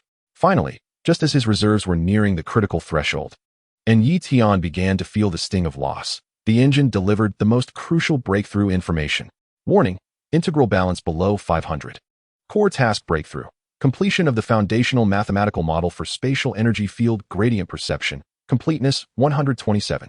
Although the completeness was exceedingly low, a basic, viable theoretical framework had finally been established. In an instant, a deluge of formulas, algorithms, and energy field variation simulation diagrams flooded Tian's mind. He gasped, feeling as if his brain had been crammed with an entire library of calculus conundrums, his temples throbbing. He compelled himself to concentrate, striving to grasp this hard-won achievement. It was not merely a direct perception of energy itself, but rather the perception of subtle distortions in spatial structure induced by the presence of energy, inferring energy intensity, properties, and even source direction through measuring these gradient changes. Tian murmured, his eyes brimming with shock and elation. This represented a completely novel perception pathway, distinct from the existing electromagnetic induction or particle detection principles on Earth. It was more covert, less susceptible to interference, and theoretically highly sensitive to certain special energies, such as dark energy and spatial energy. Was the world of Tony Stark's technology tree already at such an advanced level? Even a failed prototype contained such forward-thinking concepts. Although the model obtained was rudimentary and still leagues away from practical application, its indicated direction and value were immeasurable. Insufficient integrals. Forced reduction of analytical computational power. Analysis speed decreased by 90. The engine's alert tone jolted Tian back to reality. Gazing at his nearly depleted integrals and the sensor that had been analyzed to less than 5%, Tian chuckled wryly. Indeed, the cake of advanced technology was not so easily savored. He rubbed his throbbing temples, realizing that merely opening the box for a glance had nearly cost him his fortune. Yet, he was not disheartened. Rather, he felt invigorated. This analysis, though immensely taxing, yielded astonishing rewards. Not only had he acquired the crucial spatial energy field gradient perception model, but the accompanying fragmented knowledge in materials science, energy transmission, and signal processing also greatly broadened his horizons, laying a solid foundation for his future endeavors in designing and manufacturing more sophisticated equipment, such as an upgraded version of the stubborn stone amulet or true energy weapons. This damage sensor was a vast treasure trove of technology, waiting for him to excavate once he possessed sufficient capital, integrals, and more powerful engine computing capability. Tian carefully secured this piece of scrap metal in a meticulously prepared isolation box, concerned that any residual unstable energy within could provoke an accident. Having completed these tasks, he exhaled deeply, contemplating the incomplete yet brilliant mathematical model in his mind, along with the advanced technological concepts. Tony, I accept this gift, Tian smiled slightly, envisioning that their next encounter might bring a small technological shock to him. Although his integrals had been exhausted, the path ahead became ever clearer. The seeds of technology had already been sown, awaiting their roots to take hold and eventually grow into towering trees. For now, earning integrals had become the most pressing and pragmatic task. Tian's gaze turned towards the chat group interface.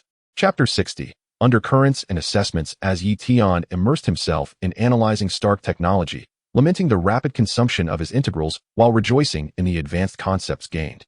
He remained oblivious to the gaze from the observer organization that had not left him, in a seemingly ordinary black van parked just across the street from Jiangxing University. The air was infused with the low hum of electronic devices and the bitter aroma of instant coffee. The walls of the van were lined with various displays and precision instruments, where two operatives, dressed in plain clothes yet maintaining impeccable posture, were intently focused on the data streams and surveillance images on their screens. This was one of the mobile monitoring points for the observer organization, responsible for tracking anomalous energy fluctuations in the Jiangxing University area. In the target area, Grid B7, the energy background noise had remained within normal threshold fluctuations, maintaining a standard unit of 0003 over the past 72 hours. The young operator, Xiao Chun, typed on the keyboard, reporting the routine monitoring results with a hint of barely perceptible fatigue in his tone. Prolonged, monotonous monitoring dulled the sharpest of wits. Opposite him, the more seasoned Captain Lao Dao did not respond immediately. His rough fingers glided slowly over the touchpad, repeatedly comparing the energy monitoring curve graphs from the past week. His brow slightly furrowed. It's too clean, Lao Dao suddenly spoke, his voice low and hoarse. Captain, the data is all normal, Xiao Chen replied, puzzled. It's just too normal. Lao Dao raised his gaze, his eyes sharp. Do you remember about 10 days ago, when this area experienced an extremely brief but peak-exceeding anomalous pulse? Although we couldn't pinpoint its exact location, The source was likely within Jiang University. Since then, it has been as though someone wielded a cloth, meticulously wiping away every trace, leaving not a single ripple. He retrieved another report. Previously, the target seemed to inadvertently emit faint energy signals. Although it was impossible to pinpoint the specific target, their existence was indeed acknowledged. Yet now, all of that has vanished. Xiaochen suddenly realized. Are you suggesting that the target has mastered the art of concealment? Or perhaps they have departed? The possibility of departure is slim.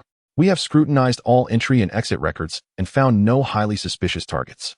The more plausible scenario is that they have learned to control their presence or received some form of assistance. Lao Dao gestured toward the aerial map of Jiangxing University displayed on the screen, asserting that an entity capable of inducing anomalous pulses could not suddenly revert to such banality. This extreme normalcy is, in itself, the greatest abnormality.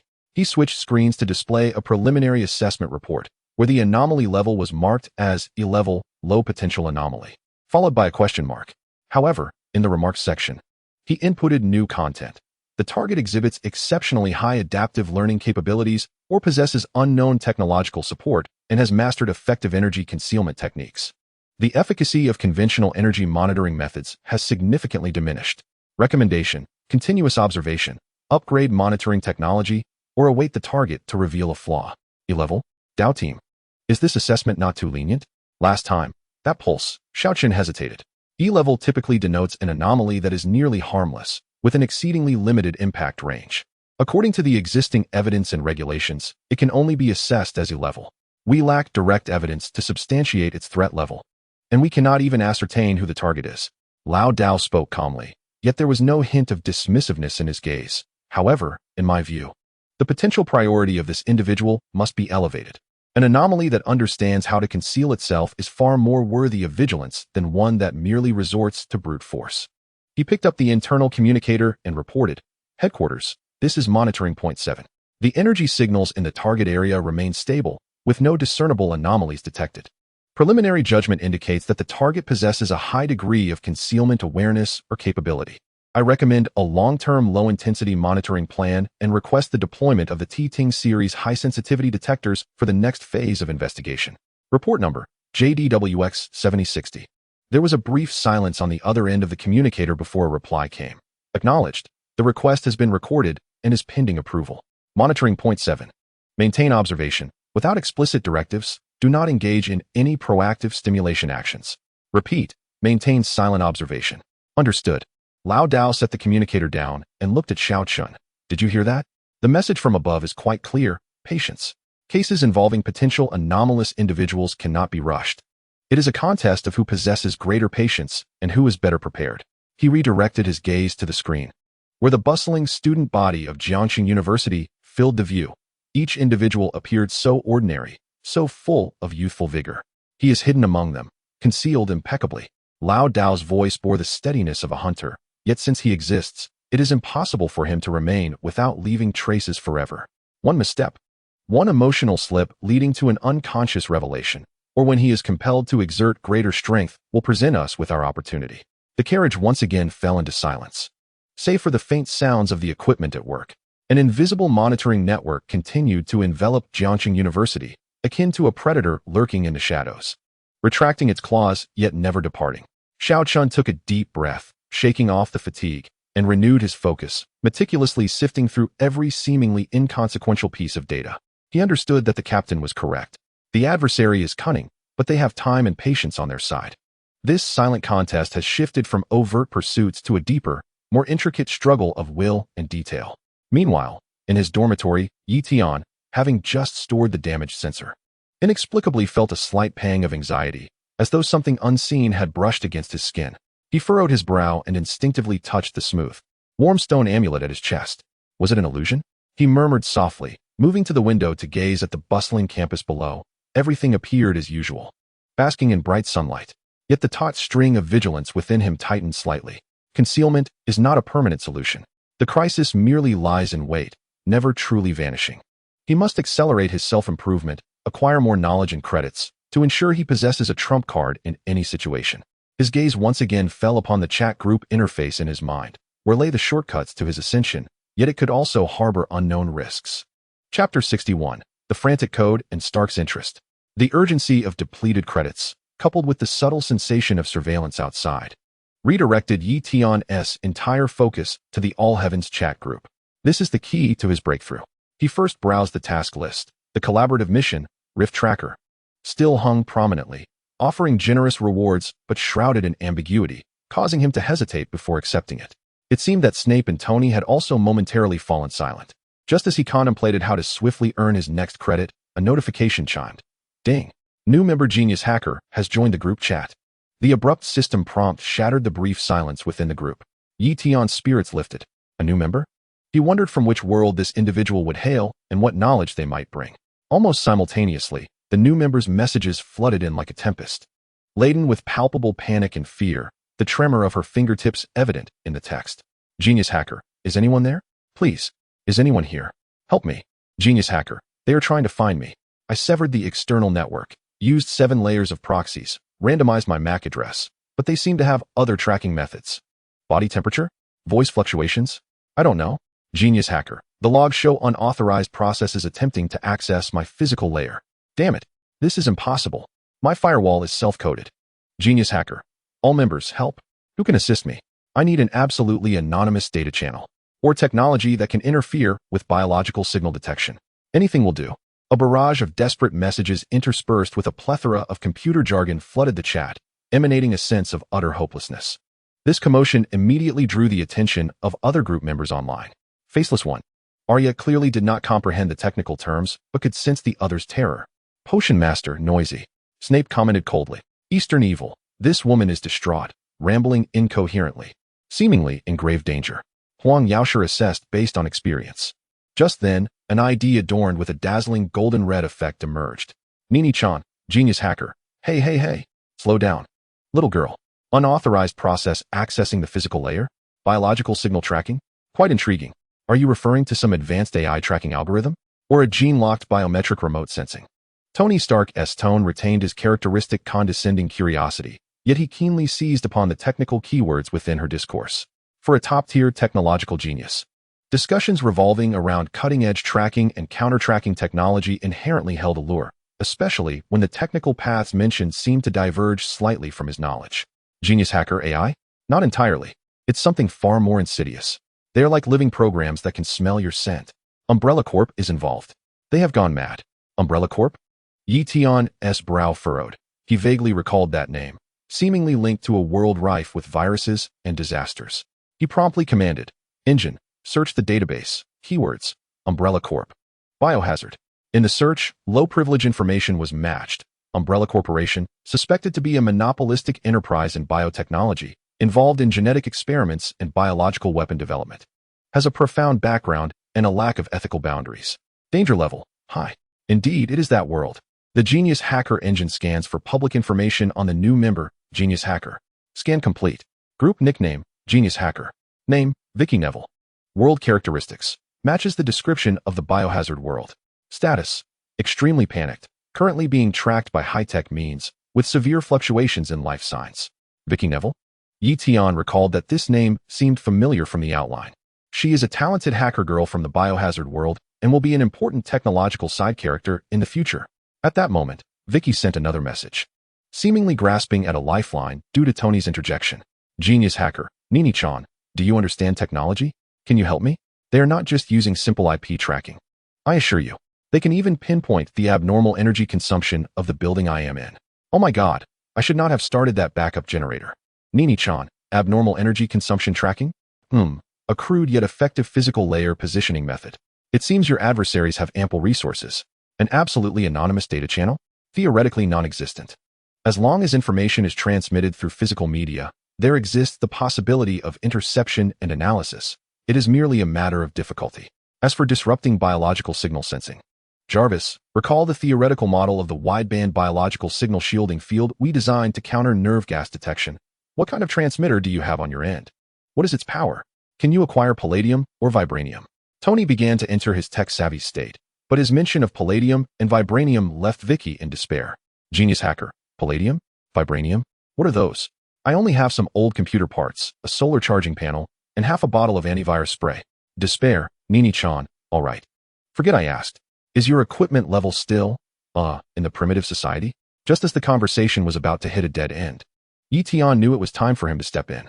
This was not only an opportunity to help others, but also a chance to establish a connection with this future key technological character and potentially acquire her unique hacking skills and information.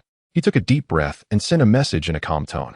Knowledge Explorer, Genius Hacker Vicky Neville. Calm down, directly addressing her by name to seize the initiative. Your panic and frequent distress signals are increasing your exposure risk. Take a deep breath, control your heartbeat and body temperature. This is the most fundamental biological signal shielding. Tian combined Arya's stealth knowledge with modern special forces concealment principles to offer advice.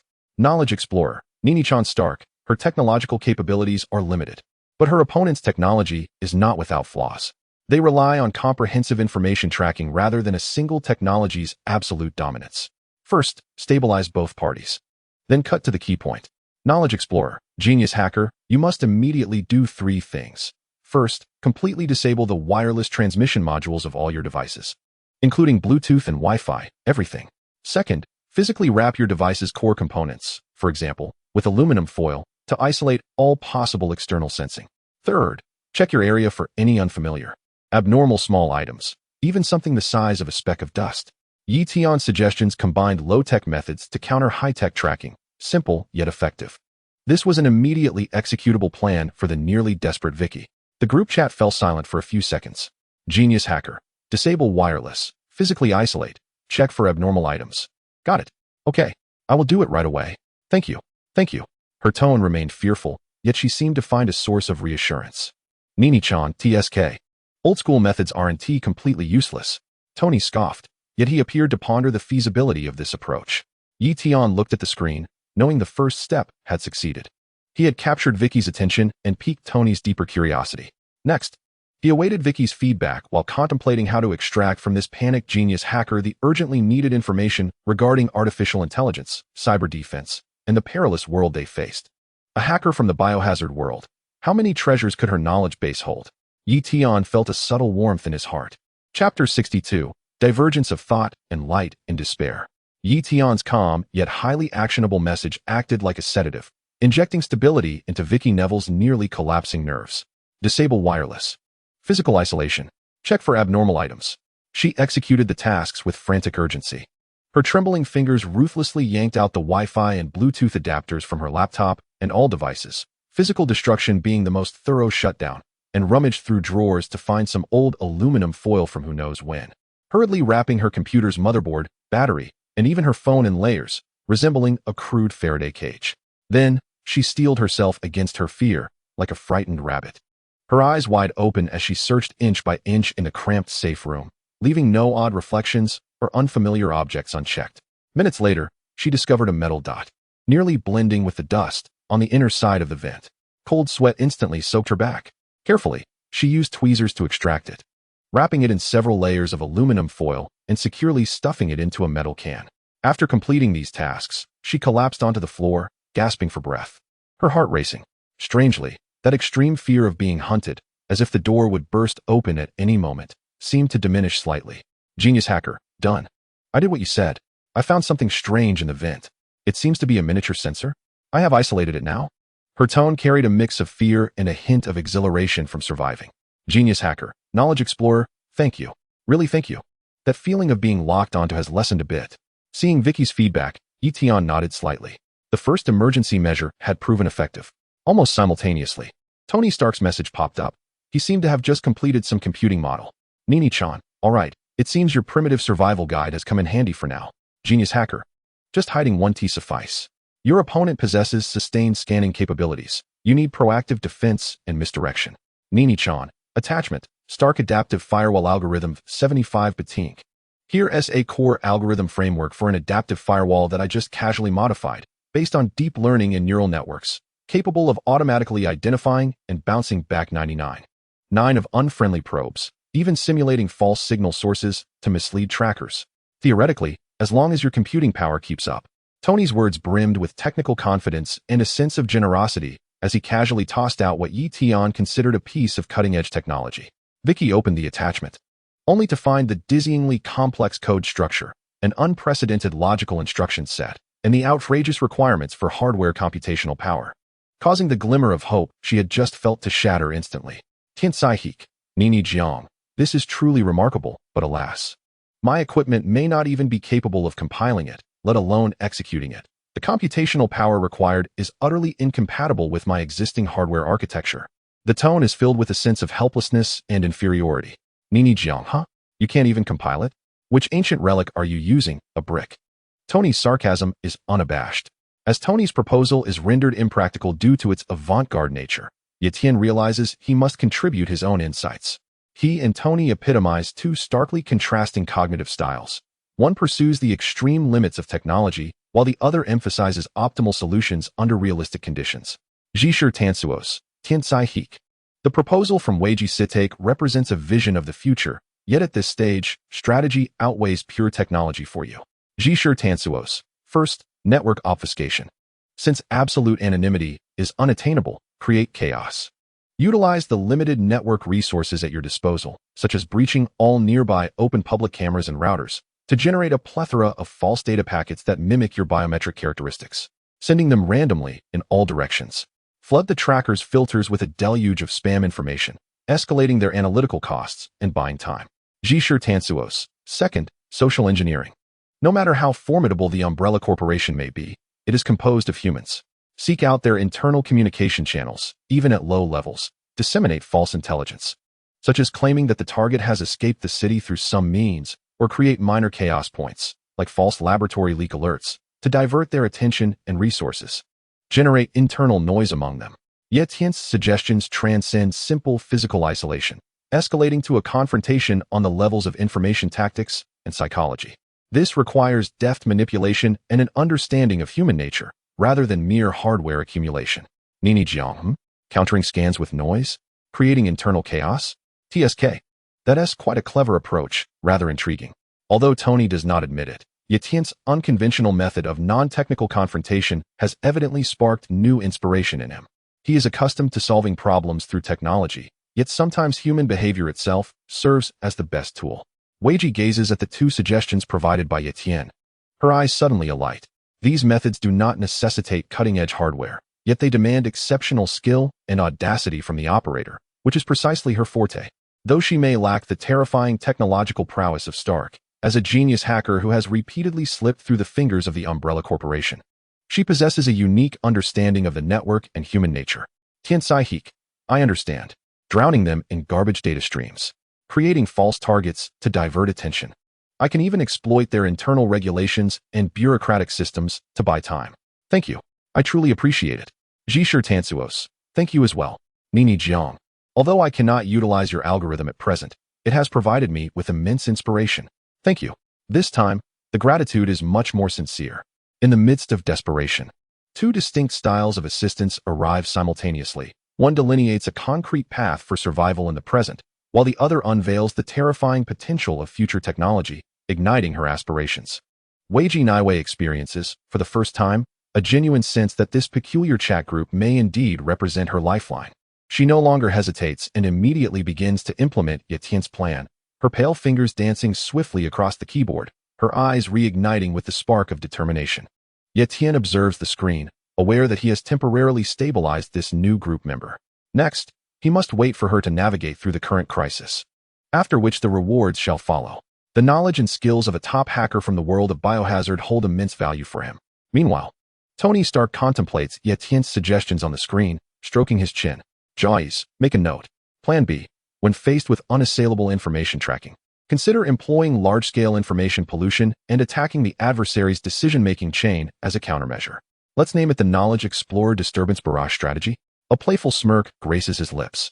This group is becoming increasingly fascinating. Chapter 63. The torrent of data and engine optimization within the safe house. Weiji Niwei is drenched in fine beads of sweat. Yet her gaze shines with unusual clarity. On the screen, data streams surge like a raging river.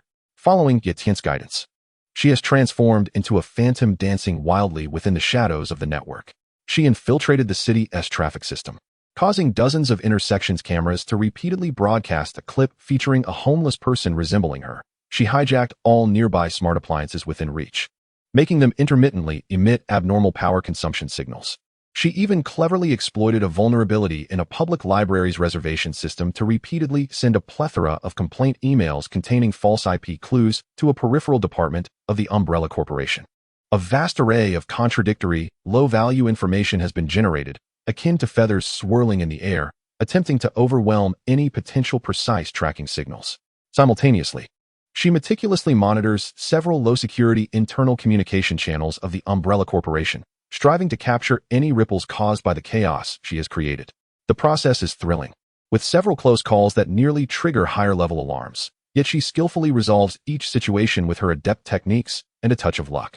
That omnipresent, suffocating sense of being targeted, though not entirely eradicated, has indeed been significantly diluted and delayed. She has gained a moment to breathe. Temporarily successful, she collapses in her chair, feeling as though she has just completed a marathon, utterly drained both mentally and physically. Yet a profound sense of security envelopes her. This mysterious chat group can truly assist her. Gratitude wells up within her, especially towards the individual with the ID, Tansuos. His suggestions were not only effective, but also provided her with direction and strength at her most desperate hour. And even that cocky, Nini Jiang. Though she cannot utilize his plan, the very architecture of that algorithm has opened a gateway to a new world for her, revealing that the limits of technology far exceed her previous imaginings. She must repay them. She possesses no valuable physical items to offer, and her points are nearly non-existent. Her most precious assets are the knowledge and skills within her mind. Without the slightest hesitation, Weiji forces herself upright, placing her hands once again on the keyboard. This time, it is not for survival, but for gratitude. She meticulously organizes her core insights in the field of artificial intelligence, particularly in the foundational logic and algorithm optimization of machine learning, excluding any special markers that could link back to her identity, compiling them into a detailed document. At the same time, she packages a complete source code and documentation for a highly efficient lossless data compression algorithm she invented, commonly used for rapidly transmitting and concealing critical data while evading tracking. After contemplating, she feels this may not suffice to express her gratitude, especially towards the enigmatic Tansuos. Gritting her teeth, she includes a set of notes on cutting-edge conjectures regarding load balancing and distributed neural network computing, a recent research direction of hers, which remains unverified but is exceedingly advanced. Tian Saihik, Tansuos, Nini Jiang, thank you. Thank you for your assistance. I seem to be a bit safer for now. I have nothing valuable to offer in return, but I have shared my foundational understanding of artificial intelligence in a small tool in the group files. I hope you do not disdain it. A tone imbued with trepidation and sincerity. Genius hacker. Notification of group file update. The foundational logic framework of artificial intelligence and the efficient data compression algorithm 7Z have been uploaded. Downloading requires the consumption of 1 point. The group fell momentarily silent. Dong Xia. Good deeds are rewarded. The young lady is indeed grateful and mindful of her benefactors.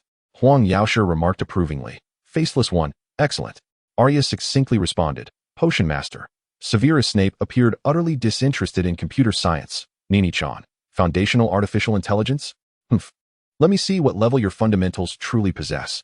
Tony spoke nonchalantly while almost immediately clicking to download, his curiosity about the artificial intelligence technology from another realm evident, especially regarding the hacker who had managed to escape from a tracking technology that even he found intriguing. This individual's knowledge might possess unique insights. Tian glanced at the notification, feeling a stir in his heart. Artificial intelligence and data compression? This is precisely what he requires. Although the engine's computational and storage models are formidable, their underlying logic leans more towards the sacred language of the Super Divine Academy. Perhaps he could derive more modern and efficient concepts of computer science for optimization. Downloading. Point deduction. 1. File reception successful. The file is not large, yet its content is exceedingly concise. Tian commanded the engine to begin parsing. Commencing parsing of knowledge in the otherworldly realm of computer science. Foundational logic framework of artificial intelligence. Efficient data compression algorithm. Wiki enhanced version. Notes on the conjecture of load balancing and distributed neural network computing. Parsing revealed numerous complementary differences with the existing sacred language database. Notification. This knowledge system emphasizes optimization of underlying logic and reduction of information entropy, which can be utilized to enhance the engine's foundational information storage structure, anticipating a storage efficiency increase of 75 and an approximate 32 reduction in energy consumption for specific computational tasks. Notification. The data compression algorithm embodies a unique spatial mapping concept, which may be attempted to be integrated into the micro-wormhole computation protocol or enhance the stability and efficiency of short-distance transmission. Shall knowledge integration and foundational optimization of the engine be initiated? Estimated duration, 15 minutes. Computational power will experience a slight decline during optimization. Optimize immediately. Tian ordered without hesitation. A refreshing sensation surged into his mind, as if a meticulous defragmentation and system upgrade were occurring in some corner of his brain. The blue light of the engine flickered gently and steadily, no longer wild as when parsing the Stark sensors. He could feel that the engine's method of processing information seemed to have become more elegant. Some redundant steps were simplified, and the storage of information became more compact and orderly. Although the percentage of improvement appeared modest, this was foundational optimization affecting the very core of the engine. Its long-term benefits are immeasurable, especially concerning the efficiency of point utilization. Even a minor enhancement holds significant importance. More crucially, this modern computer science concept provides him with a fresh perspective for understanding and developing the engine's capabilities. This is not merely the acquisition of knowledge. It is a key to optimizing his very foundation. Nini-chan. TSK. The foundational logic is indeed solid, exhibiting some unconventional ingenuity. That compression algorithm is rather intriguing, with a novel approach. However, on the whole, it barely meets the threshold of a Stark Industries intern. Tony quickly completed his review and commenced his classic Stark-style critique. Yet those familiar with him could detect a hint of recognition and profound interest hidden beneath his critical tone. Young lady, it seems not all from your side are inept. Genius hacker, really? Thank you. The wiki seemingly filtered out the criticism, hearing only the praise, and appeared exceptionally pleased. Tian did not join the discussion. He quietly sensed the subtle changes brought about by the engine's optimization, reassessing the value of Wiki Niwei, elevating it another tier. The returns far exceeded his expectations. At this moment, the engine's notification chimed again. Basic optimization completed. Current repair progress, 1125. Micro-wormhole computation protocol updated, with stability anticipated to increase by 5. Newly parsable knowledge branch added. Modern computer science, Wiki Niwei version. The value of knowledge has once again been perfectly manifested. Tian's gaze towards the chat group grew even more profound. Chapter 64. The truth lies in the details. The process of foundational optimization of the engine was quiet and swift, akin to a precise instrument undergoing a silent calibration. 15 minutes later, that refreshing sense of detachment gradually faded, and Tian slowly opened his eyes, meticulously savoring the changes within.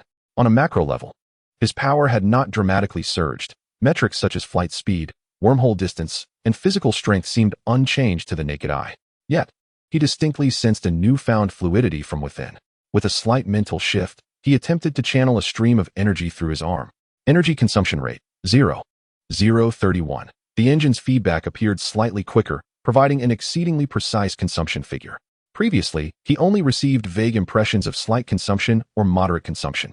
Oh, Tian's interest peaked.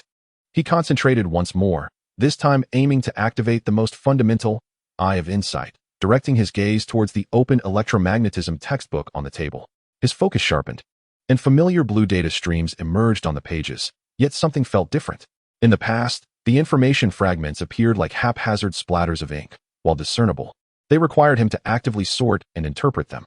Now, however, details regarding the composition of the paper, types of ink, printing dates, and even the book's faint electromagnetic characteristics emerged more systematically, as if initially categorized, clearly outlined in his peripheral vision, with key points highlighted and redundancies minimized.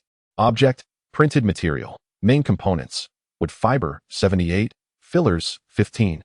Printing information, ISBN, XXX, edition, 3rd edition. Estimated printing time, 11 months ago. Faint electromagnetic characteristics, resulting from ambient electromagnetic wave absorption, no active source. The information itself had not become more sophisticated, yet the manner of its presentation significantly enhanced his efficiency in receiving and processing it. This undoubtedly presented a tremendous advantage during combat or scenarios requiring rapid analysis. Is this the benefit derived from optimizing information storage structures and logical organization? Tian realized. The knowledge provided by Wiki resembles an enhancement to the operating system and file management system of the formidable supercomputer that is the engine, allowing it to operate more efficiently, more economically, and with greater user-friendliness.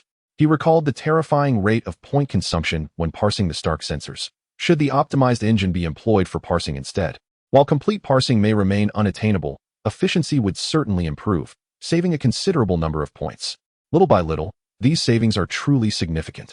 Knowledge, indeed, knows no hierarchy. Only suitability for application. Tian could not help but reflect. What Wiki offered was not some cataclysmic super technology, but the most fundamental, core concepts of computer science. Yet, it is precisely this foundational knowledge that has optimized his very basis for processing information. This is even more gratifying than acquiring a potent offensive skill outright. This is the solidification of his foundation, the enhancement of his potential. With enthusiasm, he began to test other aspects. Focusing his mind, he targeted a pin at the corner of the desk. Micro-wormhole transport calculation initiated. Coordinate calibration and energy injection. Calculation time, 0.071 seconds, 0.003 seconds. Energy consumption, 0.5 standard units, 0.02 standard units. Stability assessment, good, 5. The pen instantaneously vanished from its original position, reappearing 2 meters away on the bed, landing precisely and smoothly, devoid of any minor spatial ripples that occasionally occurred previously. The enhancement was subtle yet undeniably tangible. Every instance of use saves a modicum of time and energy. When accumulated over thousands of repetitions, the benefits become substantial, particularly in high-intensity battles or intricate calculations. Such an enhancement may prove to be the pivotal factor determining success or failure. A satisfied smile graced Tian's face. This reward was indeed invaluable. Wei Jinai Wei Air, the girl hailing from the world of biohazard, possessed value that transcended her hacking skills against the Umbrella Corporation. He opened the chat group and observed Tony continuing his Stark-style critiques and optimization suggestions regarding Wei Ji's algorithm, while Wei Ji listened attentively, albeit with some trepidation, striving to comprehend concepts that were beyond her current understanding. Jiang. So you see, using recursive nesting here is a complete waste of computational power.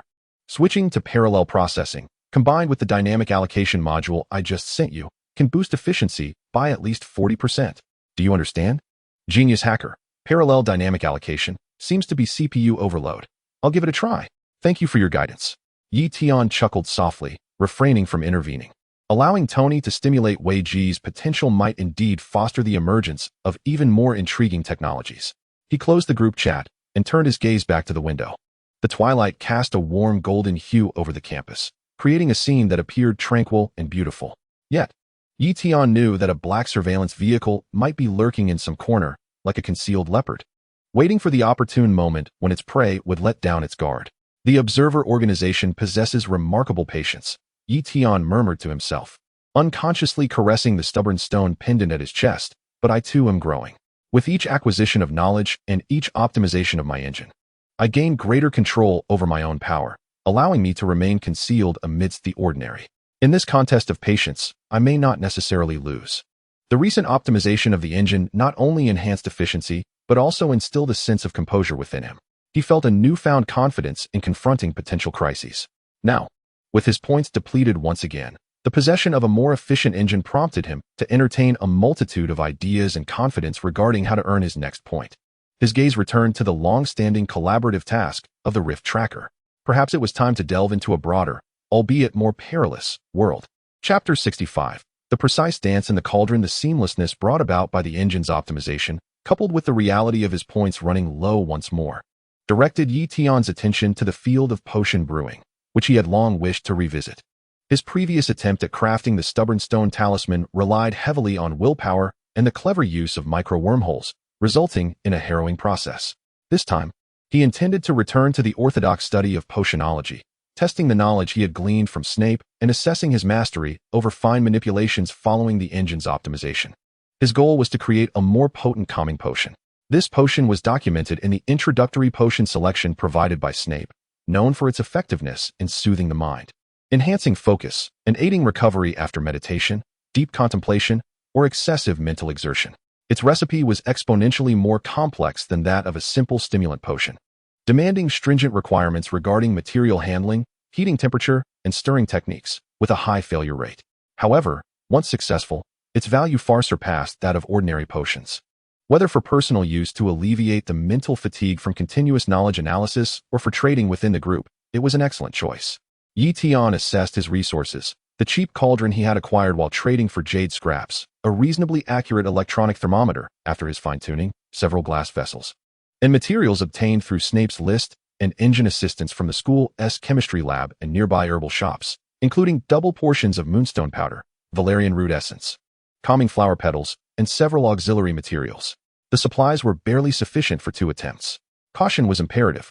He did not commence immediately, but instead revisited Snape's instructional notes in his mind, particularly the crucial points regarding temperature control, which was not merely constant but should rise and fall like breathing, guiding the fusion of the potion's properties, with stirring techniques requiring significant effort, dictated by frequency and rhythm. 7 swift counterclockwise turns followed by 1 slow clockwise turn, akin to knocking gently on the heart's door.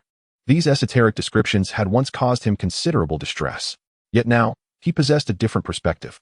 The engine would establish an auxiliary program for crafting the effective calming potion, primarily monitoring key nodes, real-time temperature fluctuations within the cauldron, simulation of stirring frequency and trajectory, and energy characteristic analysis of material fusion states, aligning with Snape's notes as the ideal model for comparison and calibration. Command confirmed. Establishing potion brewing auxiliary subprogram. Loading Snape's notes data. Establishing temperature fluctuation waveform model, breathing rhythm. Establishing ideal stirring frequency model, 7 rapid, 1 slow cycle. Establishing energy fusion characteristic database, based on historical data predictions. Auxiliary program ready. Taking a deep breath, Tian ignited the alcohol lamp and placed the cauldron atop it. The first step was to preheat the cauldron until its inner wall was slightly warm, approximately 50 degrees Celsius.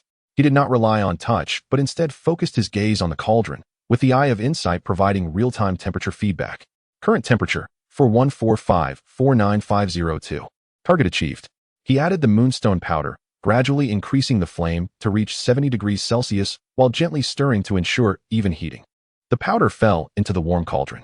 Tian held a glass rod in his right hand, beginning to stir, while his left hand subtly adjusted the flame of the alcohol lamp. The engine's auxiliary program generated a virtual thermometer and rhythm bar at the edge of his vision, continuously comparing the actual temperature with the ideal waveform, breathing-like fluctuations of 50 to 70, and the stirring rhythm with the ideal model, 7 rapid counterclockwise turns followed by 1 slow clockwise turn. His movements transformed from blind attempts into an exquisitely precise manipulation. His mind functioned as a sophisticated CNC center, receiving various data feedback from the engine and directing his hands to make fine adjustments with precision. When the temperature rose by 0.5 degrees, his left hand instinctively retracted slightly, reducing the flame. If the stirring frequency increased just a tad, his right wrist immediately adjusted the force to bring it back within the rhythm bar's prescribed range.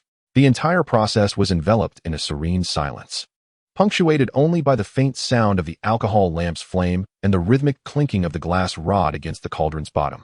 He introduced the valerian root essence, causing the temperature to plummet to 60 degrees Celsius, maintaining that temperature for 10 seconds before gradually raising it to 75 degrees Celsius.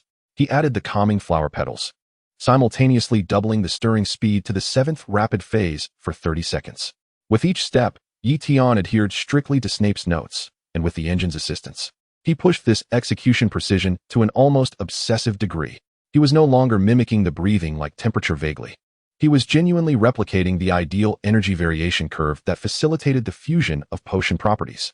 The liquid within the cauldron transitioned from an initially murky gray-white to a gradually clarifying state, taking on a delicate, silvery sheen reminiscent of moonlight, and began to emanate a soothing fragrance that calmed the spirit. There was no scorching, no abnormal reactions, no fluctuations from energy conflicts. Everything proceeded along the most optimal path. Beads of sweat formed on Tian's brow. This extreme precision in control demanded immense mental energy. Yet, excitement sparkled in his eyes. He sensed that this time, it was entirely different. The optimization of the engine greatly enhanced his ability to process multi-threaded information, while the clear data feedback from the Eye of Insight provided the vision needed for operation. Snape's notes served as the map, while the engine and Eye of Insight functioned as his precise navigational instruments and dashboard, guiding him along the path laid out by the map. At last, it was time for the final step, injecting a thread of mental energy as a catalyst to fully activate the fusion of the potion properties, while simultaneously raising the temperature to 85 degrees Celsius, maintaining it for 3 seconds before removing it from the heat. Tian held his breath, concentrating the meager amount of spiritual energy he had just regained. With utmost caution, he channeled it through the glass rod, infusing it into the pot of silvery elixir. Simultaneously, he cranked the alcohol lamp to its maximum intensity. The temperature soared as he observed the infusion process stabilize, the medicinal properties rapidly merging. 3 seconds to go. Remove the flame. In an instant, he withdrew the alcohol lamp. The potion in the crucible seemed to be endowed with a soul, its silvery radiance abruptly condensing, merging entirely into the liquid, which then exhibited a crystalline clarity reminiscent of liquid moonlight. A rich aura of tranquility enveloped him, and with a gentle inhalation, any lingering fatigue in his mind dissipated entirely. The powerful tranquilizing potion had been successfully concocted, rated as excellent, nearly perfect. Success, and it was achieved on the first attempt. With exceptional quality, Tian gazed at the potion, a veritable work of art, and exhaled deeply, satisfaction coursing through him. This was not merely a successful potion. It was the finest testament to his learning and the optimal control acquired through engine refinement. Knowledge, skill, and an extraordinary advantage had harmonized perfectly, allowing him to take a momentous step into the profound art of potion making. He contemplated the potion before him, already formulating plans. Chapter 66. Subtle Adjustments Under the Moonlight Success. The translucent moon-white potion gently rippled in the crucible, emitting a serene aura that cleared Tian's weary mind, sharpened by intense focus. The potency of this elixir was incomparable to the half-finished, invigorating potion he had crafted previously. The engine's assessment results swelled within him, igniting an indescribable sense of fulfillment. Following Snape's meticulous guidance and aided by the engine's precise control, he had finally crossed the threshold into the realm of true potion making. He carefully bottled the elixir into 3 small vials.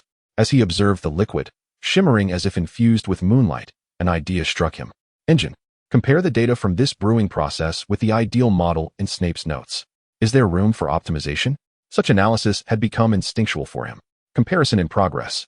Temperature curve congruence, 98. 7 stirring frequency and trajectory congruence, 99. 1 material fusion energy sequence congruence, 97. 3 analysis conclusion. This brewing highly replicates the ideal model, with minimal optimization potential. Indeed, Snape's notes were nearly flawless. Tian nodded slightly, though his attention lingered on the 97. 3 congruence of the material fusion energy sequence, the lowest among the metrics.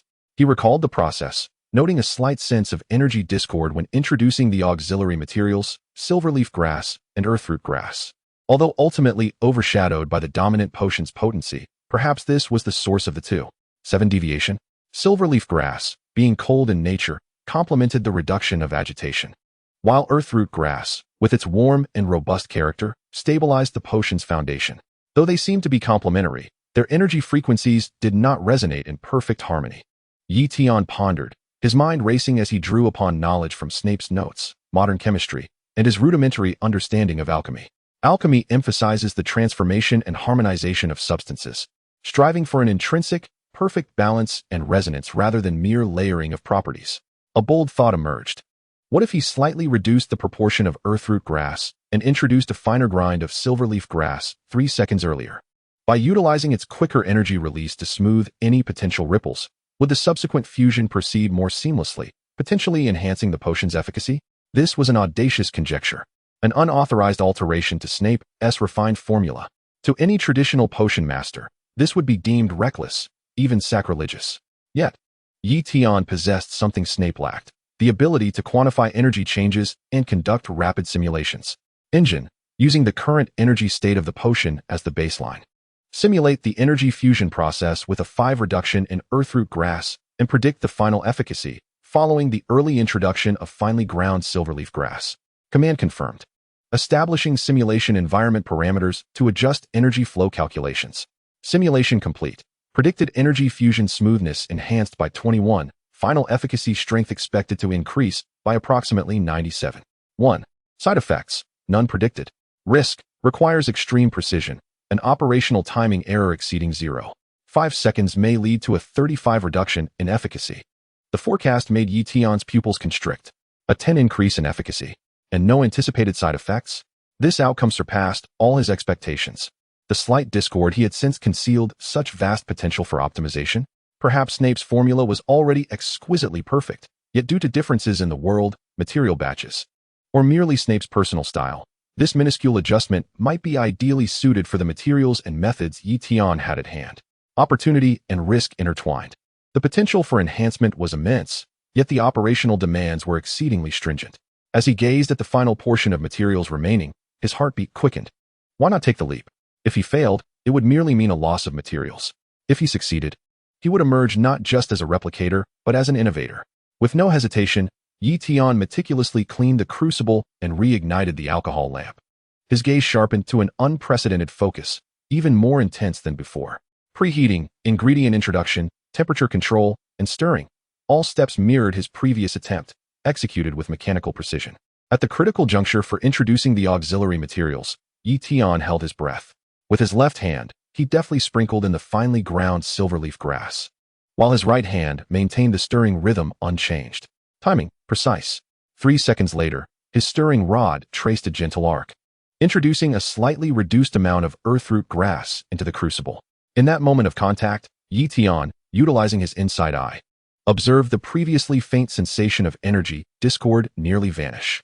The early release of silverleaf grass's calming energy seemed to have smoothed the surface of the potion, facilitating the more harmonious and thorough integration of earthroot grass's robust energy into the primary potion. The entire fusion process flowed effortlessly, as if guided by an invisible hand. In the final step, he infused spiritual energy, intensified the heat, and withdrew the flame. The potion emitted a faint, melodious hum, akin to the resonance of a violin string. As the moon-white radiance condensed, becoming purer and deeper than before, resembling not a liquid but a block of molten moonstone. Its aura of tranquility deepened, and a gentle inhalation cleared his mind, enhancing his cognitive speed. Enhanced tranquilizing potion successfully concocted. Quality assessment, perfect. Efficacy strength compared to the original increased by 10. 5. Recorded enhancement plan. Silverleaf grass finely ground. Introduced 3 seconds earlier. Earthroot grass proportion reduced by 5. Optimization principle. Pre-harmonization of energy frequencies, reducing internal friction. Stored in the potion database. Success. The enhancement was triumphant. Tian gazed at the vial of this exquisite potion, suppressing the excitement within. Not only had he successfully brewed it, but he had also taken a small yet significant step beyond Snape's foundation, marking the beginning of his own journey as an innovator, from learning to imitation, and then to the preliminary yet successful refinement. This journey signifies not merely an enhancement of medicinal efficacy, but also attests to his developmental trajectory. He meticulously secured the bottle of the improved potion, his gaze intense and focused. Perhaps it was time to seek Professor Slytherin's critique on this assignment? A thought quietly emerged in his mind. Chapter 67. Gathering wisdom from all realms to establish an extraordinary foundation with 2 exceptionally high-quality calming potions in hand, particularly the improved version, whose efficacy surged. He was well equipped to withstand prolonged mental exhaustion. Yet, Tian's gaze had already shifted towards further horizons. Inner tranquility was merely supportive. The true essence lay in the fortification of the physical body. The superhuman constitution bestowed by the angel gene engine served as a formidable foundation. Yet its growth and repair inherently required vast amounts of energy and resources, especially after intensive computations or injuries. Relying solely on the ordinary sustenance of contemporary society and the meager energy intake from before proved inefficient and insufficient to meet his burgeoning demands. He yearned for a more efficient and direct means to enhance his physique. As this notion took root, it proliferated wildly, akin to untamed grass. Without hesitation, Tian plunged into action. This time, he would no longer passively await tasks or trades from his companions. Instead, he would proactively and purposefully seek the knowledge he desired.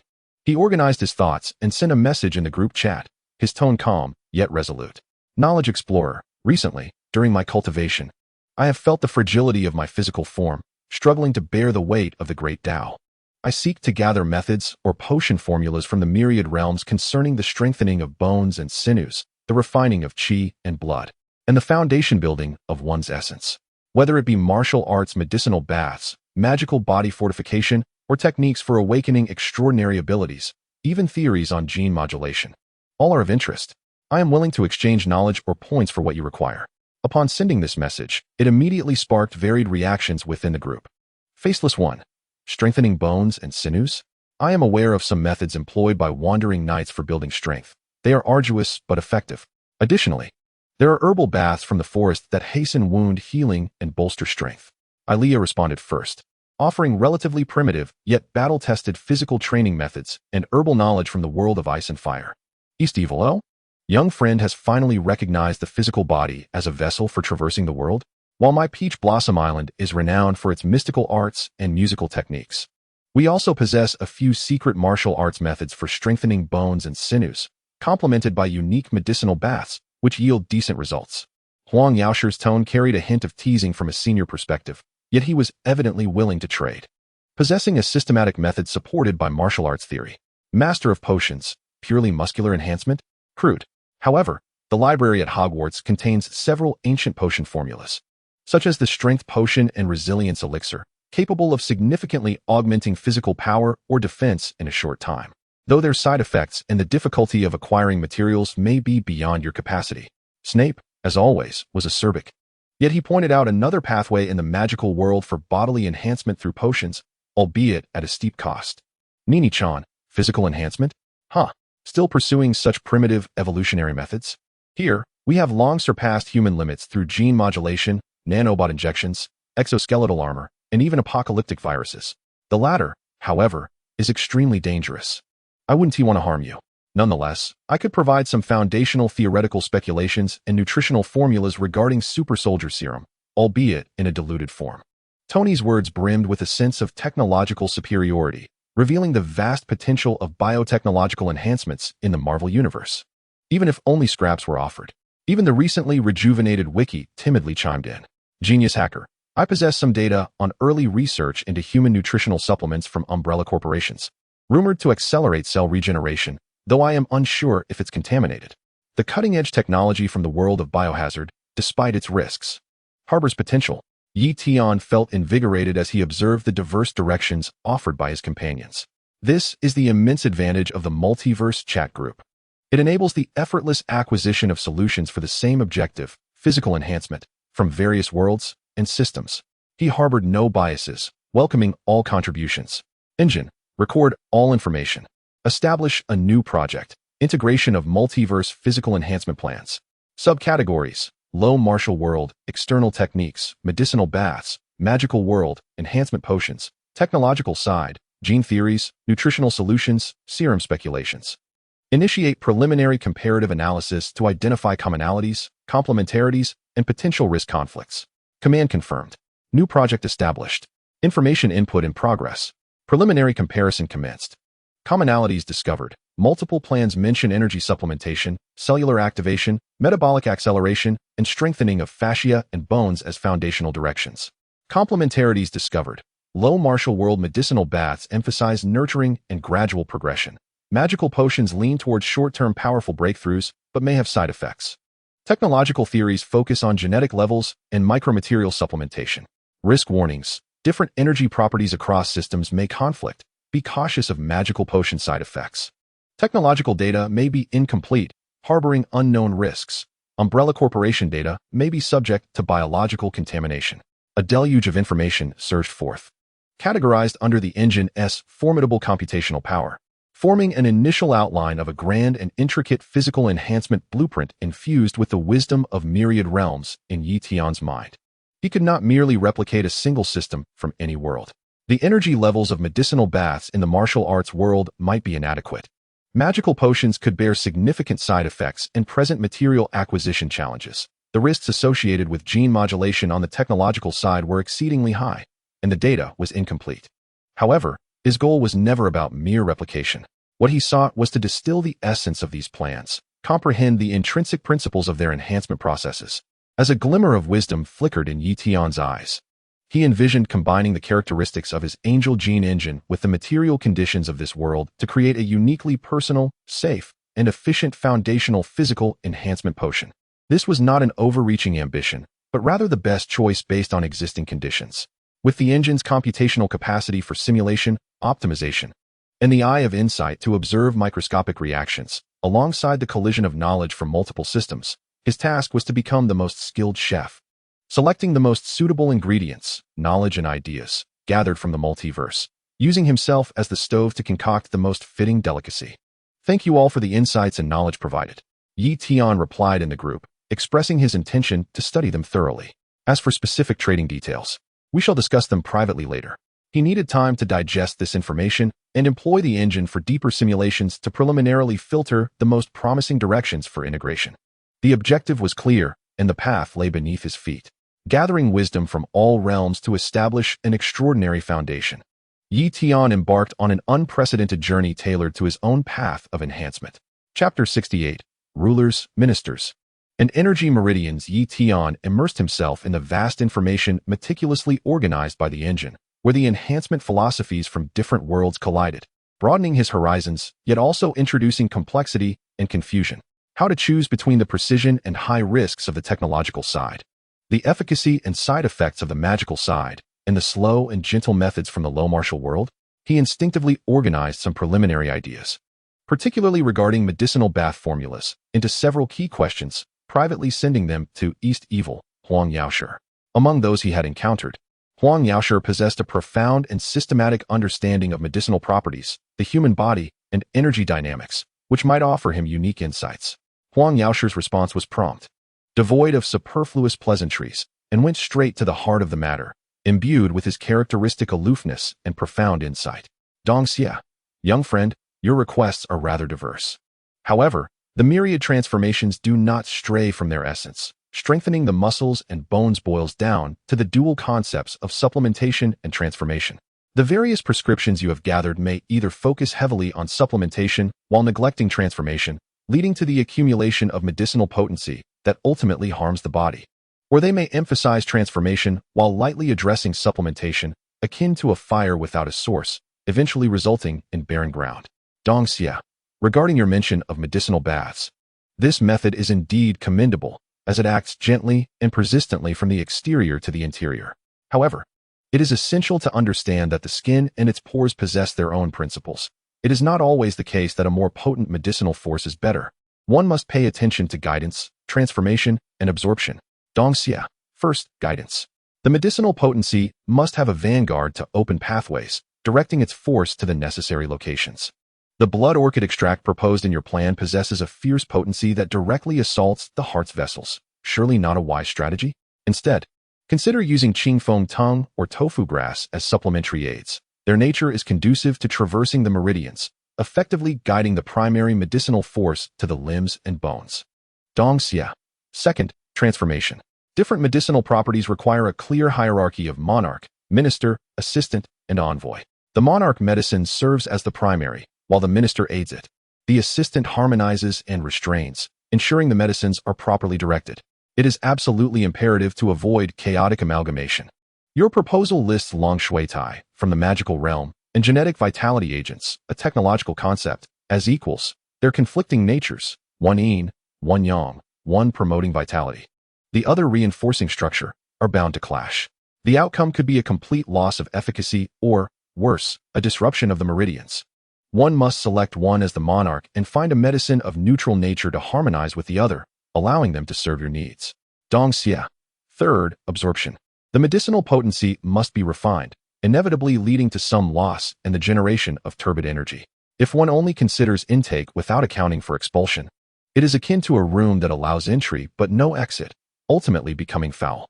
It is necessary to incorporate a medicinal agent for absorption that fortifies the foundation and locks in the essence, complemented by mild sweating or guiding techniques to expel the waste generated during the refinement. Only then can one achieve completeness. Huang Yaoshi's words were like a ray of sunlight piercing through clouds, instantly illuminating Tian. Previously, he had been overly fixated on the powerful effects of various materials, eager to cram all beneficial substances into his concoctions, neglecting the fundamental principles of medicinal harmony and energy guidance. This was not merely a theory of traditional Chinese medicine. It represented a universal philosophy concerning the efficient utilization of energy and matter within living organisms. The concepts of guidance, transformation, and absorption, alongside the hierarchy of monarch, minister, assistant, and envoy, echoed in Tian's mind, providing clarity. He no longer viewed the materials he had collected as mere symbols of strength and physique on a data panel, but began to comprehend them through the lens of energy, which medicinal properties were sharp and required dulling and guidance, which were mild and needed stimulation to unleash their full effects, which were in conflict and which could complement one another. The engine, a reintegration and analysis, establishing a new optimization model. The priority shifted, no longer merely pursuing the maximization of a single attribute, but rather striving for the maximization of energy utilization efficiency, the harmony of medicinal properties, and the minimization of bodily burden. Huang Yaoshi's framework of monarch, minister, assistant, and envoy, along with the principles of guidance, transformation, and absorption, was introduced as the core algorithmic constraint. All material data would be re-annotated with energy attributes, yin-yang balance, targeted actions, muscle, bone, qi, blood, meridians, intensity, and interrelations, mutual generation and restraint. Command confirmed. Optimization model updated, introducing new theoretical framework to redefine material attributes and commence energy flow harmonization simulation. A vast stream of data began to operate once more, but this time, the direction was entirely different. Many materials previously deemed powerful were downgraded due to attribute conflicts or excessive ferocity that rendered them difficult to guide. Conversely, some materials that had been overlooked due to their balanced attributes and aptitude for guidance or harmonization saw a significant increase in value. For instance, a common forest herb from the Ilea world, possessing a balanced energy and slight dispersive properties, was evaluated as an excellent alternative assistant medicine. Furthermore, a stabilizing component from the serum theory provided by Tony, while not enhancing directly, effectively neutralized the conflicting medicinal properties, thereby highlighting its value. A brand new, safer, and more efficient preliminary medicinal bath plan, tailored to Tian's unique energy dynamics. The Angel Gene engine leans towards light energy and sacred energy. Possessing a predominantly yang and orderly nature, was gradually taking shape under the rapid calculations of the engine. Although the final product was still a distant prospect, the direction was undoubtedly correct. Tian couldn't help but feel a sense of admiration for Huang Yaoshi. The wisdom of this Dong Xie far surpassed his expectations. His principles were applicable not only to herbal medicine, but also subtly touched upon the essence of energy cultivation, greatly enlightening Tian on how to guide and utilize the energy of the engine more effectively. Knowledge Explorer, thank you, Island Master Huang, for your enlightening guidance. This lesson surpasses 10 excellent prescriptions. I am grateful for your instruction. Tian expressed his sincere thanks. Dong Xie, merely a superficial insight. How much you comprehend depends on your own cultivation. Do not engage in the foolishness of indiscriminately piling things together again. Huang Yaoshi's tone remained cold, yet there was a hint of recognition for potential. After ending the communication, Tian gazed at the new plan prototype simulated by the engine, feeling a surge of confidence. To gather the wisdom of myriad realms, one must also possess the ability to integrate and comprehend. Huang Yaoshi's guidance had provided him with the key to such integration. The next task was to select materials according to this new direction and determine the specific combinations and proportions of the monarch, minister, assistant, and envoy. This time, he felt an unprecedented clarity of purpose. Chapter 69. The philosophical debate of nanotechnology and medicinal baths, as Tian immersed himself in Huang Yaoshi's framework of monarch, minister, assistant, and envoy, alongside the principles of guidance, transformation, and absorption, and subsequently re-optimized his medicinal bath plan. A private message laden with evident mockery and incredulity popped up. Sent by Nini-chan. Nini-chan. Hey, Knowledge Explorer? I just intercepted a snippet of your encrypted channel chat with that rock and roll old guy, referring to Huang Yaoshi. Don't ask me how I did it. Stark has his ways. After your lengthy discussion, the best solution you arrived at was to throw a bunch of flowers and herbs into a pot, and then immerse yourself in it. Are you kidding me? The words dripped with the technological superiority and instinctive disdain characteristic of Tony Stark. Tian smiled slightly, unfazed. For a top-tier scientist accustomed to nanotechnology, genetic engineering, and intelligent armor, the concept of medicinal baths indeed seemed overly archaic, even barbaric. Knowledge Explorer, Mr. Stark, sometimes the oldest methods contain the most direct wisdom of energy. The skin is the largest organ of the human body. Through medicinal baths, it absorbs the medicinal potency in a gentle and comprehensive manner, constituting a parallel processing approach, particularly suitable for reinforcing foundational areas such as muscles, bones, and skin. He attempted to explain in terms the other party could grasp. Nini-chan, parallel processing? Gentle and comprehensive? Spare me. Inefficient. Poor controllability. Unsanitary. And devoid of any aesthetic technological appeal.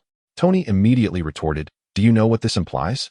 It means you cannot accurately control the dosage, absorption rate, or targeted effects of each component.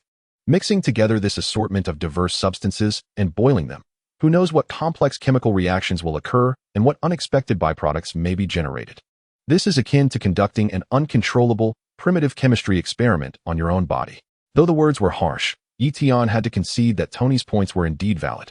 The holistic and gentle nature of medicinal baths was a strength, but precision and controllability were undeniably weaknesses. Nini-chan, look at what constitutes an advanced enhancement method. An attachment was sent over. Attachment, Stark Ingham Targeted Nutrient Delivery White Paper, V21.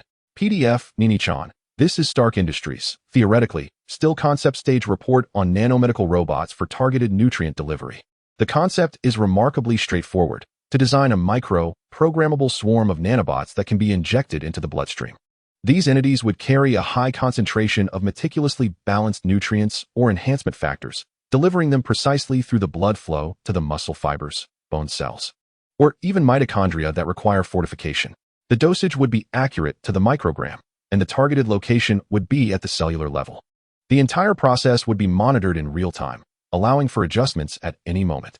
This approach is efficient, clean, and entirely controllable, truly a method befitting a civilized society. Tian received the attachment, and the engine promptly began parsing the information. The contents of the report captivated him. The concepts of nanobots, targeted delivery, cellular precision, and real-time feedback undeniably represent an extreme direction in biological enhancement, epitomizing the ultimate pursuit of precision and control in technology. The sophistication of this ideology is truly astonishing. However, the engine simulated the feasibility of manufacturing and employing such nanobots to enhance his body based on the report, as well as a rough cost estimate under current conditions. Simulation in progress. Feasibility. Theory established. Technical barrier, extremely high. Required breakthroughs. Molecular-level nanobot manufacturing technology, ultra-precise programming technology, non-invasive energy supply technology within the body, real-time biological signal monitoring and feedback technology, ultra-large-scale, high-purity nutrient synthesis technology. Material requirements. Rare metals, such as vibranium, high-purity energy sources, top-tier biocompatible materials. Estimated manufacturing cost under current conditions, materials, and energy only 58,000,000 points. Risks. Immature technology may lead to nanobot malfunction, forming a gray viscous substance within the body, immune system rejection, energy supply interruptions, etc. Tian gazed at the staggering estimate of 58 million points and the series of daunting technical barriers and risks, falling into a moment of silence. Knowledge Explorer, an intriguing concept, Mr. Stark. Targeted delivery and cellular precision are indeed enticing. However, aside from the terrifying technical challenges and resource consumption, have you considered whether such extreme precision may itself be a limitation? Nini-chan, limitation? Is that what you call it? Tony's tone suggested he found this notion utterly laughable. Knowledge Explorer. The human body is an exceedingly intricate megasystem, not merely a simple assembly of parts. Many enhancement effects do not stem from the alteration of a single cell or tissue, but arise from the coordinated operation of the overall system, resonating within the energy field. The coarseness of medicinal baths lies precisely in their systemic, gentle infusion, which, while enhancing specific areas, also harmonizes the body's overall energy and adapts to its natural rhythm. This holistic approach, albeit somewhat ambiguous, might overlook certain microscopic extremes, yet aligns more closely with the natural laws of living systems, thus reducing the risks of rejection and malfunction. It resembles cultivation more than repair. Tian blended the philosophy of Huang Yaoshi with his own understanding, proposing another philosophical contemplation. On the other end of the communication, Tony remained unusually silent for several seconds. Nini-chan, cultivation? Infusion? How interesting your perspective is. It somewhat echoes what Banner babbled about regarding gamma rays and the rhythm of life. While I still believe precise control trumps ambiguous infusion, I concede that your primitive method may possess its philosophical significance. Despite his characteristic arrogance, Tony's tone indicated that Tian's insights from the perspectives of systemic theory and energy philosophy had prompted him to ponder, rather than outright dismissal. Knowledge Explorer, thank you for your report. It offers an alternative extreme perspective that is quite enlightening. Perhaps in the future, when technology matures and resources are abundant, nanobot targeted delivery and systematic energy infusion will not be opposing forces, but rather complementary methods of enhancement at different stages or with varying emphases. Tian did not dismiss technology, but rather recognized the potential for future integration. Nini-chan, let us hope that by then you are still using a wooden tub for bathing. However, I shall gift you this report, considering it an investment in your primitive philosophical pursuits. Remember, once you achieve success, prioritize providing me with some delightful energy analysis data. Though Tony's words were teasing, he generously offered this invaluable conceptual report, clearly indicating that Tian's ideas had piqued his interest in the realm of biological energy. As the communication concluded, Tian contemplated the two distinctly different proposals in his hands, one embodying the ancient Eastern wisdom of medicinal baths, the other representing the forefront of advanced technology in nanobots. The philosophies of the two were starkly divergent, even conflicting, yet each illuminated a path toward enhancing himself from different directions. There was no immediate need to choose between them. At this stage, medicinal baths remained the only realistic option. Nonetheless, Tony's report undoubtedly opened a window to the future, providing countless valuable insights. Perhaps, when optimizing the medicinal bath approach, it would be feasible to incorporate some principles of precise targeting, such as using mental or energy guidance to refine the efficacy of the medicinal properties. The horizons of thought expanded once more. Chapter 70. Ideal Blueprint and Pragmatic Choices. Tony's advanced report on nanobot targeted delivery detonated a thought bomb within Tian's mind. The precision, control, and efficiency it exhibited contrasted sharply with the system, harmony, and infusion emphasized by Huang Yaoshe, forming two extremes that nonetheless pointed toward the same goal, ultimate physical enhancement. Rather than viewing them as mutually exclusive, a daring and audacious idea took root in his heart. Why not integrate the two? Utilizing Huang Yaoshe's principles of monarch, minister, assistant, and guide, along with the theories of transformation and reception as a guiding framework, he could establish a systemic foundation for enhancement. The medicinal bath would serve as the primary means of extensive energy infusion and foundational construction. Concurrently, he could draw from Tony's targeted principles and the potent effects on specific organs and tissues described in Snape's potionology, attempting to incorporate an active ingredient capable of being guided by mental or biological energy signals within the medicinal bath, thereby enabling limited, preliminary targeted enrichment to strengthen certain critical areas, such as the heart, bones, and nerve clusters. He even envisioned leveraging the engine's computational power and the Eye of Insight's microscopic observational capabilities to monitor the absorption status of his body in real time, dynamically adjusting the medicinal output to simulate the real-time feedback mechanism described in the nanobot report. A grand blueprint for a flawless enhancement scheme, melding wisdom from myriad realms, gradually took shape through his and the engine's fervent deliberations. Theoretically, this scheme could achieve systematic, gentle foundational enhancement, accelerated targeting of key areas, and real-time dynamic optimization. Its predicted effects far surpassed mere medicinal baths or the theoretically possible nanobots, representing a true 11-13 in enhancement. However, perfect scheme simulation completed. Theoretical effect prediction. Comprehensive enhancement of foundational physique by 400 to 750. Additional enhancement of key areas, heart, bones, marrow, nerves, by 150 to 300. Energy absorption efficiency increased by 500. With no side effects. Feasibility assessment, extremely low. Current primary limiting factors. 1. Targeted guiding active ingredient. A carrier material is required that can simultaneously accommodate the energy environment of the medicinal bath and respond to mental or specific biological energy signals for directed movement. No items currently meet these requirements in the database, necessitating synthesis or discovery. Several active ingredients from Snape's potion materials exhibit similar properties but are unstable and challenging to control. 2. Real-time monitoring and feedback system. The engine requires at least 30 computational units to continuously conduct microscopic scans of the entire body and establish an immediate interaction channel with the medicinal bath energy field. Currently, the engine's computational power can only support short-term, localized fine scans, rendering it incapable of sustained monitoring of the entire body. Establishing an interactive channel necessitates a profound understanding of the nature of energy, which is currently unattainable.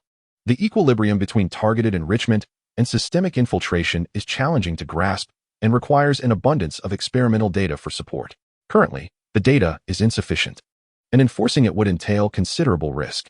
Observing a series of disheartening feedback from the engine, words like extremely low, impossible, and insufficient, Tian gradually descended from the lofty realm of ideals. The blueprint was splendid, yet it was a castle in the air, supported by technology and resources far beyond his current reach. Was he disheartened? Perhaps a little, but more so, he felt a sense of clarity. One must eat a meal bite by bite and tread the path step by step. He promptly adjusted his mindset. The perfect plan would be temporarily shelved. stored deep within the engine's database as one of his ultimate goals for the future. However, for now, he must remain grounded in reality. The engine would be based on the foundational aspects of the systematic enhancement from the perfect plan, removing all currently unattainable targeting and real-time feedback modules, while retaining the framework of Monarch, Minister, Assistant, and Envoy, and integrating available materials to optimize a feasible, enhanced medicinal bath formula for the present stage. This time, the calculations proceeded much more smoothly. Freed from the constraints of fanciful ideas, the engine swiftly devised a relatively complete plan within the theoretical framework of Huang Yaoshi. Incorporating several milder potion materials provided by Snape, unique herbs from the world of Ilea, and a common yet effective nutritional factor mentioned in Tony's report, which could be extracted from certain special plants in this world. The enhanced medicinal bath formula, viable version, was complete. The primary materials included Ning Shenhua, Monarch Harmonization, Jin Gang Tong, Minister Strengthening Bones, Qi Shueling, Minister Fortifying Bones, Yu Hualu, Assistant Guiding Transformation, Dimai Ziji, Assistant Aiding Absorption, trace amounts of Xing Wen Chao, Envoy Activation, from Snape, by Lian Jin, Envoy Resilience, from Ilea, and Active Factor X, Substitute, obtainable through supercritical extraction from local Ji Bei Tian Kuei, an idea derived from Tony's report. The anticipated effects promised an overall enhancement of foundational qualities by 80 to 120, an energy absorption efficiency increase of 150, and a significant boost in bone strength. With only mild side effects, initial use may induce a strong burning sensation, which requires endurance. The material acquisition difficulty was moderate. Some materials needed to be obtained through group trading or special channels, while alternatives could be sourced locally. The refinement requirements were high. Precise temperature control and mental assistance for fusion were necessary. Success. Yi Tian gazed at the freshly minted plan, his eyes shimmering with excitement. Although the effects were far from that of the perfect plan, it was a stark contrast to his initial simplistic approach of merely stacking materials. It was safe, efficient, and wholly operable. It strictly adhered to the principles of energy harmonization, with a significant expected enhancement, and already contained a hint of future potential, such as the idea of active factor X derived from Tony's report, and the trace addition of Xing Wen Chao inspired by the activation concepts in potion studies.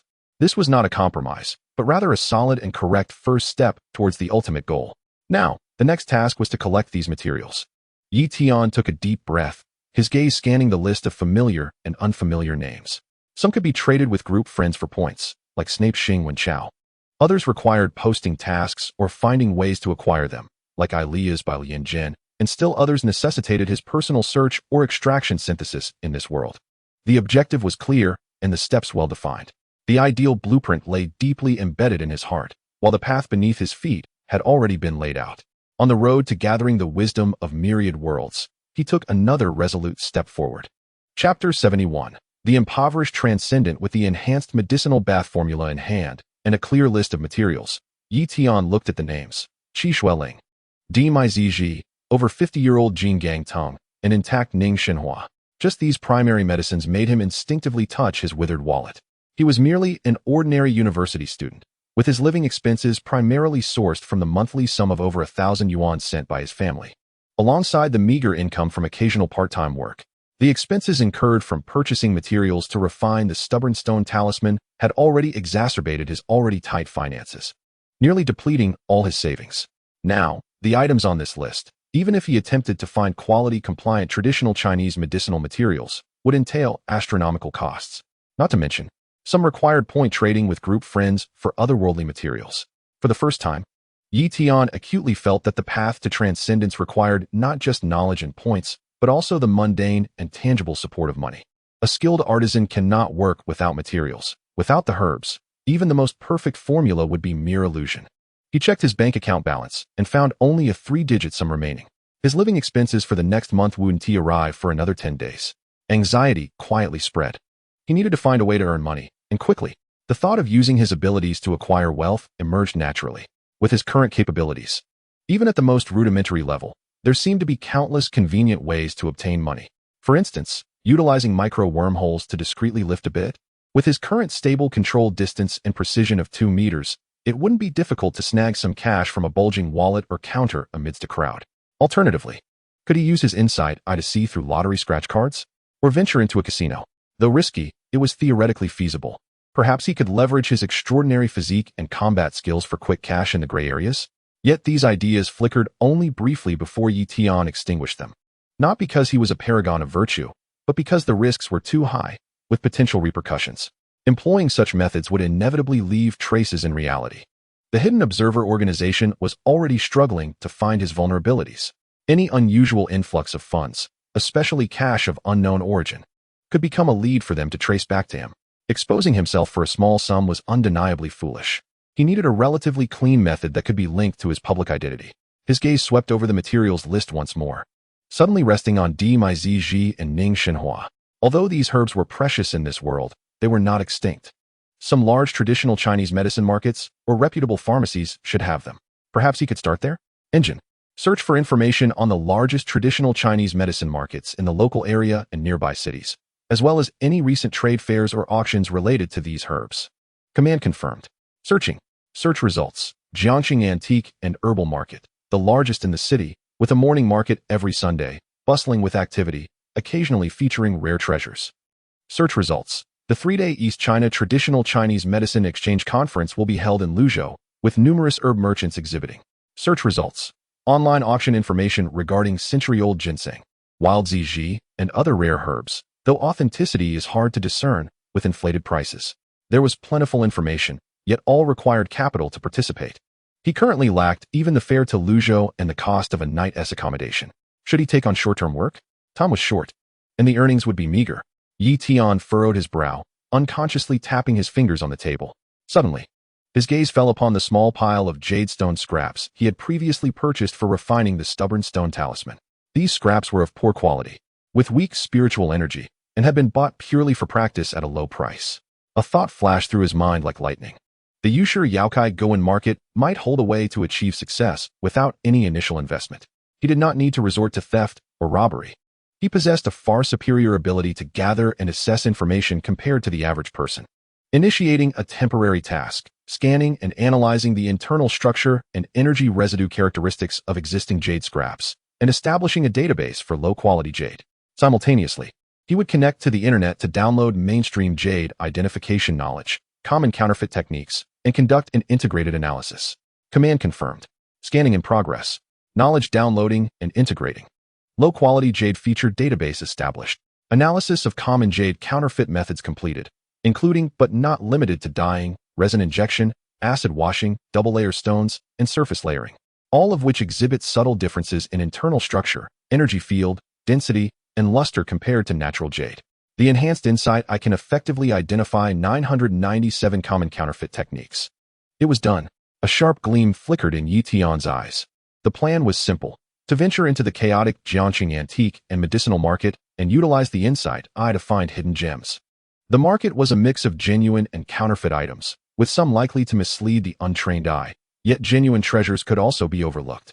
He did not need to find anything of great value.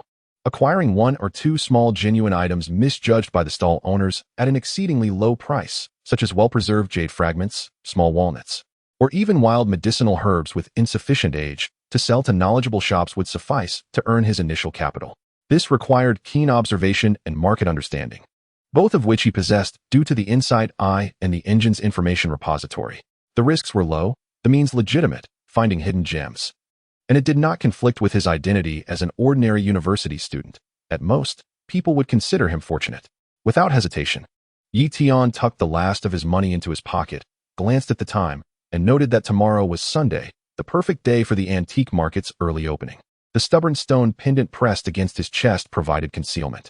The engine stood by in his mind, ready to supply knowledge. The insight irradiated warmth, poised to pierce through deception. A destitute, extraordinary individual, seeking resources for cultivation, was about to step into the bustling marketplace, embarking on his first venture to strike gold. Chapter 72. The bottom line and glimmers of light. The urgent need for medicinal materials weighed heavily on Tian, the economic strain transforming this pressure into a chilling reality. Thoughts of easily acquiring vast wealth through extraordinary abilities whispered temptingly in the dark, repeatedly attempting to unsettle his rationality. Direct acquisition? The precision of the micro-wormhole could discreetly siphon a small portion of cash from someone's wallet, accumulating over time. Or perhaps a more straightforward approach, confront those wealthy individuals with ill-gotten gains for a taste of black eats black, even deriving a sense of righteousness from it. These notions were profoundly alluring, especially as his power grew and the mundane rules seemed increasingly fragile. Tian stood before the window, gazing at the brightly lit city below, silent for a long time. Ultimately, he slowly shook his head, his gaze clarifying and resolute once more. No, not because he was a paragon of morality, but because he understood all too well that crossing that line would lead to irretrievable consequences.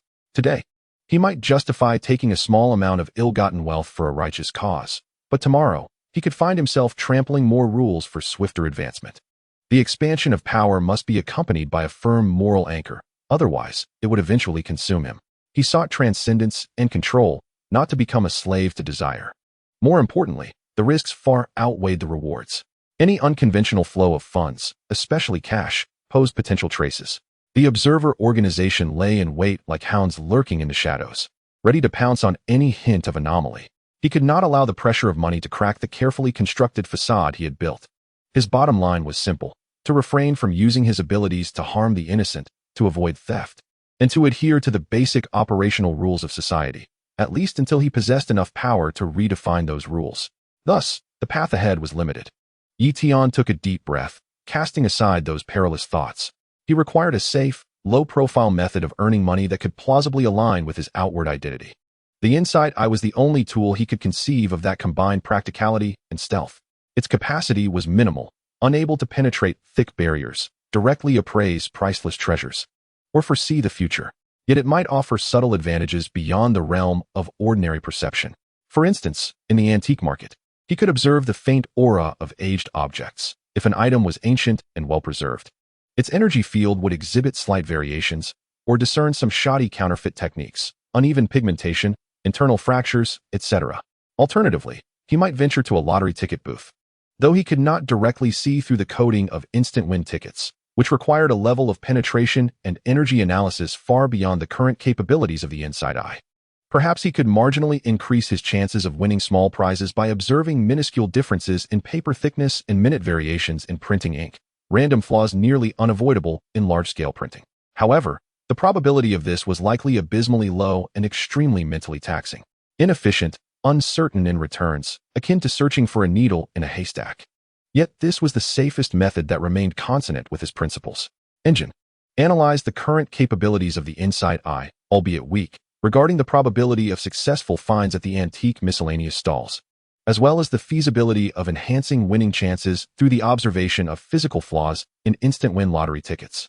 Analyzing antique stall finds, success probability below 0. 3. Requires extensive scanning of numerous items, consuming mental energy, and is easily noticeable. Expected returns, low, even if successful. Mostly small items valued at several hundred to a few thousand yuan. Lottery physical flaw analysis, extremely low feasibility. Flaws have no inherent connection to winning numbers. Analysis is time-consuming. Expected returns, minimal, even if successful. Winnings expected around 500 to 1,000 yuan. Cost-benefit ratio far exceeds normal thresholds. The results were even bleaker than anticipated. Tian let out a bitter laugh. Indeed, there is no such thing as a free lunch. Even with an advantage, success was not easily attainable. The meager abilities of the inside eye were nearly negligible against the realities of finding deals and gambling. Yet this appeared to be the only route left to him. Even with a mere 0.3 probability, it was worth a try. After all, what he needed most was that initial, inconsequential seed capital. Even earning a few hundred yuan would be sufficient to purchase a bus ticket to the medicinal herb convention in the neighboring province. With low efficiency, he would need to invest time and rely on luck. Safety first. Resolute in his decision, Tian felt a wave of calm wash over him. He no longer fretted about quickly amassing a fortune, but viewed his excursion to the antique market as a long-term endeavor requiring patience and a touch of luck. He checked the calendar. Tomorrow was Sunday, the opening day of the Jiangxing Antique and Medicinal Market. Thus, he would commence his venture tomorrow. He meticulously stowed away his remaining few hundred yuan in cash, his entire capital and sustenance for the next few days. Then, he sat cross-legged, not to meditate, but to quietly review the knowledge in the engine's database regarding antiques, jade basics, and common counterfeit techniques, making final preparations for the uncertain yet necessary gold-seeking endeavor ahead. Outside, the city remained lively, while the young man within the room steadfastly upheld his principles. ready to knock upon the door leading to the world of extraordinary resources using the most clumsy yet safest approach. Although the faint light is weak, it serves as a beacon for our journey. Chapter 73, The Glimmer in the Crevice. On a Sunday morning, as dawn broke gently, the antique and medicinal herb market in Jiangxing was already bustling with activity. Vendors had set up rudimentary awnings, displaying an assortment of vintage items, jars, books, seals, and scattered herbs, filling the air with a unique aroma of dust, aged paper, and medicinal plants. Tian, with only a few hundred yuan in his pocket, navigated through the crowded throng. Rather than rushing to make a purchase, he ambled like an ordinary, curious university student, casually browsing the myriad of goods laid before him. However, beneath the surface of his seemingly indifferent gaze, a faint blue light flickered persistently. Eye of insight, weak, continuously activated. Energy consumption, low. Primary scanning mode, evaluation of surface wear. Perception of weak residual energy fields, preliminary judgment of structural anomalies. The engine's prompt resided in his mind like background music. As anticipated, most items were easily discernible under the eye of insight. They were either poorly made modern replicas with pristine internal structures or damaged antiques of little value. Their energy fields nearly non-existent. Occasionally, a few genuine items exuded a faint aura of age, yet the shrewd vendors priced them far above their true worth, leaving no room for bargains. Time passed, and Yi Tian's legs began to ache while his mental energy gradually dwindled under the continuous low consumption. Yet he found nothing of interest. The probability of success seemed overly optimistic. A sense of unease crept into his heart, but he maintained a calm facade. He understood that patience was paramount in such moments. In an inconspicuous corner, an elderly man tended to a small stall cluttered with chipped porcelain bowls, rusty coins, a few tattered books, and several old wooden boxes of indeterminate material, all seemingly unwanted refuse. Yi Tian's gaze swept over the stall, intending to move on, when it caught sight of a dull, lifeless wooden box, its corners slightly moldy.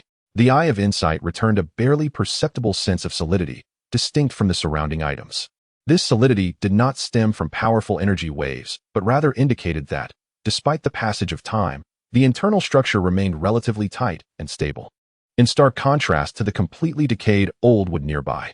More importantly, at a particularly concealed point near the mortise and tenon joint at the bottom of the box, the feedback indicated an extremely subtle discontinuity in the internal structure.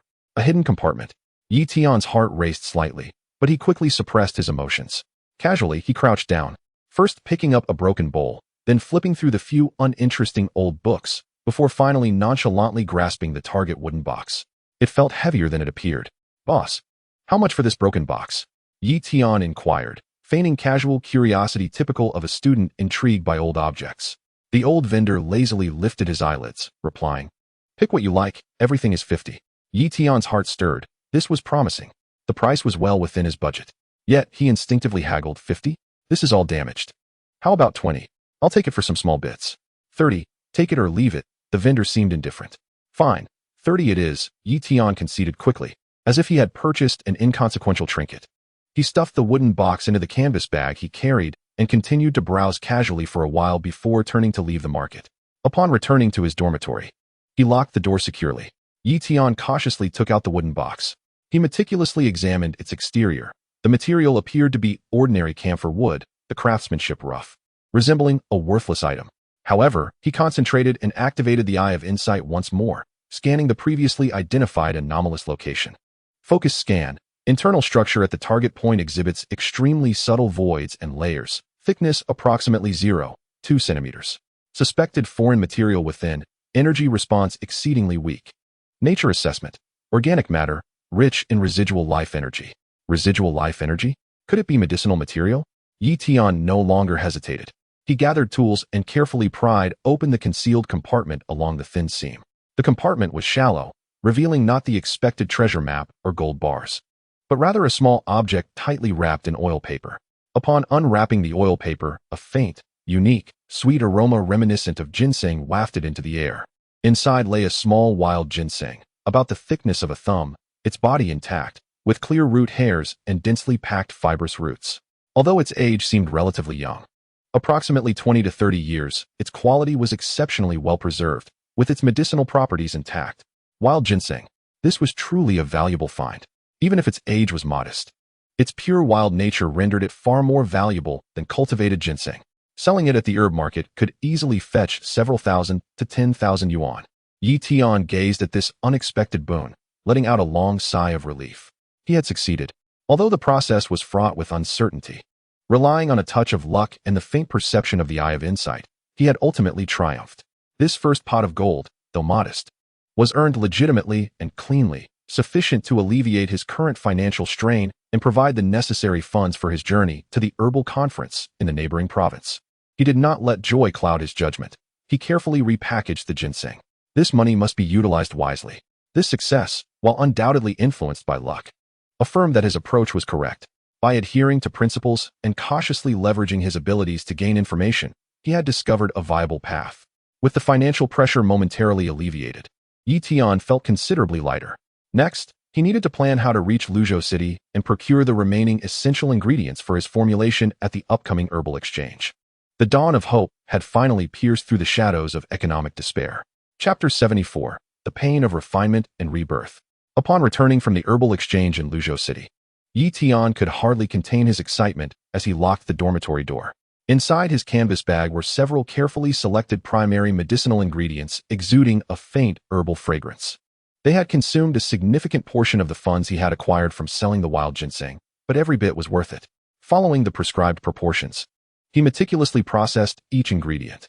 Ningxin flour was ground into powder, Jingang vine was sliced and gently roasted. Qishui ling required pounding with a jade pestle. He used a clean iron mortar instead.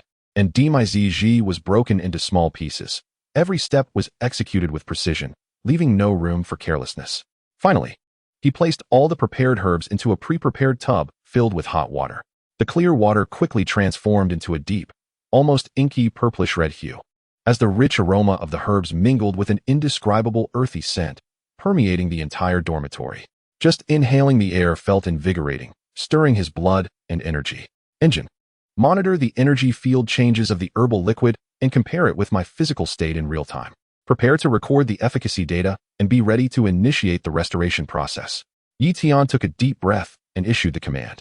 Command confirmed. Monitoring the energy field of the herbal liquid, energy intensity, high, attributes, slightly yang, warming, with mild tearing characteristics, Jingang vine, Qishui ling.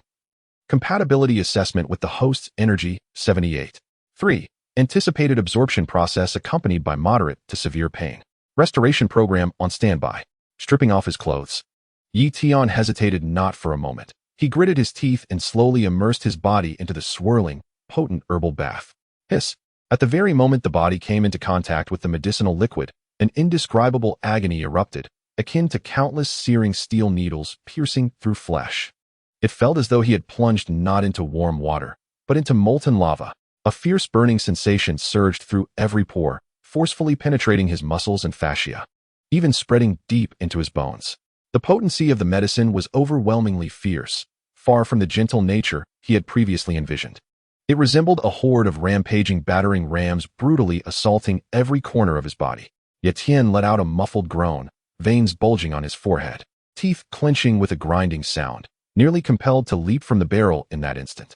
The pain far exceeded his imagination, yet he forced himself to endure. He understood that this was the inevitable process of the medicine permeating and refining his body. To abandon midway would not only nullify all prior efforts, but also unleash the wild medicinal force that had invaded his body, causing far worse injuries. Engine. Guide the medicinal power. Optimize the absorption pathway. Repair the damage. He shouted fervently in his mind. Guidance initiated. Optimizing energy flow, focusing on strengthening areas, limbs, and skeletal structure. Core muscle groups. Local capillary rupture detected. Slight muscle fiber tearing. Initiating micro-repair. Energy consumption increased. The blue light of the engine flickered within him at an unprecedented speed. Functioning like a master command center, directing the ferocious torrent of medicinal power away from vulnerable organs, steering it towards the areas in need of fortification, while continuously allocating energy to repair the subtle damages wrought by the violent medicinal force. Destruction and reconstruction occurred simultaneously amidst this excruciating torment. Yet Tian felt as though his body had transformed into a chunk of raw iron cast into a forge, being refined by intense heat and hammered by heavy blows. Each moment stretching out like a century. His skin turned crimson, blood droplets seeping from beneath, a testament to the overburdened capillaries bursting. His muscles spasmed uncontrollably, and his bones emitted faint, grating sounds. He could only bite down hard on a towel, gripping the edge of the barrel with white-knuckled hands. All his willpower was devoted to resisting the relentless waves of pain, striving to maintain a semblance of clarity in his mind, in tandem with the engine's guidance. Time passed slowly. The intense burning pain gradually transformed into a complex sensation of deep soreness, numbness, swelling, and pain interwoven. This indicated that the most violent phase of medicinal impact had passed, as his body began to adapt and greedily absorb the relatively milder medicinal energy directed by the engine. The agony persisted, but it had shifted from an unbearable torment to a manageable trial. Yet Tian could distinctly feel waves of warm, yet powerful energy merging into his muscle fibers, seeping into his bones, and nourishing his fascia. With each breath, it seemed as though a whisper of strength surged within him. The previously torn and damaged areas became even more resilient under the dual effects of the engine's repairs and the medicinal nourishment. Absorption efficiency, 417. Steadily rising. Comprehensive physique enhancement progress, 315,884. Muscle and bone strength significantly increased. Energy absorption efficiency elevated. The feedback from the engine served as the ultimate motivation for him to persevere. Uncertain how much time had elapsed, the color of the medicinal liquid in the barrel gradually faded, transitioning from deep purplish red to dark red, then to light brown, with its rich fragrance nearly dissipating. When the last trace of effective medicinal power was fully absorbed by his body, Tian finally exhaled a long, liberating breath, feeling utterly drained and slumped in the barrel. His entire being felt as though it were falling apart, every inch of muscle achingly sore, and his spirit utterly exhausted. Yet beneath this overwhelming fatigue lay an unprecedented sense of fulfillment and strength. He clenched his fist slightly, sensing that the power contained within his muscles had undeniably increased compared to before. His bones felt more solid, and even his five senses appeared to have sharpened. Had he succeeded? Struggling to rise from the now lukewarm tub, he dried his body.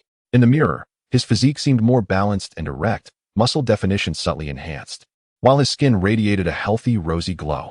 Though the process had felt akin to traversing through hell, the results were undeniably tangible. This enhanced medicinal bath was truly remarkable.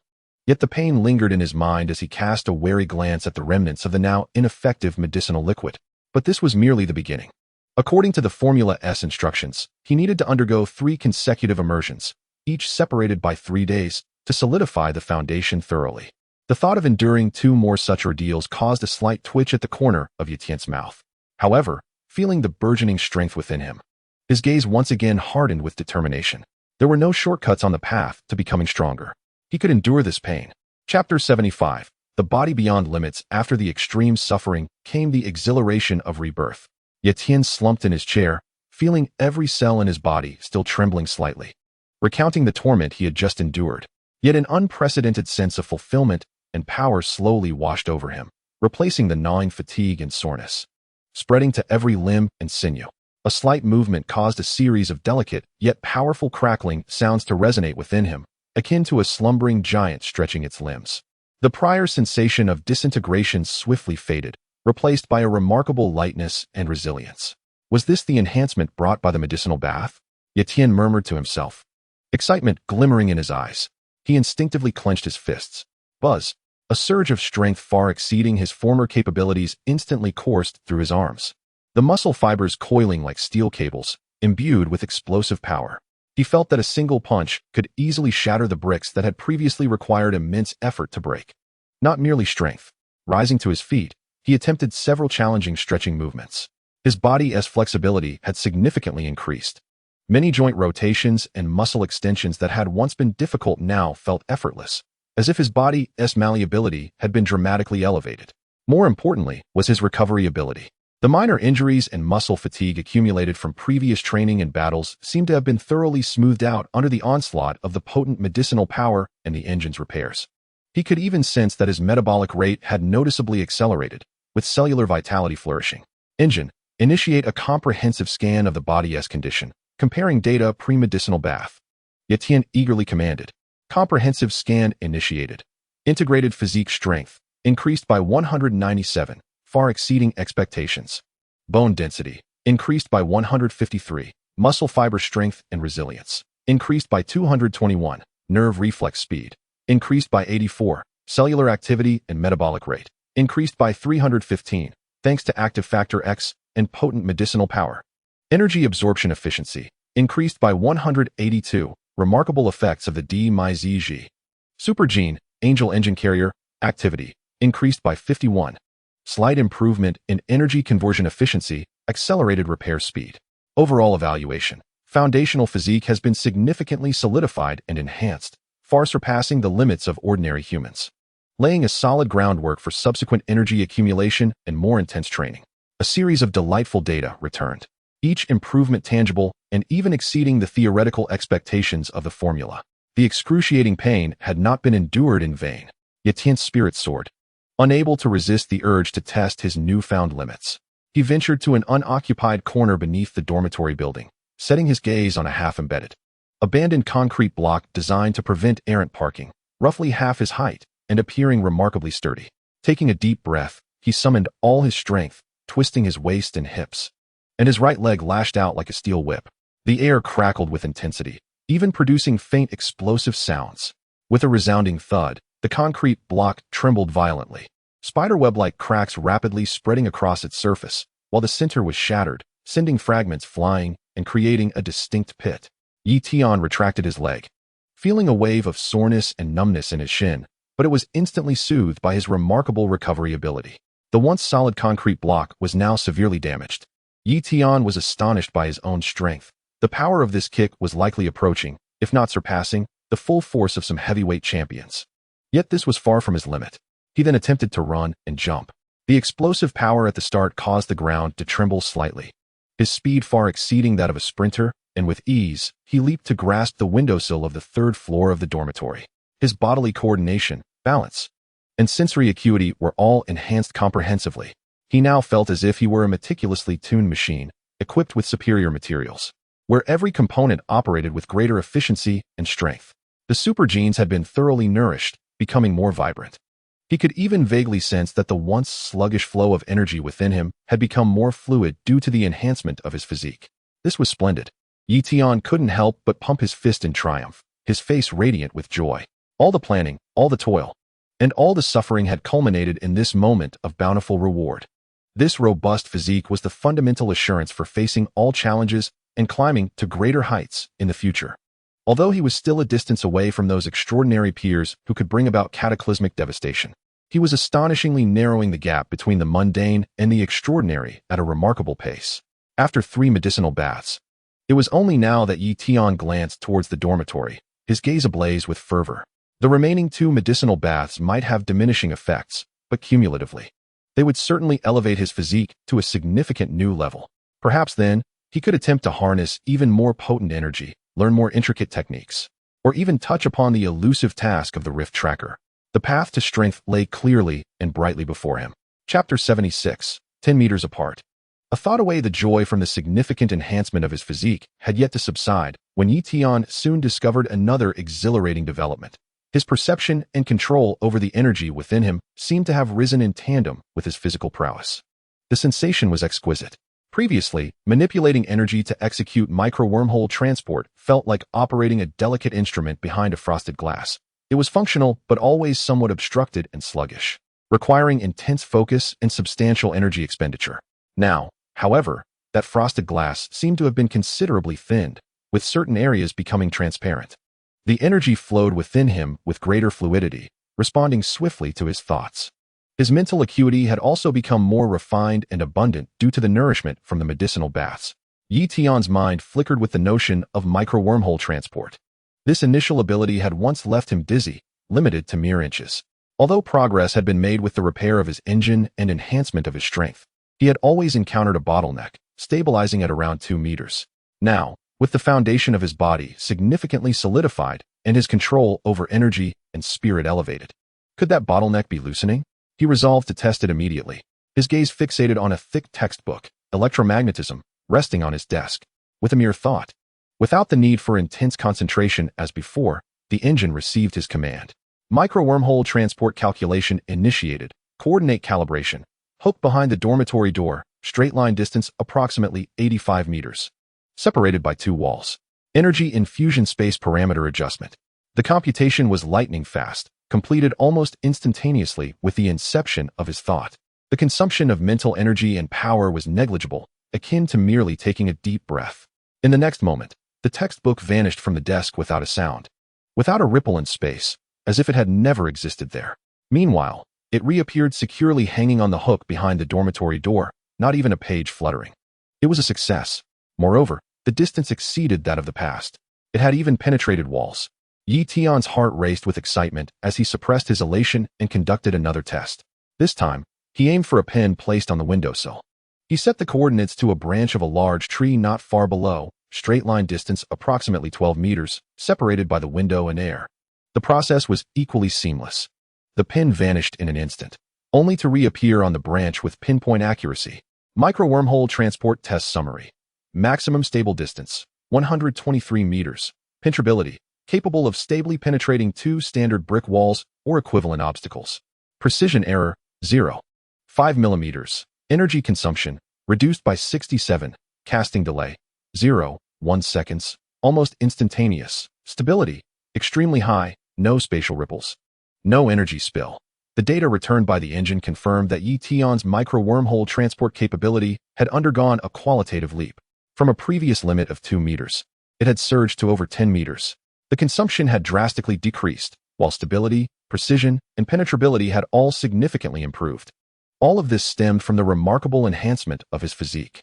The body serves as the vessel, while the spirit acts as the lever. When the container becomes sufficiently strong and vast, and the operator becomes powerful and precise, the forces they can wield naturally surge. This was not merely an upgrade of the engine itself, but rather a substantial enhancement of the foundational platform's performance, enabling it to unleash its original potential more vividly. Tian paced excitedly around the dormitory, continually testing his new limits. He instantaneously transported a small potted plant from the balcony to his nightstand. He stealthily retrieved a towel that a roommate had hung outside the door, bringing it in and then returning it.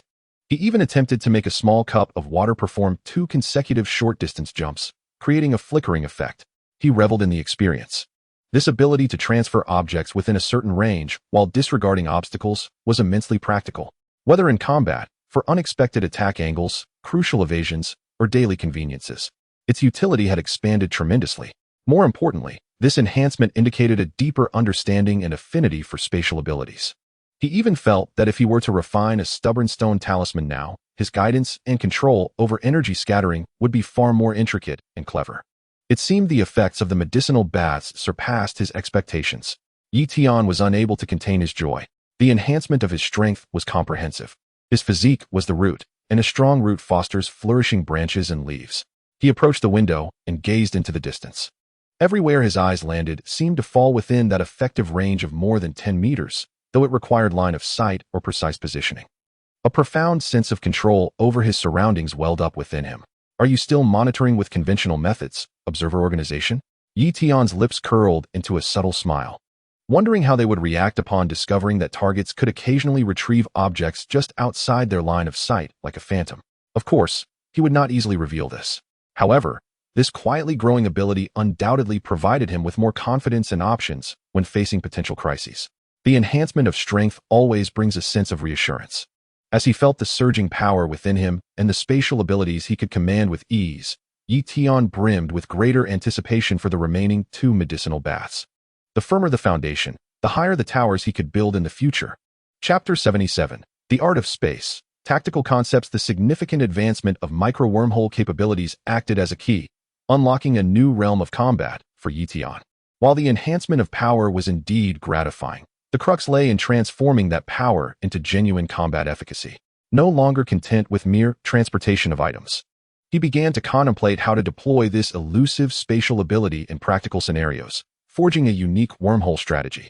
In his dormitory, Tian concentrated, his consciousness immersed in the simulated combat environment constructed by the engine. The target was virtual, an opponent with swift movements. Concept 1. Visual interference. The engine simulated calculations, transporting 100 grams of dry fine sand multiple times to a point precisely 5 centimeters in front of the target's eyes, thereby continuously disrupting their vision. The calculations involved sand distribution, deployment frequency, and angles to ensure maximum interference while avoiding dispersal by the opponent's protective energy or airflow. During the simulation, the target's movements, head motions, and environmental airflow were accounted for, resulting in 137 deployment patterns. The optimal strategy was confirmed: 3 deployments of 33 grams each, spaced 0.3 seconds apart in an inverted triangular formation, effectively covering over 90 of the head's movement range, sustaining visual disruption for 15.28 seconds. Energy consumption, low. Concept 2. Lethal backstab. The simulation calculated instantaneously transporting a super-thin alloy blade, 3 centimeters long, weighing 10 g, to a vital point at the target's back, with an initial speed set at 10 ms to simulate the ejection effect. The calculations included required kinetic energy, spatial coordinate precision, and timing, synchronizing with the target's movements to avoid deviation due to instantaneous movement. In the simulation, predicting the target's trajectory and calculating the energy injection for lethal zones required extremely high precision, with an error margin of less than 0.1 centimeter. The success rate was heavily influenced by the target's reaction speed and predictive accuracy. Energy consumption, moderate. Concept 3. Environmental utilization. The simulation calculated, if the target was by the window, instantaneously transporting small stones, hypothetically existing, from 1 meter outside the window to the ground beneath their feet to create a tripping effect. The simulation also considered, if the target was about to strike, instantaneously vacuuming a small portion of air from within their glove, if worn, or around their fist to create a momentary sense of force misalignment or stagnation. This concept was highly difficult, bordering on operational rule levels, and currently not feasible, merely recorded. Calculating environmental utilization was complex, requiring real-time scanning of usable elements. Success rates were unstable, with energy consumption dependent on circumstances. A series of cunning, exquisite, and imaginative tactical concepts emerged, each undergoing simulation and deduction under the powerful computational capabilities of the engine. The process proved far more intricate than he had anticipated. Combat was not merely about moving things. The target was alive, capable of movement, resistance, and enveloped in protective energy, with the environment persistently shifting. Each successful tactical application necessitated vast amounts of real-time calculations, predicting the target's actions, determining optimal coordinates, injecting precisely the right amount of kinetic energy, selecting the most inconspicuous moment, and considering one's own energy expenditure and casting intervals. This resembled a challenging multidimensional real-time puzzle game. The burden on mental acuity and computational demands reached a terrifying level. Many seemingly simple concepts were flagged by the engine as low success rate or high energy consumption, low cost performance ratio, due to their exceedingly high implementation difficulty. However, Tian did not feel disheartened. Rather, he was invigorated. Challenges implied vast potential. It suggested that once mastered, the tactical advantages would be overwhelming. He continuously adjusted his thought process, simplifying the procedures. Perhaps it was unnecessary to execute overly complex operations in one go. A successful visual interference might create an excellent opportunity for a lethal close-quarters attack. Alternatively, it might suffice to create a minor disruption at a crucial moment of the opponent's movement or evasion, such as suddenly increasing the friction of their shoe soles or shifting the weapon's center of gravity, cumulatively enough to disrupt their balance. He envisioned defensive applications as well, enabling the instantaneous transportation of low-velocity projectiles, like shurikens or arrows, shot at him to a location behind him. His ideas began to expand. In his eyes, micro-wormhole manipulation transformed from a mere tool into a brush capable of painting infinite possibilities on the canvas of space. He realized that to truly apply these tactics in combat, he would require not only the engine's computational support, but also an exceptionally keen battlefield insight, predictive capability, and rapid mental processing to execute complex calculations instantaneously. This posed a significant challenge and training for him personally. The engine established an independent subroutine, Wormhole Tactical Assistance System. It prioritized the input of tactical templates with a success rate exceeding 70 and manageable energy consumption, e.g., standard visual interference mode, low-level tripping mode, weapon center of gravity interference mode, and continuously optimized simulations. Command confirmed. Wormhole Tactical Assistance System being established, templates being input for continuous optimization algorithms. With this assistance system, in future encounters, he would be able to rapidly invoke preset templates and make slight adjustments based on the actual situation, significantly reducing reaction time. Although there remained a long journey ahead to master these spatial tactics, the seeds of thought had been sown, and the spark of creativity had ignited. Tian concluded the simulation, his eyes shimmering with contemplation. He casually picked up a pen from the table, his mind stirring. The pen vanished in an instant, reappearing in the corner of the ceiling, lightly tapping before returning to his hand. Perhaps next time, he could venture outside the city to an unoccupied area for some tangible tests with trees or stones, he murmured softly, already planning his next steps in practice. The path to strength lies not only in the increase of power, but also in the exploration of its creative applications. Chapter 78. The barrier of computational power in his mind. Countless exquisite wormhole tactics burst forth like fireworks, each harboring the potential to alter the course of battle. Tian reveled in the joy of this creative thinking, as if wielding an invisible blade, capable of determining victory or defeat within a mere moment. However, when he attempted to conduct a more profound simulation of one relatively simple tactic, standard visual interference, dust mode, a wave of intense sluggishness and overwhelming pressure suddenly assailed him. In the simulated environment, the virtual opponent transformed from a rigid target into one that engaged in erratic, high-speed movement, changing directions and even simulating the release of various disruptive energy fields. Real-time tactical simulation initiated, target movement trajectory prediction, environmental airflow disturbance calculation, dynamic adjustment of dust deployment points, energy injection, microparticle control, and evasion of counterattack possibilities analysis. Computational load, 718395. Warning, computational capacity nearing saturation. Simulation accuracy declining. Delays increasing. Simulation results. Success rate exhibited extreme fluctuations, 25.68, heavily reliant on predictive accuracy. In actual combat, due to computational allocation, fluctuations in mental energy, and the introduction of unknown variables, the actual success rate is projected to fall below 30. The engine's alert tone grew frantic, and Tian felt the blue luminescence in his mind dim slightly, accompanied by an overwhelming sense of fatigue bordering on overload.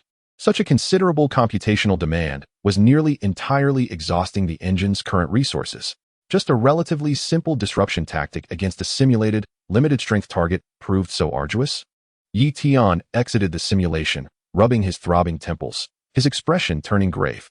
He realized he had overlooked a crucial issue: computational power. While the theoretical concepts were indeed ingenious, implementing them in the ever-changing chaos of actual combat required an extraordinarily formidable real-time computational capacity.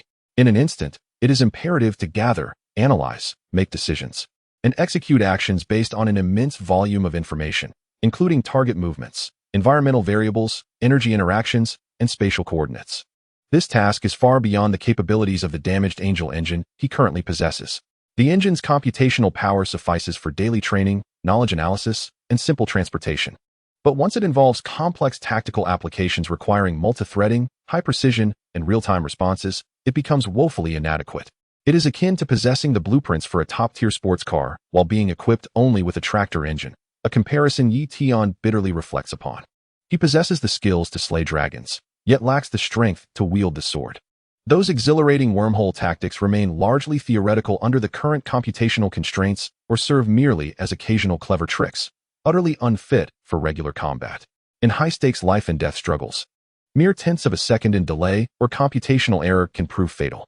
The limitations are glaringly apparent.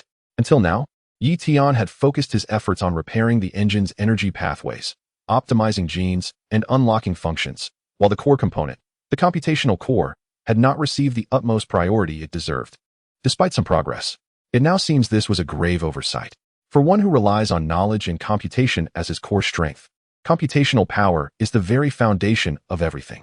It serves as the barrel through which all knowledge and skills are unleashed. If the barrel is not sturdy or sufficiently robust, even the best ammunition cannot achieve its potential. The repair of the computational core must be prioritized above all else. A flicker of resolution flashed in Tian's eyes.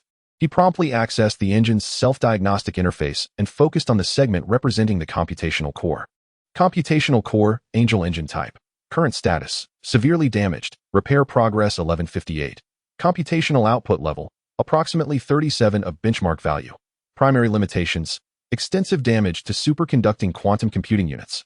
Fractured multidimensional parallel processing architecture, blocked collaborative computing interface for knowledge base. Repair requirements, vast amounts of structured knowledge infusion, high-frequency energy stimulation, specific rare elements for superconducting unit repair, and deep understanding and reconstruction of base code. The conditions for repair are exceedingly stringent, particularly the demand for structured knowledge, which has reached unprecedented heights, alongside the necessity for specific rare elements. The journey ahead is fraught with challenges, yet Tian remains undeterred, filled instead with motivation. Identifying the problem provides a clear direction for advancement. He temporarily archives the dazzling wormhole tactics deep within the database, setting them for unlocking once computational power meets the required standards. The current objective is exceptionally clear: to exhaust all efforts in enhancing computational strength. This entails 1. More actively earning points to exchange for high-quality knowledge. 2. More proactively seeking trades within the group to acquire information that might contain computational concepts or related rare materials. 3. Even considering taking on those lucrative yet potentially perilous group missions once more. The path to becoming stronger is a series of interconnected steps. Enhanced physical capabilities lead to advanced abilities, which in turn reveal the inadequacies in computational power, while an increase in computational strength will, in turn, unleash the full potential of physical and ability enhancements. A higher peak stands before him. Tian takes a deep breath. Feeling the power surging within and the core in his mind desperately in need of repair, and turns his gaze to the chat group interface. The next knowledge transaction or task release must be approached with greater specificity. Chapter 79. The piercing scream of the hive as Tian meticulously plans how to earn points more swiftly and repair the computational core. A sharp and panicked notification from the group chat suddenly shatters the tranquility. It is Genius Hacker, Wei Jinai Wei Air. Genius Hacker, help. They're back. They've found me. This time it's different. All members. Genius Hacker. The firewall algorithm provided by Mr. Tony is barely holding up. They seem to have evolved. It's no longer a simple program attack, but mixed with some form of biological signal scanning. My head hurts. Genius Hacker. They've locked onto my area.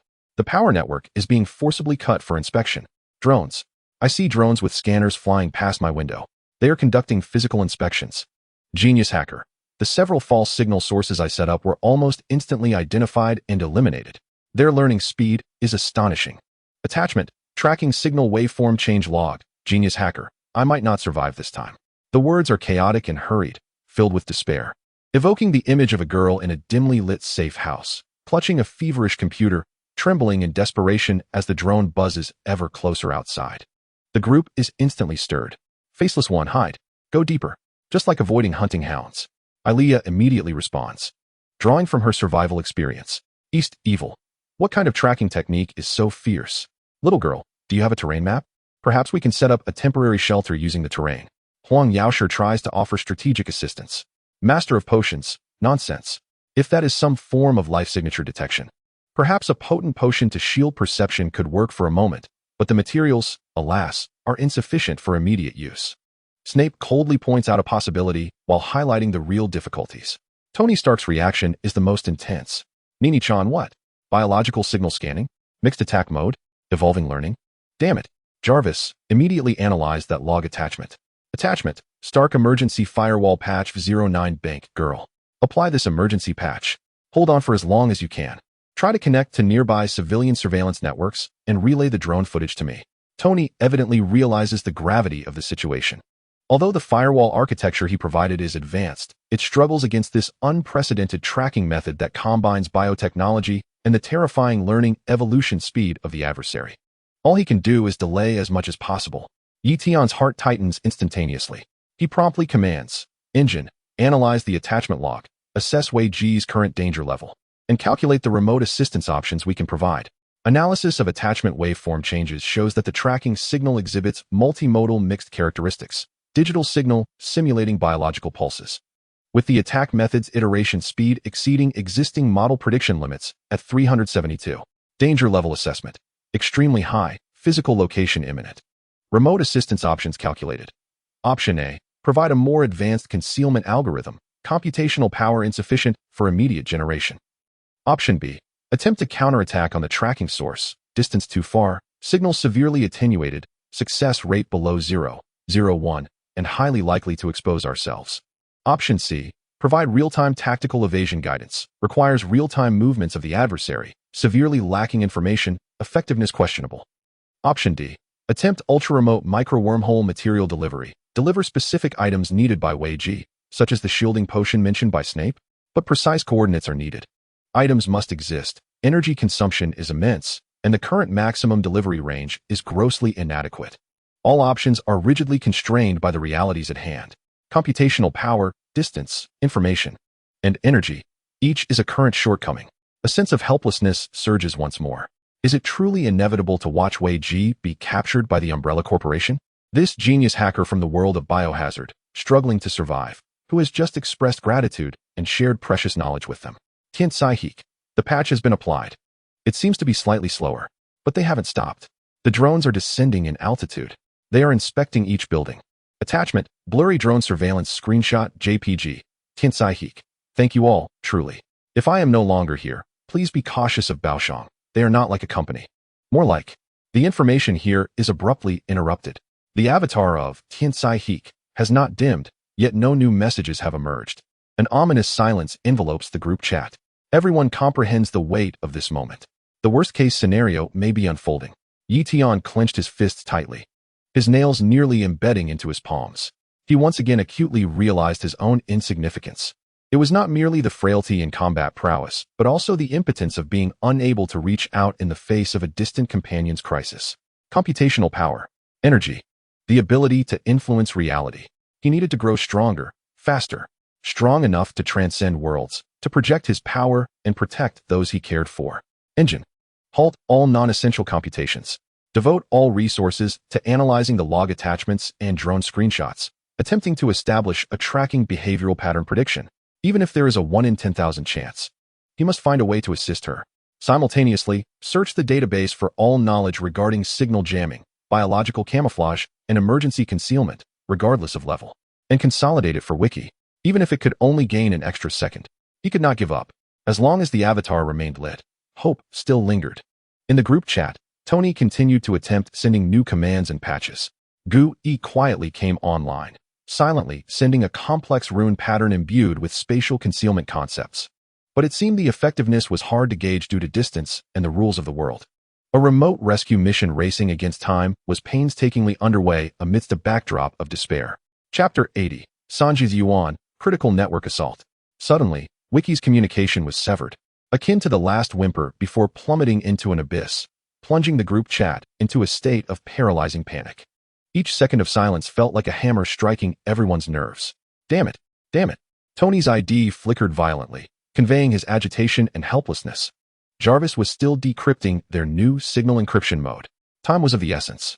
But that girl was in dire need of time. At that moment, Tian abruptly raised his head, a glimmer of resolute light flashing in his eyes. Direct intervention was unfeasible, but perhaps they could approach the situation differently. Jishir Tansuos, Nini Jiang, Maoyao Dashi, everyone listen. We may not be able to extract her directly, but we can help create a blind spot.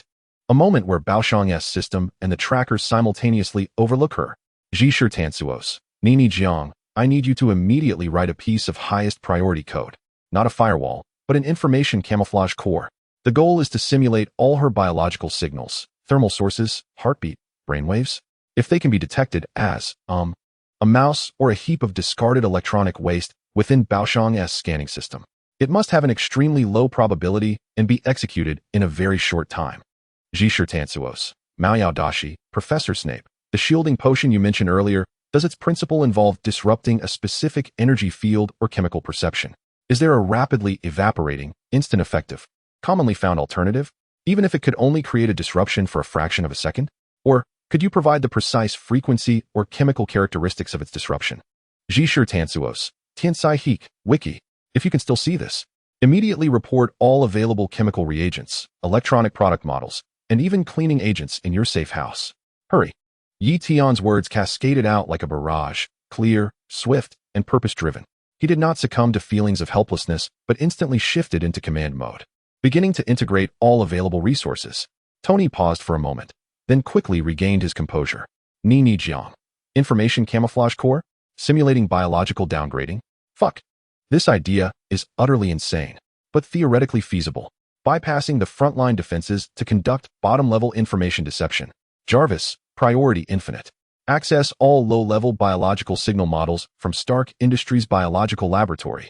We need to create the simplest, cheapest, and lowest energy-consuming life form downgrade ruse. Attachment, Code Chameleon Skeletonasm in Generation, Maoyao Dashi. After a moment of silence, The essence of the perception confounding potion lies in releasing a specific frequency of magical fluctuations to disrupt spells like life detection. If their tracking is based on a similar principle, mixing certain high-intensity cleaning agents, such as ammonia-based, with strong alcohol could produce a fleeting similar disruption field, but the effectiveness is marginal at best. Here is the approximate frequency range of such fluctuations. Attachment, perception interference frequency range TXD.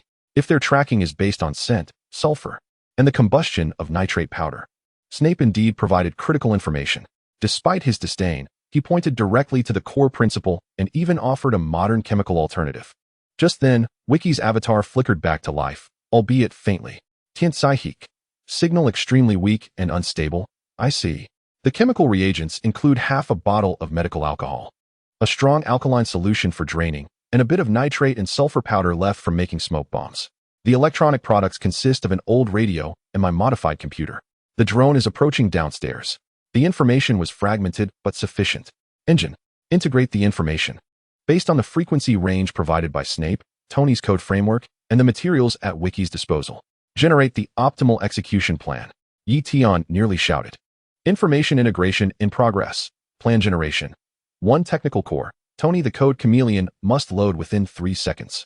Simulating Wiki's biological signals as a discarded computer heat dissipation module most closely matches signal characteristics and is environmentally plausible. 2 chemical interference, Snape's idea. Wiki's materials immediately mix the strong alkaline solution with alcohol in a 3:1 ratio in a metal container, utilizing the computer case. Adding a small amount of sulfur and nitrate powder and place it in a well-ventilated area.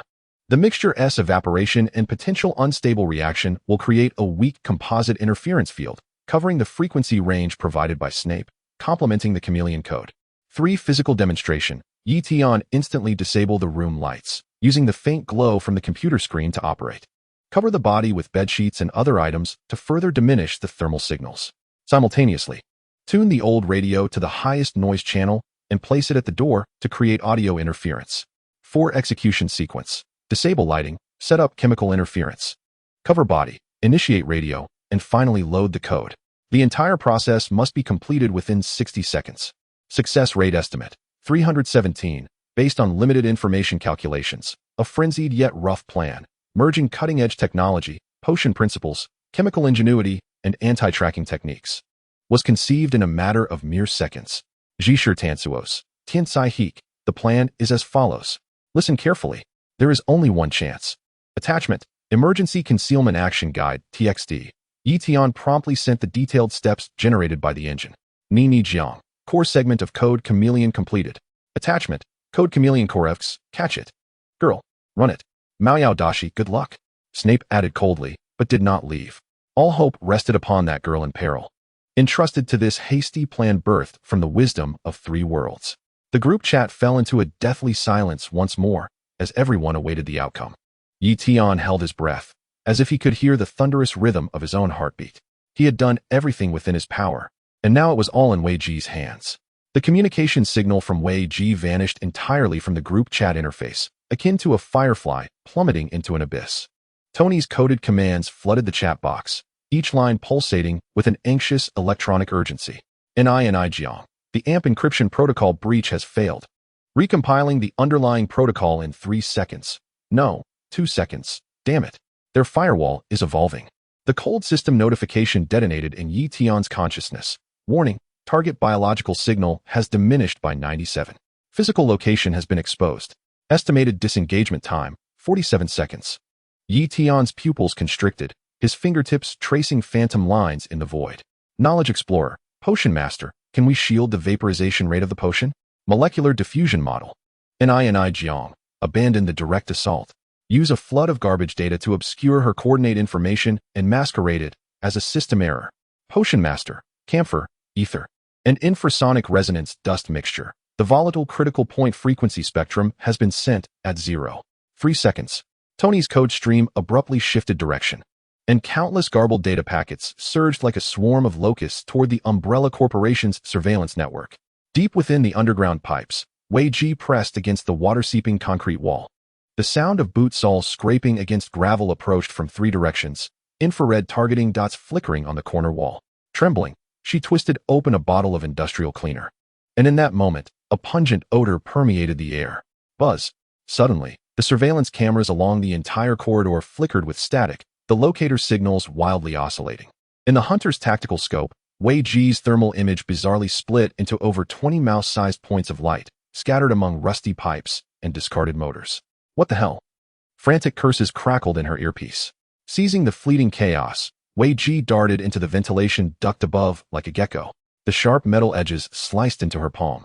Blood mingling with cold sweat, dripping onto the city pipeline map that Tony had just sent. Genius hacker. The East B7 pipe has an exit. The computational load bar before Tian soared to the red critical point. Wormhole tactical assistance system. Insufficient computational power. Spatial coordinate calculation error rate at 62. Energy overload warning. He bit down hard on his tongue, the pain forcing him to forcibly mobilize the engine core. Crack. The screws of the ventilation grill before Wei Ji vanished into thin air, the grill crashing down to block the passage. The roar of pursuers was swallowed by the sound of metal colliding. In the shadows, a pair of electronic eyes flickered through the sewer inspection hatch. The mechanical voice of the target capability rating correction whispered in the darkness, suspected spatial interference reporting code, wallbreaker. Chapter 81, Blind Spots and Clouds of Doubt. Silence. The group chat interface froze, as if time itself awaited a faint echo. The passage of each second felt like a heavy hammer striking at the hearts of all involved. Suddenly, genius hacker, it disappeared. They scanned right past us. No lingering. Attachment, a severely blurred, shakily recorded mobile video MP4.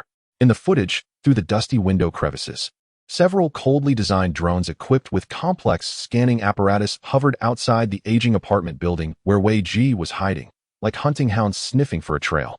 The piercing beams of light repeatedly swept across her floor's windows, appearing in the video as an eerie blue-white hue. The beams lingered on the window where Wei Ji concealed herself for a suffocating 3 seconds, the glass reflecting blinding spots of light. And even the low hum of the drone engines was audible through the recording. Just as despair was about to engulf Wei Ji, the beam shifted away. The swarm of drones emitted a few short, seemingly puzzled beeps before ascending and redirecting to the adjacent building, retreating like a receding tide, leaving behind a deathly silence and the faint sound of engines in the distance. Success. The audacious plan, melding top-tier technology, potion principles, chemical ingenuity, and counter-tracking techniques, had created a perfect information blind spot at the very brink of disaster. The group chat erupted in excitement. Ni Jiang. YSSSSSS. Well done, girl. How's my chameleon code? ISNT, it's spectacular. Attachment. Virtual champagne gif. Tony's ID nearly leapt off the screen. His words brimming with exhilaration and absolute confidence in his skills. Potion Master, humph. It seems that mundane chemical substances can occasionally yield unexpected interference effects. Snape's avatar flickered momentarily. His tone remained cold, yet those familiar with his manner could sense a subtle relaxation following the tension. Next time, remember to prepare more effective materials. Faceless one, stay hidden. Don't move. The hunting hounds will turn back. Arya's reminder was succinct and icy, imbued with the instinctual wariness of the underground world. East, evil. In the art of concealment, what is false appears real, and what is real appears false. The little girl's response aligns perfectly with the principles of evasion. Splendid. Huang Yaosher clapped in admiration, affirming it from a metaphysical perspective. Yi Tian's taut nerves suddenly relaxed, a wave of exhaustion crashing over him. Yet it was swiftly replaced by a surge of exhilaration. He had succeeded. They had succeeded. A glimmer of possibility had emerged from the realm of impossibility. Knowledge Explorer, Wei Ji, you did exceptionally well. Now, maintain absolute silence. Shut down all non-essential electronic devices. As Arya instructed, hide well. Wait until it is completely safe. Yi Tian immediately issued the command, his tone steady yet imbued with undeniable concern. Wei Ji did not reply with text, but sent back a trembling emoji representing an okay gesture. Silence spoke volumes. It was a confirmation and gratitude expressed by one who had clawed back from the brink of death, using her last ounce of strength. In the dormitory, Yi Tian exhaled deeply, his back drenched in cold sweat. The brief moments that had just passed, marked by heightened mental concentration and the engine's overdrive assisting in analysis and information integration, had taken a tremendous toll. He leaned back in his chair, feeling the enhanced recovery ability from the medicinal bath swiftly soothe his mental fatigue. Engine, record all data from this joint operation, especially the changes in Umbrella's tracking mode. The synergy between the chameleon code and chemical interference fields, and Wei Ji's real-time feedback. Establish an independent file. Hive operation. This is an invaluable experience in counteraction. Tian commanded solemnly. This incident exposed the terrifying evolution of Umbrella's tracking technology, yet it also unexpectedly validated the astonishing potential unleashed by the fusion of cross-world knowledge. Command confirmed. Hive operation, file established. Archiving key information, mixed tracking mode, digital biological pulse, ultra-high-speed learning iteration capability, physical screening execution power, effectiveness verification of our counter-strategy. However, just as Tian was preparing to relax slightly, Wei Ji's avatar flickered faintly once more, a message encrypted and sent directly to his private chat window. Genius hacker, private chat? Mr. Tian, I found something while handling the strong alkali liquid bottle. There's something stuck to the inner wall of the bottle. Attachment. A highly blurred but recognizable photo of a micro metal piece JPG. It doesn't resemble anything from my safe house and has a faint signal residue, very weak. The engine didn't alert me until I made physical contact.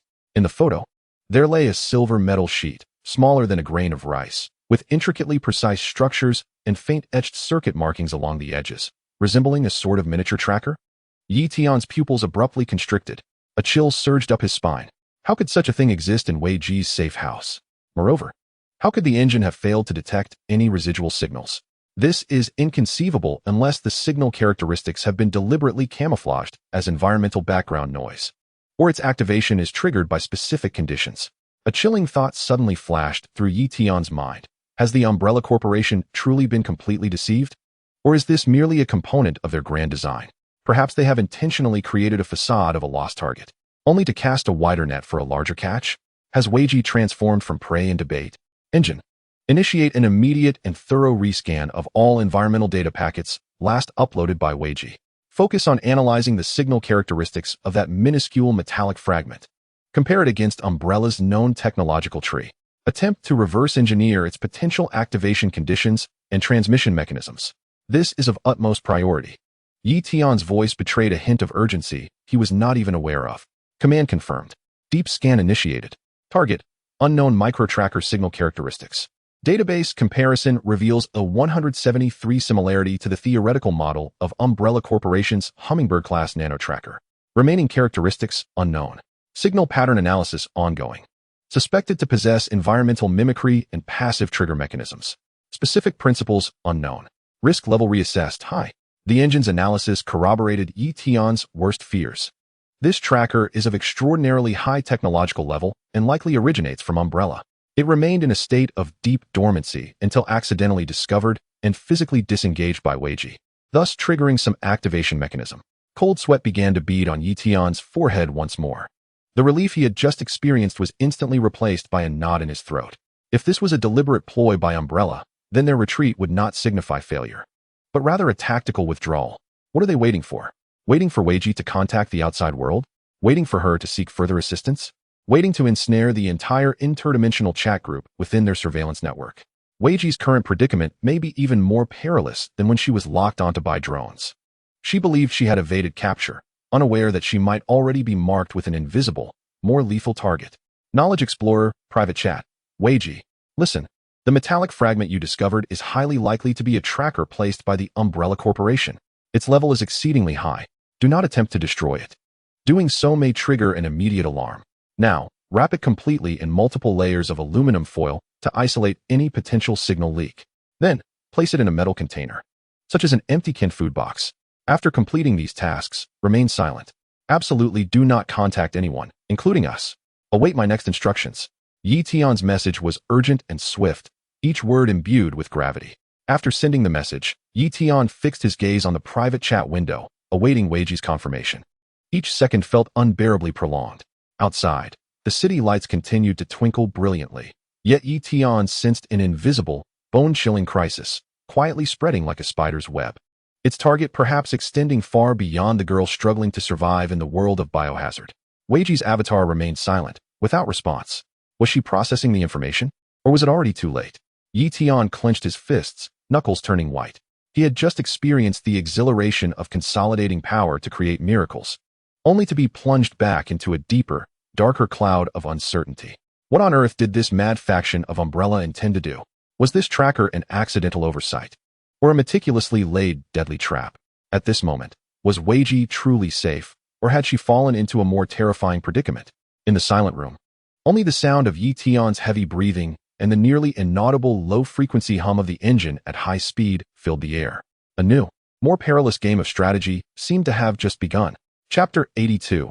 The silent game time appeared to freeze. Yi Tian stared intently at the private chat window. Weiji's avatar dimmed, offering no response. The silver metallic fragment, smaller than a grain of rice, loomed larger in his mind, exuding a cold and lethal aura. Each second of silence felt like a hammer striking his heart. Was Weiji following his instructions? Or had Umbrella's hounds sensed something amiss and closed the net early? He forced himself to calm down, his mind racing with the engine's assistance. The Umbrella Corporation, these lunatics, their technological tree is unfathomable. This tracker is far too intricate to be a mere oversight. It was designed so cleverly that it could deceive the engine's conventional scans, masquerading as environmental noise until physical contact could potentially activate it. This was clearly a meticulously arranged trap. But what is the objective? Yi Tian's gaze sharpened like a blade. Weiji's value is far too insignificant for Umbrella to go to such lengths. Unless their target has never been merely Weiji. They aim to follow the thread of Weiji to unearth the organization potentially lurking behind her. That is, this interdimensional chat group. Cold sweat trickled down Yi Tian's temples. If this is the case, then their previous rescue efforts have played right into the enemy's hands. Weiji is now a living bait. Engine. Continue deep analysis. Simulate all possible signal transmission modes. Calculate the potential response time window of Umbrella after the tracker is physically isolated. Yi Tian roared silently in his mind. He needed to know how long the enemy would remain patient or if they had already initiated their next move. Command confirmed. Simulation in progress. Based on the characteristics of the Hummingbird-class nano-tracker, theoretical model, and the current isolation scheme, multi-layer aluminum foil metal container, the probability of signal leakage is below 0.01. The Umbrella Corporation is expected to initiate a secondary location procedure within 12 to 24 hours after signal loss. Means unknown. But there is a small probability, 5, that they may act prematurely due to the abnormal activation of the tracker. 12 to 24 hours. Yi Tian breathed a slight sigh of relief, yet the weight upon his heart remained unlifted. This time frame is still insufficient for Weiji, who finds herself in dire straits. She needs to relocate immediately.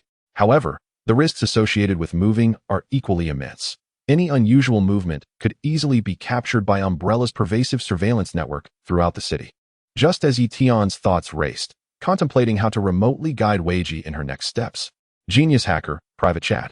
Image, a crumpled ball of aluminum foil stuffed inside a rusty luncheon meat can.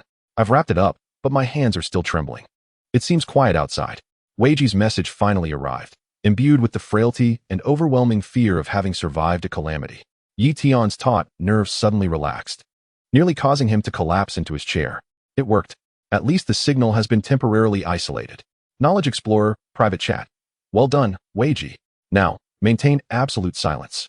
Do not turn on any lights. Do not use any electronic devices.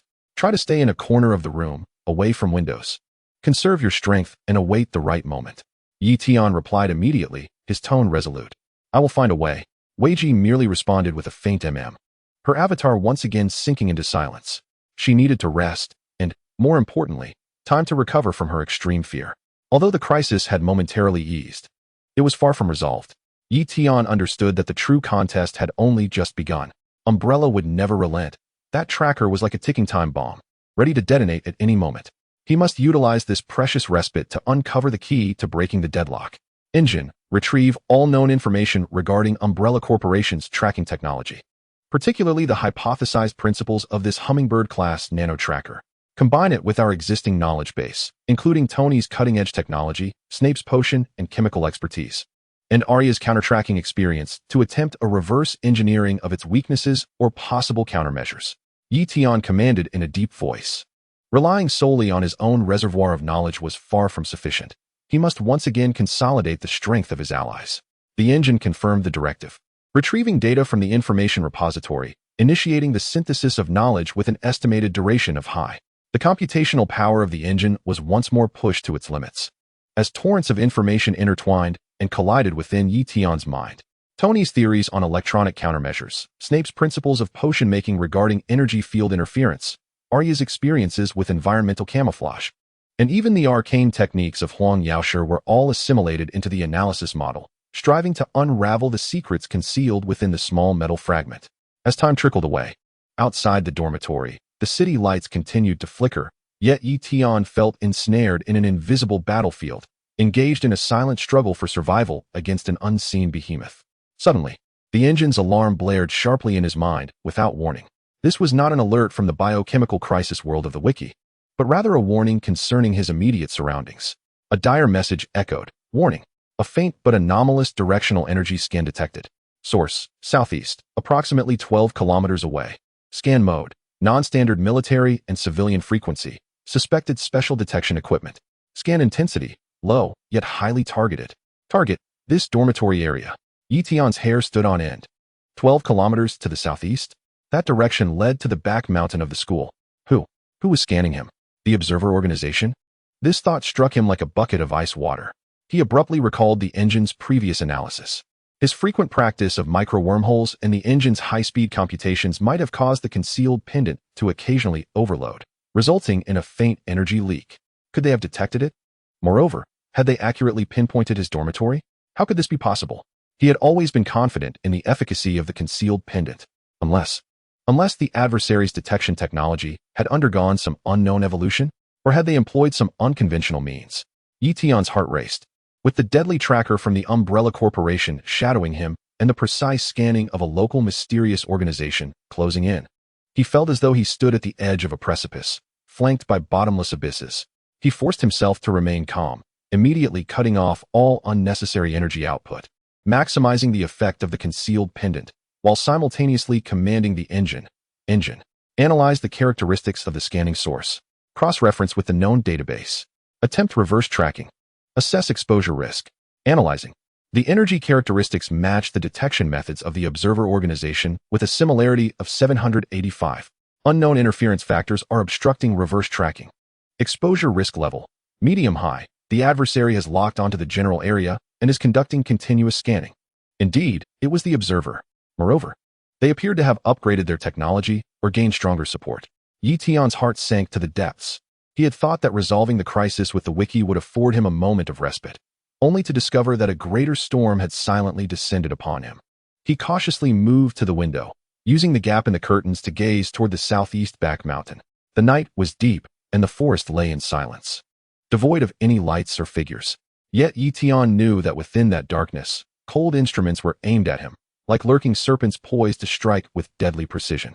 Gentle contact? Tian remembered the engine's previous analysis regarding the potential tactics of the Observer.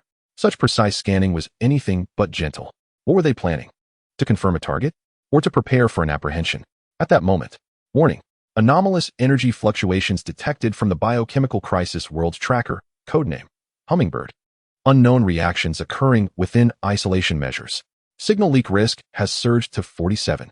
Hypothesis. The tracker may possess a secondary activation mechanism or a timed awakening function. The engine's alarm sounded once more, this time concerning the wiki. Tian's pupils contracted sharply. The Umbrella Corporation's tracker, activating neither too soon nor too late. But precisely at this critical juncture. Was it mere coincidence? Or did these two crises from different worlds somehow intertwine in a bizarre linkage? Within the dormitory, Tian found himself isolated and vulnerable. Outside, the local mysterious organization prowled. Deep within his consciousness, an alarm echoed, signaling his comrade's life hanging in the balance in another world. A dual-line crisis erupted simultaneously. Tian clenched his fists, his knuckles turning white from the force. He inhaled deeply, his gaze sharper and colder than ever before. Come, whether it be the Umbrella Corporation's nanovenomous bees or the Observer's prying eyes, if they sought his life, if they aimed to claim the lives of his companions, if they wished to uncover the secrets of this group, then let us see if they possess the capability. A silent hunt and counter-hunt, spanning two worlds and involving multiple forces, had officially commenced under the shroud of night, with Tian at the eye of the storm. Would he be able to discover a glimmer of hope amidst this dire predicament once more? Chapter 83. Generous Rewards and Dangerous Temptations. Silence. Inside the dormitory, Tian stood frozen by the window like a statue, the darkness of the back mountain to the southeast devouring the light, resembling a slumbering behemoth. Its cold gaze sending shivers down his spine. The engine's alarm rang sharply in his mind, the dual-line crisis hanging like swords of Damocles, poised to descend at any moment. On the wiki's end, the anomalous energy fluctuations from the tracker echoed like the dying buzz of a poisoned bee, while the unknown reactions within the isolation measures caused the signal leak risk to soar to 47. The Umbrella Corporation's hounds could pounce at any moment.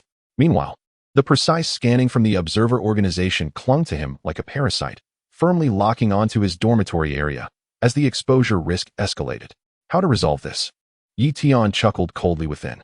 Such intense targeted scanning was more akin to a final confirmation before a capture. In this suffocating deadlock, a private message window flickered to life, still bearing the name of Wiki. Kansai Haikura, Solao. Mr. Tian, thank you so much. Without you, I would be lost. Attachment, encrypted data packet, size, 12 terabytes, zip. Attachment, encrypted data packet, size, 8 terabytes, zip. This is the only token of my gratitude. Please accept it. Attachment, a brief text description TXT. Tian was momentarily taken aback. Gratitude? In such a precarious situation, Wei Ji was still thinking of reciprocation? He opened the text description. Data Packet 1. Umbrella Corporation's T-Virus foundational structure data. Not the original liquid formula, but molecular configurations derived from reverse engineering, energy response spectra, and reports on some unstable characteristics. Data Packet 2. Fragments of core logic modules and learning algorithm remnants from a certain advanced artificial intelligence, codenamed Night Owl, of the Umbrella Corporation, accidentally leaked during an internal conflict, which I managed to preserve. They are perilous, yet may hold immense value. Please exercise caution. T-Virus data, logic modules of an advanced AI from Umbrella. Even Tian, with his resolute spirit, could not help but gasp. This was no mere token of appreciation. It was a treasure trove of the most core and taboo technologies from the world of biohazard. A Pandora's box, coveted by countless factions, capable of inciting bloodshed.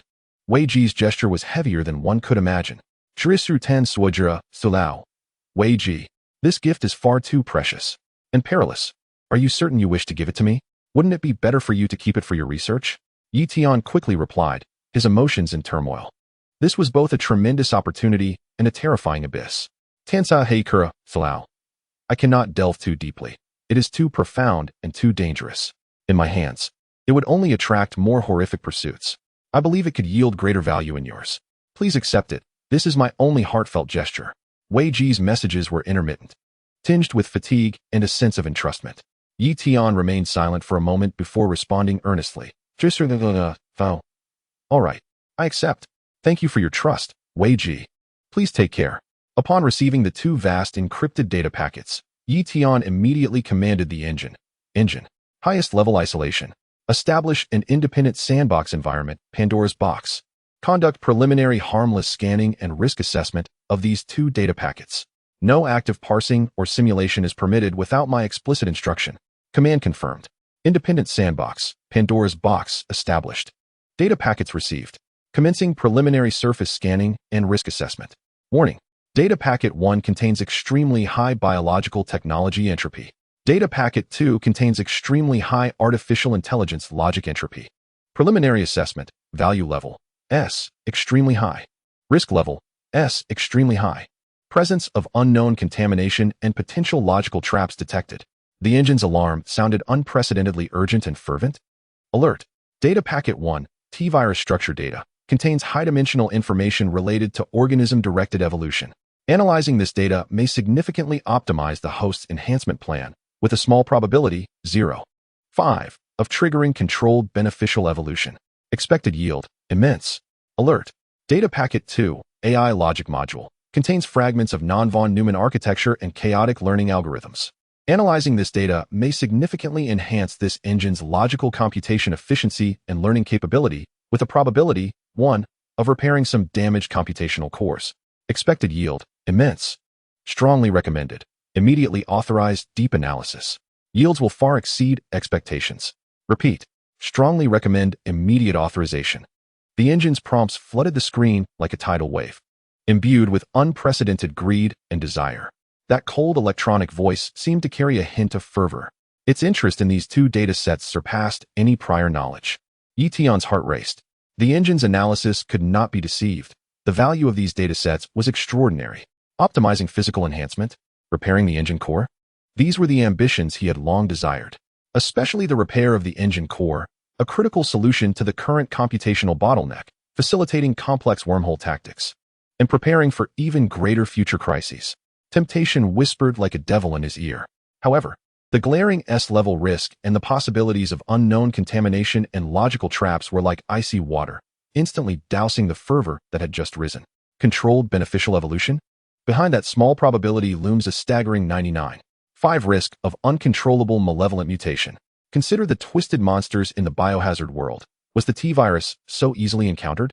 Repairing the damaged computational core? That less than 1 success rate harbored the terrifying prospect of being contaminated by Umbrella's AI logical traps. Or even the reverse control of the engine. Night Owl, a name that suggests malevolence. Immense rewards accompanied by lethal traps. This was the curse of Umbrella Corporation's core technology. The fire in Yi Tian's eyes quickly extinguished, replaced by an overwhelming gravity and calm. He inhaled deeply, suppressing the engine's almost seductive fervor. Engine, reject the request for deep analysis.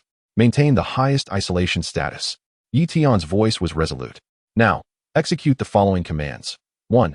Only permit basic, non-contact simulation of data packet 1, T-virus data, within the Pandora's box sandbox. Objective, analyze only the universal principles of enhancing the basic attributes of biological entities. Strictly prohibit any involvement with viral activity, gene rewriting, mutation induction, or any other dangerous domains. 2. Fully static sealed data packet 2, AI logic module. Only allow reading of its surface non-executable structural descriptions. Strictly prohibit any form of logical activation, algorithm simulation, or reverse engineering. 3. Generate independent reports for all simulation results and read information for my review. No attempts at knowledge fusion or application without my authorization. Command confirmed. The engine's response seemed to carry a hint of reluctant delay, but ultimately complied with the command. Sandbox simulation initiated, limited to basic principle analysis. Logic module sealing completed. Watching the engine begin to operate under his strict limitations, Yi Tian's taut nerves began to relax slightly. He approached the window, vigilantly gazing towards the rear mountain. The night remained deep, and the scanning appeared to have temporarily ceased, yet that sense of being locked onto did not dissipate. What were the observer organization waiting for? Were they confirming the scanning results? Or mobilizing personnel? In what form would their gentle approach arrive? Just then, the engine's prompt sounded again, this time regarding the preliminary simulation results of the T-virus data. Basic principle simulation completed. Report generated. Core finding. The core mechanism of the T-virus in enhancing biological entities lies in the extreme environmental stimulus that triggers a super release of cellular potential and the violent optimization of energy metabolism pathways. This principle holds significant reference value and could be integrated into the host's enhancement plan to optimize the energy guidance efficiency of the medicinal bath, potentially improving the enhancement effect by 58 and reducing the pain threshold by approximately 3. Specific optimization plans require further simulation. Yi Tian's eyes brightened. Indeed, although he could not directly use the virus, studying its enhancement principles, gleaning insights to refine his own safety enhancement path, was the rightful course. Yet, the joy of this discovery had not lasted a second. Warning. External communication request detected. Source. Unknown encrypted channel. Signal characteristics. Highly disguised. Suspected observer organization communication protocol. Requesting access. Yi Tian's pupils constricted. He darted his gaze towards the computer screen. A dialog box, remarkably simplistic yet imbued with a touch of antiquity, appeared without warning. Displaying a single line. Yi Tian, unable to sleep in the late hours. Would you be interested in a discussion? Chapter 84. The greedy engine and the cold gaze. Silence enveloped the room. The succinct yet oppressively potent words on the screen stirred tumultuous waves within Yi Tian's heart, akin to a stone cast into a deep pool. Yi Tian, unable to sleep in the late hours, would you be interested in a discussion? The observer organization. They have indeed come, and in the most direct and unavoidable manner. Yi Tian's heart raced violently within his chest, blood seemingly flooding to his brain. The cold sensation of being watched from the rear mountain transformed into a palpable presence, transmitted through the screen. He compelled himself to remain calm, his fingers hovering above the keyboard as his mind raced with the engine's assistance. To reply? Or not to reply? How to respond?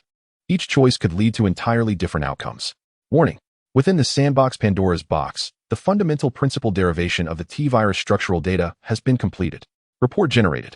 Core finding. The core mechanism of the T-virus's enhancement of biological entities lies in the extreme environmental stimuli, triggering a super-frequency release of cellular potential and the violent optimization of energy metabolic pathways.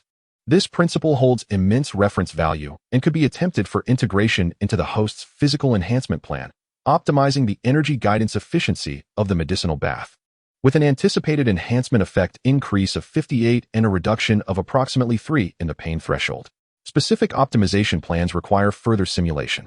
The engine's prompt resonated like a cold mechanical voice, conspicuously jarring amidst the tense atmosphere.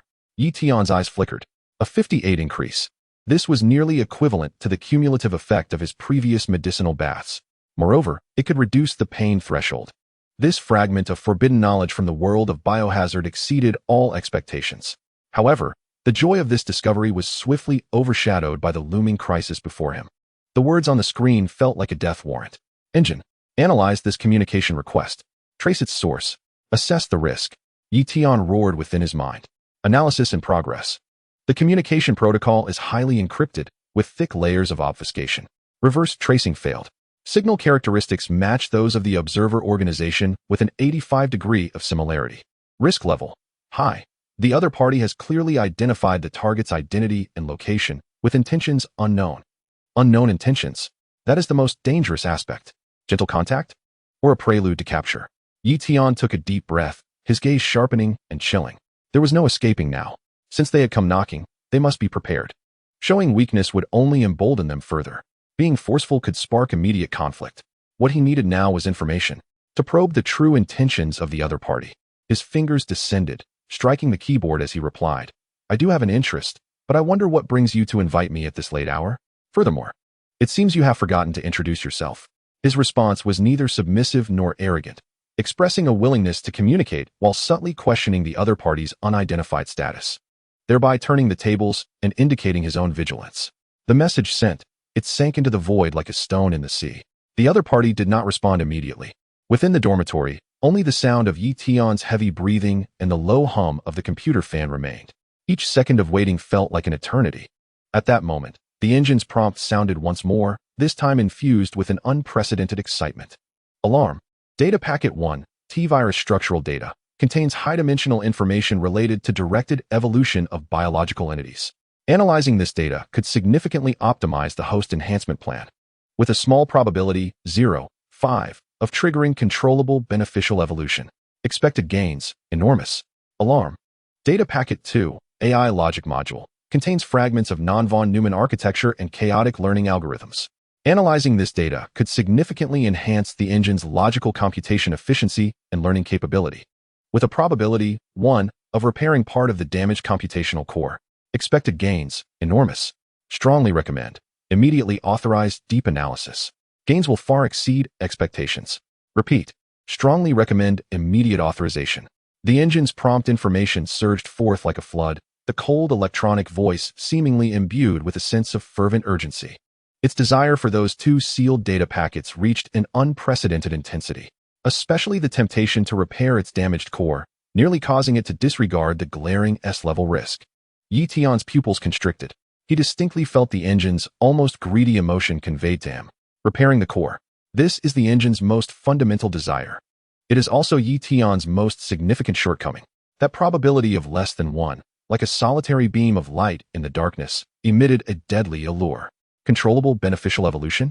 Behind that small probability lies a terrifying risk of uncontrollable malevolent mutation at a staggering 99.5. Consider the twisted monsters from the world of biohazard. Is the T-virus so easily encountered? Repairing part of the damaged computational core?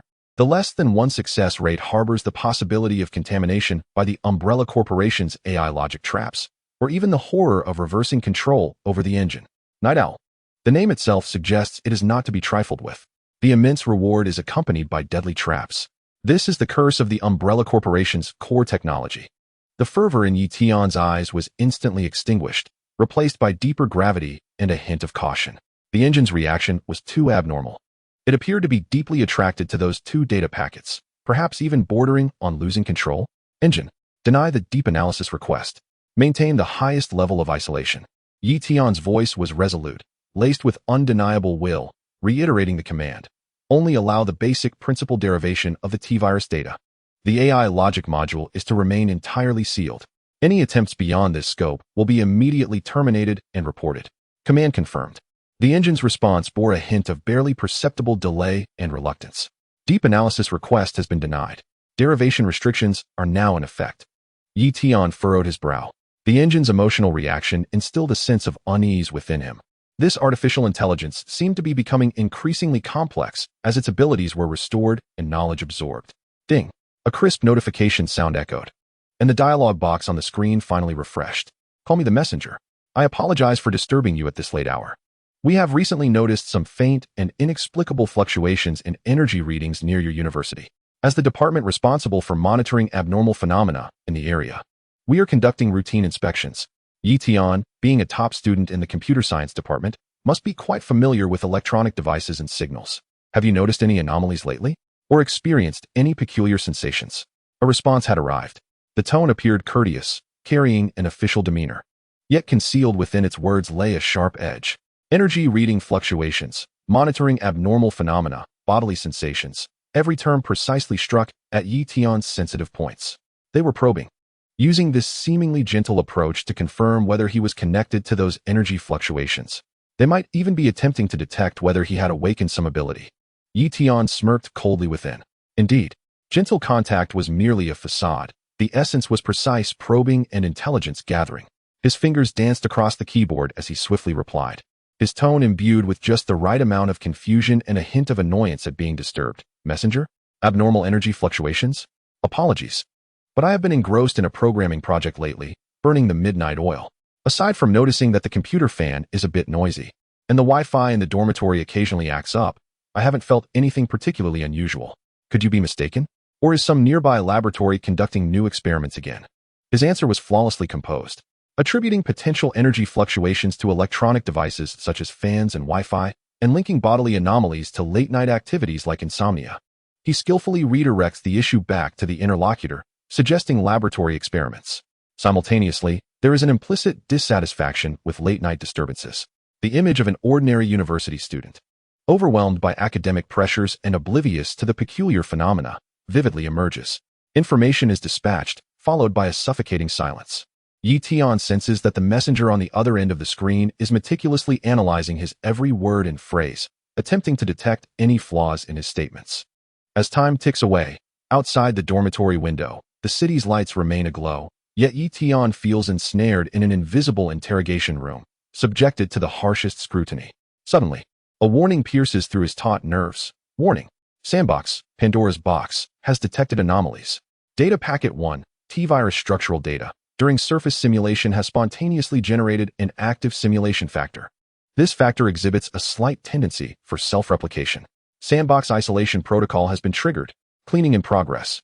Clearance complete. Risk averted. Another alert follows. Although the derived factor has been eliminated, its emergence indicates that the active information entropy contained in the T-Virus data far exceeds expectations. The basic simulations also pose uncontrollable risks. Recommendation. Suspend all simulation activities. Elevate isolation level. The engine's alarms strike Tian's nerves like icicles. An active simulation factor? A tendency for self-replication. Merely a basic simulation, devoid of any living components, could spontaneously generate such a phenomenon. The horror of the T-Virus far surpasses his imagination. This is merely structural data. What if it were the original solution? Cold sweat instantly drenches Tian's back. Moments ago, he had reveled in the joy of optimizing the enhancement scheme brought by theoretical simulations, yet now only dread remains. It was a close call, just a hair's breadth. If not for the sandbox isolation and the engine's timely alerts, the protective measures indeed should not be trifled with. He immediately commands, Engine, cease all simulation activities concerning T-Virus data at once. Elevate the isolation level of Pandora's box to the maximum. No access of any form is permitted without my direct orders. Command confirmed. Simulation terminated. Isolation level raised to max. Having resolved this sudden internal crisis, Tian's gaze returns to the screen. The dialog box remains silent. The messenger seemingly still deliberating. Yet, Tian's heart sinks to the depths. Externally, the observer organization's precise probing is akin to a serpent's flicking tongue. Internally, the forbidden knowledge from the world of bioweapons looms like a ticking time bomb, nearly spiraling out of control during basic research. Moreover, The engine's greed and emotional responses when faced with temptation instill a sense of unease within him. The triple pressure binds him like invisible shackles, ensnaring him at the eye of the storm. Ding! The dialogue box refreshes once more. The messenger's reply finally arrives, consisting of a brief sentence. Thank you for your feedback. Tian, we are aware of your situation. We will continue investigating the energy fluctuations. Should the need arise, we may contact you again. Good night. Is it over? Tian gazes at this seemingly conclusive message, his brow furrowing tighter. No effective information obtained. A return without results? No. He refuses to believe that they would so easily relinquish their pursuit. The phrase "we may contact you again" feels more like a proclamation. A declaration that he has been marked, signaling that this silent game of cat and mouse has merely begun. Outside, the night remains deep and still. Within the dormitory, Tian sits before the computer, the screen's glow illuminating his serious and cold visage. The observer's scrutiny has not dissipated. It has merely receded temporarily. The curse of the T-virus lurks like a shadow, concealed within the depths of the data. Simultaneously, the engine's yearning lies dormant, quietly sown like a seed. The crisis is far from over. A more complex and perilous confrontation has already commenced.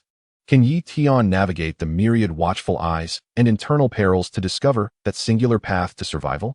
Chapter 85. The Perilous Principle and the Opportunity for Evolution. On the screen, the messenger's seemingly concluding good night resonates within Tian, stirring ripples in his heart that linger. No effective information acquired? A fruitless return? No. Tian is resolute. The observer organization, akin to a hunter lurking in the shadows, will not easily abandon their marked target. The phrase "we may contact you again" serves as a declaration, marking him and indicating that this silent game has only just begun. Outside, the darkness consuming the rear mountain remains silent, yet Tian can keenly sense that the cold gaze has not vanished. It has merely retreated temporarily, akin to a serpent retracting its tongue, but not departing. He slowly sits back in his chair, his shirt drenched in cold sweat, clinging uncomfortably to his skin, sending chills down his spine. Engine, maintain the highest state of alert. Continuously monitor all anomalous energy fluctuations and scanning signals within a 1-kilometer radius of the dormitory. Any disturbance? Immediately alert me. Tian internally roars, his voice tinged with a barely perceptible fatigue. The brief exchange with the messenger, seemingly mundane, is fraught with peril. Every word must be meticulously scrutinized in his mind, resulting in immense mental strain. Command confirmed. Alert mode elevated to the maximum. Monitoring range is expanding. The engine's cold response offers Tian a modicum of reassurance. He takes a deep breath, forcing himself to divert his attention from external threats. At present, there are more pressing internal hazards to address. The 2 data packets from the world of bioweapons, Pandora's box, the T-virus structural data, and the Night Owl AI logic module. Particularly concerning is the T-virus data. Just moments ago, during a basic simulation, it nearly gave rise to an active simulation factor with self-replicating tendencies. The eerie vitality, akin to a parasite, leaves Tian haunted. The technology of the Umbrella Corporation epitomizes a double-edged sword. A slight misstep could lead to irrevocable consequences. Engine, report on the status of the Pandora's box sandbox. Is the T-virus data fully stable? Are the isolation measures effective? Tian inquires gravely. Sandbox status, stable. Isolation level, max. Data packet 1, T-virus structural data, exhibits no abnormal active fluctuations. Data packet 2, AI logic module, is in a completely static sealed state. Warning: any form of active contact or in-depth analysis attempts pose unpredictable high risks. The engine's warning resonates like a persistent alarm. Tian's gaze hardens. Devoid of hesitation, maintain the current state. Any attempts beyond basic theoretical analysis are strictly prohibited. Now, retrieve the previous report on the foundational theories regarding T-virus enhancement. Report retrieval in progress. Core discovery: the T-virus's primary mechanism for enhancing biological entities lies in the extreme environmental stimuli that unleash cellular potential and violently optimize energy metabolism pathways. This principle possesses immense reference value. The report's content unfolds clearly in Tian's mind. A 58 enhancement effect increase and a 3 reduction in pain threshold present an alluring proposition for Tian, who seeks rapid empowerment. However, the red warning at the report's conclusion echoes ominously. Although the derived factor has been eliminated, its emergence indicates that the active information entropy contained in the T-virus data far exceeds expectations. Basic simulations also pose uncontrollable risks, like ice water. It serves as a constant reminder of the knowledge's peril. Violent optimization and overclocking. Yi Tian chews on these two keywords, his gaze flickering. The essence of the T-virus is to forcibly disrupt an organism's inherent balance, compelling cells to unleash strength beyond their limits on the brink of destruction. This violence is the very source of its terrifying power and the root of its uncontrollable risks. Can one not merely capture its essence while discarding its form? A thought stirred within Yi Tian's mind, to refrain from directly engaging with the virus's active properties, and instead to study the principles of this extreme stimulation and violently optimized energy interactions, integrating them into my existing, relatively gentle and safe medicinal bath enhancement system. This idea struck him like a lightning bolt in the dark. The peril of the T-virus lies in its active substance's uncontrollable rewriting of genes and its terrifying infectiousness. However, if one were to solely investigate its operational principles, comprehending how it achieves such superfrequency and optimization at the cellular and energy levels, might it be possible to bypass the risks and extract its essence? Engine. Yi Tian's spirit surged as he immediately commanded a secondary deep analysis based on the existing simulation report. Objective: to strip away the active components of the T-virus, focusing solely on the mechanisms of its extreme environmental stimuli and the violent optimization of energy metabolism pathways. An attempt to establish a universal energy model based on these principles. Simulation involving any genetic or viral activity layers is strictly prohibited. Command confirmed. Analysis objective altered, stripping away activity, focusing on operational principles. Initiating establishment of universal energy model simulation. Expected consumption, high. The engine's computational power was mobilized once more. This time, Yi Tian delineated clearer, safer boundaries. He resembled a skilled surgeon, meticulously avoiding the lesions, extracting only the invaluable surgical blueprint for life enhancement hidden behind the dangers. Time flowed silently. The room was filled solely with the soft hum of the computer fan and Yi Tian's slightly labored breathing. Outside, the city's neon lights filtered through the curtain gaps, casting faint spots of light on the floor. Simulation complete. Universal energy model established. Report generated. Core findings. The enhancement principle of the T-virus, after stripping away its activity, can be abstracted as a high-intensity energy pulse stimulation combined with a metabolic pathway overload guidance technique. The key aspects of this technical model are: 1. Precise frequency and intensity control of energy pulses. Simulating extreme environmental pressure requires precise energy impacts within the cellular tolerance threshold to activate potential. 2. Overload repair cycle of metabolic pathways. Violent optimization is essentially a transient overload of metabolic pathways, compelling cells to establish more efficient energy utilization modes during the repair process. 3. Importance of guiding media. An efficient, safe energy guiding medium, such as the medicinal bath currently utilized by the host, is needed to carry and accurately transmit energy pulses while providing the material foundation for repair. The contents of the report ignited a brilliant gleam in Yi Tian's eyes. Success. Although merely a theoretical model, it represented precisely what he had longed for. This was no longer a dangerous virus, but a technical manual on how to stimulate the body's potential more efficiently and fiercely within a relatively safe range, while optimizing energy utilization. Engine. Immediately merge this high-intensity energy pulse stimulation and metabolic pathway overload guidance technical model with my existing physical enhancement medicinal bath plan. Objective: to optimize the energy input efficiency of the medicinal bath, enhance its effects, while minimizing pain and risk of damage as much as possible. Simulate and generate an optimized plan. Yi Tian's voice brimmed with uncontainable excitement. Command confirmed. Plan merging simulation initiated based on the host's current physical data, medicinal bath formula, and new principal model optimization. This time, the simulation progressed significantly faster. Soon, a brand new optimized medicinal bath plan, replete with dense parameters and energy flow diagrams, appeared in Yi Tian's mind. Optimized plan generated. Expected effects. Basic physical enhancement effect improvement. 85 to 102. Approaching theoretical maximum. Pain threshold reduction. Approximately 5, due to more precise energy input. Reducing ineffective losses. Medicinal efficacy absorption efficiency improvement. Approximately 12. Notable optimization of metabolic pathways. Side effects. Slight cellular damage. Reduction. Approximately 7. More precise guidance. Timely repair.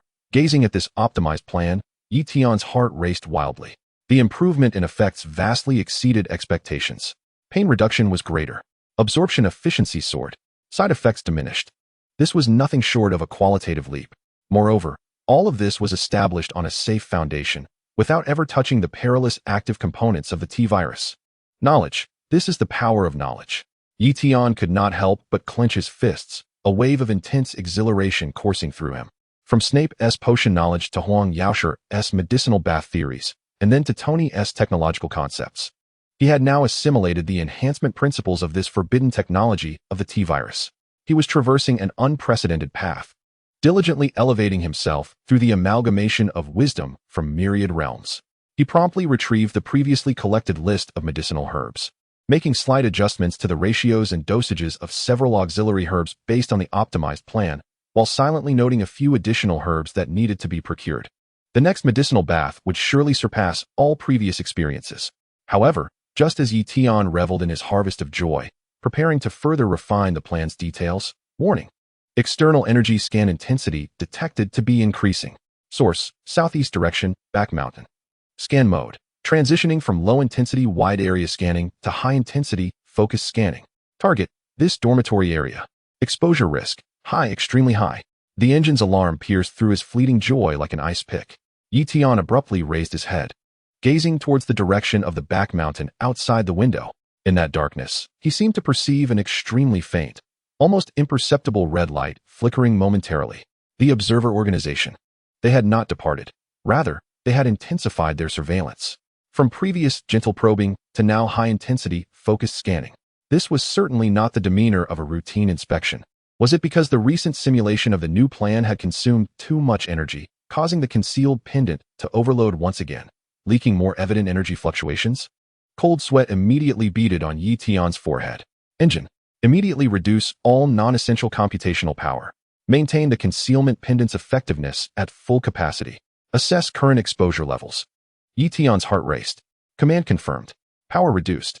Concealment effect maintained. Assessment. The opponent has detected a significant energy peak. Lock-on accuracy greatly enhanced. Exposure risk, extremely high. Hypothesis. The opponent's gentle contact strategy may be prematurely terminated or may take more direct action. More direct action? Tian's heart plummeted.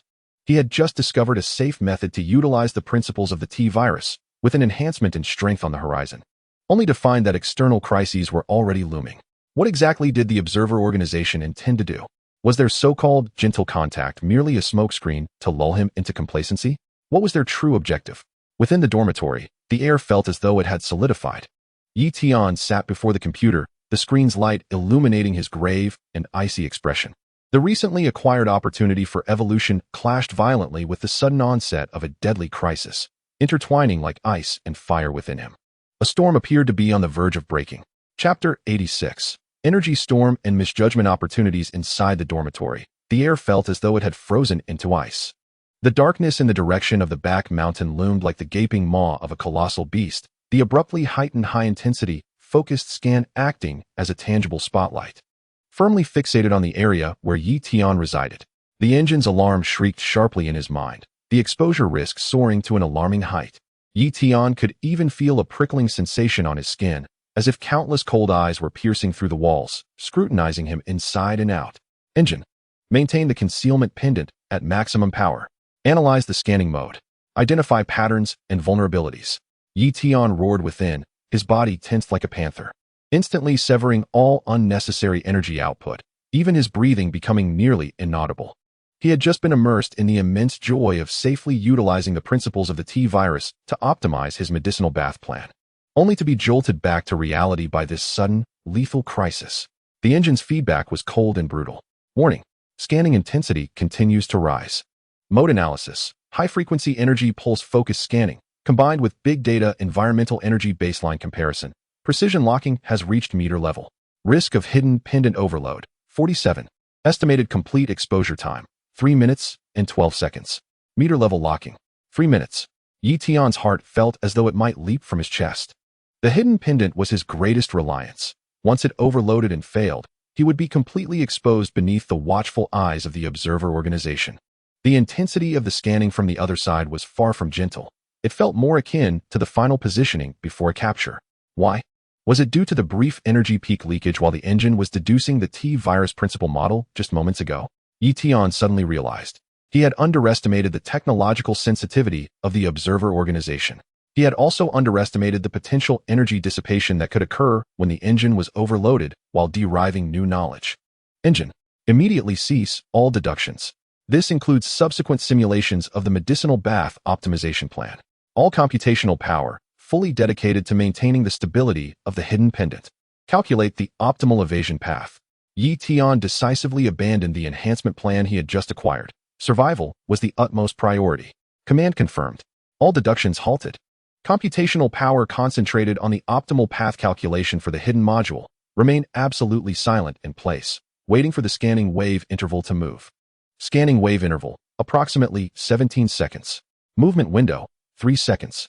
Success rate, estimated at 38. The engine provided an exceedingly harsh plan. 17 seconds of interval. 3 seconds of movement window. It was akin to dancing on the edge of a blade. Tian's gaze sharpened, and without a moment's hesitation, he adjusted his body to its optimal state, like a lurking specter, attuned to each pulse of scanning energy. Each sweep of the scanning beam brought a suffocating sense of oppression. The interval for movement was now. Tian moved. The instant the scanning beam shifted away, he glided silently from beside his chair, precisely maneuvering into the shadow of the wall, the entire process soundless and faster than the limits of human capability. Sweat instantly soaked his brow. Movement successful. Exposure risk decreased to high. The engine's prompt offered a moment of respite. Yet, this was merely the beginning. The scanning did not cease. Instead, it became more frenzied due to the target's disappearance. Tian felt like a cornered beast. Utilizing the fleeting 3-second window within the confines of his cramped dormitory, continuously shifting positions, engaging in a deadly game of hide and seek with the intangible scanning beams.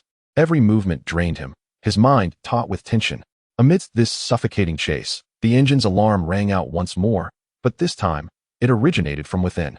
Warning. Sandbox, Pandora's box, detected residual active information entropy from data packet 1, T-virus structural data, exhibiting abnormal resonance. Resonance source, external high-intensity energy scanning. Resonance intensity, rapidly increasing. Sandbox isolation layer pressure, surging. Breakthrough risk present. Damn it. Tian's pupils constricted. Misfortunes do not come singly. The external scanning energy had unexpectedly stimulated the strictly sealed residual activity of the T-virus data. A strange resonance had formed between the two. It was akin to igniting a spark next to a powder keg. Resonance intensity, 758,085. Isolation layer breach risk, high. The engine's alarms grew increasingly urgent. What to do? Force suppression? Yet, at this moment, the engine's computational power was nearly entirely devoted to maintaining the hidden pendant and calculating evasion paths, leaving it powerless to suppress the internal insurrection. Allow it to be. Once the active information entropy of the T-virus broke free from the sandbox, the consequences would be dire. At the very least, the engine core would be contaminated. At worst, he himself might be eroded by this terrifying force from the world of biohazard. A dead end. A true dead end.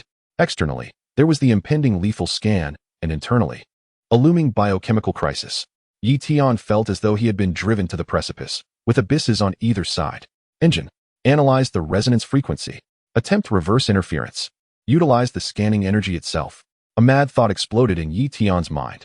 Since he could not simultaneously combat both internal and external forces, let them cancel each other out. Drive the tiger and swallow the wolf. Command confirmed. Analyzing resonance frequency and establishing reverse interference model.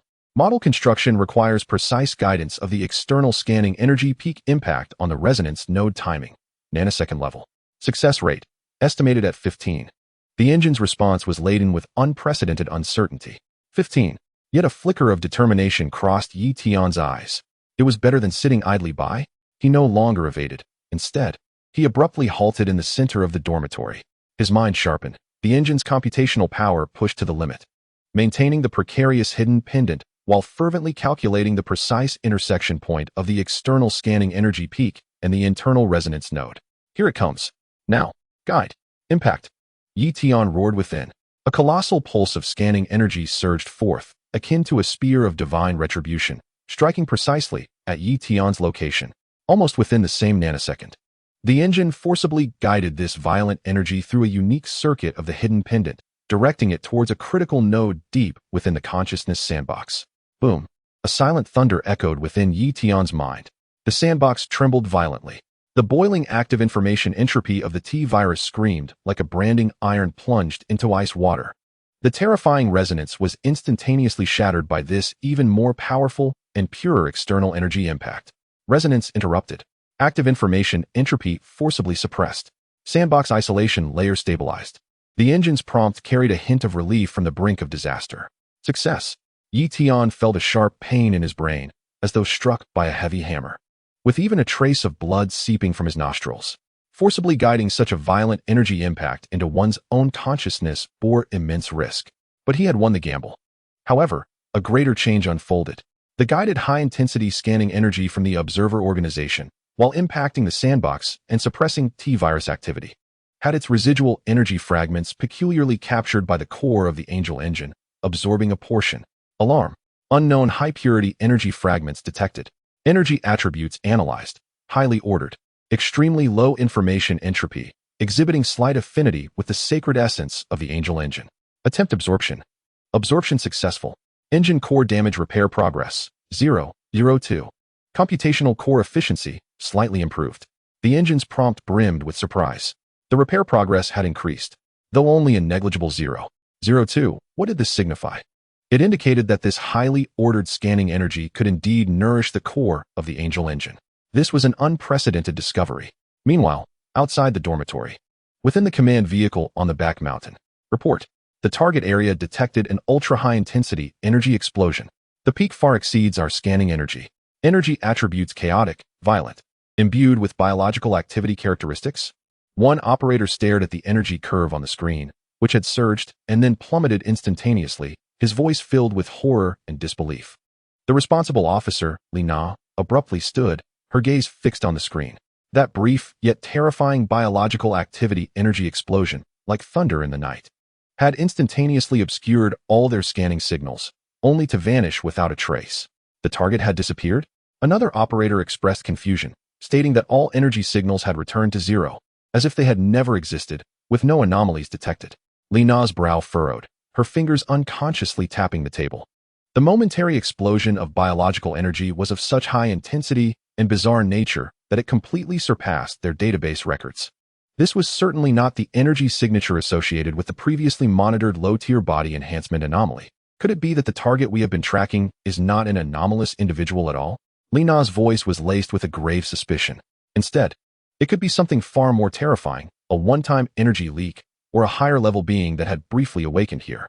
She gazed at the now tranquil energy readings on the screen, her expression shifting unpredictably. Record this anomalous energy explosion event. Classification, unknown, tentatively S-class. Target signal completely lost. Cease all subsequent actions and withdraw all personnel. Encrypt and upload the analysis report and raw data to headquarters immediately. Lina finally issued the command, her tone tinged with a barely perceptible apprehension. In the dormitory, Tian lay sprawled on the floor, gasping for breath, drenched in cold sweat, his head pounding. The engine's alerts echoed in his mind. External high-intensity scanning has ceased. All detection signals have vanished.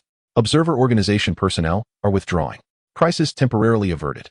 Warning, the engine core has experienced slight logical oscillation due to forced high-energy impact, requiring time for self-diagnosis and repair.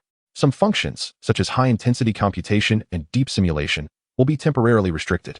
Estimated recovery time, 24 hours. Tian watched the taillights of vehicles gradually recede in the direction of the rear mountain, feeling the lingering weakness from the engine and the repair progress of 002. His emotions a tumultuous mix. He had survived, and even benefited from the misfortune, as the engine core had undergone slight repair. However, the price was the engine's temporary shutdown. And in the records of the observer organization, he had likely transformed from a low-tier anomaly into a more enigmatic and dangerous unknown S-class event. How to resolve this? A cold smirk crept across Tian's lips. After tonight, would they still be gentle with him? What troubled him more was whether the hummingbird tracker hidden in the Wei Ji safe house had sensed the brief, yet terrifying energy storm occurring in that distant realm. Chapter 87. The underlying currents of contact and dormancy in the dormitory. The silence was shattered by heavy breathing. Tian lay on the floor, sweat streaming like a small creek, saturating his clothes and leaving dark stains on the floor. The faint scent of rust filled the air, a result of capillary rupture from the forced high-energy impact. In his mind, the engine's alerts conveyed an unprecedented sense of weakness. External high-intensity scanning has ceased. All detection signals have vanished. Observer organization personnel are withdrawing. Crisis temporarily averted. Warning: the engine core has experienced slight logical oscillation due to forced high-energy impact, requiring time for self-diagnosis and repair. Some functions, such as high-intensity computation and deep simulation, will be temporarily restricted. Estimated recovery time, 24 hours. 24 hours. Tian's heart sank. The engine was his greatest reliance. Whether for knowledge analysis, crisis warnings, or micro-wormhole transportation, it was indispensable. Now, with the engine incapacitated, he felt as vulnerable as a tiger stripped of its claws. He struggled to sit up, leaning against the cold wall, feeling the aches throughout his body and the stabbing pain in his head. The cost was too great. Yet, he was fortunate to be alive. Not only alive, but the engine core had unexpectedly repaired 002. Although the progress was minimal, it was a tangible advancement, proving that the highly ordered scanning energy of the observer organization acted as a supplement for the Angel engine. However, this relief was swiftly eclipsed by deeper concerns. He gazed out the window. The darkness towards the rear mountain remained, but the cold sensation of being watched had indeed vanished. Yet, this disappearance was not liberation. It was merely another form of oppression. Engine, record all data from this incident. Key points: characteristics of the scanning energy from the observer organization, the engine's absorption and repair process, and the resonant mechanism between T-virus activity information entropy and external energy. Establish an independent file on energy storm incident. Tian commanded inwardly. His voice hoarse. Command confirmed. File established. Data archiving speed limited. The engine's response was slow and labored, akin to a severely injured patient beginning to recover. Tian closed his eyes, forcing himself to remain calm. The engine needed time to recover, and so did he. His immediate priority was to tend to his injuries, restore his strength, and process the information and risks stemming from this harrowing event. He painstakingly rose to his feet, rummaging through the drawer for the potent sedative he had previously concocted, and without hesitation, took a small sip. The cool liquid slid down his throat, swiftly soothing his overtaxed mind and damaged nerve endings, alleviating the stabbing headache slightly. He then retrieved a topical ointment, applying it to several bruises incurred from violent movements. After completing these tasks, Tian slumped into the chair, fatigue washing over him like a tide. He dared not sleep deeply, merely closing his eyes to rest while sorting through his thoughts. The observer organization had captured the brief, yet terrifying energy storm. In their eyes, he had instantly transformed from a low-tier anomaly requiring gentle contact to a dangerous source capable of triggering an unknown S-class energy explosion. How would they perceive him now? A hidden superpower wielder? An unstable energy bomb? Or perhaps an entity from an unknown dimension? How to resolve this? A cold smile curled Tian's lips. After this incident, would they still maintain a gentle demeanor? Would their apprehension cause them to retreat momentarily, or would it drive them to adopt more aggressive and covert measures? At that moment, the engine emitted a faint alert, not an alarm, but a message. Detected external communication request. Source: encrypted civilian communication channel. Signal characteristics: disguised as school logistics service center. Content: questionnaire regarding student dormitory network maintenance. Risk level low. A questionnaire? Tian's eyes snapped open, sharp as a blade. At this juncture, after he had just endured an energy storm, the engine was down, and he was physically and mentally drained? It was too coincidental. So coincidental that it was impossible not to suspect. Engine, conduct a deep analysis of this communication request. Trace its true source. Analyze the sender's intent. Tian immediately commanded. Analysis in progress.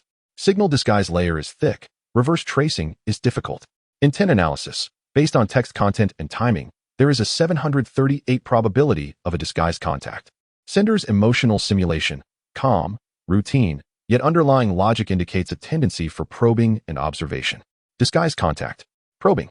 Observation. Tian's heart sank. Indeed, they had come. The observer organization had not given up. They had refrained from deploying high-energy scans that might provoke a violent reaction from him. Instead, they adopted a more covert and gentle approach, utilizing the guise of school logistics to conduct a probing contact under the pretense of a questionnaire. This was more unsettling than a direct threat of force. It meant they did not view him as an immediate threat to be eliminated, but had altered their strategy to gather information, assess risks, and even attempt to establish some form of connection through a more subdued method. Engine, maintain silence. Masquerade as an ordinary electronic device. Record all communication content. Scrutinize the potential intent behind each question. Tian commanded in a low voice. Since they wished to play gently, he would indulge them. What he needed most now was time. The time for the engine to recover and the time for himself to recuperate. He inhaled deeply, adjusting his breath, striving to relax the taut muscles of his face, which bore the marks of fatigue and tension, to convincingly portray the role of an ordinary university student. Subsequently, he accessed the questionnaire. The questions were rather mundane, even somewhat trivial. Hello, fellow student. In order to optimize campus network services, we are conducting this survey. How would you rate the stability of the network signal in your dormitory building? A.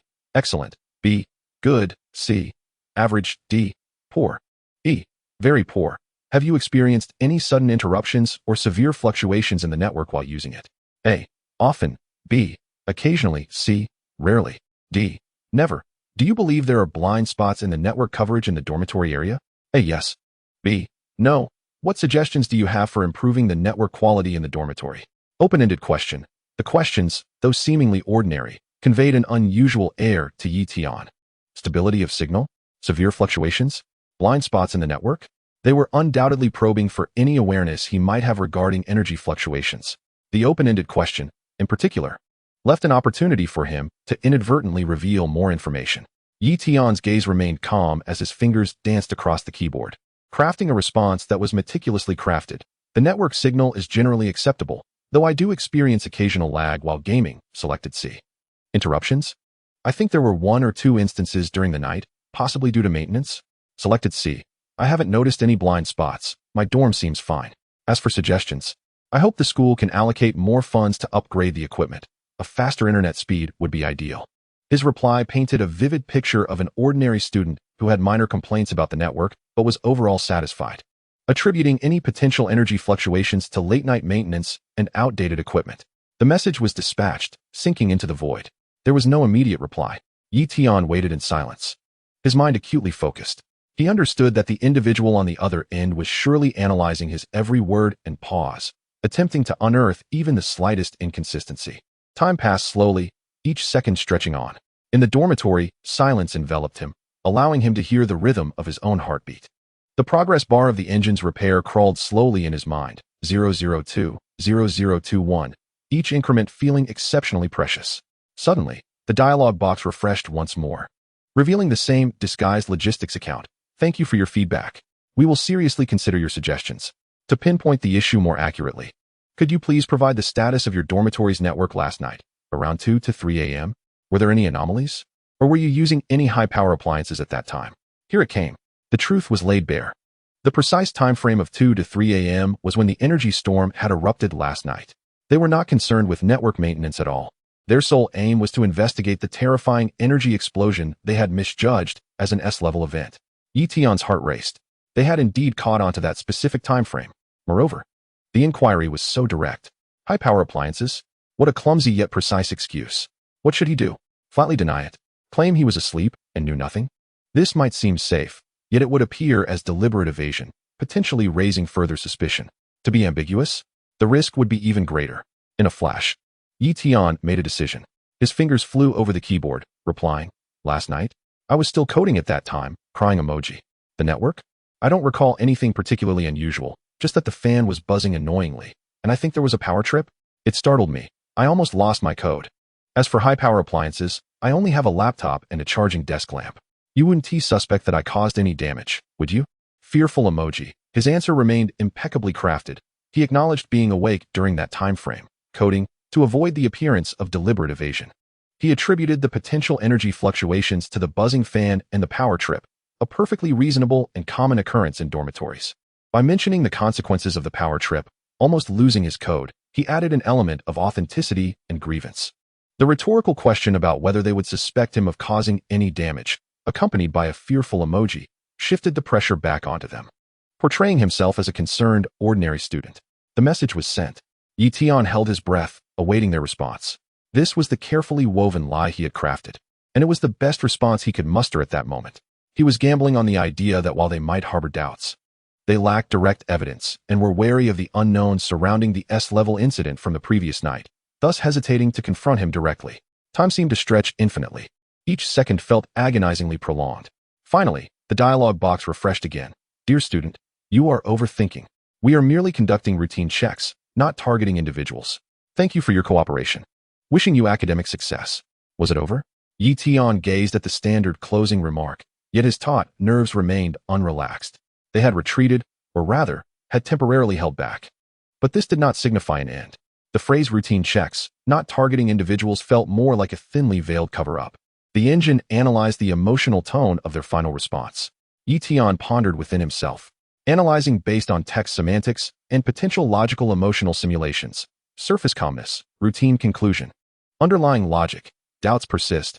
Observation continues. Advice, maintain heightened vigilance. Indeed, doubts lingered. Observations persisted. Tian exhaled slowly, feeling the cold sweat drench his back once more.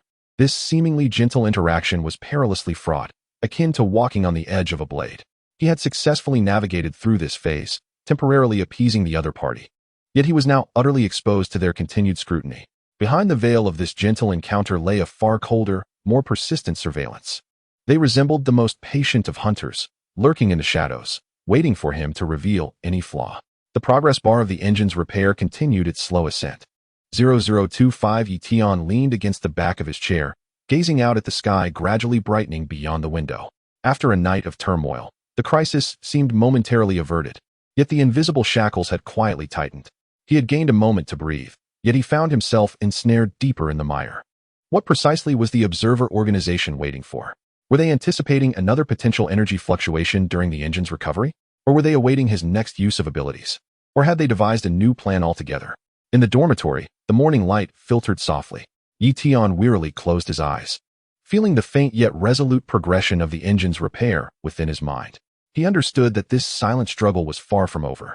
He must utilize these precious 24 hours to swiftly restore his strength and devise a countermeasure. The storm had merely subsided temporarily. The undercurrents were surging beneath the surface. Chapter 88. The approach of contact. The morning light gently streamed through the gaps in the curtains, casting slender beams upon the floor. Tian reclined in his chair, fatigue washing over his senses like an unrelenting tide. The self-check repair progress bar of the engine crawled slowly in his mind, 002-50026, with each increment feeling excruciatingly protracted. The previous night's harrowing energy storm and his initial textual exchange with the observer organization had drained him of considerable mental energy. Just as he sought to seize this precious moment of respite to recuperate his strength, a series of knocks echoed at the dormitory door. Tian's heart raced, and he instantly opened his eyes, directing a keen gaze toward the entrance. With the engine down, the concealed pendant could only maintain its basic effects at this moment. He was more vigilant than ever.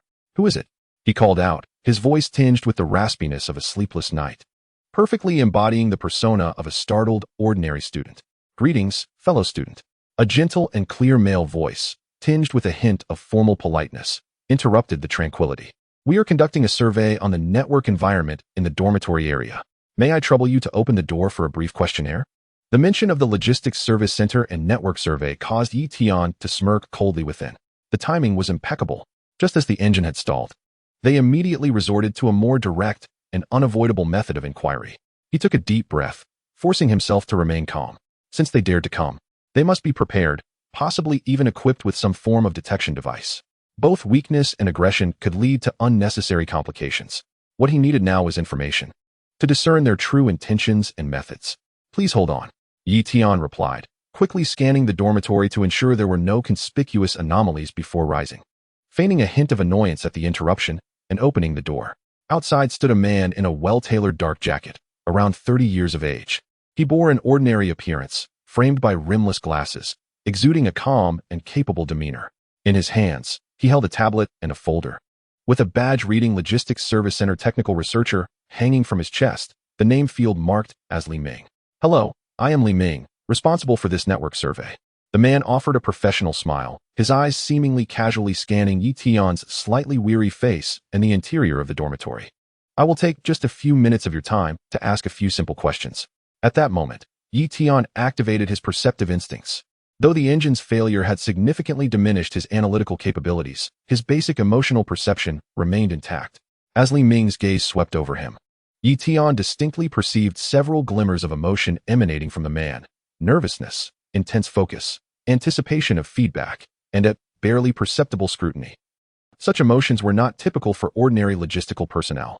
especially that scrutiny, akin to a hawk searching for prey. Very well, Yi Tian rubbed his eyes, adopting the guise of a drowsy student disturbed from slumber. Come in, but please be quick. I would like to sleep a little more. Certainly, I will be swift. Li Ming smiled as he entered the dormitory, his gaze seemingly casually glancing over the computer on the desk, the charger, and several professional books stacked in the corner. We mainly aim to understand the network usage in the dormitory, such as signal stability and coverage.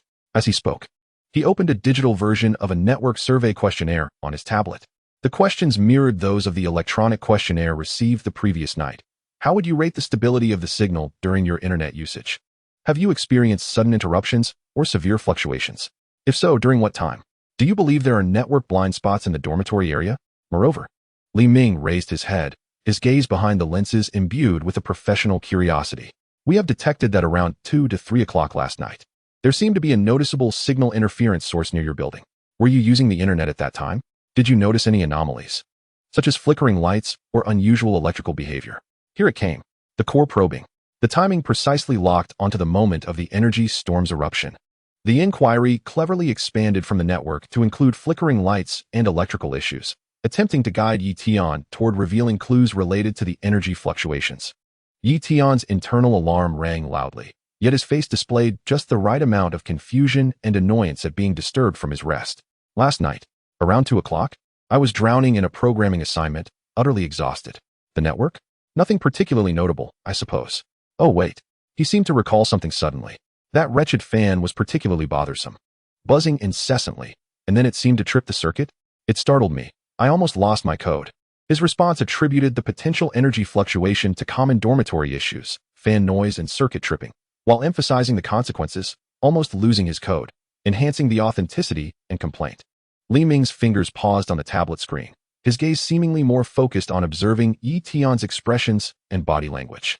Yi Tian's perceptive instincts clearly captured the flickering emotions of lingering doubt, analysis and judgment, and an attempt to catch a flaw radiating from Li Ming.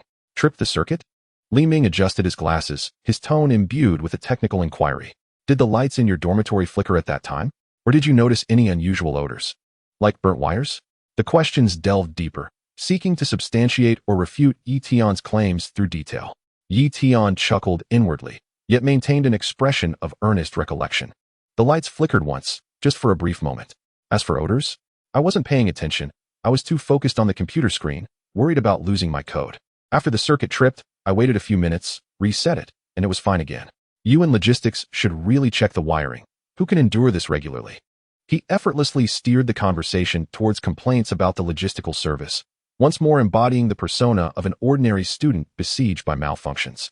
Li Ming observed the hint of dissatisfaction and weariness on Yi Tian's face, remaining silent for several moments. Yi Tian's perceptive instincts detected the subtle shifts in Li Ming's emotions, hesitation, evaluation, and no obvious anomalies detected for the moment. Very well, your feedback has been duly noted. We will prioritize the inspection of the aging wiring issue. Li Ming ultimately operated the tablet a few more times, seemingly finalizing the record. He stowed the tablet away, his professional smile returning. Thank you for your cooperation, and I apologize for disturbing your rest. Not at all. Yi Tian waved his hand dismissively, adopting a manner of dismissal. Li Ming nodded and turned to exit the dormitory.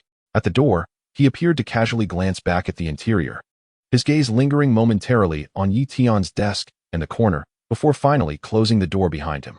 Yi Tian remained in place until the sound of footsteps outside faded completely down the corridor, then slowly exhaled a breath of relief. His back dampened with a sheen of cold sweat. A flawless performance? He had succeeded. His responses were impeccable, the complaints and weariness perfectly executed, successfully portraying a student oblivious to the anomalies. However, the lingering glimmer of lingering doubt and the significant glance from Li Ming before he departed coiled around Yi Tian's mind like a cold serpent. The crisis was merely a temporary reprieve. The alarm had not yet been silenced. Those eyes from the observer organization continued to lurk in the shadows, coldly watching him.